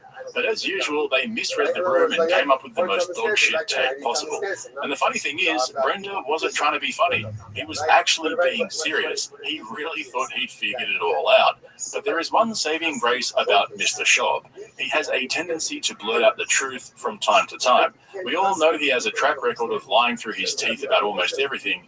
Remember when he said this earlier this year in an interview? From the outside looking in, I mean, we're not in your head. From the outside looking in, but you mentioned at the very beginning, broad shoulders. You can just like sweep it off and on to the next thing. Let's keep going. Unlike anybody I really have ever seen. Yeah, I appreciate it, brother. My dad just work ethic. So I hate. I'll have friends who will say, "Oh, whatever shop brought a professional athlete's work ethic to a podcast or to stand up, and now with the cars, like watch out." It's like, no, that's not a professional athlete's work ethic. There's some. I've been with UFC fighters, NFL players, definitely with work ethic. There's just some talent that they get away with it. So that doesn't work for me. The work ethic, it's across all boards. That work ethic came from my dad. My dad, blue collar, self-made. So when I was young, he taught me the work ethic. So no matter what I'm doing, whether I was a janitor for a short period of time when I was young, I was the best janitor there was. I was there early, stayed late. Like, it's just a work ethic. So wherever you put me at, that work ethic isn't going to change. So whether it's in the car business, fighting, podcasting, stand-up, that work ethic is who I am. First we had Brendan the lawyer, then the business shark, then the accountant, and now the criminal psychologist. But now we also have Brendan the janitor. Maybe not, though. Sorry, did you say your first job was a janitor? I was a janitor at Albertsons, yeah. Like mopping, cleaning the bathroom. I got fired because they wouldn't give me the Super Bowl off, so I quit. And it was when the Broncos won the Super Bowl, and I kept getting in trouble because they'd be like, "Hey, clean the bathroom." I'm like, no doubt. And the 5 cents candy back in the day. Yeah. I used to grab a handful of Twizzlers, go in the bathroom, grab all the old truck and car magazines, and just sit there for hours reading the magazines, eating the candy. Yeah. And then finally, someone was like, "Where the f*** is that Brendan kid?" Yeah. I had to pick the cigarettes out of the ashtray in the morning. I had to do that at 5 a.m. Sucked, man. What was your first job, Bri? McDonald's. No way. Hang on. I got fired because they wouldn't give me the Super Bowl off, so I quit? Huh? Bro, you can't even go one sentence without lying. These are what I like to call the confessions of a degenerate mind. If you give him enough rope, he'll let the truth slip out from time to time, and it's almost completely involuntary. We may not know how this all ends for Brendan Shaw, but one thing you can count on is that I'll be here to document it in forensic detail. So make sure you go and check out the link below in the description to my Patreon if you're interested in my longer form uncensored content. While you're here though, hit the subscribe button and make sure you give me a thumbs up if you ended up liking this video.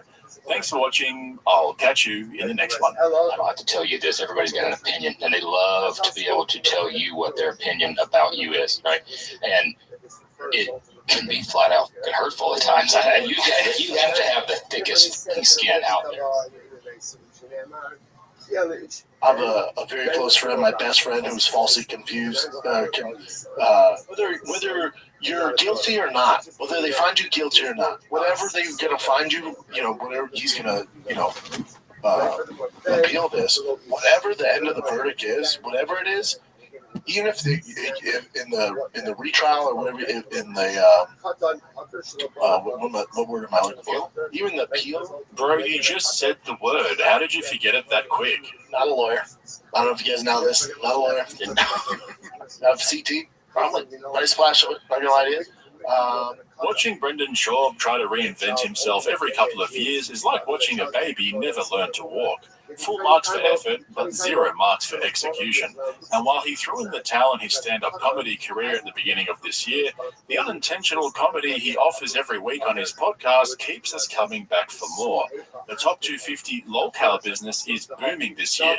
So when I saw the thumbnail and title for the latest episode of The Shaw Show, I laughed so hard that a little bit of pee came out. Conor McGregor Trial for Dummies. And the thumbnail has the Learning Made Easy trademark for dummies. But the funniest part is they're not leaning into it. They're actually being serious. Brendan and his producer, Chin, really thought they could give us a legal breakdown of the McGregor trial and help to educate all of us casuals on how the Irish legal system works and shed some light on all the little nuances that the lawyers, jury, and judge got wrong.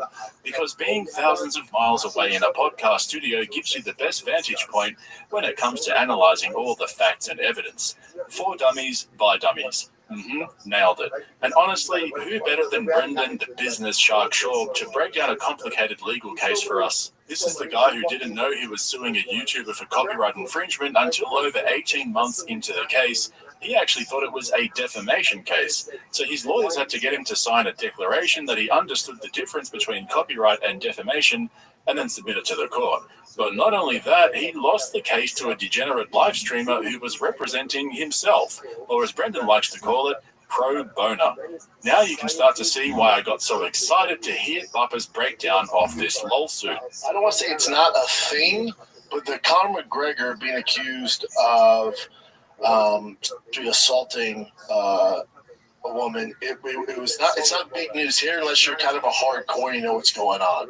But as far as like on mainstream media, it's not a thing here. And I've been getting so many DMs and emails like, dude, what do you think of this Conor stuff? And man, is everyone freaking out in America? I'm like, dude, when I say it's not a thing here, the public didn't get freaking privy to it till he actually got convicted of assault. And it was like a ticker on the bottom of ESPN.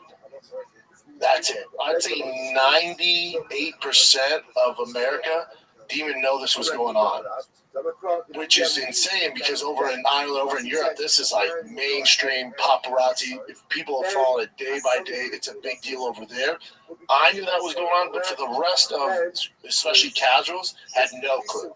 Like my dad, once he saw the ticker at the bottom, was like, Conor McGregor found guilty of, aggravated assault, whatever they're saying it is now. He's like, what? Are you kidding me? And I was like, he didn't know? He's like, no, what's going on? I'm like, oh, buddy, do you have time to chat? Because it's going to be a deep dive. But it's also important to remember, this is a civil case. It's not a criminal. Yes. And what an absolutely brilliant way to start this breakdown by saying Conor McGregor was found guilty of assault only to be corrected by his producer, Chin, who's also a known redact, yet still understands the difference between a civil and criminal trial. Throughout the whole 40-minute breakdown, Brendan would refer to the civil court's finding that McGregor is liable for SA as being guilty, which made me tingle every single time.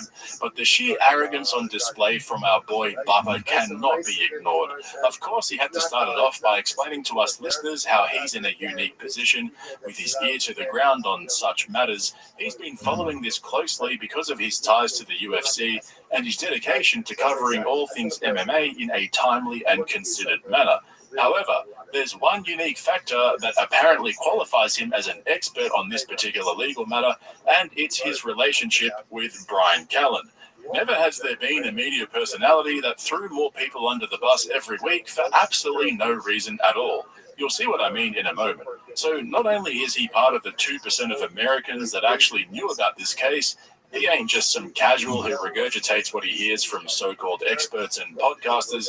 I mean, surely Brendan did his own due diligence, right? So I've tried to do my due diligence, listening to these experts that have chimed in on it. I've listened to other podcasts. When you talk about this stuff, it's tough, especially coming from my experience. Oh boy, it's tough because when I hear this stuff, obviously I'm gonna have a different perspective. I have a very close friend, my best friend, who was falsely accused of, and it ruined his life. My friend Brian Callen was one of the good guys that suffered from this, and Brian's a fighter, and you know, he won't speak on it too much, but it really messed him up financially. Has to tour every weekend just to make ends meet, and that's not how this is supposed to go. The way comedy should work is a guy at his level should be able to maybe do one show a month, or you know, pick and choose when he's on the road, because he's put in the work for 30 years in the clubs, in the theaters, in podcasting. He's put in all the work where at his age, he should be on the road all the time. He should be enjoying the fruits of his labor and raising his children and doing what he wants to do and doing spots around town. And all that was taken away from him with a simple tweet. No evidence, zero evidence, no trial, nothing. Just boom. Hearsay. She said, he said. I know the details. It's not my job to speak on it, nor do I have that authority. That's Brian's thing. I know the exact details, and it's awful what happened. Awful. Ruined his life. Brian does his best, and he does a show. So if you want to support Brian, I take you to a show. I take you to a show. Watch his podcast. I'm obviously going to have a different perspective on this stuff. Where when I hear this stuff, I go, I need to hear more. I think most people go, oh my God, Connor's a piece of shit. I knew this guy, this is terrible. Because of my experience, I go, I don't believe it. It's on the consumer to figure out and form your own opinion. Don't listen to certain journalists or MMA experts or personalities who despise Conor McGregor. They're going to be biased, and they can paint a picture that's probably going to convince you otherwise. We can get into it, but I just want you guys to know where I'm coming from. I'm going to have a very different perspective because one of my closest friends, my brother, has gone through, not to this degree, but it took everything from him. Just when everyone had started to forget about the allegations against Brian Callen, Bubba starts running his injected lips and reminds everyone about the multiple assault and harassment accusations against Brian over a space of nearly 20 years. And Brendan's done this so many times, he uses the people around him and blurts out details about their personal lives just so he has something to say.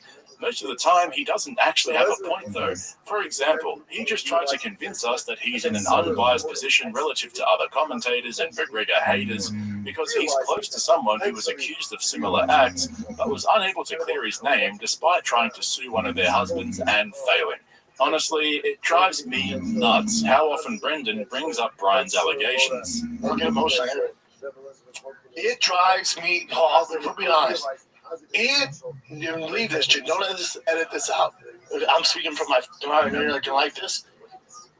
I'm gonna look right. It drives me f***ing nuts that Brian's at where he's at. I will challenge anyone, any comic, to go on stage after talent. And you're telling me Brian's not better than 99% of those f***ing comics. It drives me nuts that he's not up there with those guys. And you want to outcast him over some bullshit? That's what I don't with. That's what upsets me. So what makes me proud, and not mad, I'm trying to get mad, what makes me proud is he's not going to lash out about it. Brian's cool. Brian goes to work. Brian's doing the road. Brian's trying to sell tickets. But I'll tell you right now, I don't forget. It's not cool with me. That's why you don't see me at those places. Oh, they should read right now. 1,000 episodes. Yeah. So if Brian's struggling financially, why doesn't Bubba just pay him more instead of rage crying over the allegations? If Brian Callen is struggling to make ends meet and has to actually work for a living like the rest of us, instead of living off daddy's money like Bubba, what's wrong with that? Brian's in his late 50s. In fact, he's only a year older than Rogan. Plenty of people work into their late 50s, dude. Is it possible that Brian's just not that funny and can't sell out big enough venues to tour once a month? And wasn't Brendan the one who cancelled Brian by taking him off the podcast because of advertiser backlash when all the accusations came out? Where was the rage crying then, B? What are we doing here? Anyway, let's get back to Brendan's lol suit analysis. This is so complicated. I've been following pretty closely. It's pretty complicated. Meaning, I can paint a narrative for you guys that will make you believe that Connor's completely innocent. I can do that pretty easily. I can also paint a picture where the accuser is completely correct. Really? Yeah. Okay. Yeah, I can. Yeah, pretty easily too. That's the problem with this. You can start with Connor. So when I tell you all this stuff, what I want you to do is, in the back of your mind, think, if this wasn't Conor McGregor, would this have any sort of validation?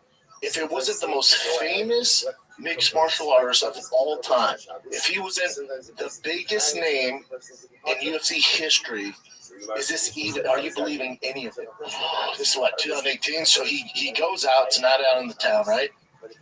He gets texts and pictures from this woman who's accusing him of these acts. I'm talking pretty still pictures, pretty, things, stuff like that.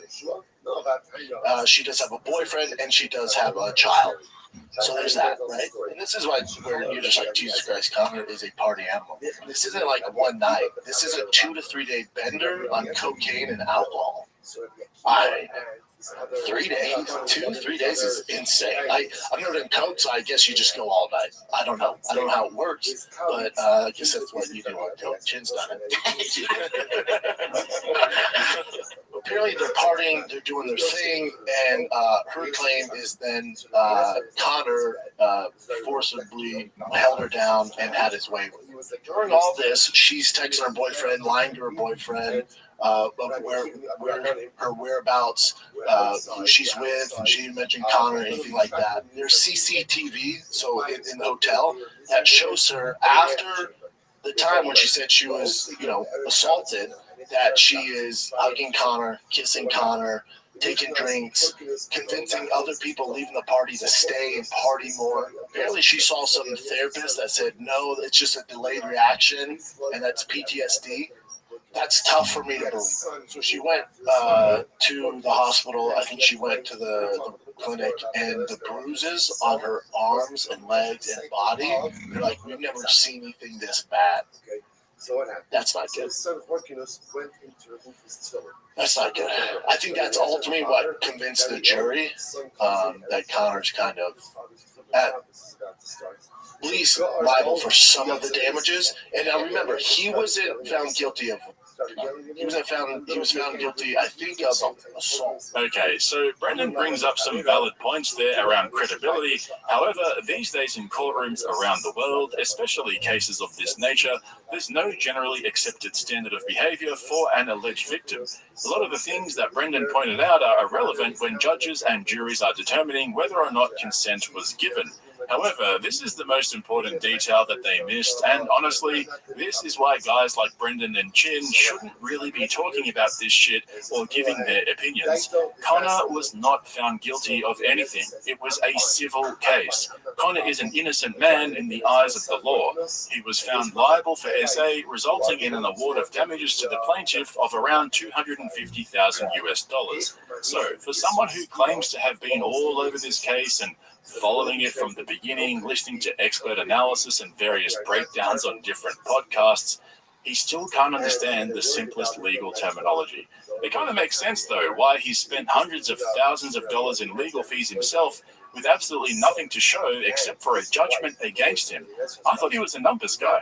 Here's where it's tough to defend Connor. For her, this is not a money play. Now, this is over a 6-year period where she's been harassed. She had to move houses. Apparently, some people broke in her house, threatened her and her boyfriend, right? So there's all that stuff. Apparently, Connor's team offered her a settlement. She refused it because she wants justice. That's the rumor. Okay. I don't know how true that is. So apparently, Connor's team went, hey, we don't need to go to all trial. Here's the settlement. And she refused it. So that's over a 6-year period. She only got, I think, awarded like basically $275,000 in American dollars, which might cover lawyer fees. So we say it's a money play. There's not much money here, and it changes her life forever. Because who would sign up for all this trauma, all this stuff nonstop? And it's not like she got $50 million, $10 million, even $1 million. She was asking for 1.7, $1 million in loss of earnings, $750K for rehousing because, as you brought up, her house was broken into. But the court just awarded her $275,000. Correct. Yeah. Which, and to your point, there wasn't even a guarantee that she was going to get that. Had she lost, she would have had to pay Connors. So, to your point about taking a settlement, that versus the gamble of going to trial, not only not getting what you're asking for, but potentially having to pay money, supports your point of why even go through all this. I honestly think she's like mentally ill. That's what I think. That he was fine. He was of sound mind. He was totally with it. When the other Rabbanim realized this, seriously though. Okay, so everything they all just said there is almost entirely wrong. First of all, the damages order that got handed down by the court does not include legal costs. So Brendan's theory that a lot of the money will just cover her legal fees is complete bullshit. There will be a separate costs hearing to determine how the legal bills are split up. But generally in these cases, the defendant who lost would have to pay all of the plaintiff's legal fees. However, there is a possibility that she could have to pay Connor's legal fees even though she won, and it's all to do with the fact that Connor offered a settlement that she rejected. Basically, when you're in a civil dispute and the defendant offers you, the plaintiff, a settlement and you reject it, but then you go on to win the case at trial and the damages you're awarded are less than the previous settlement offer, the court could order you to pay all the defendant's legal fees from the time you rejected that settlement. This is called the Calder Bank mechanism, and it exists to encourage parties to settle out of court and take pressure off the court system. And it makes sense, right? If you reject a decent settlement offer and then the court awards you less damages than that settlement, well, then you've just wasted everyone's time and money. That's why the woman in this case could actually end up going broke, even though she won. And I actually think this is a possibility because if you're in McGregor's position, right, and you've got this woman coming after you, she was asking for $1.7 billion initially. Connor said in court that he's earned over $650 million in career earnings. So I can see how his settlement offer could have been well over the $250K fee she was awarded by the court. In that case, she would then be liable for all of Connor's legal fees after the date she rejected the offer, even though she won. I guess that reinforces Brendan's point, though, that she wasn't in it for the money and that she just wanted to clear her name and get some justice. We'll have to wait and see. Yeah, it almost sucks to say it. The UFC's moved on. They have. Me and Case love to see him fight, and a lot of people, like, he hasn't fought since 2016. UFC's flourishing. UFC did not immediately respond to requests for comment. Curry has not fought since he broke his leg, 2021. But yeah, he's a good man. I think I said he hasn't fought since 2016. I mean, he hasn't had a win. Correct my statement. Fuck me dead. Even when Brendan corrects himself, he's still wrong. Connor beat Donald Cerrone in 2020, dude. Bob is such a casual. Seriously. Anyway, I hope you enjoyed my breakdown of Brendan Schaub's breakdown of the Conor McGregor lawsuit. Make sure you go and check out the link in the description to my Patreon if you're interested in my longer form uncensored content. While you're here though, hit the subscribe button and make sure you give me a thumbs up if you ended up liking this video. Thanks for watching. I'll catch you in the next one. Well, hello, kids. Monday morning. It is 8:52 a.m. here Pacific time on this chilly SoCal morning. How's everybody doing? Right. Let's forget I can't hear you guys. If you want to, I'm not hard to find, bud. But it better be one-on-one. Don't do that D. Stockton stuff where you jump guys. And if you do decide to jump me, it better be more than 4 to 5.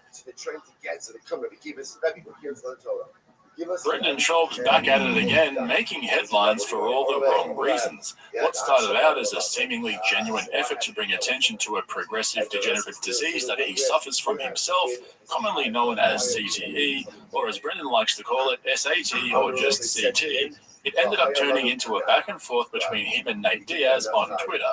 But now your boy took it a step further and delivered a staggeringly redacted hit piece on The Schaub Show, rife with all of our favorite Schaubisms. And I don't usually say this often, but working on these clips for you guys from Brendan's epic meltdown today was some of the most enjoyable work I've ever done on this channel. Don't get me wrong, I absolutely love slogging it through all the podcast cringe slop for you guys day in, day out, but every now and then I kind of feel like, you know what, this one's for me. This is the cream on top. It was honestly like a Shakespearean soliloquy. It had all our favorite Schaubisms littered throughout. He almost started rage crying at several points, and he mispronounced all of our favorite words with the skill and precision of a surgeon performing brain surgery after 20 beers. But this isn't the first time our boys had a public meltdown all alone, by himself in his studio. Remember, Chin, on Monday, I'll tell you about that. Steve will do a guy who went really bad on me. He was like defending Dana. Like, you know, I went dark a little bit how I can kill people. When it comes to hand-to-hand fighting, I will fuck you up. Unless your name's Francis Ngannou, Gordon Ryan, Tyson Fury, I will fuck you up. These are just facts. These are just facts. Now, here's the thing. In my opinion, Brendan's actually right about almost everything he says in this video. For 99.99% of the human population, Bubba's a problem. But the way he gets so easily triggered by guys who have made a good living out of trolling people is absolutely fucking hilarious. See, your boys had it tough. Over the past decade, Bubba's been catching L's like a fat kid on prom night. Almost everything he's tried, he's failed at. But not like normal fails. I'm talking really public, embarrassing fails. Like Joe Rogan telling him he should quit fighting because he's not built for it anymore, live on a public broadcast, to then become one of the most widely ridiculed comedians in the world, and then getting dropped and ghosted by Theo Von. He went on to build one of the most wildly successful podcasts in the world, while Brendan was left to share the crumbs with a bunch of cancelled losers who get paid to laugh and be his friend. You guys know I could go on and on listing all of Bubba's seemingly endless failures, but that's not why we're gathered here today. I actually have a serious point to make once we're done laughing at Brendan's on-air meltdown this morning, so stick around to the end where I'll explain exactly what's going on here. I'm going to jump right into it.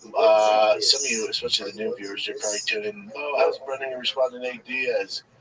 Not a long rant here.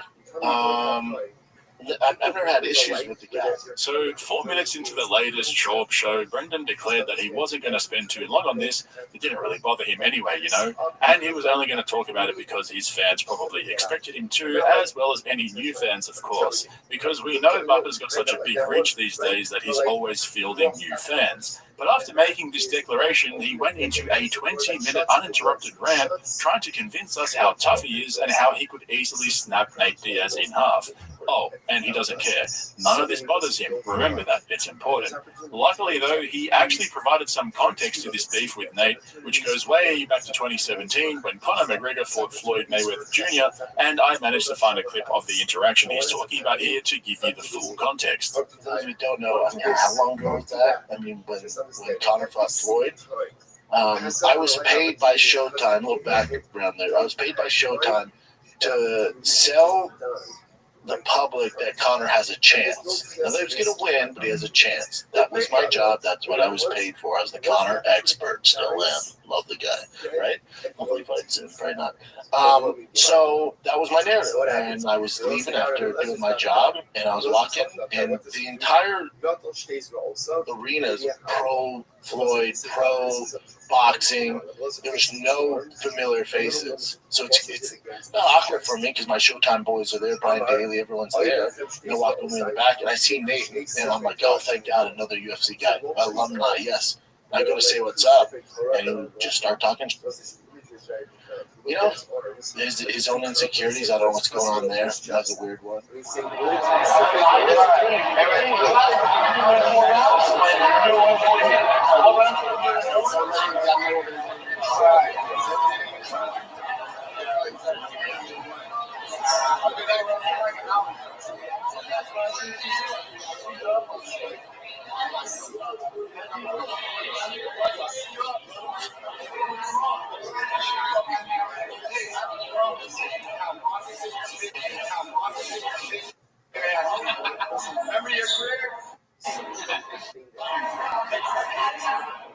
Okay, whatever. Probably 3 weeks before that, ran into Whole Foods. He was cool.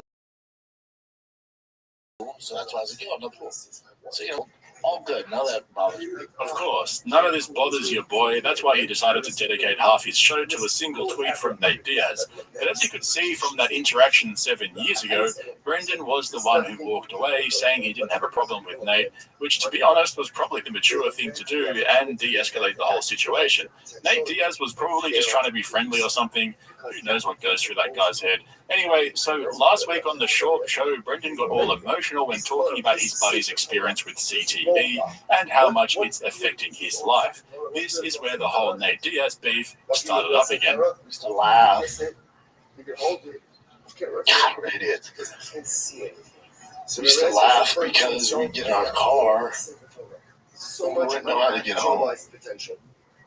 After we scored, we called each other that. I learned so much. And thank God I'm all right, you know. Somewhat all right. I don't know. Who knows? You know, I talk for a living. I do a lot of creative stuff, which I think helps me delay whatever's headed my way. You know, but when I talk about fighter pay and compensation, there's not enough money in the fucking world. I could have been so much more. And that is the greatest existential pain that a person could face when they are at the end of the journey of life. Like it's a big man. These serious challenges and meeting basic everyday expenses for food, shelter. I learned so much from that day. The truth is, I didn't take more than them that like a dog takes when it's lapping water from the sea. Like when a dog goes over to the river, it starts drinking water, water. So Brendan's heartfelt, emotional-filled dedication to his old sparring partner struck a chord with Nate Diaz, prompting him to share his thoughts on your boy's performance. He said, Brendan, the big old be sure. Now, Brendan didn't like this, so he hit back with this. Oh, buddy, I probably got 20 pounds on you, so not too far off. I'll snap your neck. Set up a grappling match and let me know how it goes for you. Have one of your handlers read this tweet and get back to me. Okay, just quickly, why does Nate have to let him know how it goes for him? Like, wouldn't Bubba be there too? Isn't he meant to be the opponent? I just feel like Brendan would already know the result given he'd be the other guy in there. Anyway, sorry, I digress. Driving my son to baseball practice, and a buddy, or maybe my brother, was like, oh God, here goes Nate Diaz again. I'm like, what? For what? And he put Brendan the big old D-shop with a crying emoji. Okay, and this, I assume, and most people tell me that it's in response to me getting emotional over my friend of 20 years, Fuck me dead. Can somebody please explain to me, honestly, why does every Brendan Schaub story start with him either driving to or from baseball practice, or being at a baseball practice, or just being somewhere in the vicinity of a baseball game? I don't get it, B. But finally, we're in the thick of it now. Brendan's about to go into full flight and totally melt down over something that he clearly doesn't care about, right? But while you're watching, I want you to picture this. Just imagine that Jin forgot to press record and didn't realize until they got to the end of this rant. Imagine. See, that's the type of shit I think about. Best brains, B. Thank him. Wait, one more thing. If you put headphones on and listen real close, you can actually hear Chin bricking up as Brendan starts to heat up. I don't get it. This whole. No one ever asked me anything except to keep it. How honest do I want to be with you guys? This whole What's the story of Rabbi Akiva? social media thing, like Brendan didn't tag me, Brendan the big old shop, crying emoji. Here's. So Rabbi Elazar tells the story. One time, Rabbi Akiva and I were walking. Here's how I feel about it. I'm early, and Rabbi Akiva said to me, this is just internet gossip, right? This gets him trending. He doesn't have a lot going on. Didn't get paid for the Masvidal fight. Probably doesn't know what he's going to do next. Connor, he's probably waiting on that. Connor's tied up with the TV right deal, so he's probably banking on that. He fought Masvidal, lost to Jake Paul, right? That's a big blow to his ego. So I guess he needs to do this to stay current. I retired 15 years ago, man. That being said, that's social media. This isn't real. Because here's what's real. I will fuck you up. That's real. I'm not asking for this. I don't want to fuck him up. I'm not trying to fuck him up. End of the day, if he walked in right now, I said, Chin, Case, can you guys leave? Only one of us is going to walk out unscathed. And it's me.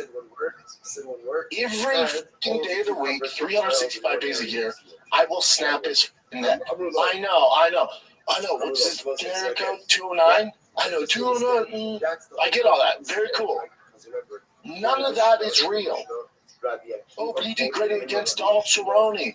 Did you see him? Leon Edwards. I get it. Dude, he's had some great fights. Tough dude. I don't give a I'm 245 pounds, trained black belt, top 10 UFC heavyweight in the world at one point. I'm not out of shape. I'm a fucking beast when it comes down to I know. I tell jokes. I do crazy. I made some mistakes. Oh, he got knocked up by No Garo. He's in the trucks. I get all that. Fighting the kids, silly dude. I get all that. At the end of the day, the way this works, I'm not a civilian like the rest of his goons around him. I'm not this fake gangster. I don't go looking for fights. I know I'm tough. I don't have to get on Twitter and blast it out and prove it every day because I'm insecure because whatever shit he has going on with his childhood trauma. I don't have to do that. At the end of the day, I will twist your fucking neck off. Ask your boys.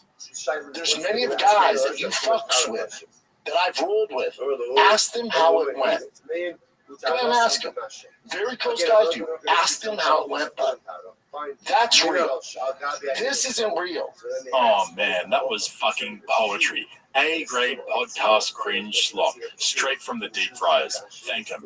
Let's just quickly recap the highlights because that was jam-packed. What the fuck is unscathed? Is that some sort of jiu-jitsu move that Rogan taught him in the Mothership Green? Oh, hang on. Don't worry about that. Scratch that. What about Brendan's incredible ability to have a full conversation with himself?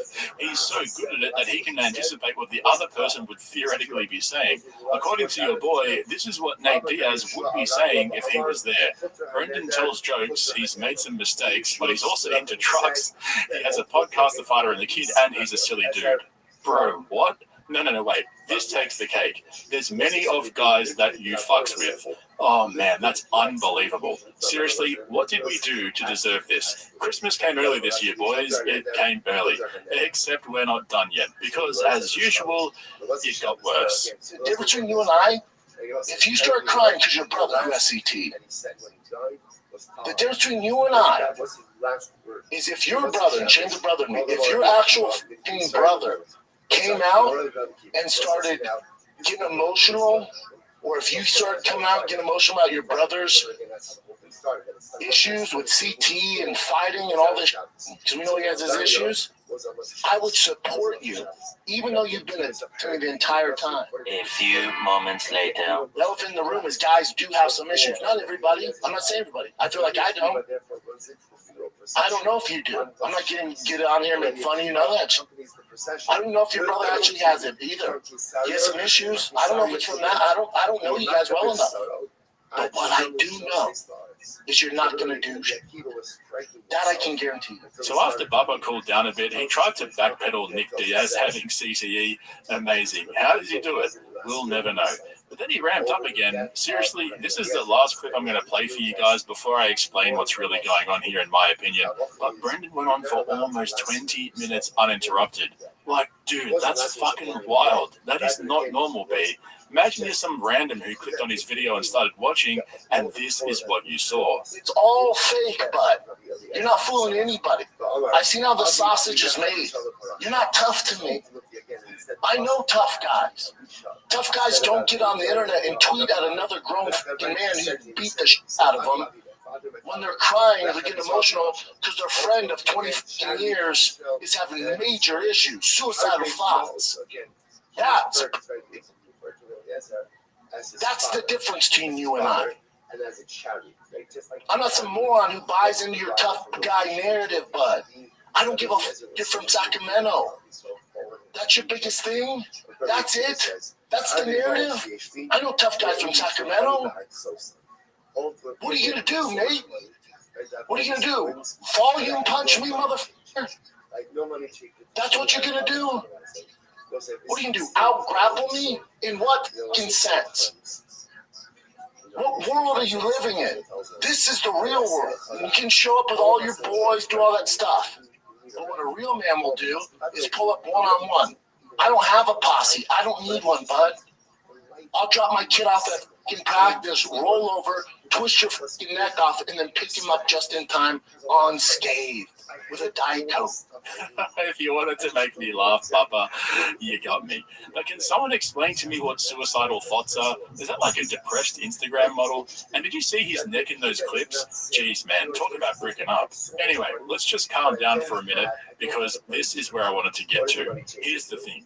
You know, at the beginning when I was listing a few of Brendan's failures, how he can't stop catching L's, the bottom line is that I don't think he's in a good place. He's super emotional. He's having hot flushes. I mean, he was almost rage crying over a tweet from Nate Diaz. That is so fucking wild, man. Imagine being a 41-year-old dude with 3 kids sitting down and yelling into a camera for 20 minutes over a tweet. Seriously, 6 words and an emoji. All of this shit he's gone through over the years has taken its toll on him. That's why I don't think any of this had to do with CTE awareness or putting Nate Diaz in his place. Brendan's just a wreck. He needs to stop and get help and get as far away from a camera as possible. The worst part is, though, people were egging him on in the comment section. This is the "we like this side of Shaw" button. It's about time Brendan started sticking up for himself. I like this version of Shaw. Fucking right. Well said, Brendan. That's good Brendan finally stood up for himself. I wish he responded to everyone like this. It's about time Brendan starts to push back. Now, most of those were probably paid bots. It's strange to have that many likes but not many replies. And don't get me wrong, I said this at the beginning, Brendan's probably right. He would probably fold Nate in half if it came down to it in a one-on-one situation. I mean, Bubba's a big dude. But I think these meltdowns that he keeps having could get a lot worse if he doesn't get off the internet. He is way too sensitive for this shit. And I hate to be the one to say this, but he seems dangerously unstable. He's got all the embarrassment from the lawsuit, being caught lying on his podcast and forced by his lawyers to sign a document admitting that he lied and that he knows everything that's going on. Every month, it's something new with this guy, and when the money finally stops coming in, yeah, I don't want to think about the headspace he'll be in. So I'm happy to have a laugh at his on-air meltdowns with you guys, but beneath the surface, there's definitely some shit that needs to be addressed there, and the first step, in my opinion, is for him to just go off the internet and start rebuilding his life. Anyway, make sure you guys go and check out the link in the description to my Patreon if you're interested in my longer form uncensored content. There's plenty of other stuff on there covering Rogan, Kill Tony, various lawsuits, as well as other bits and pieces, and it's just a great way to support the channel. While you're here though, hit the subscribe button and make sure you give me a thumbs up if you ended up liking this video. Thanks for watching. I'll catch you in the next one. That's right. Why you I don't know. They invited me to. I forgot. CTE. So the lawsuit thing. I'm sure it's a question. The lawsuit thing. a guy who's no longer with me, a business guy, comes to me and goes, "Hey man, there's this guy on YouTube." Again, I hand to God, I've never seen him. I don't see him. Well, thank God, and people don't realize this. And even if he's doing like dragging it out, it's pro bono. I don't pay anymore. So whatever issue they have with it, I couldn't tell you what's going on with it. I couldn't tell you when it's going to end. I know nothing about. I don't associate with them anymore. I couldn't tell you. I could not get it. Just when we thought the degeneracy of Brendan Schaub had maxed out its quota for 2024, he managed to completely flip the script and remind us just how self-destructive he really is. And I'm not talking about the way he talks like a toddler or dresses like a 19-year-old fuckboy, not even his addiction to lip fillers, nicotine pouches, and peptides. Shit just got real for Brendan, and the funniest part is he did it all to himself. Never has there been a public figure who was such a clear and present danger to themselves. Brendan's been caught lying to his audience across several podcasts, which ended up being presented to court in his ongoing lawsuit with a small YouTuber, which he started, forcing his lawyers to submit a document to the court admitting that he had, in fact, lied to his audience. But it gets worse. See, Brendan already lost this lawsuit earlier this year, so if he had just taken the L like a big boy and moved on, none of this would have come up. Except our boy Bubba has an exceptional ability to misread the room and completely fuck himself for no reason. Like, there is absolutely no reason at all for him to be in this position. It's just wild. Let me explain. So as most of you know, back in 2022, Bubba the Business Shark launched a copyright lawsuit against a small YouTuber called Kyle, who goes by the name Unique. Now here's the thing. Everything you're about to see here is a complete lie. All of the clips I'm going to play for you right now have been quoted in a legal filing by Kyle in a motion to dismiss Brendan's appeal on the basis that he is not in control of Thick Boy Productions. This is from Kyle's filing, and it's fucking hilarious. Business records filed with the California Secretary of State show that podcaster and former comedian Brendan P. Schaub is the principal officer of Thick Boy Productions. In fact, Schaub is the only officer of Thick Boy named as the Chief Executive Officer, Secretary, and Chief Financial Officer in its most recent filing. For all intents and purposes, Brendan Schaub is Thick Boy and is solely responsible for all business decisions of the entity. Schaub sells Thick Boy merchandise and bills himself as the Thick Boy himself in promotional materials. So get this, for the rest of this filing, Brendan is referred to as Thick Boy instead of his actual name. Oh, that's brilliant. Sounds like the ghost lawyer is a comedian himself. Anyway, I cannot express to you guys how redacted Brendan is for getting into this mess, but let me try. Take a look. Yeah, that's the thing with, like, you know, defamation of character, stuff like that. That's even like the narrative on me, which I don't talk about with, you know, I have a lawsuit against this YouTuber who's a small-time YouTuber. If you don't know the background, you're like, oh, it's this guy who's big in the space and the smaller guy. No, I don't give a fuck. If you want to criticize my fight pics or my stand-up, my podcast, that's what I'm a public figure. I signed up for that. That stuff does not bother me. But when you start slandering my name, stealing content, and creating this false narrative of cheating on my wife and doing all this crazy defamatory stuff, and using content with the clickbait stuff like that, for years, but then we're not playing the same game, man. Then I have to do something. If you made an entire career off defamation, I have to do something. And several times I've had my team reach out and go, we don't want to pursue this dude, just stop. And he wouldn't. So what would you do? So this narrative that, oh, this bigger YouTuber is suing this other YouTuber for no reason to silence him, to, you know, I thought you didn't get down with cancel culture. I don't any facet. This is different. You gotta know your facts. You gotta know your details. Okay, so why don't we look at the real facts and details? In Kyle's recent motion to dismiss, it says, it appears that throughout the pendency of the litigation, Robert Allen has not given Thick Boy updates or explanations as to what is happening with the case. Thick Boy's CEO, Shaw, publicly spoke multiple times about the lawsuit in the last 2 years, but seemed to have no idea that it was actually a copyright infringement case. In fact, he continually called it a defamation of character character case, supporting his assertion that he has not been properly informed by his counsel. And then he references the clip that I just played for you. Back in 2022, by his own admission, Brendan thought that he was pursuing a defamation case. It seems like everyone else was clued into the fact that it was actually a copyright case, except for the guy who was signing off on all the filings and supposedly paying the bills. Talk about facts and details, huh? Except it gets worse. Let's move into 2023, over 18 months into the lawsuit. Yet our boy Crinjo Puppy still didn't understand what the whole case was about. Yeah, you seem to be good at like just focusing on what you can control and not letting the negativity get to you. I mean, I have to. Otherwise, I drive my TRX off of highway. I have a piece of H. My TRX. It's a Dodge truck. It's not much of a flex. I'd say like Lamborghini. It's still a truck. I'm a blue collar guy. Yeah. So what else you can do? Stop? Quit? No, that's not me. That's not me. Have you done anything to try to like suppress this or like get on top of it? Like it's just there's nothing you can do. I mean, can you sue people? Have you tried doing any of that?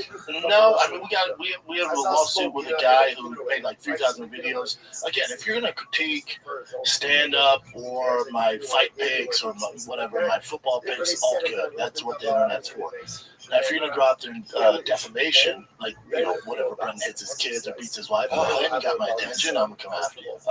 That game I don't play, and the guy's suffering from that. So now, some of you probably remember that clip from a video I made last year, pointing out how Brendan had no idea what the lawsuit was about and how he potentially just screwed himself by talking about it publicly. And now, finally, it made its way into a court filing. Take a look for yourselves. Almost 19 months later, a YouTube page called Hot Breath Comedy Network posted an interview with Schwab on December 12, 2023. The interviewer asks Schwab how he handles negativity online, which led to this exchange. We just saw that in the clip I played. He goes on to say, Robert Allen declined to explain why his supposed client was so uninformed about the litigation when the question was raised in lower court filings. These statements bolstered Thick Boy's allegation that it was defrauded, it has not been apprised of the progress of the lawsuit, and has no interest in moving forward. Thick Boy has clearly not given informed consent for its counsel to move forward with this copyright infringement appeal. In fact, the appeal filings indicate that something odd is going on with this case.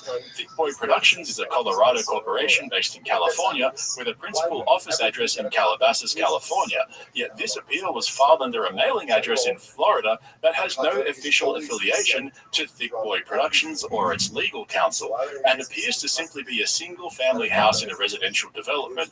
All available evidence suggests that Thick Boy has no knowledge of this appeal, no interest in pursuing it, and the action is being controlled by somebody outside the organization without the consent of the company's CEO, secretary, and CFO.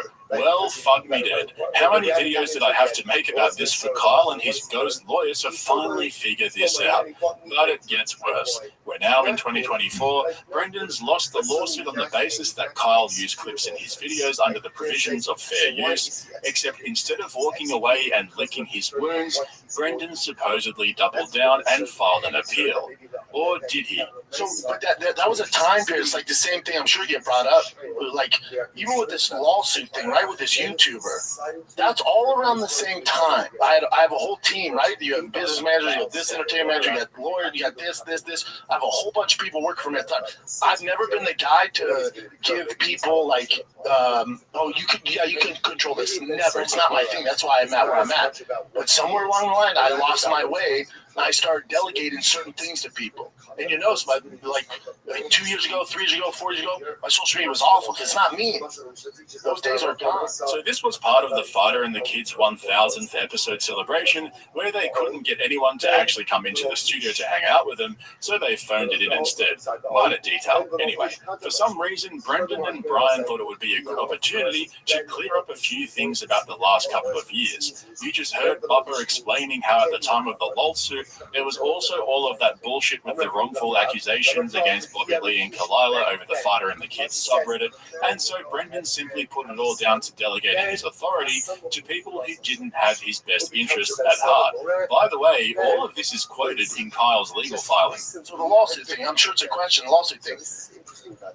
a guy who's no longer with me, a business guy, comes to me and goes, "Hey man, there's this guy on YouTube." Again, I hand to God, I've never seen him. I don't see him. So this guy who works for me, right, doing this stuff, business manager, he goes, "Hey man, I got a call from this lawyer. I've known him a long time.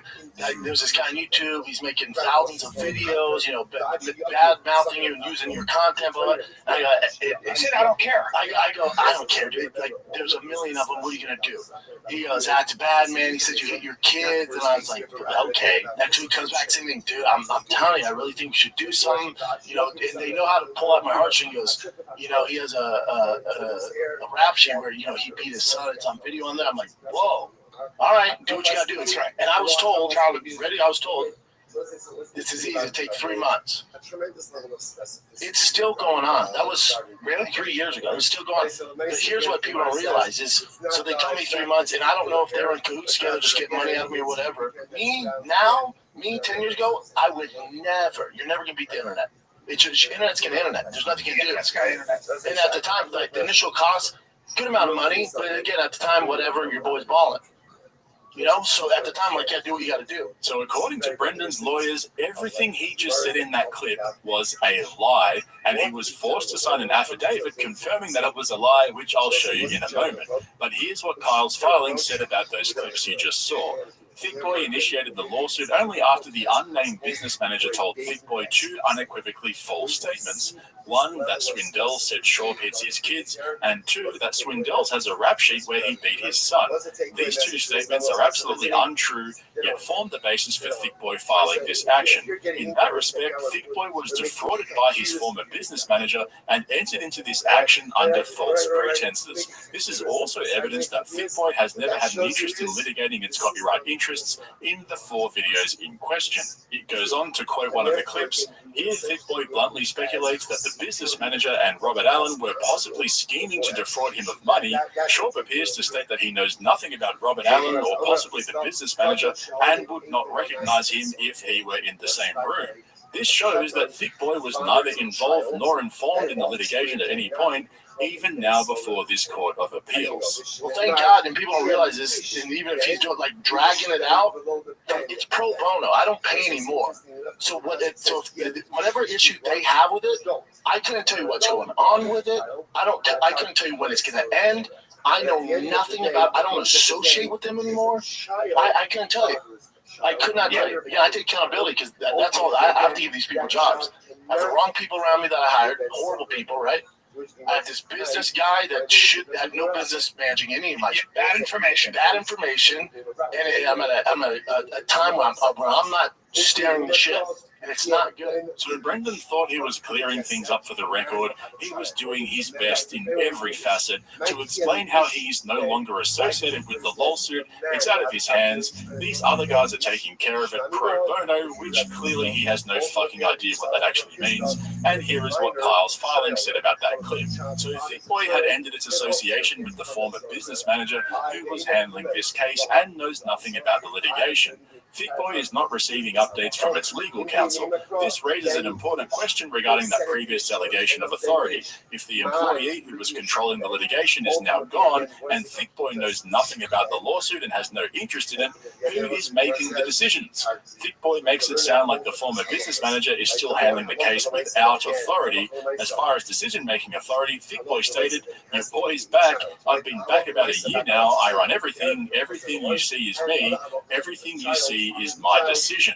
Obviously, this is confusing. The original lawsuit was filed in February 2022, and this appeal was filed in March 24. Shaw wrested decision-making authority of Thick Boy's operations away from the former business manager a year ago and has no knowledge or interest in the current litigation.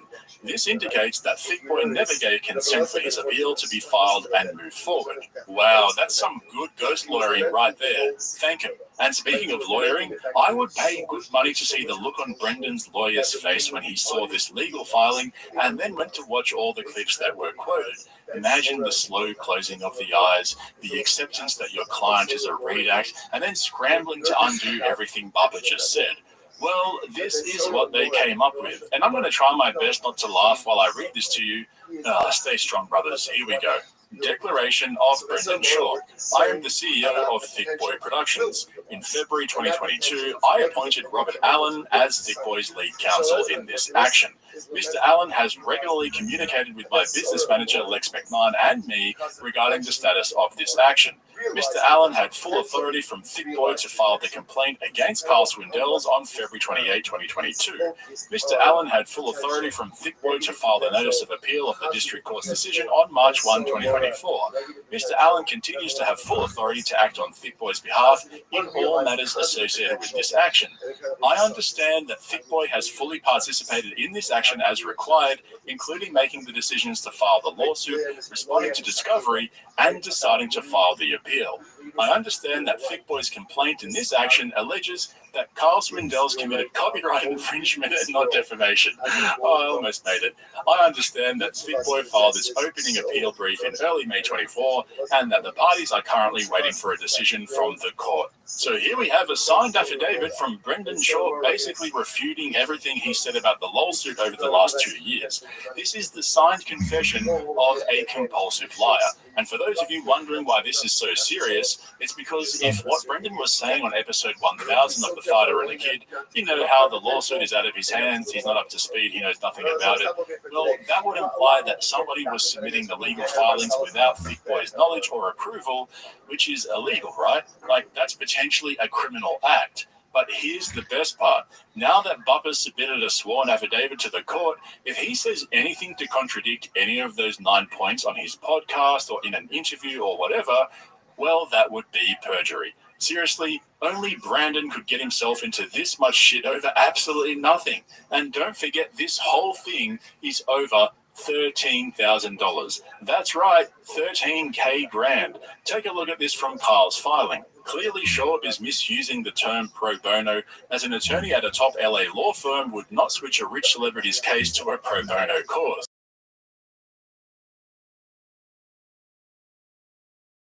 Thick Boy Spenny reinforced in error, but nonetheless, this case has dragged on for over 28 months, and Thick Boy is claiming that it did not pay for the appeal and its voluminous brief filed by its elite legal team.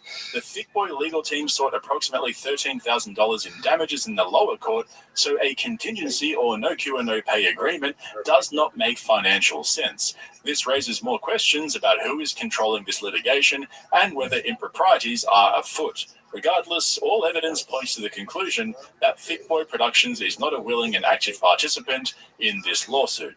Well, thank God for Brendan's quick-thinking lawyers who got him to sign an affidavit admitting that he is in fact in full control and knows all the facts and details about the lawsuit and its status.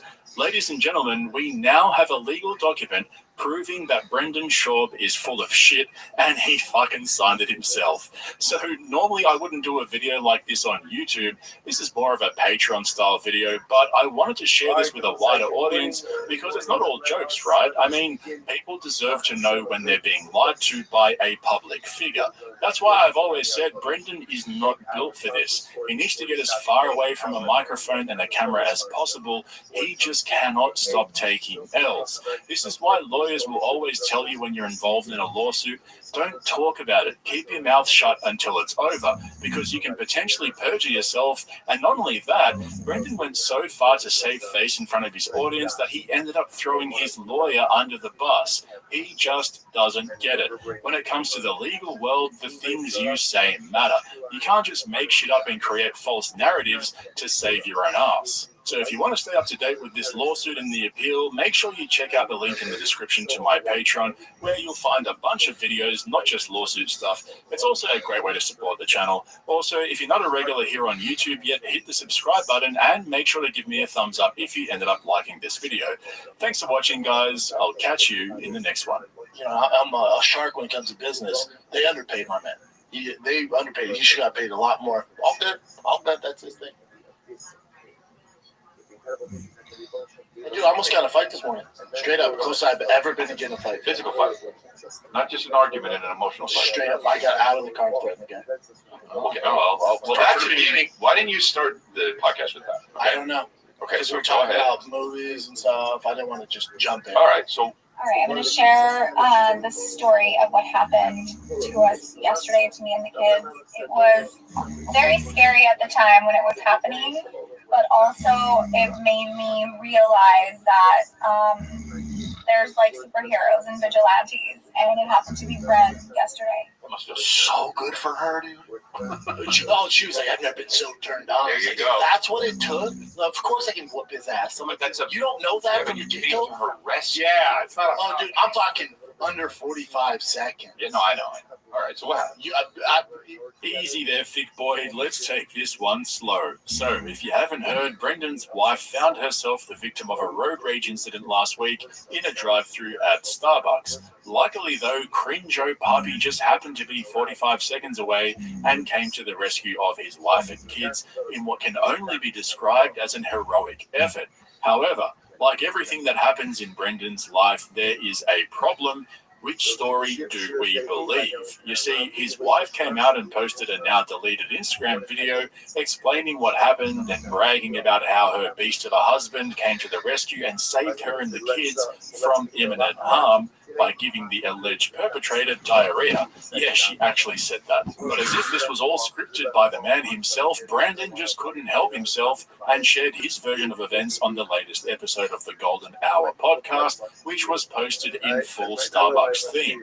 So, luckily for you guys, I've gone through and dissected each version of events and put them side by side for forensic examination. And given that there's no evidence of these events other than the hearsay testimony of Brendan and his wife, it's up to you which story you believe. But don't worry, I'll obviously tell you what I actually think happened and why. Just before we get straight into it, remember to check out the link in the description below to my Patreon, where I just posted my much anticipated video covering last weekend's Kill Tony MSG shows with full uncensored clips and commentary. From the feedback so far, it's looking like you guys want a part 2, so if you're interested, go and check it out and support the channel over on Patreon. Unfortunately, for one reason or another, our boy Bubba did not make an appearance at Madison Square Garden. However, Rogan did force Tony Hinchcliffe to share a small room with Brendan yesterday on the Fight Companion for UFC 305, which was awkward as fuck. But getting back to our forensic investigation of the alleged road rage incident last week, let's see how it all started. I always work out early enough, so my wife posted, what'd she post? She put, "You were my superhero today, and always I hope you talk about it on the pod, of course. But just know your kids and I were so proud how sexy you came to my rescue at Starbucks today. I'll forgive you leaving your shoes on the floor." Okay. Work out at 6 a.m. to get back in time to get the kids ready for school. Back in time? Yeah, to get back. Oh my God! Finally, someone figured it out. So I always leave the house early to get back, get the kids ready for school, summer camp, whatever. It's 7 a.m. I'm headed back. And I call her, and she's like, "Oh, we left already." I'm like, "What the fuck are you so early?" She's like, "Tiger has to get there early for summer camp, something has to do." She's like, "We're in line at Starbucks." I'm like, "What Starbucks?" She's like, "The one off DeSoto, right up here." We were leaving my house pretty early. We usually leave right 7:45, whether it's to go to school, to camp, and Bren usually works out in the mornings, and he comes back on time to say goodbye, whatever, give us a kiss, and head on for the rest of the day. But yesterday he didn't make it. The odds of him not making it yesterday. And so I drive to Starbucks. It's super close to my house. And I pull into the Starbucks. There's that work truck in front of me, and they're ordering. So I'm right behind, and there's a car behind me now because that Starbucks is pretty big. Alright, so we've only just got the tip in and already the inconsistencies have started. Brendan's saying he was heading back to the house to see the wife and kids off at 7 a.m, but the wife is saying that they left at 7:45 a.m, and Brendan was running uncharacteristically late, so he missed them. So I'm like, all right, well, I don't want the kids to start to do that. See me, I'll stop by the Starbucks. Love it. Very cute, dude. As we're on the phone, I heard, "Go, get the car, get the hell out of the car. You and the kids up." I'm like, "Whoa!" She's like, "Babe, this guy's getting out of his car. He's banging on the thing." I'm like, "What?" I go, "Lock the doors, roll up the windows, leave him there. Make sure he can't get out. I'm 1 minute away. Make sure his ass does not leave this." I get him yelling, hitting the car, right? While the truck in front of me that caused havoc was ordering, Bren called me. And he said, "Hey, babe, where are you?" And I said, "Oh, I'm at the Starbucks." I said, "I'm with the kids." He said, oh, I'm literally like 3-4 minutes away. He goes, order your stuff. And then because it's a gas station, you can wait. And he said, just wait for me. I'll come give you guys a hug and a kiss. And then you guys can head off to your day. So I said, perfect. Then we have another inconsistency. He's saying he heard the incident take place while they were on the phone, but she's saying that nothing happened over the phone. They just planned to meet at the gas station, and then after they hung up, that's when shit went down. He was in that big construction, like city truck, and he couldn't fit through the drive-through, so he was reversing, and Joanna just gave her like a curt, like, beep, oh, I'll get out the way. Right. And then the car behind her, because she was backing up, held on the horn. I guess he thought maybe it was hers, but he was pissed. And then she was like, oh, I'm going to get out the way so you can back up. And that's when he got out and started hitting the car. She's like, whoa, dude. I pull up. It's my turn to order my drink. And I roll the window down. I order our drinks. But the work truck in front of me, I guess work trucks are a little wider. They're like a wider load. So he didn't give himself enough space. So he starts backing up. And in 2024, I want to say most cars have rear view cameras. However, this guy got really close to my car. So I did a courtesy like honk. I said, beep. I said, like, hey, I'm here. Don't back up anymore because I'm right here. So he stops. I put my car in reverse and I start backing up myself. The lady behind me apparently doesn't know we live in 2024 where we have rear view cameras, and she holds the horn, which felt like for 5 minutes. She's literally hanging on to the horn, like the honking horn. And I'm like, whoa, I'm like, what are you doing? Okay, this is brilliant. I'm not sure why, but I always assumed that Bubba was the biggest redact in the family. However, it looks like there's some fierce competition from the wife. In almost the very same sentence, she says the guy in front was reversing, and even though it's 2024 and we have reversing cameras on most cars, she gave him a courtesy beep, but the woman behind her didn't realize that it's 2024 and we have reversing cameras, and beeped as well, except she held onto the horn for a much longer period of time. So the woman behind her doesn't know we have cameras and beeped, but she herself beeped as well.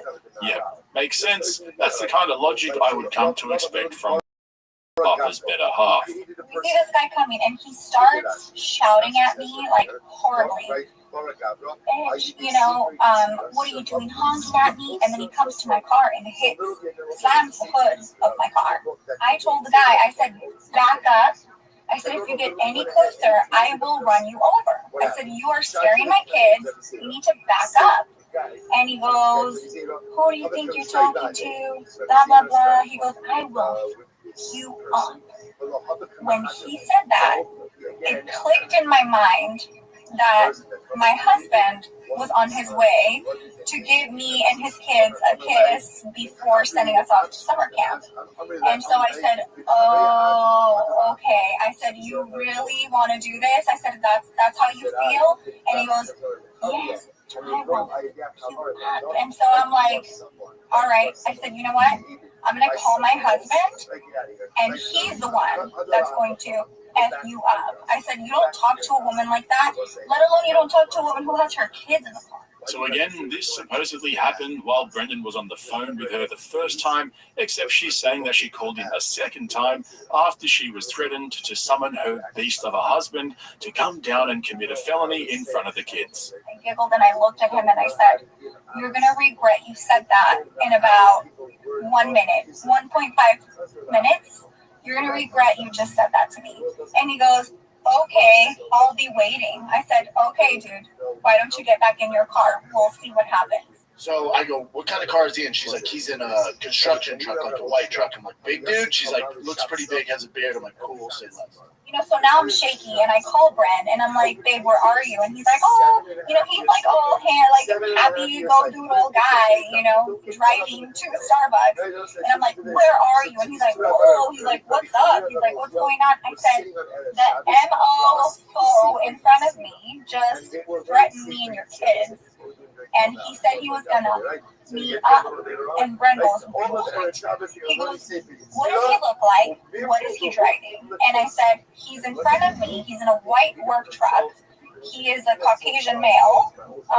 And he was very aggressive towards me. And this is what he said. He goes, I will be right there. And I said, thank you.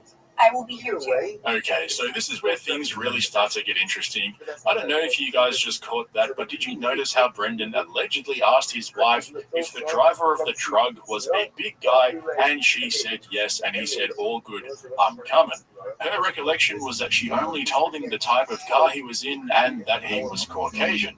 And here's the thing, we're getting to the meat of the story now, and this is where they basically tell two completely different stories.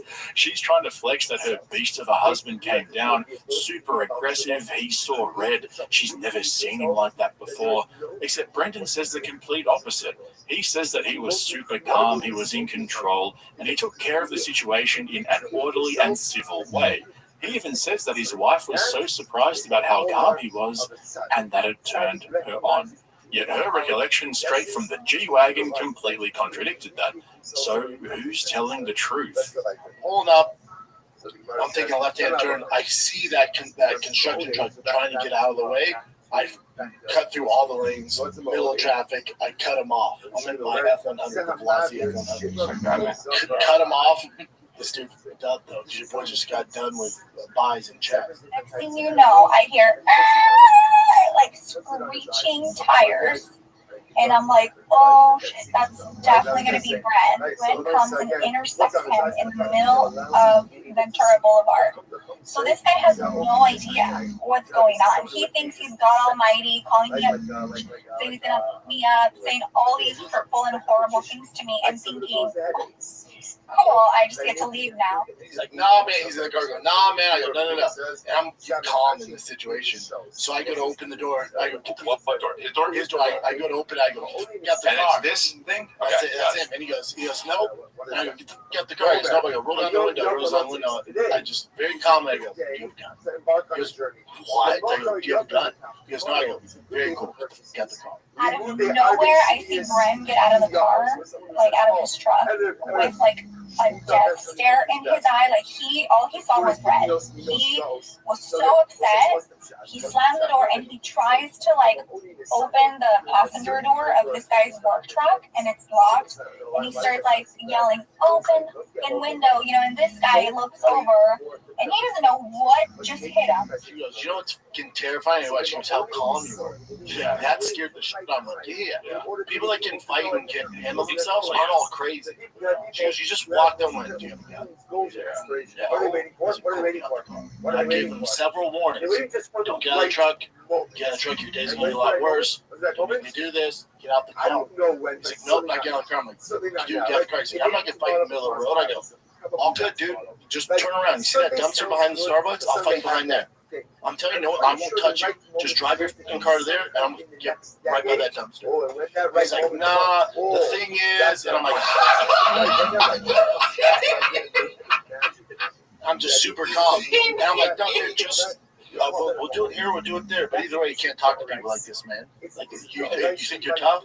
Talking to an innocent female and 2 kids? Dude, I'm telling you, just go over there and figure this out. He's like, the thing, just almost gets up and just takes off. I hear my kids like, yeah. And then I turn around and say, dude, and Bossy, what was the lesson today? Like, don't hit mom's car. I'm like, sure, that's fine. Also, go around and find out.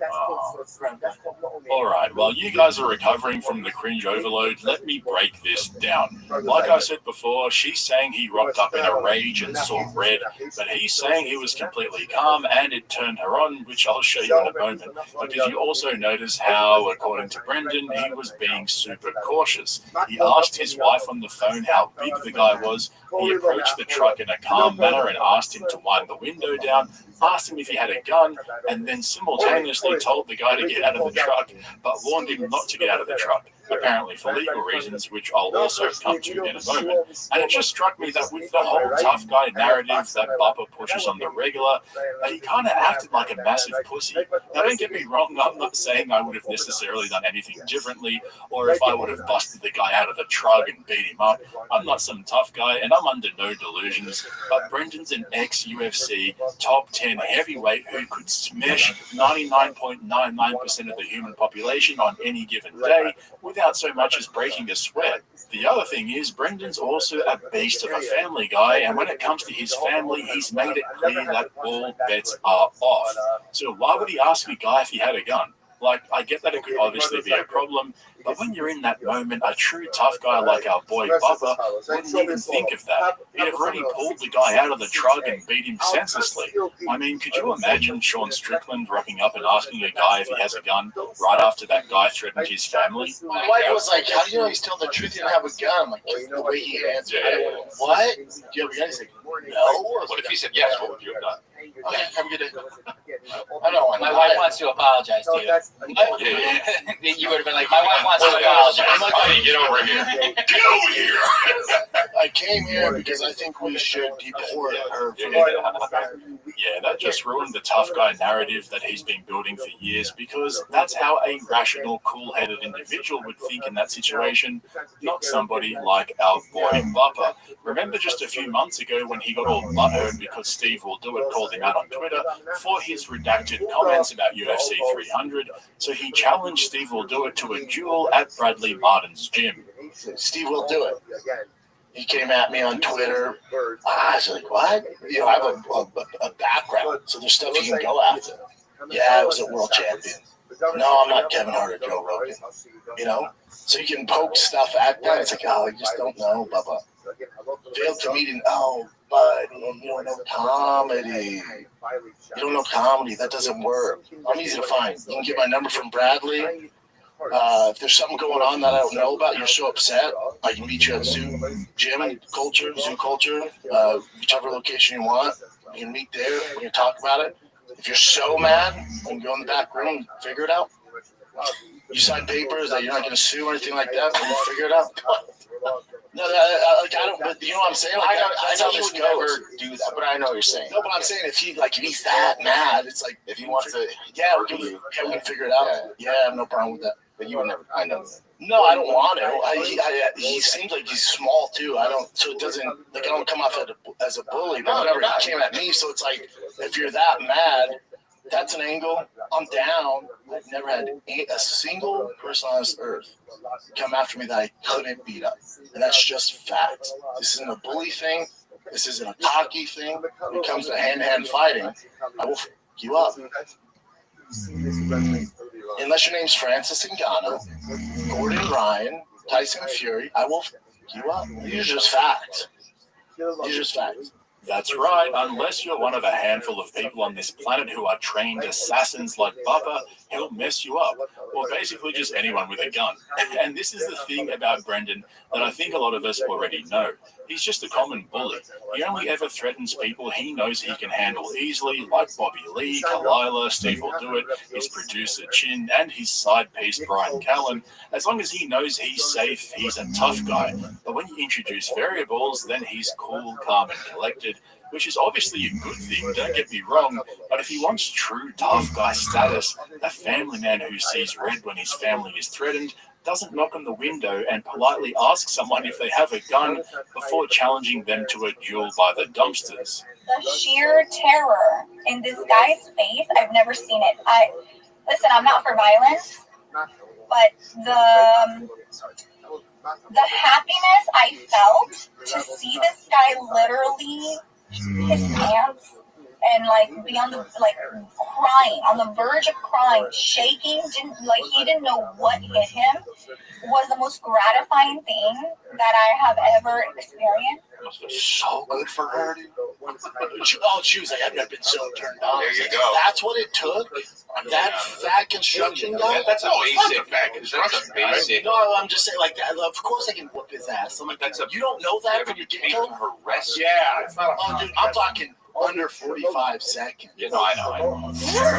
Tiger's like, Jesus. Hang tight. You gotta go? And also from his wife's perspective, I think it says a lot that she would willingly drag Brendan into a potentially violent situation like that and expect him to be the tough guy when she wasn't really in any danger. Remember, after that guy had allegedly threatened her, she wasn't in any imminent danger. In fact, Brendan told his wife to block the guy in and not let him leave. That's just pure ego. I mean, wouldn't you tell your wife and kids to get away from the threat and not escalate it any further? For me, the right thing to do would have been to get the CCTV footage and submit it to police so they can arrest the guy in the truck if it actually went down the way she said it did, because it would constitute assault under Californian laws. Not to mention that I'm surprised she didn't get the whole thing on camera herself. And speaking of Californian laws, Brendan yet again proved just how little he knows about how the law works. This was actually fucking hilarious because his co-host Eric Griffin called him out and had to explain that his reasoning was completely wrong. I'm giving warnings because if he's filming or it's because he's in a city truck, I've given him several warnings. So if it's in if it's on trial or it's in the court of law, they're like, you didn't warn his ass several times.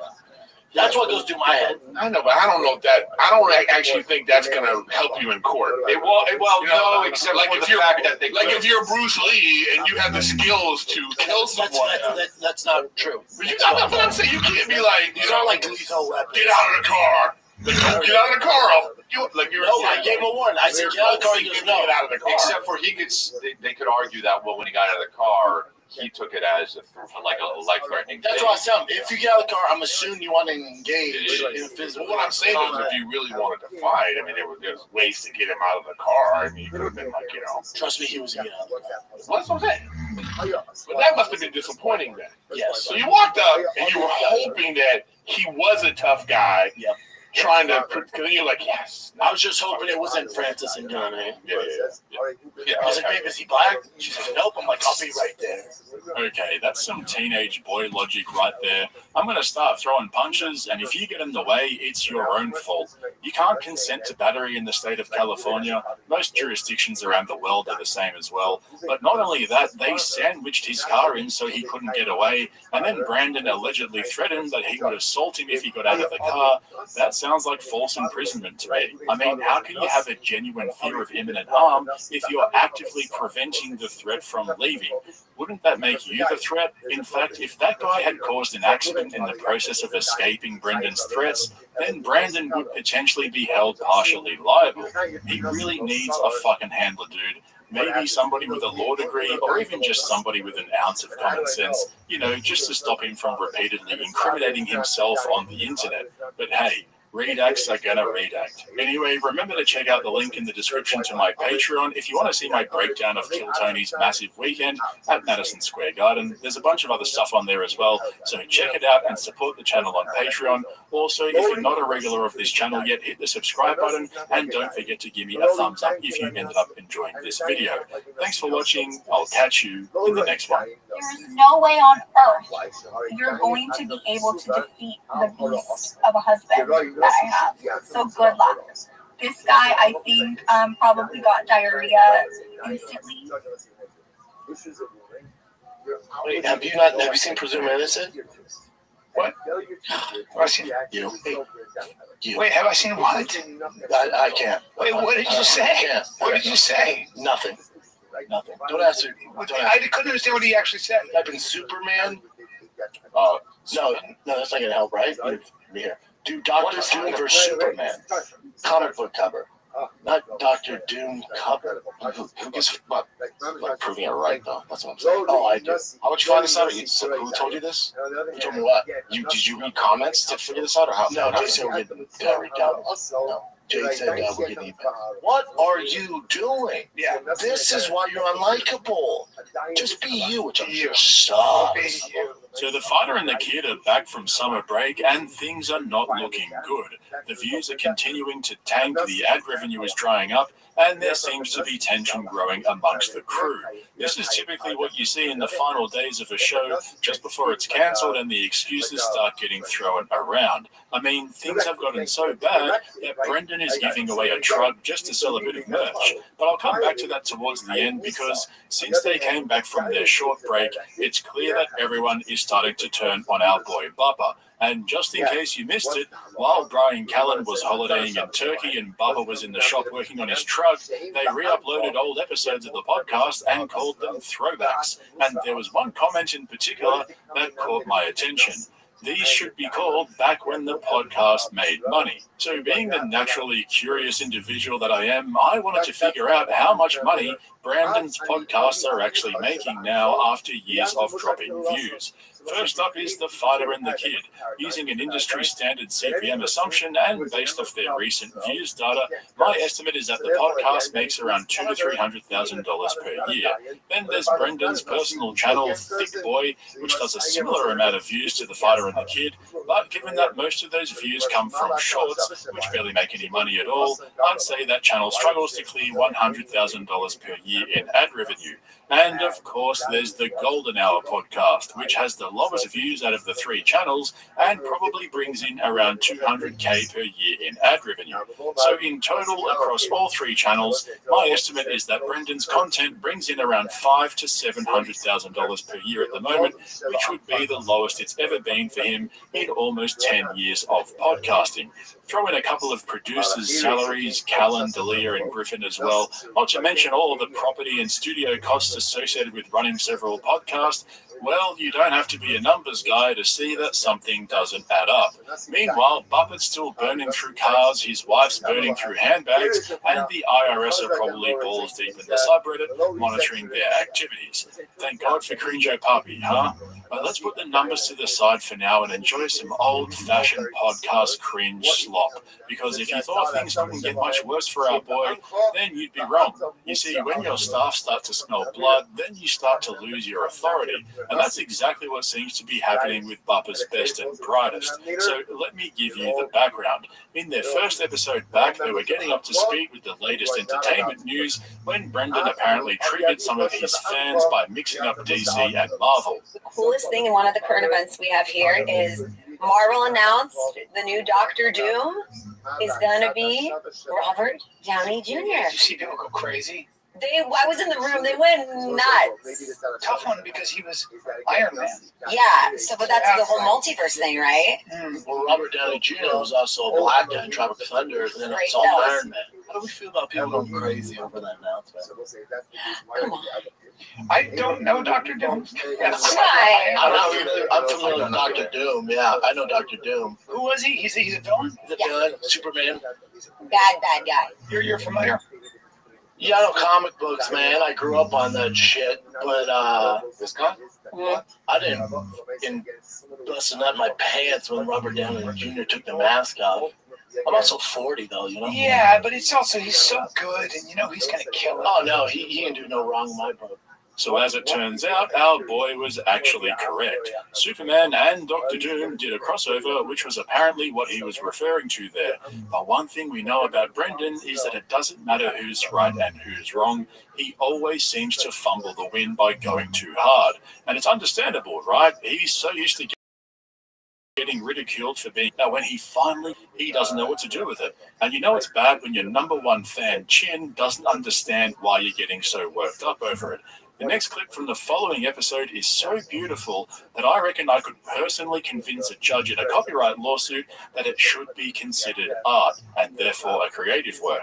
And just remember, he didn't bust a nut in his pants over Robert Downey Jr.'s reveal because he's 40 years old, right? He doesn't care about comic books. Oh, Jay was saying we're getting some emails because we're talking about Dr. Doom. And I was saying how he was with Superman. So Dr. Doom's from Marvel, right? Yeah. Superman's from DC. Yeah. It was like once Marvel, once DC. Brendan's so wrong. I'm not wrong. I had the comic book as a kid. If you look it up, these things. Yes, my memory remembers certain things. The cover of that comic book I can remember. Type in Superman. No, that's not gonna help, right? Here. Do Dr. Doom versus Superman. Comic book cover. Not Dr. Doom cover. What DC and Marvel? No, just do that. Dr. Doom, Superman. Comic book cover. You see the action one? There's a few. There it is. Oh, weird. Shut up, nerds. DC, yeah. Yeah, one's DC, one's Marvel. Shut up, nerds. So by the way, it all works well. Yeah. They did a collab together or something? Yeah, they do collabs with Marvel DC. They do them every now and then. That was one I remember distinctly. You know, the Brain Busters. How would you find this out? Who told you this? Who told me what? Did you read comments to figure this out, or how? No, okay, so we're getting did I read down as fuck? No. Jade said we're getting emails. Emails about it. Yeah. Because they're like, one's Marvel, one's DC, those don't mix. That never happened. Brent said Superman. Dr. Doom's Marvel. Yeah, dude, had the freaking comic. I was balls deep in comics as a kid. I loved them. Almost from like 1940. So you got a hold of that somewhere. I don't think I didn't have the original first. I had the original though. I had the card or the cover. I remember distinctively that picture of Dr. Doom. Did a bunch of Who gives a fuck about like proving it right though? That's what I'm saying. Oh, I do. Marvel people. It's a big thing. Yeah. It's like saying John Elway played for Pittsburgh Steelers. You're open up and up like a Star Wars Marvel thing. Don't get that wrong. Hold on, what is this? Okay, we'll come back to the shark attack in a moment because there was three things going on there. Chin is a useless producer. He's a redacted Googler. The timestamps are always wrong, including in this latest episode. He still hasn't fixed them yet, and he talks too much.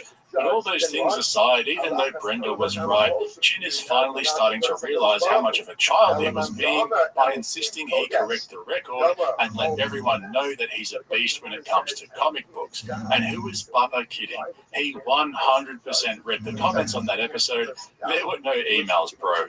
And just so we can appreciate how low the collective IQ of everyone sitting in that studio is, let's get back to this shark story. Oh yeah, this was a good one. Great white shark, Australian surfer, leg goes bye-bye. Wait a minute. When did this happen? 10-footer. When did this happen? July 31st. Horrible moment servers mauled by a great white shark that drops. Is it in California? No, Australia. Oh, no, South Wales. Yes, or in Wales, sorry. Dude, let me see. So firstly, Snaz points out that some Australian guy got bitten by a great white shark while surfing. Papa then says, is this in California? She corrects him and says, no, it's in Australia. Then Chin and Callan jump in and say it's in South Wales. And so they all thought that there was a horrific shark attack over in the United Kingdom.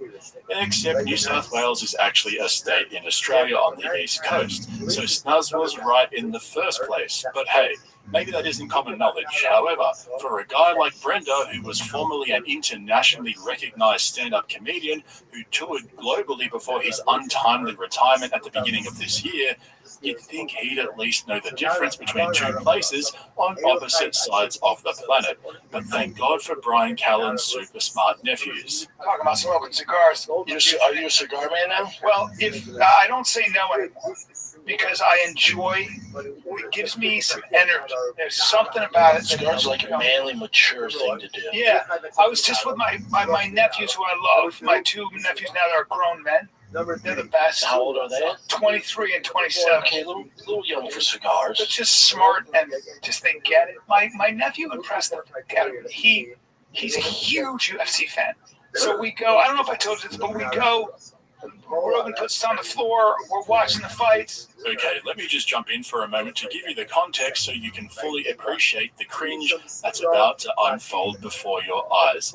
Recently, the boys celebrated episode 1000 of The Fighter and the Kid, which I covered in great detail right here on this channel. However, there was one part that I left out about why Rogan has never been on the show. The last two are questions that I just got from so many people that we're going to generalize them. The first one is, why has Joe never been on the show? Good question. He's been on. He called in when we were at Fox. He's never been on the show. He called in. Yeah. As far as in person, actually, the podcast where he told you to stop fighting was actually our podcast. That's a Fighting the Kid, but it was at Joe Rogan's studio, so I wouldn't say he's on the show. He's always been the most famous guy in the room, so I just don't feel comfortable asking for anything.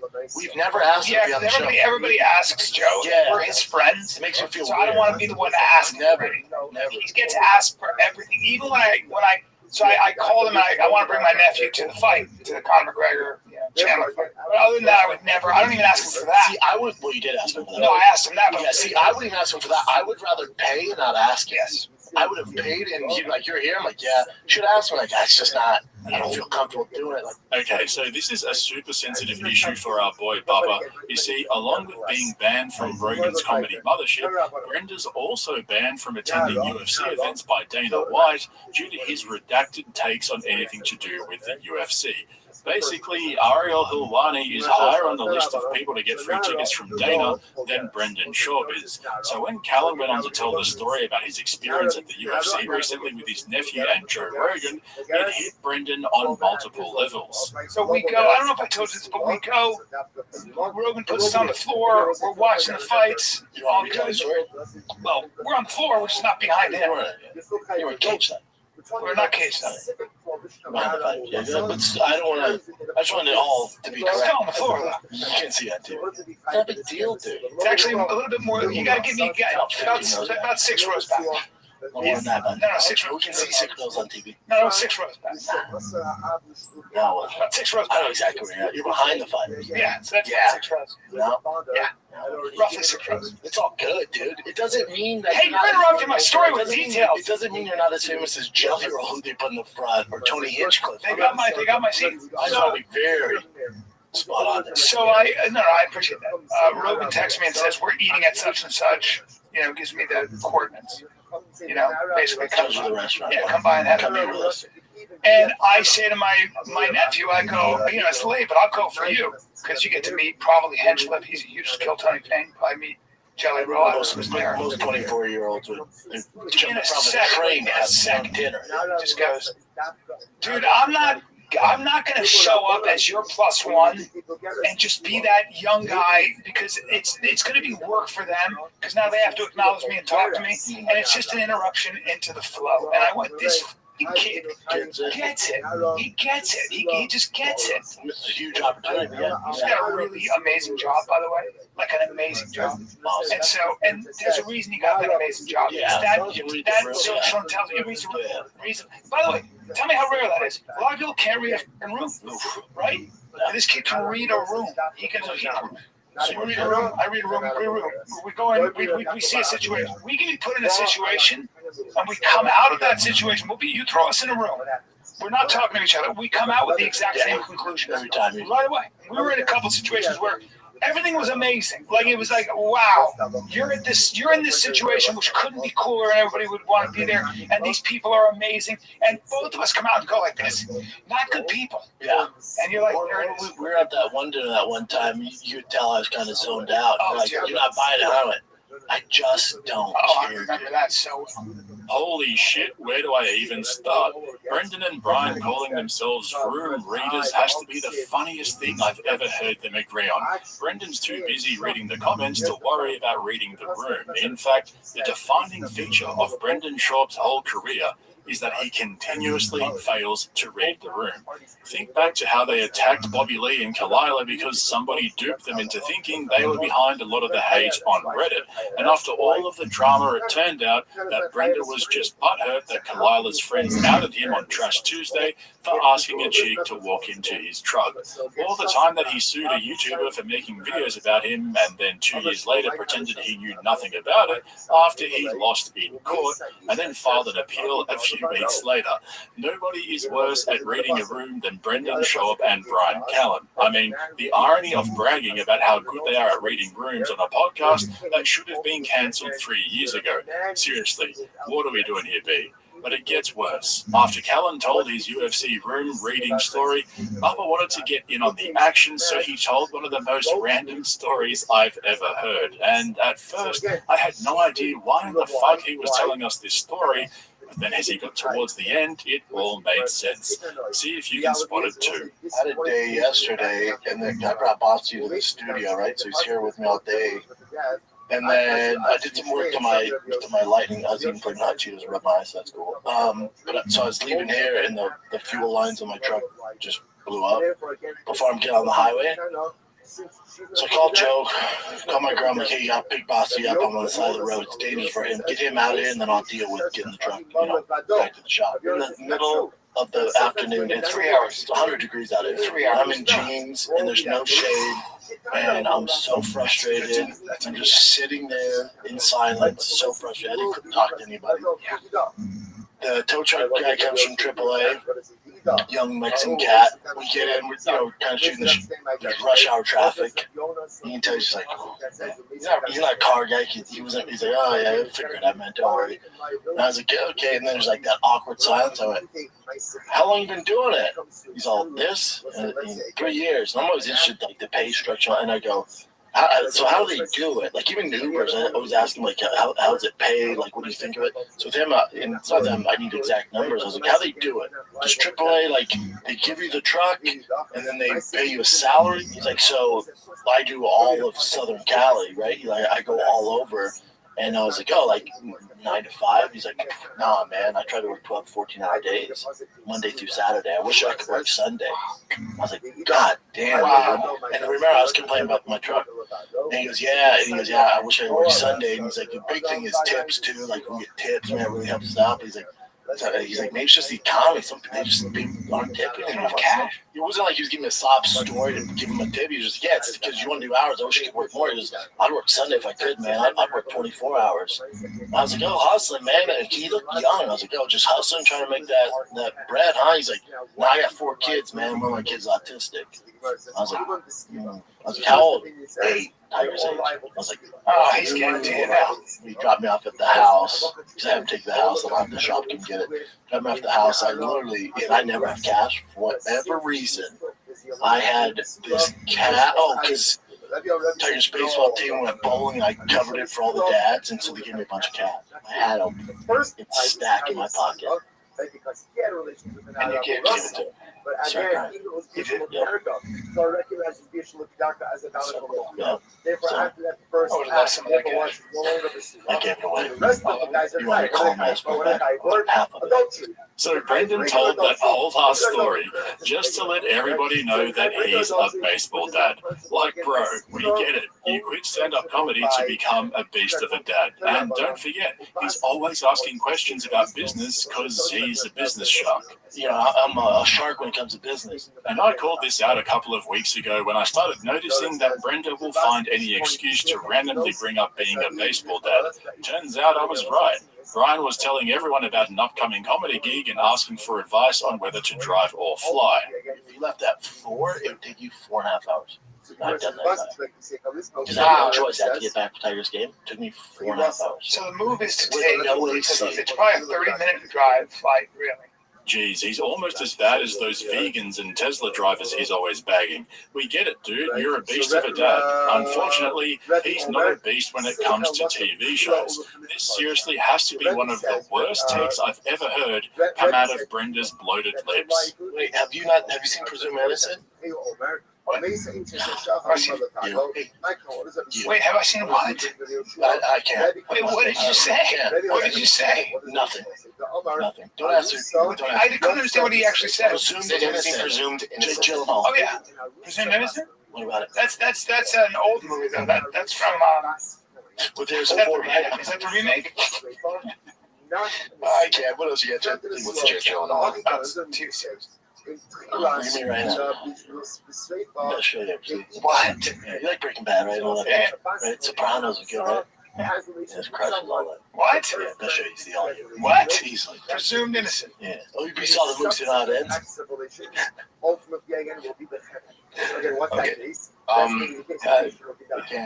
Okay, let me get this straight. Brendan thinks that an 8-part limited series on Apple TV that was based off a 1990 film starring Harrison Ford, which was based off a 1987 novel, is better than Breaking Bad and The Sopranos, arguably 2 of the top 10 TV shows in history. Don't get me wrong, I love a good courtroom drama as much as the next guy, and Jake Gyllenhaal's an awesome actor when he's not pretending to be a UFC fighter turned nightclub bouncer, but fuck me dead, Bubba's CTE is out of control on that one. And speaking of CTE, let's finish off with Brendan's last-ditch effort to sell merch and make a few dollars to cover all of his bills. The countdown to the drug giveaway is getting closer and closer, with only 3.5 weeks left to enter. You see, Brendan started a new YouTube channel last year called Toontown, which ended up dying in the arse after a few videos. In fact, the most viewed video on that channel by far is the one of him flipping his truck in the middle of nowhere. And so after only a few videos, because Bubba decided it was time for a rebrand. Some have speculated that Disney finally noticed he was using their trademark and sent him a seasoned assist. But others, including myself, think that it's yet another attempt to refresh his brand and start the fire again. You know, I'm a shark when it comes to business. So now his truck channel is called Drive Fast or Gas, which stands for, oh, never mind. And so what better way to launch his new brand than to give away a beast of a truck? All you have to do is go to drivefastorgas.com and purchase as much merch as you can to maximize your chances of winning. Or you could just read the official rules where it says no purchase necessary to enter or win. So you could just send Bubba a handwritten letter or send him a text message or an email. Either way, this looks dodgy as fuck. And as I said at the beginning of this video, I just don't understand how the numbers are still adding up.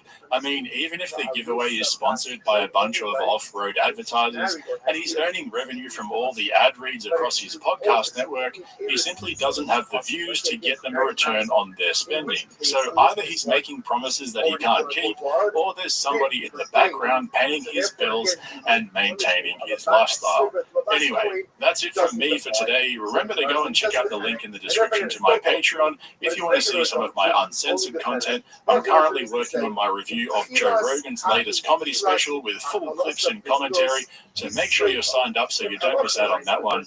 Otherwise, if you're not a regular of this channel yet, hit the subscribe button and don't forget to give me a thumbs up if you ended up enjoying this video. Thanks for watching. I'll catch you in the next one. Is the press blind? Come on. Well, it's changing the whole narrative and everything. Like now they're pretending like she's always been liked and always been loved. He's like trying to get all like urban. She's like, "What up, homies? Oh, Nick the Stallion, y'all." She's like, "Not only did we do it in 2020, but we're gonna do it in 2024." Yo, what are you doing? Yeah. This is why you're unlikable. Just be you. Which you suck. Get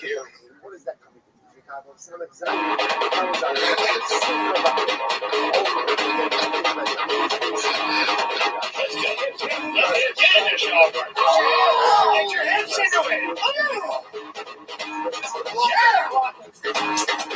Devil horns, devil horns. Power,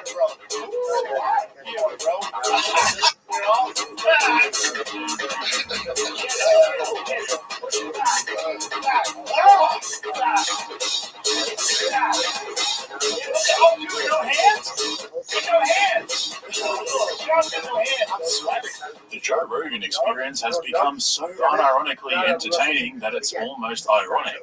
Here we have the latest fight companion with Brian Callen, the washed-up Hollywood extra who knows nothing about fighting, Brian Simpson, a comedy mothership regular who also knows nothing about fighting, and Brandon Schlog, the former UFC power bottom who is known for having the most dogshit takes on fighting on the internet. But don't forget Rogan himself. Not only is he notorious for not getting jokes, but that's now become the funniest thing he's ever done. Every now and then, Grumpy Joe will rear his shiny head and create some of the most awkward moments for absolutely no reason. So we'll get to Grumpy Joe later on because we're basically at the point now where his whole podcast is a giant meme, especially these fight companions with Schaub and Callen. Brendan sits there for 3 hours being almost completely incoherent while Brian fishes for viral moments by trying to troll Rogan, except it almost always goes over his head because he takes Brian so literally. I want to start with Brandon though. It's so nice of Jamie to disable the live chat whenever Bubba's on a live stream, but that didn't stop people ragging on him after the stream ended in the comment section. What does Brian and Brenda have on Joe that makes him constantly invite them? Why in the hell does he still have Callen and Schaub on here? I look down on whoever puts a mic in front of Schaub. Bubba just agreeing with everything Joe says is the funniest shit ever. Brendan has that microphone really close. If he isn't careful and it touches his chin, he'll end up on the floor doing the upside down tortoise. I hope Brendan isn't nervous being on a podcast that will eventually get more than 50,000 views. Schaub casually ingesting 40 milligrams of nicotine, then lighting a cigar and talking about nootropics is crazy. Yeah, this guy is on so much shit, it's getting scary. I mean, the amount of cope this guy is dealing with on a day-to-day basis is sending him into a spiral of substance abuse, from smelling salts to nicotine to kratom, even PEDs. I'll tell you what, that wakes you up for a show. We have in the green room. We pop a little step before you go on stage. I live in my garage every morning before I get out and head to work. Never really? It's a little hard. Oh, yeah. I got you're all in. Have you had these? The Lucy's, the breakers? No. Oh, these are good. They're eights. They're eights. Lucy's have eights, and they have like a little mint thing in it. Yeah, 24. Yeah, 24. How many do you have in there? 4. His blood pressure's very high. No, it's good. You have 24 milligrams in your mouth. Oh, yeah. I go through 2 cans a day, Doug. What are you using? Which one? Like Buffalo? Oh my God! You push the envelope. Yeah, that's not even an envelope anymore. You got a satchel filled with envelopes. The directions say to keep it a foot away from your face. Shut the fuck up. Hand me the Lucy, man. One ain't gonna do it for a trial there. Thanks. I think there's one more in there.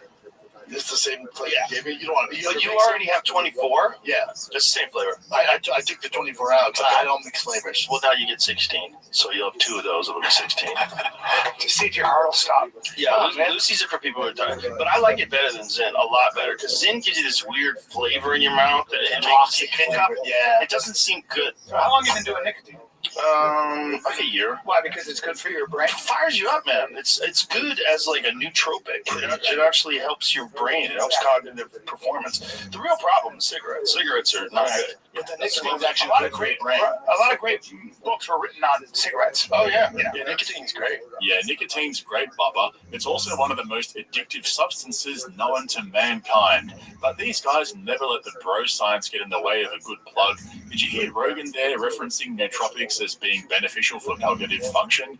Meanwhile, the company that he developed Alpha Brain with is being sued for making misleading and false statements in their advertising and marketing. The first time around in California, they managed to settle the lawsuit, but this time around in New York is proving to be a little bit more difficult. If you want all the juicy details from the court filings, as well as a breakdown of the study they used to make their false claims, go and check out the link below in the description to my Patreon, where I'm providing ongoing coverage of the lawsuit, as well as a bunch of other stuff. Basically, though, there's a class action in New York claiming that the study they used did not reach the conclusions around cognitive improvements that they have been claiming for years. But Joe doesn't let that stop him when it comes to promoting non-FDA approved products on his podcast. You want one of these?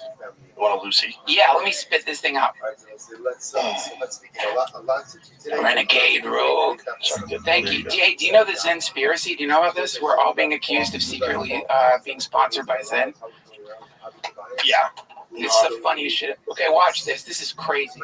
Okay, so maybe my Zenspiracy has been debunked, but now they've moved on to Lucy's, which isn't a conspiracy because they've been sending boxes of their product to podcasters. Remember this? We are back. I gotta tell you, there's this thing that happened over the last few months, which is that everybody has discovered the wonder of just nicotine straight to the system. Let me tell you, I didn't know where you're going with this. If I could invest in anything, and we just know we lost the podcast. Yeah. I wish we had put it in big tobacco. I love it. Here's the thing. This is not an ad. This is not an ad. By the way, this is organic. You know we love nicotine. And by the way, this might be a sponsor because they sent us this box. Yeah. And this box made mine harder than anything in I the know world. because there's so many flavors, and these geniuses came up with the The crack. breaker. Do you guys remember when podcasts weren't 1 hour long infomercials? Anyway, let's get back to our boy Crinjo Puppy, because nicotine pouches aren't the only thing stopping him from flipping his TRX. Oh no, wait, no, never mind. You know, I've with now, and like I'm in probably the best shape since I fought is that Transcend with like peptides, TRT. It's Transcend. It's a company. It's a company, and you do your blood work like probably at least every 2 weeks, every 3 weeks, and they monitor everything. All right, you should be taking this, and this, and it's a script plan. They send it to you. Oh, nice. Just start taking everything, then they check your blood work. Like that's what Cowboys on, Bradley Martin, like all. Waste of wells. I've never felt better. I've never felt better. What do you think for your cognitive? Like for me, I need my brain to get after getting punched. So cognitive, energy, everything. Yeah, peptides are incredible. Yeah, that's why they keep outlawing. I'm a guinea pig. I shoot myself about 7 times a day or whatever. As long as you feel good. Oh, yeah, I don't give a fuck. Okay, why is Brendan using PEDs? He's a 41-year-old retired semi-professional athlete who stuffs his face with nicotine pouches and mumbles into a microphone for a living. Because remember, in the UFC, he wasn't a huge name. He was fun to watch. We didn't have like a great record. And we're like, all right, he's fun, but he's going to be world champ. Leaves. I'm gonna do bare knuckle. It's such a fun story, dude. Bro, you got so many pouches in your mouth, you sound like a squirrel. You sound like a squirrel over there. I'm gonna say something because I looked at you. Yeah. And then you wait for your next Old squirrel shop over there. Squirrel shop. What are we doing here, B? But seriously, why is Sean on PEDs? Why are any of these guys on TRT and HGH and everything else they can get a doctor to prescribe them? Is it so they can perform better on stage or in the podcast studio? Maybe it's so they can perform better in bed. Let's see if Brandon can explain. You know what's always interesting to me is when guys are, when talking about, Armageddon, like, the day's coming, but they don't run. The cardio's not very good. He's got bad knees, actually. That's why I run. Yeah, I run all the time. And if the shoe pops off, you'll be able to run. Well, somebody said that. Yeah, and somebody said things about that. Yeah. Like I was hanging out with this drug guy, and he has like a whole bunker for the Armageddon Doomsday. What are you gonna do, bro? He's like, and then we get in the mountains. I'm like, how? Have you ever jogged up there, pal? Can you even walk? Yeah, I'm like, you ever tried carrying 80 pounds up mountains? Not gonna get into those mountains. Not, but I'm gonna get to the mountains. I'm gonna take your gear and run up. I'll meet you up there. How much are you running? 3 miles a day usually. When did you start doing this? About 4 months ago. I started with 3 miles, then I went to 2, then I did a mile as fast as I can. That's crazy. Why you do the 5K? 2 days, 5K. I don't know. They invited me to. I forgot. CT. I forgot. I had no. I didn't know until I saw a picture of Jelly Roll doing it. I used to run 3 miles for breakfast. I was struggling so hard. Oh, come on, guys. Did Tom and Bert seriously forget to invite Bubba to their bear run? He's been training for it and everything. Hang on, can we just stop for a moment and appreciate what just happened? Here's my read on this, okay? Brendan knew that the Two Bears 5-kilometer run was coming up because Tom and Bert started promoting it several months back. Sharp said he started running 3 miles a day a few months ago, which is 4.8 kilometers, so almost 5Ks. Clearly, he was training for it and hoping for an invite at the last minute so he could rock up and put in a solid performance-enhanced effort and then claim that he hadn't trained for it at all. Now, I know I just made that up completely. I don't have 300 pages of evidence or anything like that, but come on, guys. Bubba starts doing 4.8 kilometer runs every day right after Tom and Bert announce a 5K bear run. Yeah, Armageddon my ass. But hey, we should acknowledge just before we move on that Brandon's apocalypse joke was actually pretty funny. No? Okay, maybe not. Tough crowd. And speaking of tough crowds, Brian Callen just couldn't get anything to land with Rogan. Nico alluded to the fact that he's always partying and like hanging out all the time. That Hamzat is? Yeah. Interesting. Well, Hamzat's got a lot of bread, bro. He got a lot of money. Yeah. He's hanging out with some people that have a lot of money. Same people Khabib's hanging out with. You ever seen what Khabib has? Yeah, he's got. Have you ever looked at the land he owns in Russia? Well, you're friends with Putin. They take care of their athletes, especially when they're fighting. Yeah, bro. Well, Hamzat is friends with that Kardyev guy, the guy who's the leader of Chechnya. Yeah, he won a Nobel Peace Prize. Did he really? No, he did not. I was like, what the fuck are you talking about? He's not. He is not. He's a warlord. Joe, on what planet is the head of the Chechen Republic getting a Nobel Peace Prize? But as always, it got worse.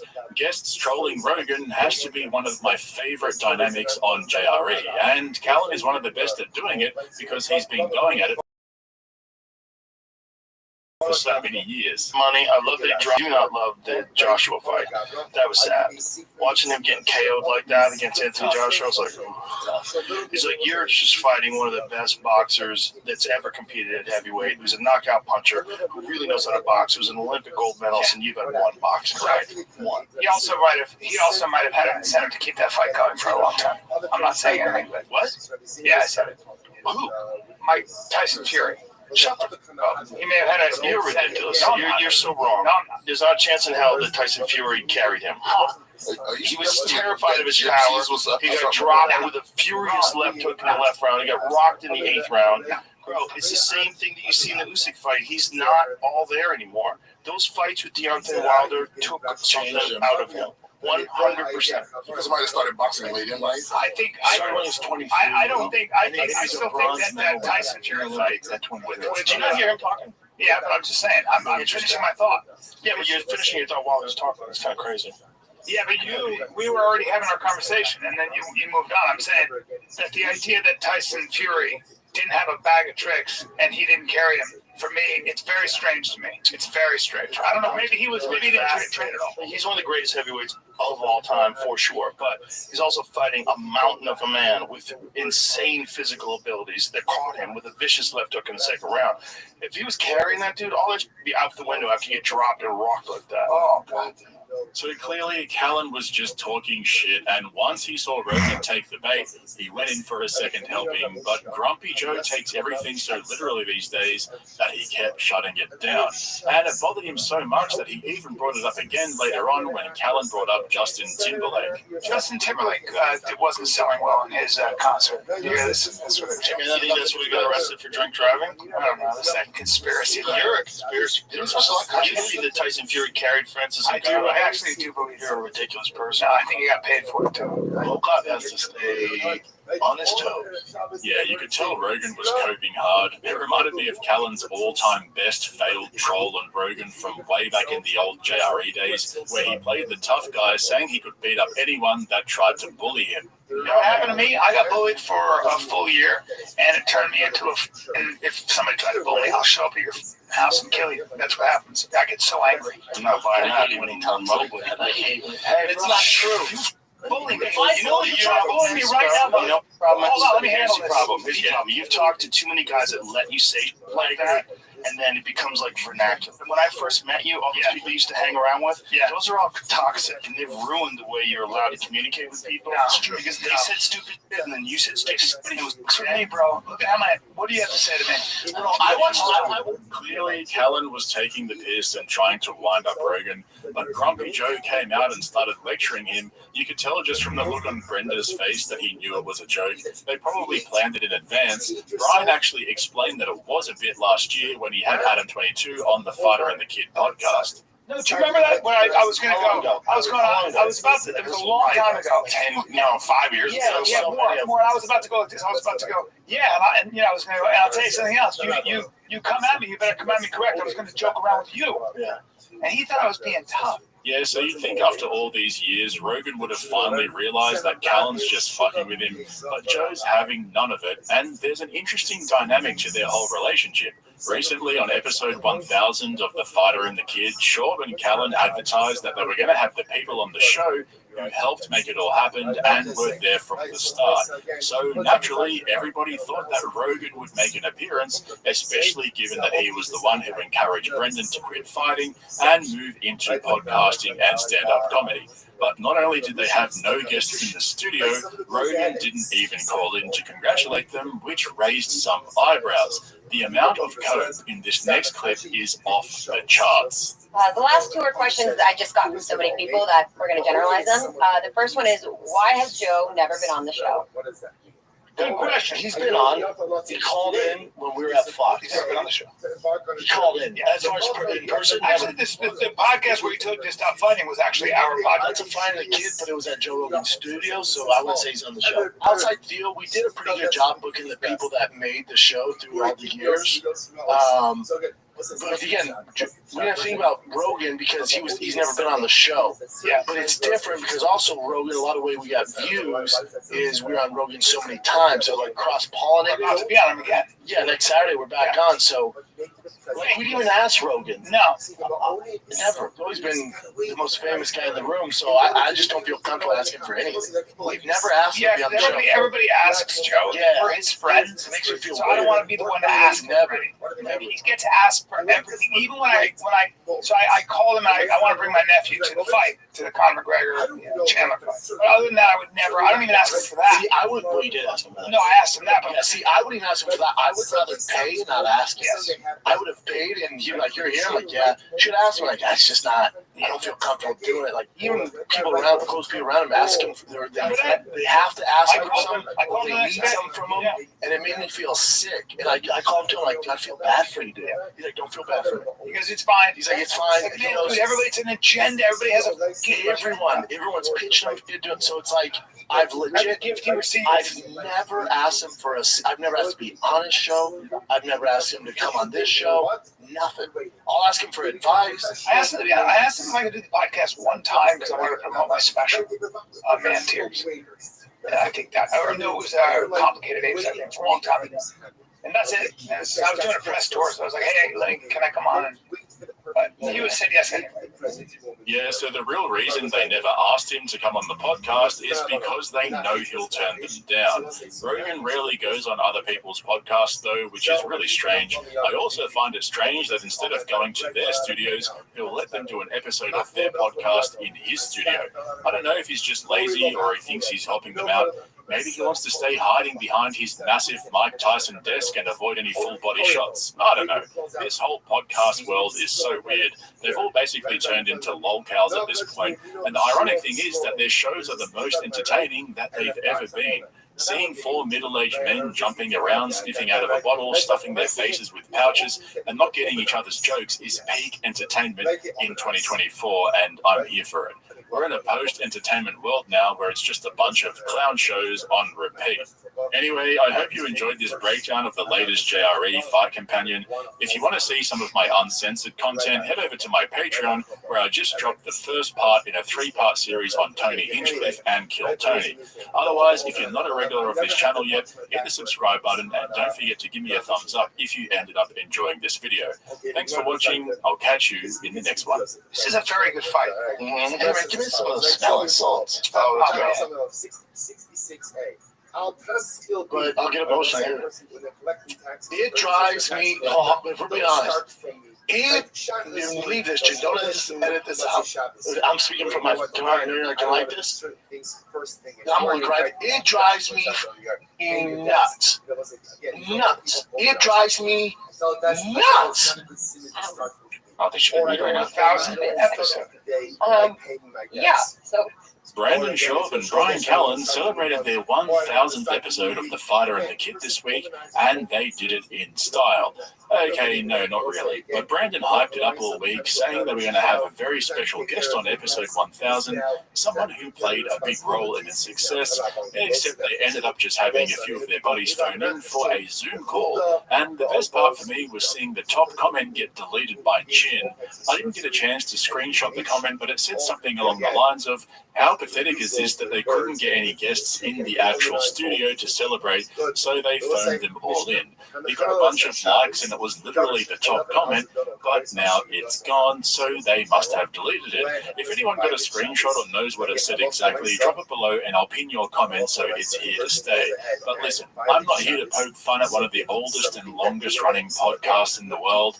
The Fighter and the Kid has been going for over 10 years. They started in 2013 on Fox, but then they went out on their own in 2016 after a contract dispute, and ever since it's been downhill. They struggle to get 50,000 views per episode, and considering that they used to get hundreds of thousands and even millions of views, it has to be one of the most epic downfalls in podcast history. That's where I'm at. Like, maybe we don't reach 1 million views or even 100,000 per episode. I'm okay with it. I wish it did. That'd be great. But if it means like hustling and playing the whole YouTube algorithm game, like, I'm not going to do it. I'm 41. I'm not going to do it.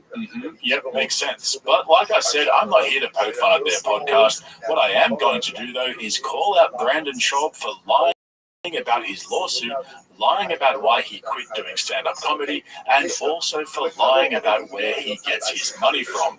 As usual, I brought receipts. At this point, Brandon is so out of control and is so full of his own lies that he really needs to stop and get help. I really mean that. I'm not even joking a little bit. Every time he opens his mouth about the lawsuit or about stand-up comedy or anything to do with his decision-making, he only makes it worse. Brandon, if you're watching this, stop it. Get some help. The lies you're telling are damaging the people around you and ruining any semblance of integrity that you never had. For all my regulars watching who have been following this train wreck from the beginning, you're going to see Brandon lying through his teeth yet again, blaming everybody but himself for the damage he's caused, while Brian Callen sits next to him, enabling all his lies because he's got skeletons in his own closet that he's still trying to hide. But if you're new here, don't worry, I'll get you up to speed as we go along. If you end up wanting more, you can go and check out my Patreon via the link in the description, where I have full detailed coverage of all the legal filings in this case, as well as Rogan's Alpha Brain lawsuit. There's also more uncensored content over there that you might be interested in, so go and check that out. For now though, sit back and relax, grab a cupcake, and let me explain what's going on. To celebrate episode 1000, they did a 3-hour podcast where they had their buddies phone in for a chat, which was cringe as fuck. But they also decided to answer some questions from their so-called fans, and nothing was off limits, including how they mistakenly bullied and threatened Bobby Lee, Brandon's failed lawsuit, and his recent retirement from stand-up comedy. What's going on with you and Bobby Lee? Have you guys squashed everything? Yeah, I so real quick, Brian's closer with Bobby. He's always been closer with Bobby than I was. Like, me and Bobby didn't talk like weekly or even monthly. If I saw him at the store, we're always cool. Yeah, but it's not like if I tell you, which is the truth, I don't talk to Bobby. I didn't talk to him before any of this, so there's no falling out. We were never that close. Yeah. I think we spoke a little bit, and I said, I love you, and I'm eternally sorry. And he said, we're good. And so I love him, and I take full responsibility. I was going through something. I was not working on good information, and I was wrong. I was wrong through and through. That guy didn't deserve it. I was defending my friend Brendan. I wasn't working on all the information, and I don't know.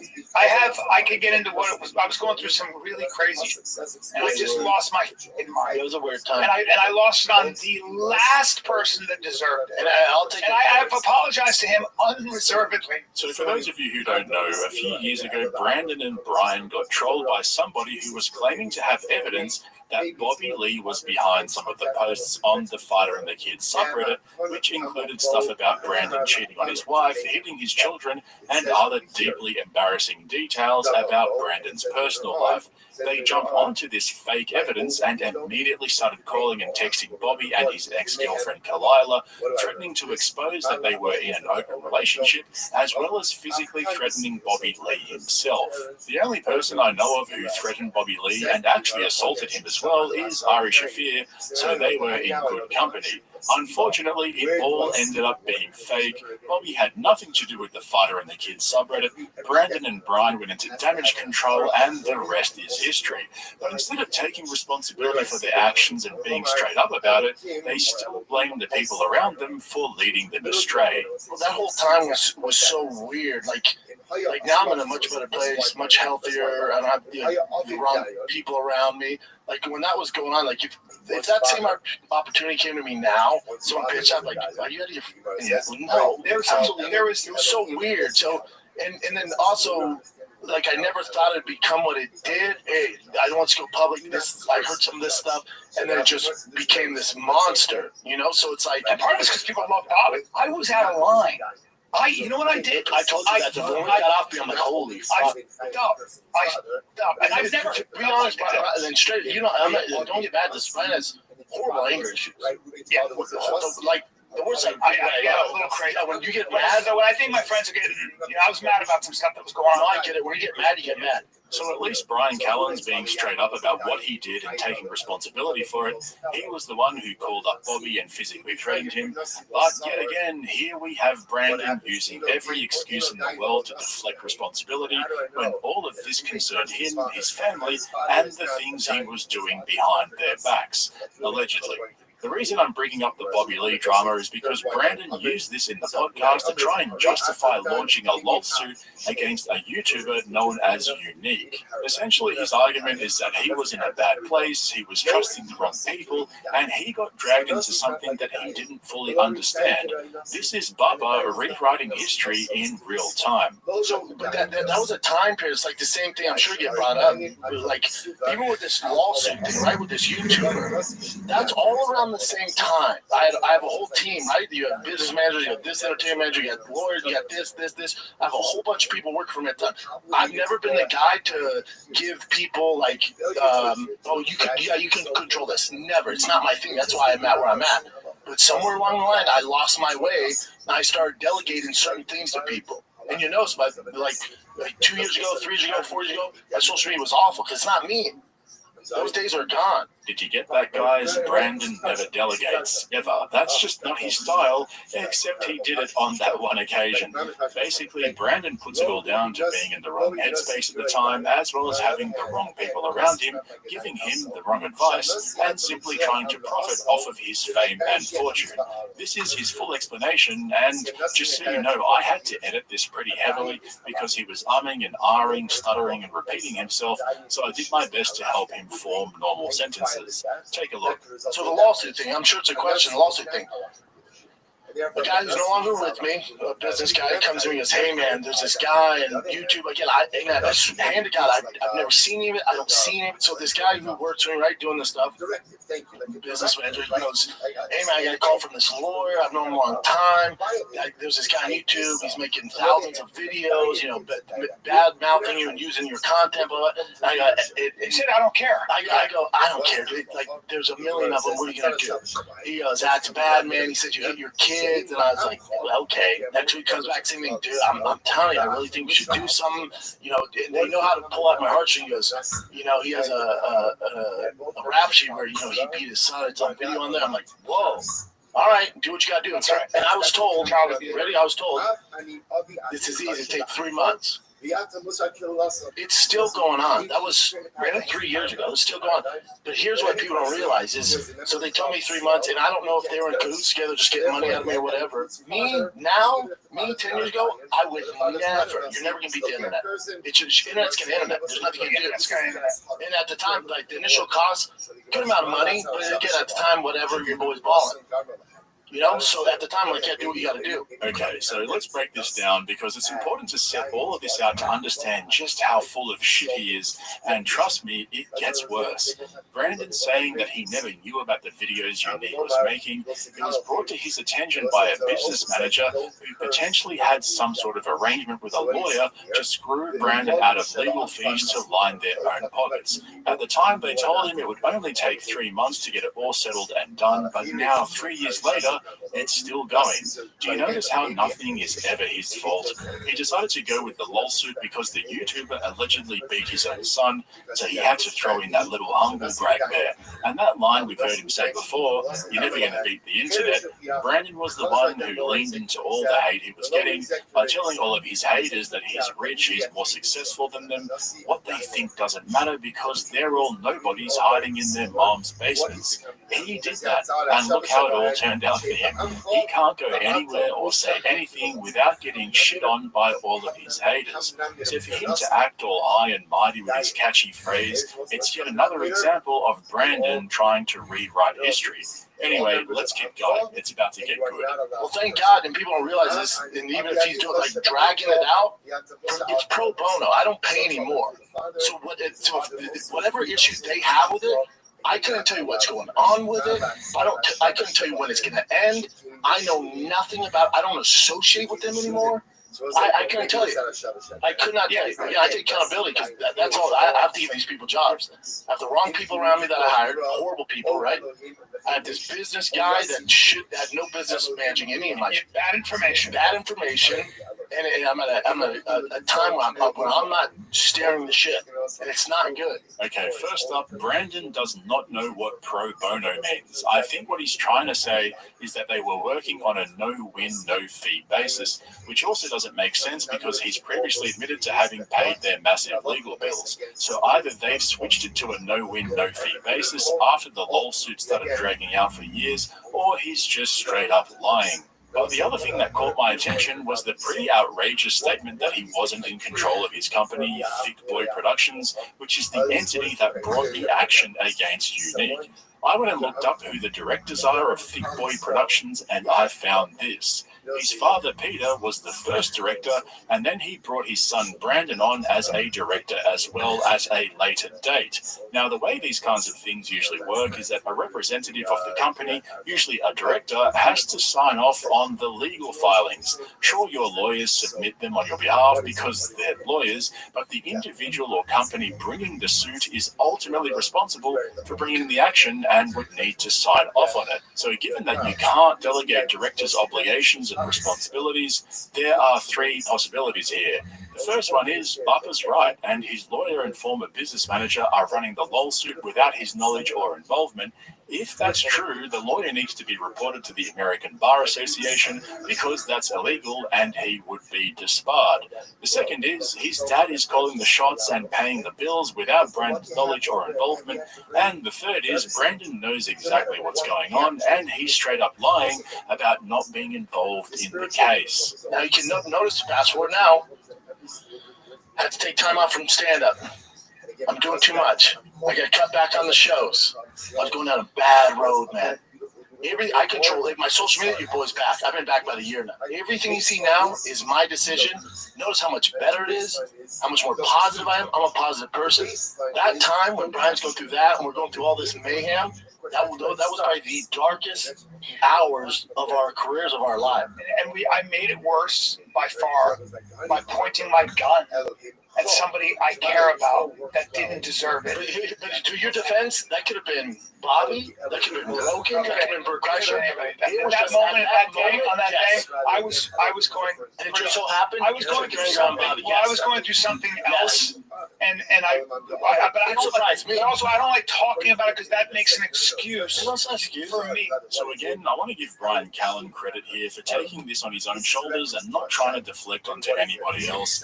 But as for Brandon, he made some interesting comments there that we've heard before. Things are different now. He's changed. He's in control. He's the one calling the shots. Hey, Bubba, it's you. Can you sue people? Have you tried doing any of that? No, I mean we have a lawsuit with a guy who made like 3,000 videos. Again, if you're gonna critique stand up or my fight picks or whatever, my football picks, all good. That's what the internet's for. Now, if you're gonna go out there and defamation, like whatever, Brendan hits his kids or beats his wife, then you got my attention. I'm gonna come after you. Oh, yeah, that game I don't play. The guy's suffering from that, so. That was only 6 months ago, yet Brandon claims to have no knowledge of the lawsuit, what it's about, where it's at, or why he's doing it. Clearly, based on his own words, the lawsuit was always about silencing a YouTuber who was posting videos exposing Brandon's lying and cheating, allegedly. Don't forget 6 months ago. What about just recently when he finally lost the lawsuit? That's right, Brandon ended up losing the lawsuit, and then only a month ago, he filed an appeal. He's appealing the loss. What happened to being in control, Bubba? You just said everything happened in the last 18 months are all your own decisions. So either someone is fraudulently filing lawsuits on your behalf, maybe your dad's doing it for you, or you're just plain full of shit. And that's what I don't get. It's so easy to look all of this stuff up. I've covered this extensively. Does he not realize we all know the truth about this lawsuit, how he lost and how he filed an appeal? One other thing, I've seen this a lot on my travels, both from guys like Rogan and Brandon and their fangirls as well. It's the whole argument that they don't know what's going on. It's their producers and their people who are doing the copyright claims and strikes, so you can't blame them for it. Let me ask you this then. If I wanted to fight back and sue them for the tort of interference in my business, who do I sue? Do I sue Ben Pixels, Superbam, Brandon's producers? Nope. I sue the entity or the individual who owns the copyright. So this whole argument that it wasn't them, it was their people, well, it has no bearing in the law. It's just a code. This is why he needs to stop, get help, and get as far away from a camera and microphone as possible. Except there's one problem. It gets worse. One of the questions they got from their so-called fans for episode 1000 was one thing that they're proud of each other for. Here was Brandon's response. I'll get emotional. It drives me off, if we're being honest. Leave this shit. Don't edit this out. I'm speaking from my daughter. You're not going to like this. I'm going to cry. It drives me nuts. Nuts. That Brian's at where he's at. I will challenge anyone, any comic, to go on stage after talent, and you're telling me Brian's not better than 99% of those in comics. It drives me nuts that he's not up there with those guys. You want to outcast him over some bullshit? That's what I don't agree with. That's what upsets me. So what makes me proud, and I'm not trying to get mad, what makes me proud is he's not going to lash out about it. Brian's cool. Brian goes to work. Brian's doing the road. Brian's trying to sell tickets. But I'll tell you right now, I don't forget. It's not cool with me. That's why you don't see me at those fucking places.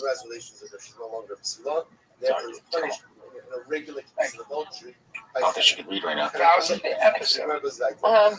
Yeah. So. Oh man, here we go. Okay, so back in 2020, 4 women came out and made allegations against Brian Callen, which to this day he vehemently denies. He has never been found guilty of any criminal charges by a court and therefore maintains his presumption of innocence. However, Brian did try to sue the husband of one of the complainants for effectively cancelling him. Brian claimed that her husband contacted his agents, which subsequently dropped him as a client, as well as various comedy clubs, which also refused to book him at the time. Even some of the sponsors of The Fighter and the Kid refused to do business with them if Callen stayed on the show.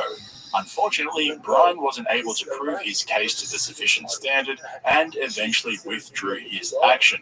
That isn't why Brian's comedy career never took off. The real reason is he's simply just not that funny. Now, I don't hold Brian in the same low regard as Brandon, but this isn't it, Bubba. Sitting there in rage crying because your buddy didn't make it in comedy is fucking sad. You can't force us to find you or Brian Callen funny. It's got nothing to do with the allegations. See, this is what I mean when I say Brandon needs to stop and get help. He still doesn't get it.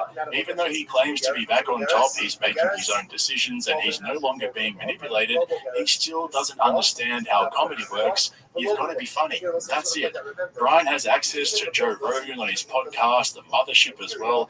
You can go on any of his buddies' podcasts and get exposure. He's got his own website, his own podcast as well, so there is no excuse for not making it.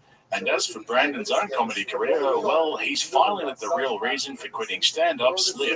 I just live a weird life, man. On the road, like not making decisions like a married man and a father of 3 should do. Like I was going down a road that I was like, who is it? Like I was like, who is this guy? What the f are you doing, man? And me too. That's why you don't see me on the road.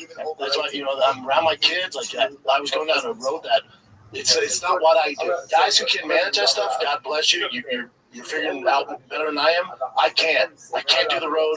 I can't give you the good quality podcast. I can't do the car stuff I want to do and be a dad and be a coach and be a good husband. I can't do it. So something has to give. That means making less money and not doing the road. Sign me up. Now, you guys can tell me if I'm reading into this too much, and I'll cop it on the chin, but that sounded to me like his wife maybe told him to stop doing stand-up and traveling to keep him home and out of trouble. We all know that Brandon has a thing for Instagram baddies. He's been caught out a couple of times, and so maybe his wife put her foot down and said, you either choose that, or you quit and stay home with us and just do your podcast and total drugs in the middle of nowhere. He really just needs to stop talking. But like I said at the beginning, if you want detailed, ongoing coverage of his lawsuit, as well as the Alpha Brain lawsuit and more uncensored content, head over to my Patreon where I can speak more freely without any copyright restrictions, as well as YouTube censorship regime. Otherwise, if you're not a regular of this channel yet, hit that subscribe button and don't forget to give me a thumbs up if you ended up enjoying this video. Thanks for watching, guys. I'll catch you in the next one. You look at the valuation of their stock and how much that company's worth now because they signed Rogan compared to what they paid them. You know, I'm a shark when it comes to business. They underpaid them. Give me some of this. Well, we can't play it. Oh, we can't play it because of YouTube. Listen to YouTube, I love you, but come on. Don't get silly. You can't play the America song. Why? Why? Because we'll be copyrighted. All right, guys. Now today. Jamie's back. We're back. Jamie, don't be afraid, man. Jamie, can we get in trouble for this? Sorry, it's gay.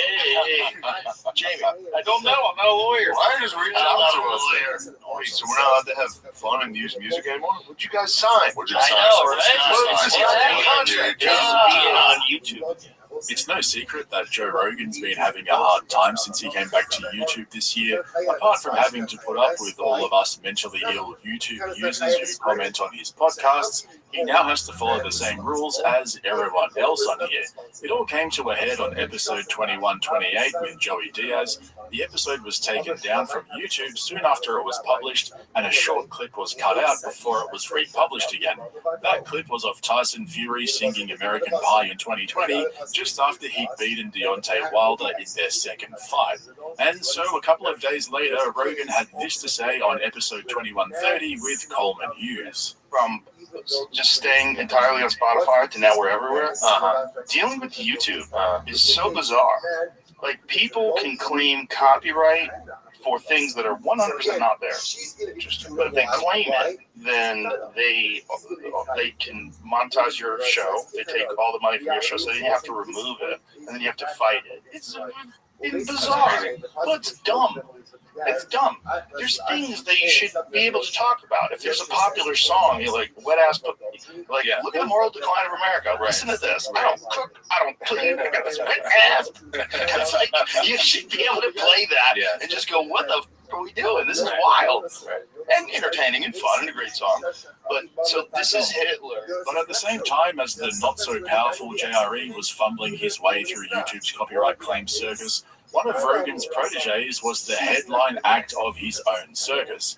In February, Brendan Schaub lost a 2-year lawsuit that he had brought against a smaller YouTuber named Kyle Swindells. Brandon claimed that Kyle had used clips from The Schaub Show and The Fighter and the Kid in his commentary videos without authorization from the copyright owner, Thick Boy Studios. So on the one hand, we have the most powerful podcaster in the world having episodes of his podcast taken down and being forced to cut out a couple of minutes before re-uploading it to YouTube. And on the other hand, we have Brendan Business Shark Schaub losing a court battle against another YouTuber for using clips in commentary videos. Now, I've also had my fair share of copyright battles right here on this channel, but I've been lucky. I've got a legal background myself, and my best friend is a lawyer.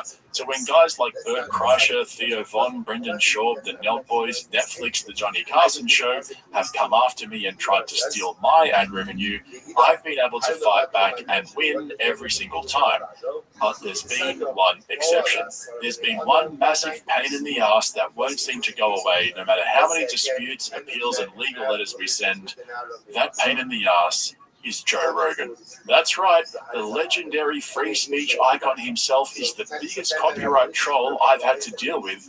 Not only does Rogan have a whole team of people dedicated to stealing ad revenue from YouTube channels like mine, they've even completely blocked my videos from being published. One time, Rogan took all the ad revenue from a 20-minute video of mine that wasn't even about him because I used a 20-second clip from JRE. But if they claim it, then they can monetize your show. They take all the money from your show, so you have to remove it, and then you have to fight it. It's bizarre. Well, it's dumb. It's dumb. But here's the thing, it gets worse. You know how Brandon lost his copyright lawsuit? Well, he appealed. And this is where things get really interesting. You see, by losing his lawsuit, Bubba has basically put a spotlight on podcasting and exposed a gaping hole in the industry. But then appealing the district court's decision has blown that gaping hole right open. I'll explain exactly why in just a moment, but I want to say this first. We like to poke fun at Brendan and laugh at his stand-up comedy, inability to string coherent sentences together, and just general delusional and degenerate behavior. But this lawsuit is the single most stupid thing he's ever done. Most of his other failures have been funny and pathetic, but this is something else. I honestly cannot express to you just how damaging this has been for podcasting, but let me try anyway. So this is what the judge said in making her decision against Brandon.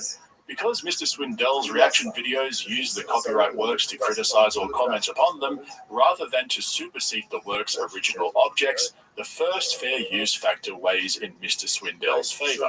And to support this, the judge referenced a Supreme Court case from just last year between the late artist Andy Warhol and a photographer who claimed Warhol's use of a photo he'd taken of Prince for one of his artworks was in breach of copyright. The quoted section reads, "A use which comments on, criticizes on, or provides otherwise unavailable information about the original is unlikely to supersede the original work."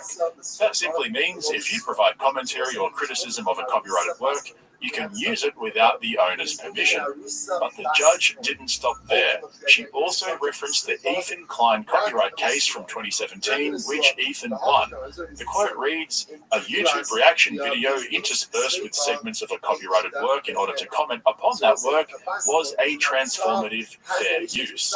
Now, when Bubba lost this case, Ethan actually pulled up a screenshot from my video covering the lawsuit that appeared on Reddit and had a little bit of a gloat about how he helped Brandon lose his lawsuit. This is also really a fun little detail. Brandon Schwab or Schwab? He's going to be punished by straight Schwab with you with a W, no? I don't know which one. But here it's spelled with a W, so I don't know if they're making fun of me, whoever wrote this, because I used to say Schwab. I think it's Schwab. W. So he sued a YouTuber for making fun of him. He's such a moron, this guy. He thought he was suing him for defamation, but it turns out he was suing him for copyright infringement. He apparently didn't know. He didn't know what he was doing the person. Because, like, suing him for defamation would be like an obvious fat loss. He lost the case, and well, anyway, the best part is that in the verdict decided in favor of fair use against Brendan. They cite none other than your boy, shout out Matt Haas, because Mr. Swindell's reaction video used the copyrighted works to criticize or comment upon, rather than to supersede the work's original objects. The first fair use factor weighs in Mr. Swindell's favor. Quote from Hussein Zada versus Line. Wow, look at that. Thank you for the top comment. Ethan has unironically done more for free speech than any conservative dissenter. Thank you so much for saying that. I love that you said that. Okay, fine. So we know Brandon lost the lawsuit, but what about this appeal? Here is the basic argument that his lawyers are now trying to make. The main issue on appeal is whether Swindells has met his burden of showing that his extensive use of Thick Boys podcast episodes, while adding at most relatively short and insubstantial voiceovers, constitute fair use. Now here's the thing. Brendan's lawyers are right. In some of Carl's videos, he used long clips from Bubba's podcasts and provided very little commentary, sometimes just one sentence that didn't really provide any additional context or perspectives to the original content. So how come Brendan still lost? Well, here's the answer. Tucked away on page 26 of Bubba's appeal filing, his lawyers say this. On the podcast, the hosts discuss and debate topics such as news, sports, and celebrities. The podcast takes place in a production studio, and the hosts joke around with each other and provide funny stories and unusual wordplay. As Swindells admitted, Schwab has also conducted interviews with a variety of people, including Navy SEALs, NFL players, MMA fighters, comedians, and others. There is nothing factual about the episodes. Schwab and the other hosts make creative choices as to what to discuss, yet the district court found that the episodes were factual in nature. That was incorrect. So, this is the thing about copyright law. Not all types of media and art are treated the same. For example, a song or piece of music has a higher level of copyright protection compared to a newspaper article in the New York Times or Washington Post. That's because the Copyright Act distinguishes between creative works and factual works. Now, here's the other thing. Brandon's lawsuit is the first of its kind to make it into the courts. Prior to this decision, there was no precedent that had categorized podcasts as factual works. And if you're wondering what that means, it simply refers to the fact that on a podcast, it's just people sitting around talking about stuff. It's not a work of art in the sense that creative decisions are made about what colors to use for a painting, or the skill and the brush strokes, or maybe it's the creative direction from Martin Scorsese and his collaborations with Robert De Niro. You can use a bunch of different examples. Go for your life. The point is that now Brandon lost, there is an established legal precedent that says podcasts are not creative works for the purposes of copyright law, and therefore don't have the same copyright protections as more creative or artistic works. And that's basically the basis of his appeal. It's a Hail Mary hoping that the appeals court will say, hey, you know what, the Schwab Show and The Fighter and the Kid are creative works, they're works of art, therefore the standard should be higher for Kyle Swindells. Because remember, the judge said that Kyle did use too much of Brendan's clips, but Brendan lost because, well, basically there was nothing for Brendan to protect in the eyes of the law. It's just him talking in front of a camera. Anyone can do that. It's not creative. This is what I mean when I say Bubba has exposed podcasting. Not only did he lose the case, but now he's paid hundreds of thousands of dollars to set up a precedent that screwed over all of his buddies, including Joe Rogan.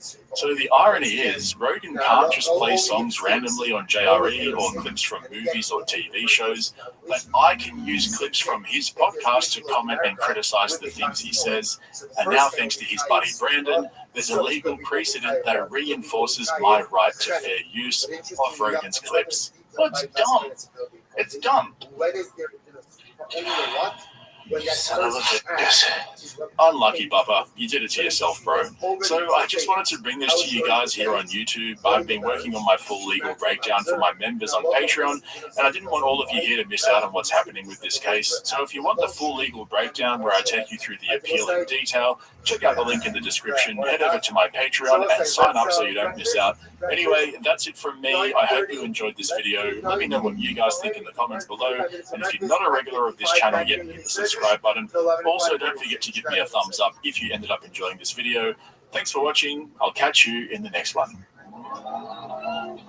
Oh my God. He's fine, by the way, so you can laugh. Service provided by the manufacturer. To cancel, press the SOS or cancel button. This guy, by the way, Starting he SOS just call. lost a lawsuit. And by the way, the guy who he lost the lawsuit to he was represented himself. Lawyer.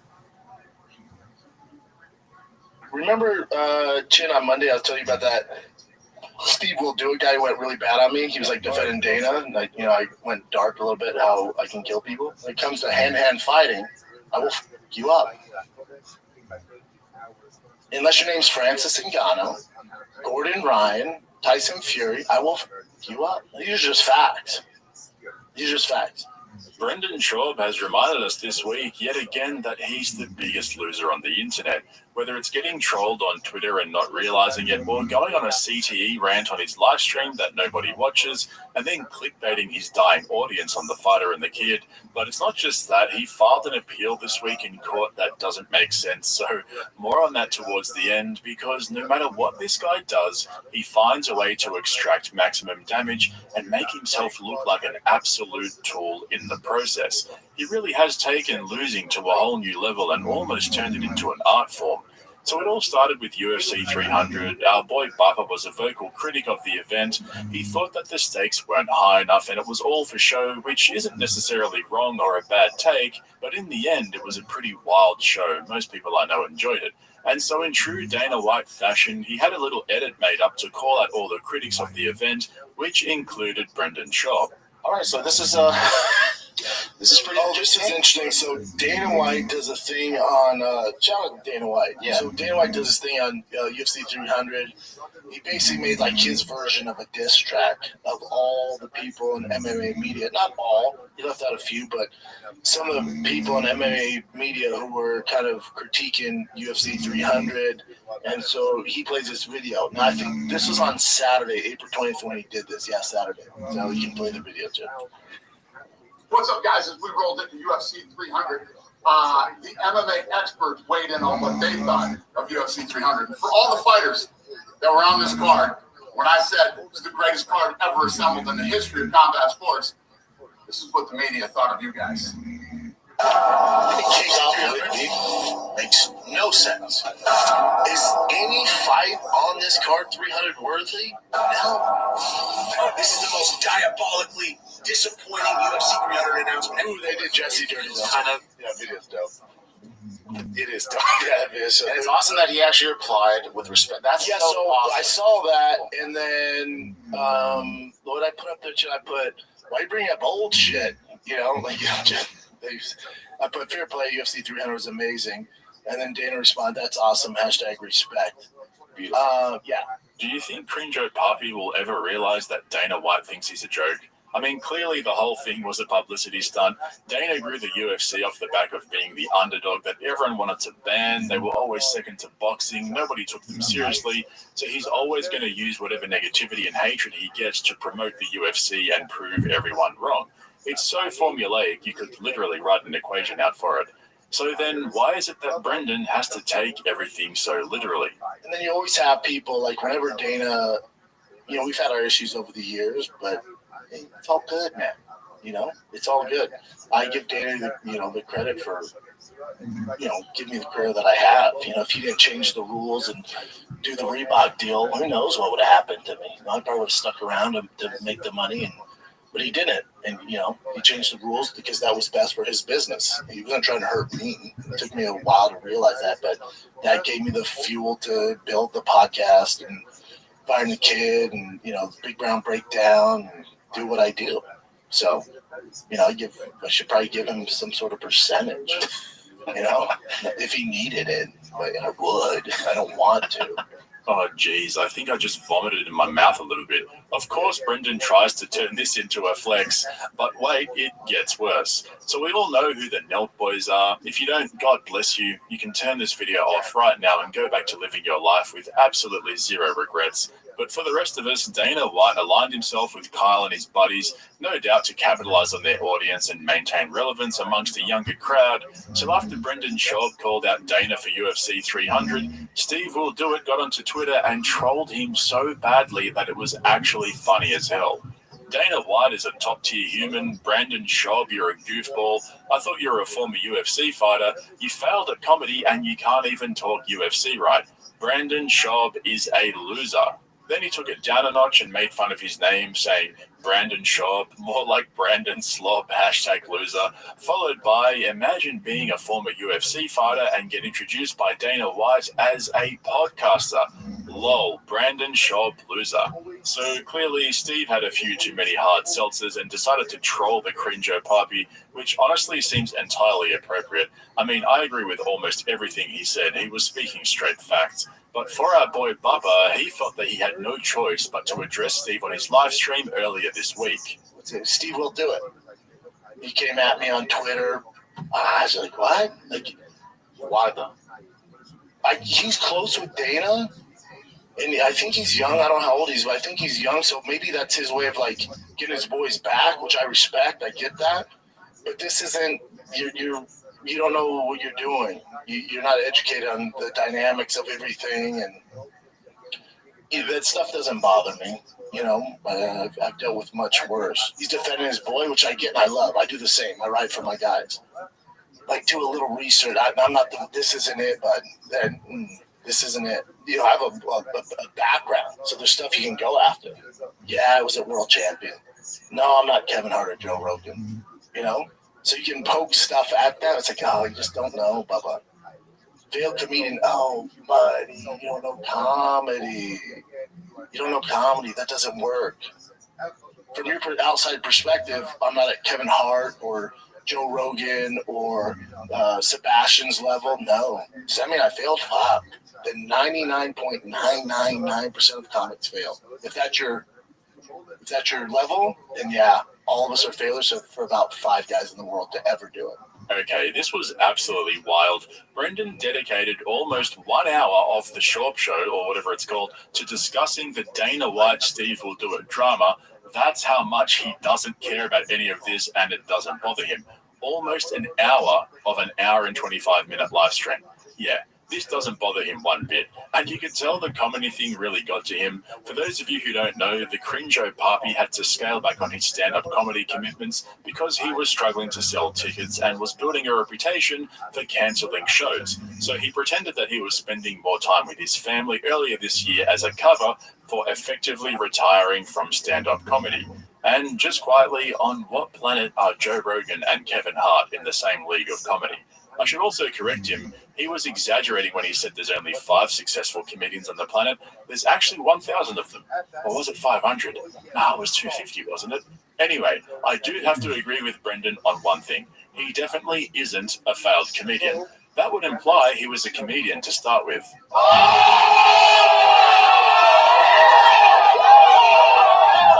Thank him, B. But then things went a little dark. Brendan wasn't done yet. He leaned into it and he started throwing veiled threats towards Steve Will Do It. And don't forget, Bubba has no issues with him. None of this bothers him. He's completely cool with all of this. Just saying. Yeah, with Steve, I have no issues with him. He seems like a good guy. Anybody that knows him tells me he's a good guy. I don't know what he does. Maybe just ill-informed. But I'm easy to find. Super easy to find. Super easy to find. You know? And we have a mutual friend in Bradley Martin. I texted Brad yesterday. You know? I talk to Brad probably once a week. Brad's a close buddy of mine. Help me out, you know, with my energy levels and peptides and all. Like, Brad's my guy. Absolutely adore Bradley. He's the fucking man. And he's best friends with Steve, so there's a mutual friend there. So I'm easy to find. You can get my number from Bradley. If there's something going on that I don't know about, you're so upset, I can meet you at Zoo Culture, whichever location you want.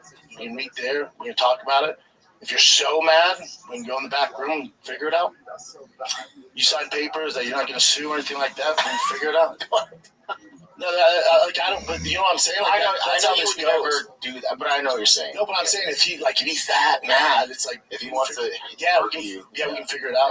Yeah, I have no problem with that. But you would never. I know that. No, I don't want to. He seems like he's small too. I don't. So it doesn't like I don't come off as a bully. But whenever he came at me, so it's like if you're that mad, that's an angle. I'm down. Okay, Brendan. There's this thing called the Second Amendment, and never mind. Let him have his fun. But all jokes aside, not everyone thought this was as cringe as I did. He actually had quite a bit of support for calling out Steve and saying, hey man, if you've got a problem, we can sort this out like men. And I'm not going to lie, I would love nothing more than to see our boy Bubba line up the Neld boys and teach them a lesson one by one. The world would definitely be a better place after that. The thing is, though, he didn't just leave it at that. He went on and on and on. Now, I don't know if it was the kratom or the rogue pouches, the addies, or just too much coffee. Brendan went to extraordinary lengths to prove to everyone just how much none of this bothers him. Whatever community, trucking, car community, nobody that's ever come after me, I've never been worried if you lock me in a room with them how it would go. I've never had a single person on this earth come after me that I couldn't beat up. And that's just facts. This isn't a bully thing. This isn't a cocky thing. So I think that's why it doesn't bother me, because I know Steve, or I know insert comic, or insert podcast, or insert whoever it is from anything that I do that talks shit about me. I know if we were in the same room, you would not talk to me that way. When it comes to hand-to-hand fighting, I will fuck you up. Unless your name's Francis Ngannou, Gordon Ryan, Tyson Fury, I will fuck you up. These are just facts. These are just facts. Now, we can live in a world where these YouTubers and the guys like Steve, his buddies around him are going, oh, dude, you should fight him. Oh, dude, I don't know, dude. He got knocked up by Nogueira that time. There's that world that lives on social media and YouTube. That's not real. That is not, you cannot fight. I promise you cannot fight. Maybe you can amongst your boys and the YouTubers. Cool. That's not real, Bubba. This will not end well for you in any facet. This is the real world. You will get severely f***ed up. And that's why I'm cool with it. Yep, he is 100% cool with this. But you've got to admit, Bubba's right. It's all fun and games on the internet, but once the cameras and mics are turned off and it's just you and Brendan in a dark room, yeah, he's going to have his way with you. Hang on, are we still talking about fighting? The other thing is, to play devil's advocate, no one's calling him out to fight. None of us are saying, Bubba, you're a tool, let's fight, I'll smash you. So it doesn't really make sense to call somebody out to come and fight you when all they were doing was pointing out that you're a loser. It's like if a kid says to another kid that they're stupid and read too slow, and so the other kid says, yeah, but my dad's stronger than your dad. Yeah, but you're still a slow reader.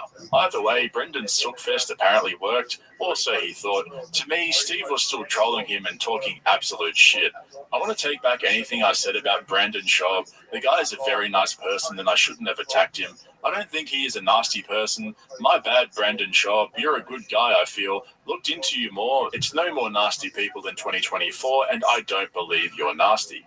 He also said, I listened to him talk about me on his podcast, and I'm like, this guy seems like an awesome guy. So I want to take back what I said. And so Brandon took the bait and replied with, all good, my brother.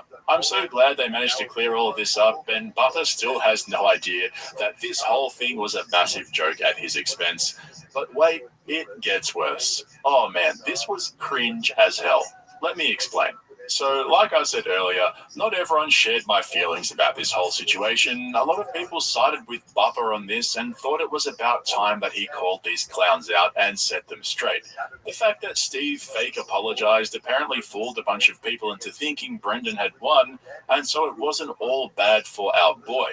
But then, in true Crinjo Puppy style, he took it too far and tried to milk it for everything. This was the thumbnail for the latest episode of The Fighter and the Kid. He's got Steve in the middle talking into a mic. It says they hashed out their beef, and to the average person, it looks like Bubba managed to get Steve on his podcast to settle this beef. Except it was pure clickbait. In fact, the clickbait was so bad that not only did they not get Steve on the podcast, they spent less than 60 seconds actually talking about it over the whole episode. I feel like most people are like this. Like, remember Chin on Monday? I was telling you about that Steve Will Do It guy who went really bad on me. He was like defending Dana, and I went dark a little bit how I can kill people, which was out of character for me, and I apologize.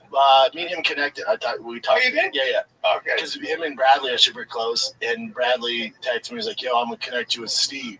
And when you talk to him, I'm sure he's a great guy, and you guys get along. You know? He was like, "Oh, dude, I watch your podcast." Like, you're actually a good guy. He's like, I was drunk, man. He's like, I was just firing off at the mouth. I love it. He was I like, love I'm it. sorry, man. He was like, I didn't. Good for him. That's I, amazing. I told him, I said, I get it, dude. It's all good.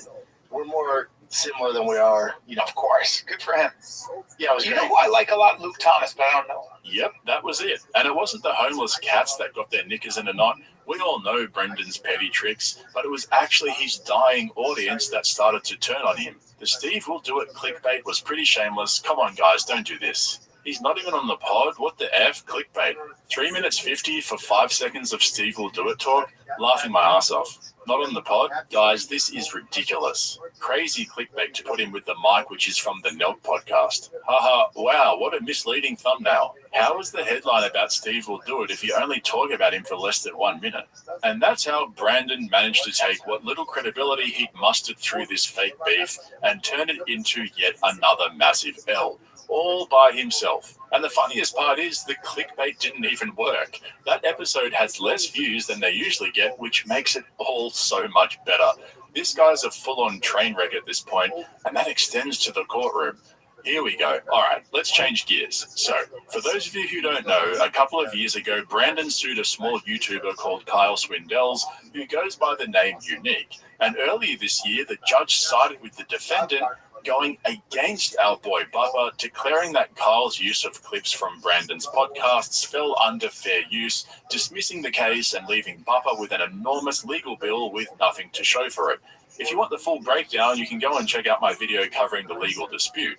But you would think that after making one of the biggest L's in internet history, Brandon would let it go, lick his wounds, learn his lesson, and go back into the hole that he came from. I mean, Kyle self-represented with the assistance of a ghost lawyer. Nobody knows who he is. It's a complete mystery. He operates from the dark using an untraceable email address, feeding Kyle everything he needs to make his legal filings and representations in court. Anyway, sorry. So you would have thought that Bubba would let it go now, but in true Brandon style, he had to make the whole situation worse by lodging an appeal. Honestly, this guy is the gift that keeps on giving. This is what it says. Reasons why oral argument should be heard. Plaintiff appellant, Thick Boy Productions, pause, respectfully requests that the court schedule and hear oral argument in this case. This case involves novel and important issues of copyright law and fair use, and how these legal standards should apply in the modern age of internet podcasts and YouTube. The main issue on appeal is whether Swindells has met his burden of showing that his extensive use of Thick Boys podcast episodes, while adding at most relatively short and insubstantial voiceovers, constitute fair use. So, if you recall, the judge agreed with the defendant on all the elements of fair use, except for one. She actually agreed with Thick Boy Productions that Unique had used more clips than were necessary for his commentary and didn't specifically comment, criticize, or analyze all of the copyrighted material to the extent that perhaps he should have. She said, all of the accused videos include segments of the copyrighted videos which Mr. Swindells did not criticize or comment on. This is actually something that I personally agree with. Too many commentary channels just dump clips into their videos and don't address them specifically or comment on them. They don't actually transform the material by giving it new context based on an opinion or perspective. They just dump whole sections of podcasts and say, look how stupid Bubba is, without actually explaining why he's stupid, which is actually quite an easy thing to do. Yet Bubba still lost. Because the defendant satisfied all the other criteria so well, the judge had no choice but to rule in his favor via summary judgment. So if you want to know more about this appeal, I'm going to upload a full breakdown video on my Patreon going through all 60 pages of the appeal. I'm not going to do it here, it'll be far too, but in that exactly why this appeal is doomed to fail, which has implications for all podcasters, including Joe Rogan. It all comes down to one specific thing that all of the circle jerk, never been funny comedy podcasters just can't seem to get their head around. So check out the link in the description to my Patreon, become a member so you don't miss out on that video next week. But that's it for now. Let me know what you guys think in the comments below. If you're not a regular of this channel yet, hit the subscribe button and don't forget to give me a thumbs up if you ended up enjoying this video. Thanks for watching. I'll catch you in the next one. You bully me, bro. I don't give a fuck about your UFC post. I will come right at you. I could pin you on the ground right now and put my dick in your mouth. You could try. No reason. You could try. And guess what? Just against the nice Guess guy. what? I would come right to your house. Bang, bang, bang. No, you'd be dead, Joe. Would I? That's considered to be a vice. Yep, that's me. You're probably wondering how I got here. See, what happened was the traction control, which I thought was off, was not. So when I'm trying to do a sweet donut for the boys, I flipped my TRX. So Brendan flipped his TRX. On the latest episode of Toontown titled I Flipped My TRX, Brendan explained how he flipped his TRX. And so far it's looking like the fourth installment on his new channel will probably be the most successful. I mean, it's not every day that you flip your TRX. And in case you can't tell, he could not be more proud of flipping his TRX. He actually did something worth making a video about. Turns out my neck isn't messed up. I got a concussion. Arm got a little roughed up, but overall I'm okay. Bad news is my truck's not. It's totaled. So the good news is Brendan's okay. The bad news is this actually happened over a month ago. Let's do this, man. Yeah, I gotta get back to the shop, man. What do you mean? My hands smell like. You're always in the shop now. I know, dude. Yeah, all right, I get it, dude. I got my own shop now, dude. Yeah, you got a little wound on your arm too. Well, looks like it's infected. It's seeping. It's seeping. That wound is seeping, and Sanaz's mouth just opened. Yeah, it's still open right now. I can't see it. That looks like it's seeping. That doesn't look bad. Yeah. Oh, not good. Not fun. Well, that's now, what happens when you. Now, since you're talking about the shop, I'm probably gonna have to bother you now. I gotta get back to my shop. I'm feeling. I gotta get back to my shop. You gotta get back to your shop. I got some work to do. You're doing more for the truck. Oh, this for the lighting, different truck. The other truck's out of commission, which I'll be able to talk about. What's insurance gets? Other truck might be in the hospital right now. Other truck might be 6 feet under. In truck and I probably should have been 6 feet under. Yeah. You saw the video. I saw the video. What happens? I feel like insurance will be like, yeah, you have a claim though. All right, I talked to him this morning. We're good. Yeah. Geez, he's lucky his insurance agreed to pay him out. You'll see why in a moment when I show you the full clip. But who knows with this guy, right? He's known for making stuff up in the moment to sound cool. And while I agree that he probably needed to wait a little bit until the insurance was sorted out before posting a video, the timing of this upload is definitely suspicious. See, he hadn't uploaded any videos to this new channel for the last 6 weeks, and the TRX isn't the only truck that he features on Toontown. So I wouldn't be surprised if he knew this video would attract a lot of attention and banked it until the judgment was handed down in his failed lawsuit as a distraction from what's become the biggest L of his career. And it's also no coincidence that Brendan's team are deleting any comments asking about or mentioning the lawsuit this week. I've been keeping tabs of this week's uploads across all of his different channels, and in the first few hours of upload, there have been comments asking when he's going to talk about his lawsuit, except now they're all gone. Sounds like someone's trying to cover something up. So as soon as I saw this video and remembered that he mentioned the crash when it happened 6 weeks ago, it immediately clicked that he was keeping it up his sleeve until the judgment came out. So Just as a reminder to anyone new here, or if you missed my full breakdown of his lawsuit, Brendan sued a smaller YouTube channel called Uniqueness 2 years ago for using clips from The Fighter and the Kid in his commentary videos. And this whole time, he's been lying to his fans by telling them it's a defamation case, but I revealed that it was actually a copyright case and explained all the details earlier this week after the summary judgment was handed down in favor of the defendant, a guy who was self-representing with the assistance of a rogue, ghost, phantom lawyer. Nobody knows who this lawyer is. It will forever remain a mystery. True story. So, if you don't believe me, go and check out my breakdown video. But here we are witnessing one of the funniest things Brendan's ever done. Just take a look at some of the comments on his TRX video. I thought you were going to give up on comedy. This was hilarious. Spending so much money tuning this truck and then crashing it almost immediately is the funniest thing he's ever done. This is just like his stand-up comedy. Bubba has finally found his niche, just needs to make a video where he totals a new vehicle every week, and he will be back on top of the YouTube world. I didn't know Bubba had a new special out. This is comedy at its finest. And so how did all of this go down, and how exactly did he come to flip his beloved TRX? Well, as usual, the episode starts out with some modifications, and then he took it off-road to test it out. Now remember, Brendan is a beginner off-roader. He has no experience handling high-powered modified vehicles in an off-road environment. But due to his commitment to the Dunning-Kruger effect and his love of trucks, he found himself out in the open with an absolute weapon. Well, we made it. We're in Johnson Valley. We're in the middle of nowhere, but this is where you come to put your truck to the limits. We've done it all. You guys have seen it. We got the King shocks, KB Tech, Alcon brakes. We need to be able to stop. We got the overkill tuning going on there. We have the Innovate wheels, Toyo tires. Now it's time to take this Street Princess and get her dirty. Let's go. So you can see just from these clips how heavy the TRX is and how much movement it has due to the raised, softer suspension. Now, I know a little bit about this stuff, having done a little bit of off-roading over the years and a little bit of physics in high school as well, not to mention some basic common sense. But with these types of off-roading setups, you have a lot of weight combined with a higher ride height with softer suspension, obviously a lot of power as well. And in the wrong hands, this can lead to disaster. Just for a quick comparison, think of a Formula One car, for example, which is the complete opposite. They're very low to the ground, they have incredibly stiff suspension, they're much lighter in weight, as well as an incredible amount of downforce. This creates a lot less body roll and weight transfer, resulting in a lot more grip on the tarmac. But for off-roading, you want to have more freedom of movement so you can clear obstacles and get through more harsh, unforgiving terrain, similar to rally driving, right?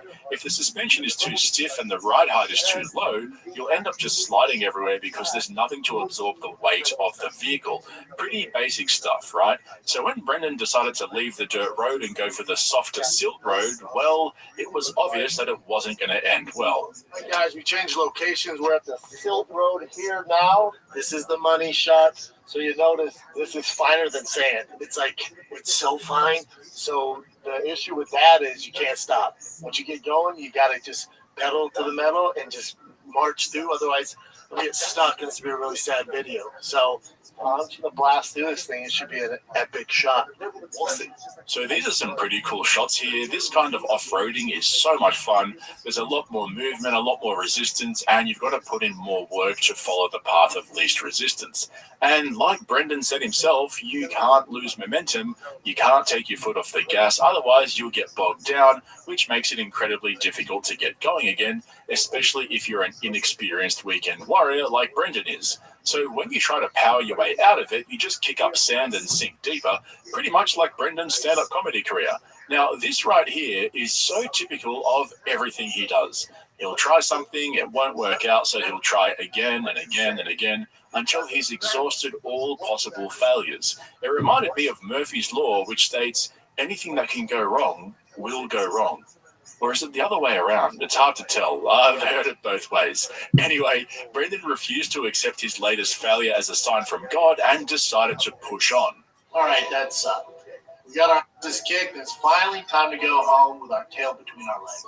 I thought, you know what? Let's get the out of the desert. But you know what? One more cool shot. We're out here. Why not? What's the worst that can happen?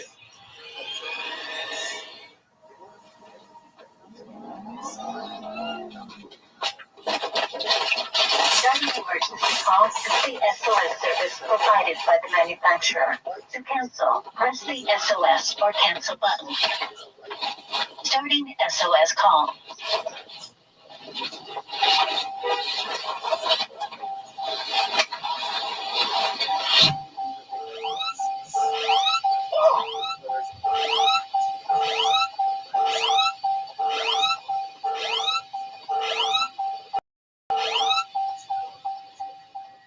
I actually think he handled that pretty well once he realized he'd rolled over. I think it's easy to criticize people in these situations when you're watching it back in hindsight, but the way he took a quick moment to accept what had happened, he took a look around, and then he scrambled to get out of there, I'd say he acted pretty quickly and just got the hell out of there, which is the right thing to do. You don't know what's going on outside, if there's a fire or if the car hasn't settled yet, so I'm not going to bag him for that. But from the limited angles available in this video, it looked to me like the front end found some grip and grabbed, and then the traction control started cutting the power to the rear wheels, sending all of that weight into the suspension, which just soaked it all up and rolled over. I don't know, maybe some of you watching have more experience. Remember, Chin, on Monday, I'll tell you about that Steve will do it guy. Unless your name's Francis Ngannou, Gordon Ryan, Tyson Fury, I will f you up. These are just facts. These are just facts. Brendan Schaub has reminded us this week yet again that he's the biggest loser on the internet. Whether it's getting trolled on Twitter and not realizing it, or going on a CTE rant on his live stream that nobody watches, and then clickbaiting his dying audience on the fighter and the kid. But it's not just that. He filed an appeal this week in court that doesn't make sense. So more on that towards the end, because no matter what this guy does, he finds a way to extract maximum damage and make himself look like an absolute tool in the process. He really has taken losing to a whole new level and almost... Someone like, again, how can you say that it's not that? How can you say that it's not a place about my Allah is delayed? Obviously, the Rabbi Sheni, who's on the called the Yesh with the call. The call for a yoke on a lot place. So, listen, because the essence of it is over. The call is just, again, for this age. Give me some of this. Well, we can't play it. Oh, we can't play it because of YouTube. Listen, YouTube, I love you, but come on. Just so everybody knows, I'm breathing in fumes right now. Oh, because like I have to start the B stuff? That's correct. I have to start the B stuff? Yeah, I love that, because what happens is all that carbon monoxide sits right here, right now. So I'm getting high. That's what those fans are. I've gotten to do amazing things about 5 of my friends' houses. You know, I've got to help Brendan when Brendan needed help. You know, I've got to like be there for my friend. Love help with my mortgage on my house.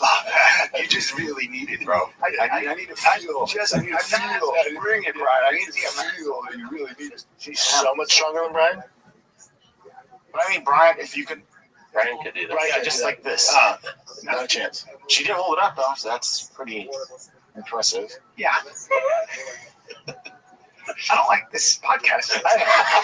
Shit podcast. Right? Here's some bodies for you, Brian. I want to quit right now. Every week, Brian Callen gets closer and closer to walking out on Brendan Schaub and quitting the fighter and the kid. We've passed the low-energy phase of the podcast. Now we've moved into Brendan's last-ditch effort to save the thick boy empire by getting rich dudes on the show and begging them for money. I honestly didn't think they would last this long when they moved to Texas, but now it looks like they're running on fumes, literally. But I'll get to their latest guest, Aubrey Marcus, in a moment. For those of you who don't know who he is, he's one of Papa Rogan's former business partners, the guy who founded Onnit. He brought on tall and funny scientist Joe Rogan to collaborate on the now infamous Alpha Brain supplement, and then sold the whole company to global personal care corporation Unilever during the pandemic for over $200 million. However, like I was just saying, all is not well in the Lone Star State, because Brian is getting sick and tired of having to put up with Brendan's constant exaggerations and fake hype over his latest discoveries. Styles Switch Barbecue. Why do you say it's good? Because I have to be honest, dude. You're one of those guys. You annoy me because you'll be like, the best wings, the best pizza. I'm like, it's just wings. Yeah, no, their wings were good. But that's like Brendan's equivalent to Andrew Schultz's epiphanies. When he figures something out for himself, it's the next best thing, and he cannot wait to tell everyone about it. You know, like a child. And that's the ongoing theme with Brandon. It seems like the more things slip away from him, the more immature and juvenile he becomes. There's a segment in the podcast with Aubrey Marcus later on that I'll play for you, where if you close your eyes, it feels like you're back in middle school all over again. Except then you open your eyes and realize you're watching three grown men dressed like teenage fuckboys, unironically talking out of their asses.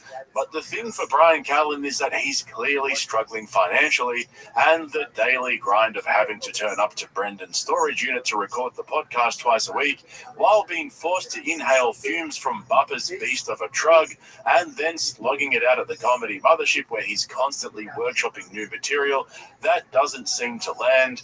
Well, it's all starting to weigh on him. For Brian, everything's a business transaction for him now. Aubrey Marcus, I haven't seen you in way too long. I've been here more than 4 months. I know, bro. But we get to a certain age, buddy, where it's like, if we ain't making money, if we're not doing business or learning, it's hard to just hang out. When I'm too old to be hanging out. I got kids. I got kids. I often have kids. Right. Yeah. That's how we're starting comedy podcasts these days. I'm sorry I haven't seen you since I moved to Texas. I couldn't justify it financially. But we shouldn't be too hard on Callen. It must be hard to support 5 separate families while still living in the shadows of all the allegations that were leveled at you a few years ago, forcing you to work for a guy you clearly despise as you cruise into your 60s with no end in sight. And now that Brian called out Joe Rogan for cosplaying as a scientist on the recent Fight Companion, I'd say his opportunities at the mothership are drying up too. Personally, I'm sad for him. I really wanted this move to Texas to work out for him so he could finally escape from captivity and leave Brendan behind once and for all, just like Theo Von did. But the thing is, I'd rather watch the fighter and the kid die a long, slow death of 1,000 tiny cuts until the lights literally go out in the middle of a podcast. Oh, no, wait, that already happened. But all jokes aside, no pun intended, their most recent episode with Aubrey Marcus was eye-opening to say the least. I've been documenting their struggle to book guests on the show on this very channel, and here we are with quite possibly one of the slimiest snake oil salesmen you've ever seen, here to lecture us on authenticity on the fighter and the kid. He's lecturing us about authenticity on the fighter and the kid. All right, I've made my point. Let's roll the tape. I'm still taking Alpha Brain now, along with the new correct supplements. Yeah. You know, there's an interesting study I just saw that was Zach Bush was talking about, where they put people in a Faraday cage and then they measured their electromagnetic frequencies and everything that was happening in their body. And when they brought them into emotions of like extreme joy, like talking about a sentimental moment with their grandmother or something with their wife or their kids, the time their kids were born, and they brought them into that moment, there was a spike of energy, whether it was from the heart field or the mental field, but there was a spike of energy that was measurable. And then when they asked them about other traumatic, experiences or places where they were super vulnerable or bad things happened, they saw the same equal amount of energy expelled. And the theory being actually that it's authenticity that actually spikes the field, because our souls are in truth. Like our spirit body knows truth. We know the frequency of it. We know the resonance of it. And so when you tap into truth, actually your whole body lights up. And so truth is even more important than the positive emotions, just being real. Well, I think especially now, like with AI, like Rogan and Santino talking about, like AI is going to take over and it's going to ruin the entertainment business and all these jobs. I think there's going to be a thing where being authentic, propelled, like destroys all that. Where we're going to be able to tell what's AI, but then the people that are authentic and actually have talent are going to be bigger than that. So the guy who lied about his football career continues to take anabolic steroids for recreational use, got caught cheating on his girl multiple times, sued a YouTuber for exposing him, and was then forced to submit a sworn affidavit to the court admitting that he blatantly lied multiple times on his podcast, is telling us on that very podcast, propped up by fake views and bots, that authentic creators with talent are going to be in high demand once AI takes over. And we're only just getting started with this episode. The absolute lack of self-awareness on display is mind-blowing. You've got Brendan Schaub, the human embodiment of failure, sitting there nodding along to snake oil salesman Aubrey Marcus, talking about the power of authenticity, while Brian Callen's soul visibly leaves his body with every passing minute. You can literally see Brian calculating in real time how many more episodes of The Fighter and the Kid he'll have to sit through before all his kids turn 18 and he's no longer on the hook for child support. Meanwhile, Bubba's sitting there thinking he's about to stage a comeback off the back of a supplement collaboration between him, Rogan, and Aubrey. What if I can get the Scorpions to milk themselves? When I was listening to this episode, I thought to myself, this is the perfect snapshot of a dying brand. Even the bots are hate watching at this point. That gotta be a real fight. Did you say it was an exhibition? Exhibition. How do you feel? This is my thing on it. We both, like, you're closer with Jake than I. We both love Jake. Yep. I'm with Dana when he was on Pulse, and he's like, dude, you and your brother, fight guys your size. Right. He's like, what are we doing? Yeah. Like, fight people your in size, man. It is. I'm a little bit like with the Javante Davis Jake, it's like, all right, can Javante deal with the size? You know, but I just don't. For Jake, and he has this, it appears, you'd know better than most, he has like this yearning, for whatever reason, he wants this cosign, this validation from the boxing community. He just, that's 100% in his sights, but in the my meantime, thing is like, this is pushing that further and further, because I think he was kind of here, and then the Javante Davis, the Mike Tyson's going, well, so he just did, so he has this kind of strategy where he'll fight a legit, fighter. Like Chavez Jr. was getting a little older, but it's still got him ranked. Then he'll go for something that's just a spectacle. And we remember the spectacles in the Pride days where you had some little guy versus a big guy, and everybody's asking that question, how will speed do against size? And then Jake capitalizes on this question that's in people's mind, has a fight. He's making tons of money. And like that, so he has this strategy of like, all right, let me go do the thing that's going to get maximum attention. Netflix is going to co-sign, and then he'll go switch back and then fight another fighter who's on his track. No doubt that his goal above anything is to be the cruiserweight champion. That's what I don't get. If I'm Jake being legit in boxing, being the cruiserweight champion, I think that's going to be more difficult than he thinks. Just keep doing the circuit. All right, so let me tell you, I know money in the circuit. Jake's one of my best friends. Of course, this guy is best friends with Jake Paul. So far, everything checks out. And did you see our boy flip-flopping around, desperately trying to agree with Aubrey about Jake Paul's career trajectory? First it was, I agree with Dana. Why doesn't Jake stick to fighting people his own size? And then after Aubrey spun his web around Short's head, he came out with, why is he trying to push for the cruiserweight title? Just stick to the circus money fights. Oh, buddy, what are we doing here? Whenever Brendan's in a room with someone wealthier than him, he goes into autopilot and ends up on his knees searching for the truth. Callen, on the other hand, wasn't convinced. One of the only redeeming features of Brian's character is his willingness to call people out on the spot. After sitting there listening to Aubrey washing Jake Paul's balls, he finally had enough and said what we were all thinking. Usually me and Op talk before the fights, and Op predicts the win. And he's been right, 3 for 3? Yeah, like, no, 6 for 6. But three of the times we saw so we'll go into meditations together and breath work, and we'll have visions, and they've happened to turn out, oftentimes in strange ways. Like, we're going to have a picture of the fighter you just knocked out on all fours. You can get knocked down in a lot of different ways, but we just saw that moment. Their mindset is in the right place, and I think that'll play to Jake's advantage. But let me just answer the question: why is Jake doing this? I don't get it. Jake's doing this the money thing because he's got plenty of money. I know. And so at a certain point, the money doesn't matter as much. But what Jake needs is he needs some kind of thing that's scary to him and dangerous to him to actually keep him alive on the path. Yeah, on the path where he's not off the rails. I think it ends with Jake being a cruiserweight belt holder. I don't know if they'll unify the belts or whatever, but they'll find a path to like somebody in the cruiserweight who has a belt. And I think Jake's going to bring that energy of shocking somebody with the attention. Jake's positive energy that we're working on the whole time. Like, what people don't realize is this is also, for anybody who's seen Chief of War, which is a great show out now on Apple TV Plus. So at the end, they have and this isn't a spoiler. At the end, they have a battle, and in the battle, it's like let the spiritual warfare begin, and their own shamans and singers start calling in the spirits of the elements and all, and like everything good to get the mind and the spirit aligned. And Jake's doing that at 100. He's got, Lucas Mack, who's one of the best breathwork practitioners. He's got myself and Bailana singing the sound bowls. Like, we're bringing the best spiritual energy. He's got the best training. Excuse me, because he's not going to say it. I really appreciate that. Thank you for your spiritual energy, bro.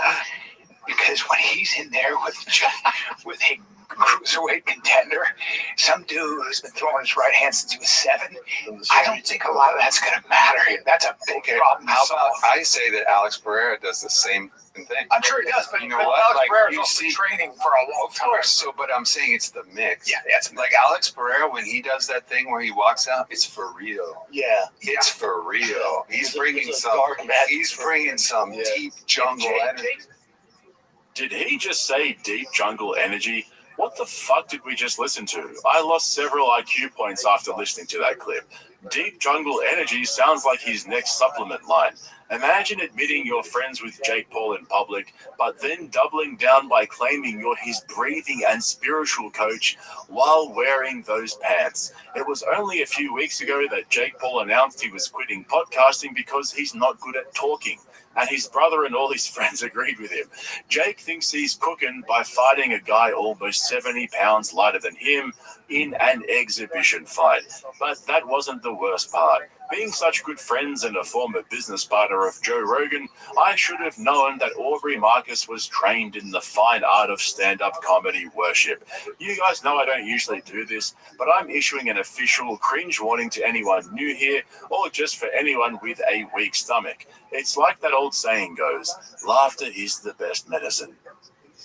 All spiritual people need friends like all of us because we can get way too serious. Yes. Also, laughter is the most underrated as far as cultivating good energy. You want to feel good energy? Find a comic that's dialed in, that's locked in, and you're under a spell of hilarity, and your gut is bursting. I say that to people. It's like ecstasy. Yeah, it's the best thing. People who hate on comics, I always say, hey, face.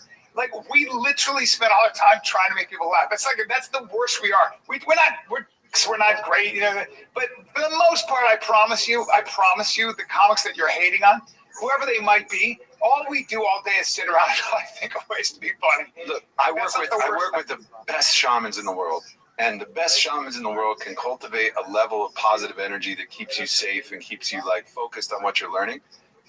The comics are better than any great shaman. They're able to take a whole stadium. Try to get one ayahuasca shaman to get a whole stadium. Maybe they could. Maybe they're the baddest of the best. But you get a whole stadium in the same energy, laughing, and it's the best, highest frequency energy that you can possibly imagine. Comics are laughter shamans in a way, and it's I have so much respect. So true. So true. Brandon was awfully quiet during that entire conversation. He wanted absolutely none of that, but that was just a bridge too far for me. As you all know, I'm a huge fan of stand-up comedy.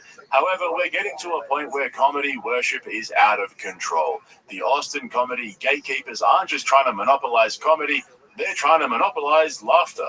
Do these guys actually believe the bullshit coming out of their own mouths, or are they just so dialed into their grift that it all comes naturally to them now? Aubrey Marcus was talking about laughter like it's some sacred psychedelic ceremony, while Brendan Schaub was sitting there looking like a kid in timeout. The comedy writes itself with these Muppets. And Brian Callen's speech about comedians spending every waking minute thinking of how to be funny is just as bad. The reality is they spend every waking minute scheming how to grift off their audience. This brand of pseudo-spiritual grifting is next level. The Austin comedy assassins have moved on from promoting vitamin supplements to pitching their comedy as vitamins instead. And we all know the golden rule of comedy in Austin. If at first your audience doesn't laugh, just keep saying it until they do. Every conspiracy theory always has a bunch of Jews who are controlling the world, and it's like, well, that's the term cabal. And I think that's like, That's right, by the way. the Kabbalah comes from Kabbalah. I've never seen. And so it's actually a Jewish slur. And so this idea that it's the Jews, well, they've been getting blamed for a lot of, and 2,500. certainly I think there's probably Sith Jews and probably full-on Jedi. I know some full-on Jedi Jews. I'm fucking Jewish. Like, I care more about the good Damn, you're than anybody. Jewish? Yeah, 87% Ashkenazi. Damn. So like fundamentally, yeah, they can go both paths for sure. I mean, they have, there's something that's in the, I think it's also like, That's why so there's this idea of, you're Jewish. He goes, yeah, I went, get out. so there's this idea that genetic bottleneck theory. You got there in the end, Brendan. There's no trend that Bappa won't jump on board with. Did you see how proud of himself he was there? There's nothing quite like interrupting a conversation to explain a joke that didn't land in the first place. One suggestion though, Chin, if you're listening, please get Brandon to say the word anti-Semitism. Seriously, could you imagine? That would be epic. And then after he says it, ask him what he thinks it means. Come on, Chin, you've got the opportunity to do something really funny here. But getting Aubrey Marcus on as a guest is just further proof of just how desperate these guys are. We heard Brendan complaining just the other week over on his Patreon that it's too hard to book guests because he's too busy with the kids to make a phone call or send an email. And also, for some reason, Brian doesn't want to ask anyone in the Mothership Green Room to come on the show.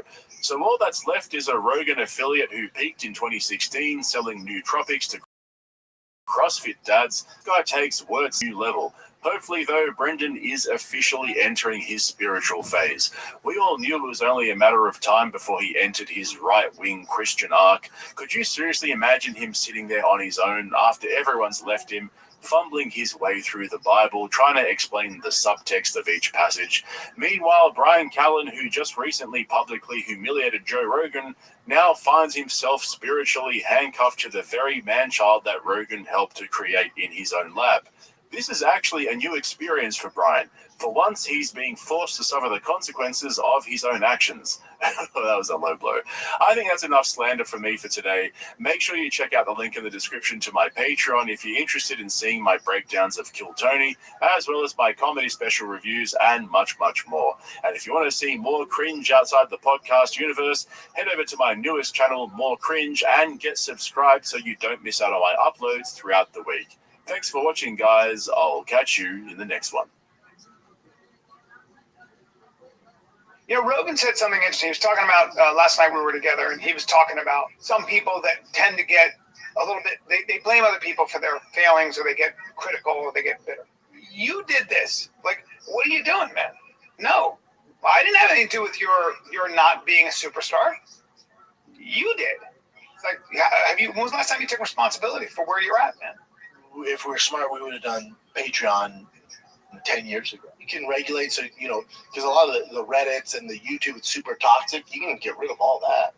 So you have hardcore fans like, oh, thank God I can finally comment again and not get destroyed or get made fun of. That's cool. That's why I would do it. Huh. At this point, I'm convinced that Brian Callen is low-key trolling Brendan. In basically every episode of The Fighter and the Kid these days, Brian brings up a major criticism of your boy and masks it off as a random thought he had or some conversation he was having with somebody else. We saw just a couple of weeks ago how he brought up the shorter life expectancy of athletes and had Chin pull up all the sports that Brendan's attempted over the years just to show everyone how the leading cause of death is heart disease from steroid and PED abuse. And of course, we can't forget the sad reality of CTE and TBIs in football and MMA. Brendan was sitting there biting his nails, squinting as he read off the screen about how his days are numbered.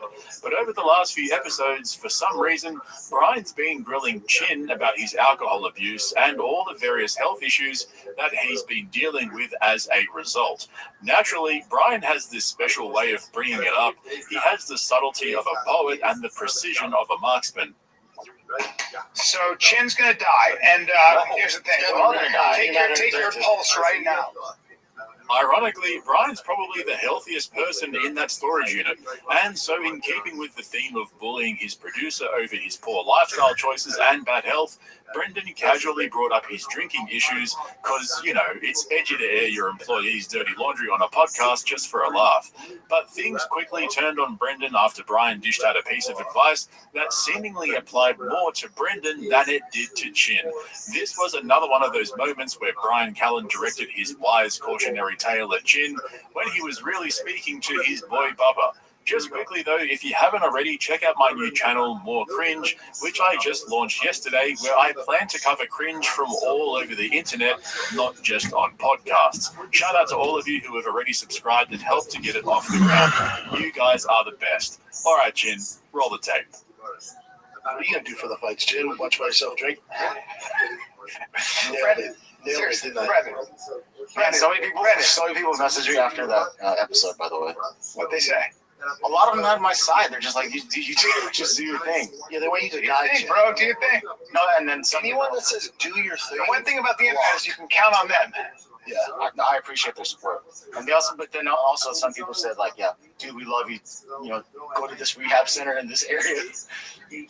Yeah, people that care about you or people that actually are in for your best interest. And we care or not. Yeah, well, that's what we're trying to help. The main thing is that anyone that says, dude, you're fine, keep doing this, is not your friend. I think Brendan and I have been around long enough. And I don't know how we've had our own issues. Yeah. And so I think what happens when you get some age on you is you realize that there's a limit to what you can say and do for anybody. And we all have to be our own source of change. You know, Rogan said something interesting. He was talking about, last night we were together, and he was talking about some people that tend to get a little bit, they blame other people for their failings, or they get critical, or they get bitter. And he said, you're where you are because of you. You did this. Don't then turn and look at successful people and go, oh, those guys are assholes. Like, what are you doing, man? No. I didn't have anything to do with your not being a superstar. You did. So why are you turning to people that have been a little more successful and criticizing them? And it's exactly right. It's like, when was the last time you took responsibility for where you're at, man? You know? Yeah. And that's an important thing to say. So you're talking about some old salty comic. Yeah, sure. I know exactly what you're talking about. Maybe. I don't blame anyone for anything. I'm just like, no, I know you don't. I'm just saying, and I appreciate that with you. But I'm saying that, you know, we're all responsible for the condition we're in one way or another. There's like, yeah, things happen in life, but you know, what are you going to do to get out of it? And yeah, but there's some salty people out there in our community, and they spend a lot of time kind of like criticizing people that have been more successful. And it's like, hey, bro, that's all they are. Yeah. They're lashing out. Or maybe that attitude is the reason you are where you are. You're not happy with. What do you got, Jen? I seriously could not watch that clip with a straight face. I was literally cringing the whole time as Brian spelled out Brendan's entire career right in front of him.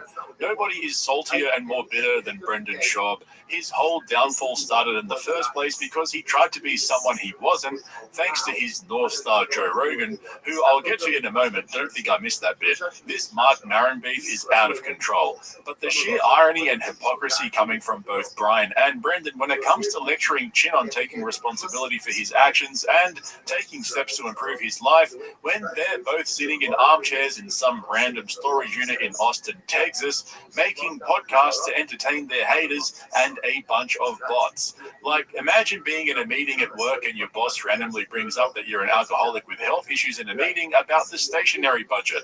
Brendan has to be one of the biggest hypocrites I've ever seen in my life. Stick around because in a moment I'll pull up a clip of Brendan choking up with tears while blaming everyone else for Brian's problems. He does almost exactly what Joe Rogan was describing through Brian right there in that clip.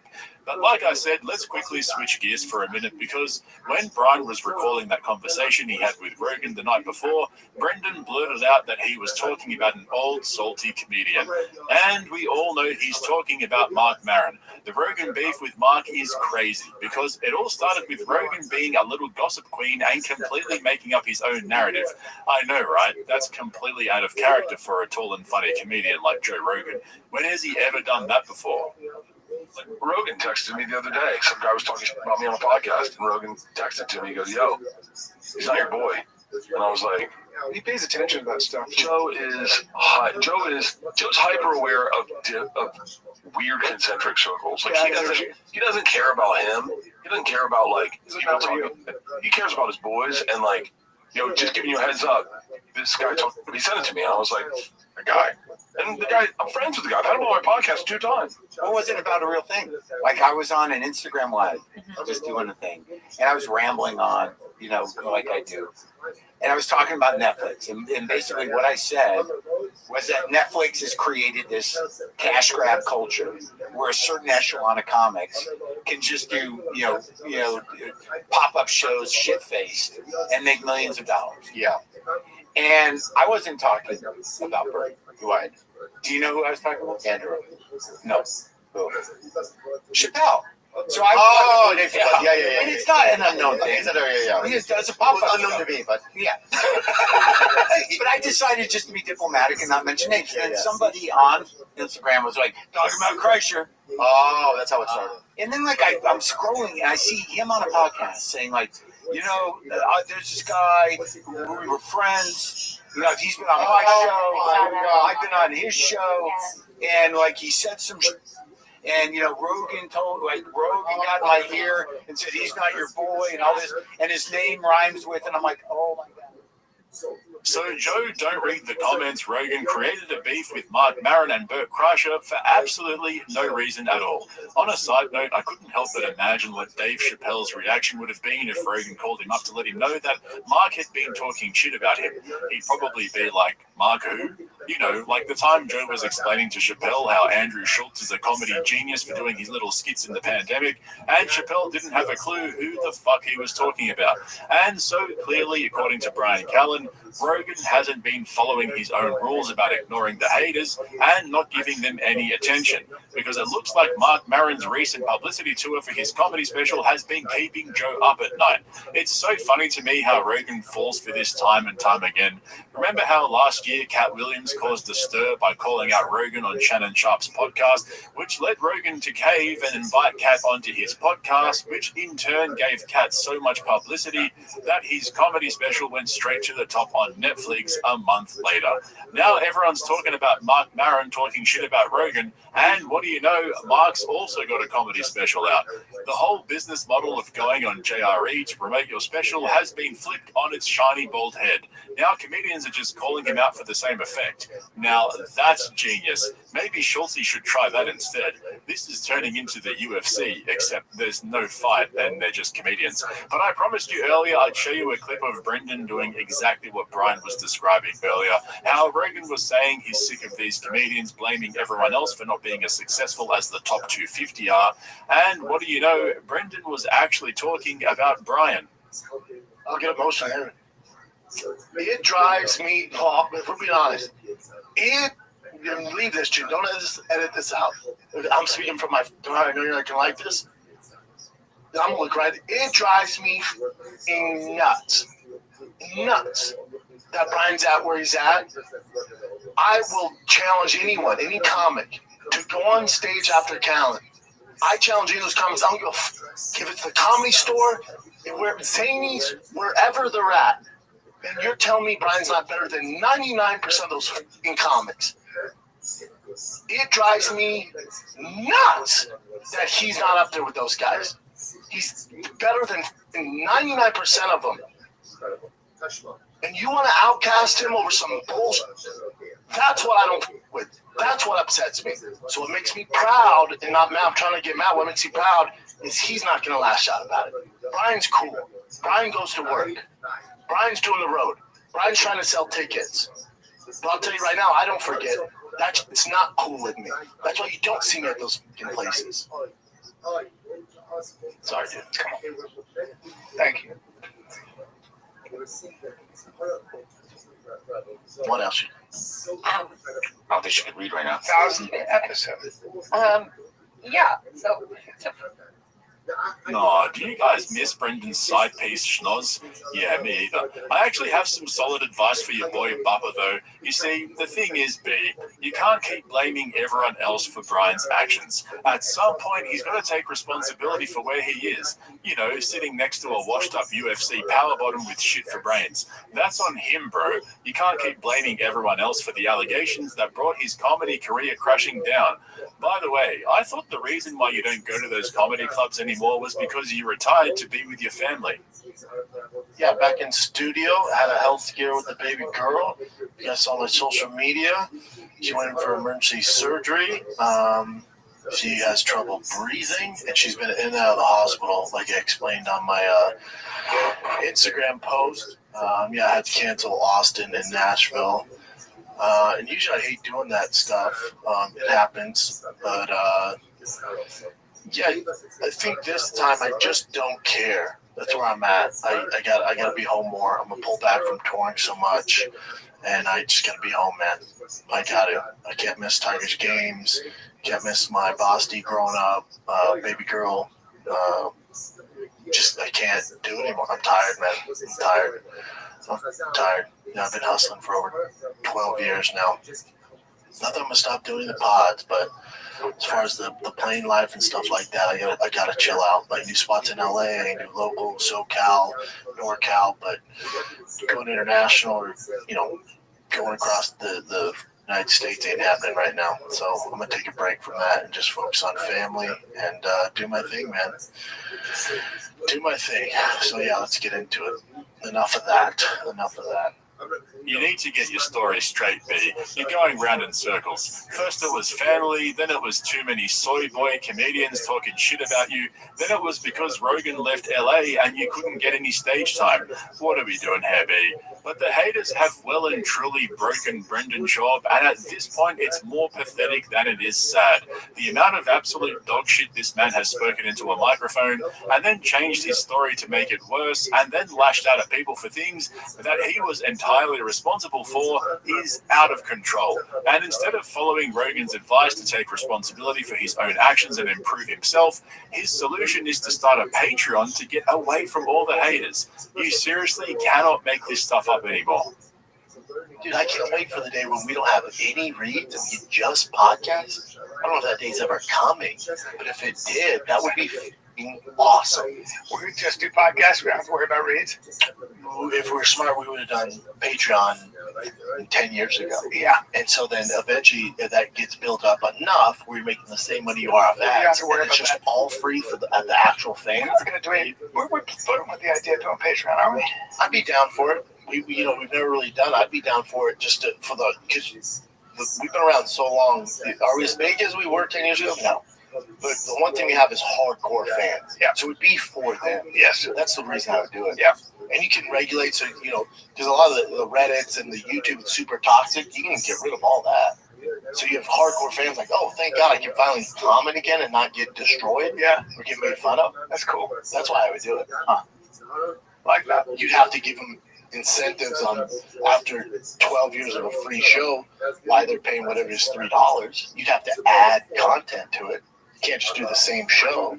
Right. Where they're like, dude, we got it free for 10. If you give some like behind the scenes, you do some live shows, you give extra episodes, you do longer episodes just for the Patreon, like you give them a reason to subscribe to it, that makes sense. Yeah. I'm down. Are you though? That's my biggest fear. Are you? What do you mean? You down? Why wouldn't I to commit to it? Like it's going to be a beast. It's more work than we do Let's now. go, bro. All right. What do I look like? Afraid? What do you think, Jay? I'm done as long as it gives. We'll still put up free content, right? But then just adding to it, like extra stuff for the hardcores, which have been supportive since. Yeah, extra episodes, longer episodes, Q&As just on there. Yeah, and the goal would be eventually get a point where we don't have to do any reads and we're just doing it. And they can just enjoy the content without having That's the biggest thing too. Also, we don't have to pull punches. No, yeah, just so you can just play music on there, videos. Like we really? Doesn't have to edit the video. No, oh my gosh, it's the Wild West of it. Really, that'd be right. Just be completely raw. I mean, you guys are pretty raw as is, but every now and then we'll have to do something. It's on me. I'll say a few outlandish things and just that they'll be edited out. Not just that, but just saying names of people that you don't want to put them out there. You know, that kind of stuff. Give me something else. Oh, you mean current event? Yeah. All right. Have you guys heard this story? This is wild. You know, I love my serial killers. That is classic Bubba right there. The real reason I'm starting a Patreon is for the hardcore fans. It's for them. But also, it's so I can hide from all the toxic haters on YouTube and Reddit. Let's get real for a second here. The real reason why Brendan's never started a Patreon is because without ad reads, there's no reason to have a paid subscription because who's going to pay for all the bots? I'm being serious. Think about it. They start a Patreon, they buy a bunch of fake memberships to boost the numbers, but because there are no ad reads, they can't offset the cost of all the bots. So what would be the point? There's no one to fool. And for the life of me, I cannot understand why these so-called comedy podcasters insist on having production meetings in the middle of a podcast. Tom and Bert do it as well. Guys, nobody wants to hear that shit. Have a conversation behind closed doors, make a decision, and then announce it. Talking us through the pros and cons of a business decision is fucking boring. Not only that, Brendan's in for a rude shock if they ever do start a Patreon. Does he really think a bunch of homeless cats won't sign up to troll him for the low price of $3 per month? And no ad reads too? I smell a bargain here, guys. Brendan, you should definitely do that. I can't wait. Sign me up. Incidentally, check out the link below in the description to my Patreon if you want to see my uncensored exclusive content. I'm currently working on a video covering the disaster Kill Tony show in London that Tony Hinchcliffe and Brian Redband have been hiding from us. So check that out if you're interested, and don't forget to subscribe to my other channels right here on YouTube as well. Thanks for watching, guys. I'll catch you in the next one. And with McConnell, right? And this is prototypical chat GPT. How do I talk to Brendan Schaub? Here it is. He's dumb. He's a meathead. He's bad at podcasting. He was a bad fighter. If I post a truck, did you flip it? The standard, right? The standard. None of it's original. So his team put in ChatGPT. How do I talk to Brendan Schaub? Again, he's in Brazil, so I don't know. Maybe it's a translation issue. If you think yourself as dumb, think that people that watch the Brendan Schaub show on YouTube, the comedian, the special, that's terrible. Okay, brother? Even I can do better than that shit, brother. And I don't even speak English, and I can be funnier than you, my brother. So wasn't he on, Ariel, when he said that? Correct, Brian. That's the point. Hold on. No, but did he go on? Hold on. No, but he didn't go on. Brian doesn't. He didn't go on. He didn't go on to address this. He doesn't have a fight. Only that. He doesn't have a fight. Go on there for other. He doesn't have a fight coming up. Right. Brendan Schaub is losing his mind in the most prototypical Brendan Schaub way possible. This is some of the funniest shit I've seen in a while. The guy simply cannot stop taking L's. Whenever there's a new situation with his podcast, or someone's calling him out, or he fumbles a business venture, he always manages to misread the room and make the situation worse than it needs to be, while also embarrassing himself in the worst way possible. This beef between Brendan and UFC fighter Renato Moicano is no different. It's the same shit, different day. Brendan starts it, the other guy claps back, and then Brendan has a full-on meltdown over it while claiming, wait for it, this is the best part, he does not give a fuck. Brendan cares so little about this situation that he decided to dedicate half an episode of The Fighter and the Kid to addressing 2 sentences Moicano dropped on the Ariel Helwani show. This reminded me of the time Brendan lost his mind over a 6-word Nate Diaz tweet where he ranted for a whole episode and nearly had an aneurysm, C-clamps and all, just to tell us how much he doesn't care. And he even brought up his beef with Nate while ranting about Moicano. This dummy spit has everything. We've got Brendan confusing himself, we've got Brian Callen pushing back with logic and Brendan shutting him down by humiliating him, and we've even got some new Shawbisms. Remember though, if you like my videos and you want to keep up to date with my uploads throughout the week, make sure you subscribe to both of my channels, Podcast Cringe and Podcast Cringe Bites, and check out the link in the description to my Patreon for uncensored exclusive deep dives on all the usual suspects. But for those of you who don't know what's going on, this is where it all started. So I'm sure I don't know how much money you're getting. Give me my money. Give me my money. I got no ties to UFC. Give me my goddamn money. I already put a deposit down on a ZR1. Get the f out of it. Moicano, here's the thing that's up about this. So it's safe for the audio listeners. Yeah. So what Jim brought up says Hanato Moicano turns down $200K, which I fought longer than him. $200K settlement check in a bizarre display of UFC solidarity. This is not what free market is about, he says, his decision. Here's the thing, Moicano. That money is getting allocated no matter what, buddy. No matter what. You being a company man and not taking it doesn't give you an inch of good grace with the UFC. This does not matter. There's guys that are more famous than you that are fighting right now that are taking their settlement. The UFC does not give up. The UFC made out in spades. They got off so easily. It's so dumb not to take the money. It's so dumb. It makes no sense. I'm not his friend. If I could just take him to the side and explain to him how, if he has kids, like, buddy, you can take this money and invest it for your children. And the UFC's not going to be a bad matchup. They literally don't care. I'm probably the one guy who's going to stop me Dennis tracks. Send me my goddamn money. I don't get paid for it. Yeah, he's just uneducated about the whole situation. This all has to do with a recent class action antitrust lawsuit that Brendan was part of by default, which accused the UFC of using monopolistic practices to suppress athlete pay by using exclusive contracts and coercion. The UFC ended up settling for $375 million in October last year, and it was officially approved by the court in February of this year. This whole thing had been going on for over a decade, but the final settlement was split between fighters from December 2010 through June 2017, which is why Brendan Schaub was included, and of course Moicano as well. Except Moicano rejected his $200K portion of the payment because, in his own opinion, it just didn't feel right. On your podcast, the Show Me the Money podcast, the great Show Me the Money podcast, shout out to the YouTube channel. Here you are saying that you turned down the settlement money, and this created a whole uproar. And so everyone weighed in on this. Everyone, Brendan Schaub weighed in on it. All the media weighed in on it. Other fighters were writing you and whatnot. The whole lawsuit stuff was based on UFC is a monopoly. I think they should treat the athletes better. I think they should pay more money. And so they filed the lawsuit with the lawyers. They went to the court, and at one point they say, no, let's settle this down. And they do agreement with the fighters in UFC, and they say, no, we're gonna give you 300 and I don't know how much millions. And they dropped the lawsuit. So that was not about UFC being a monopoly. That was the way for the lawyers and the fighters to get money. I'm not planning to be friends with UFC after I'm done. I'm just doing things based on what I believe and my principles.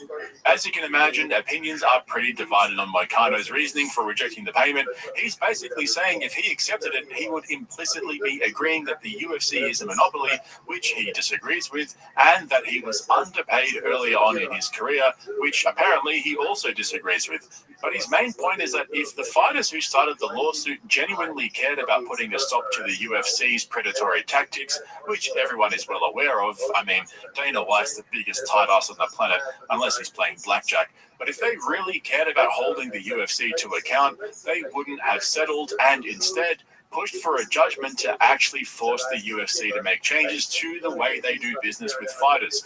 Instead, they forked out a few $100 million and went back to business as usual. So I can see where Moicano is coming from in the sense that this decade-long lawsuit didn't actually change anything. It just put a little bit more money in the pockets of a bunch of fighters who were underpaid. But Brendan, being the business shark that he is, thinks that choosing not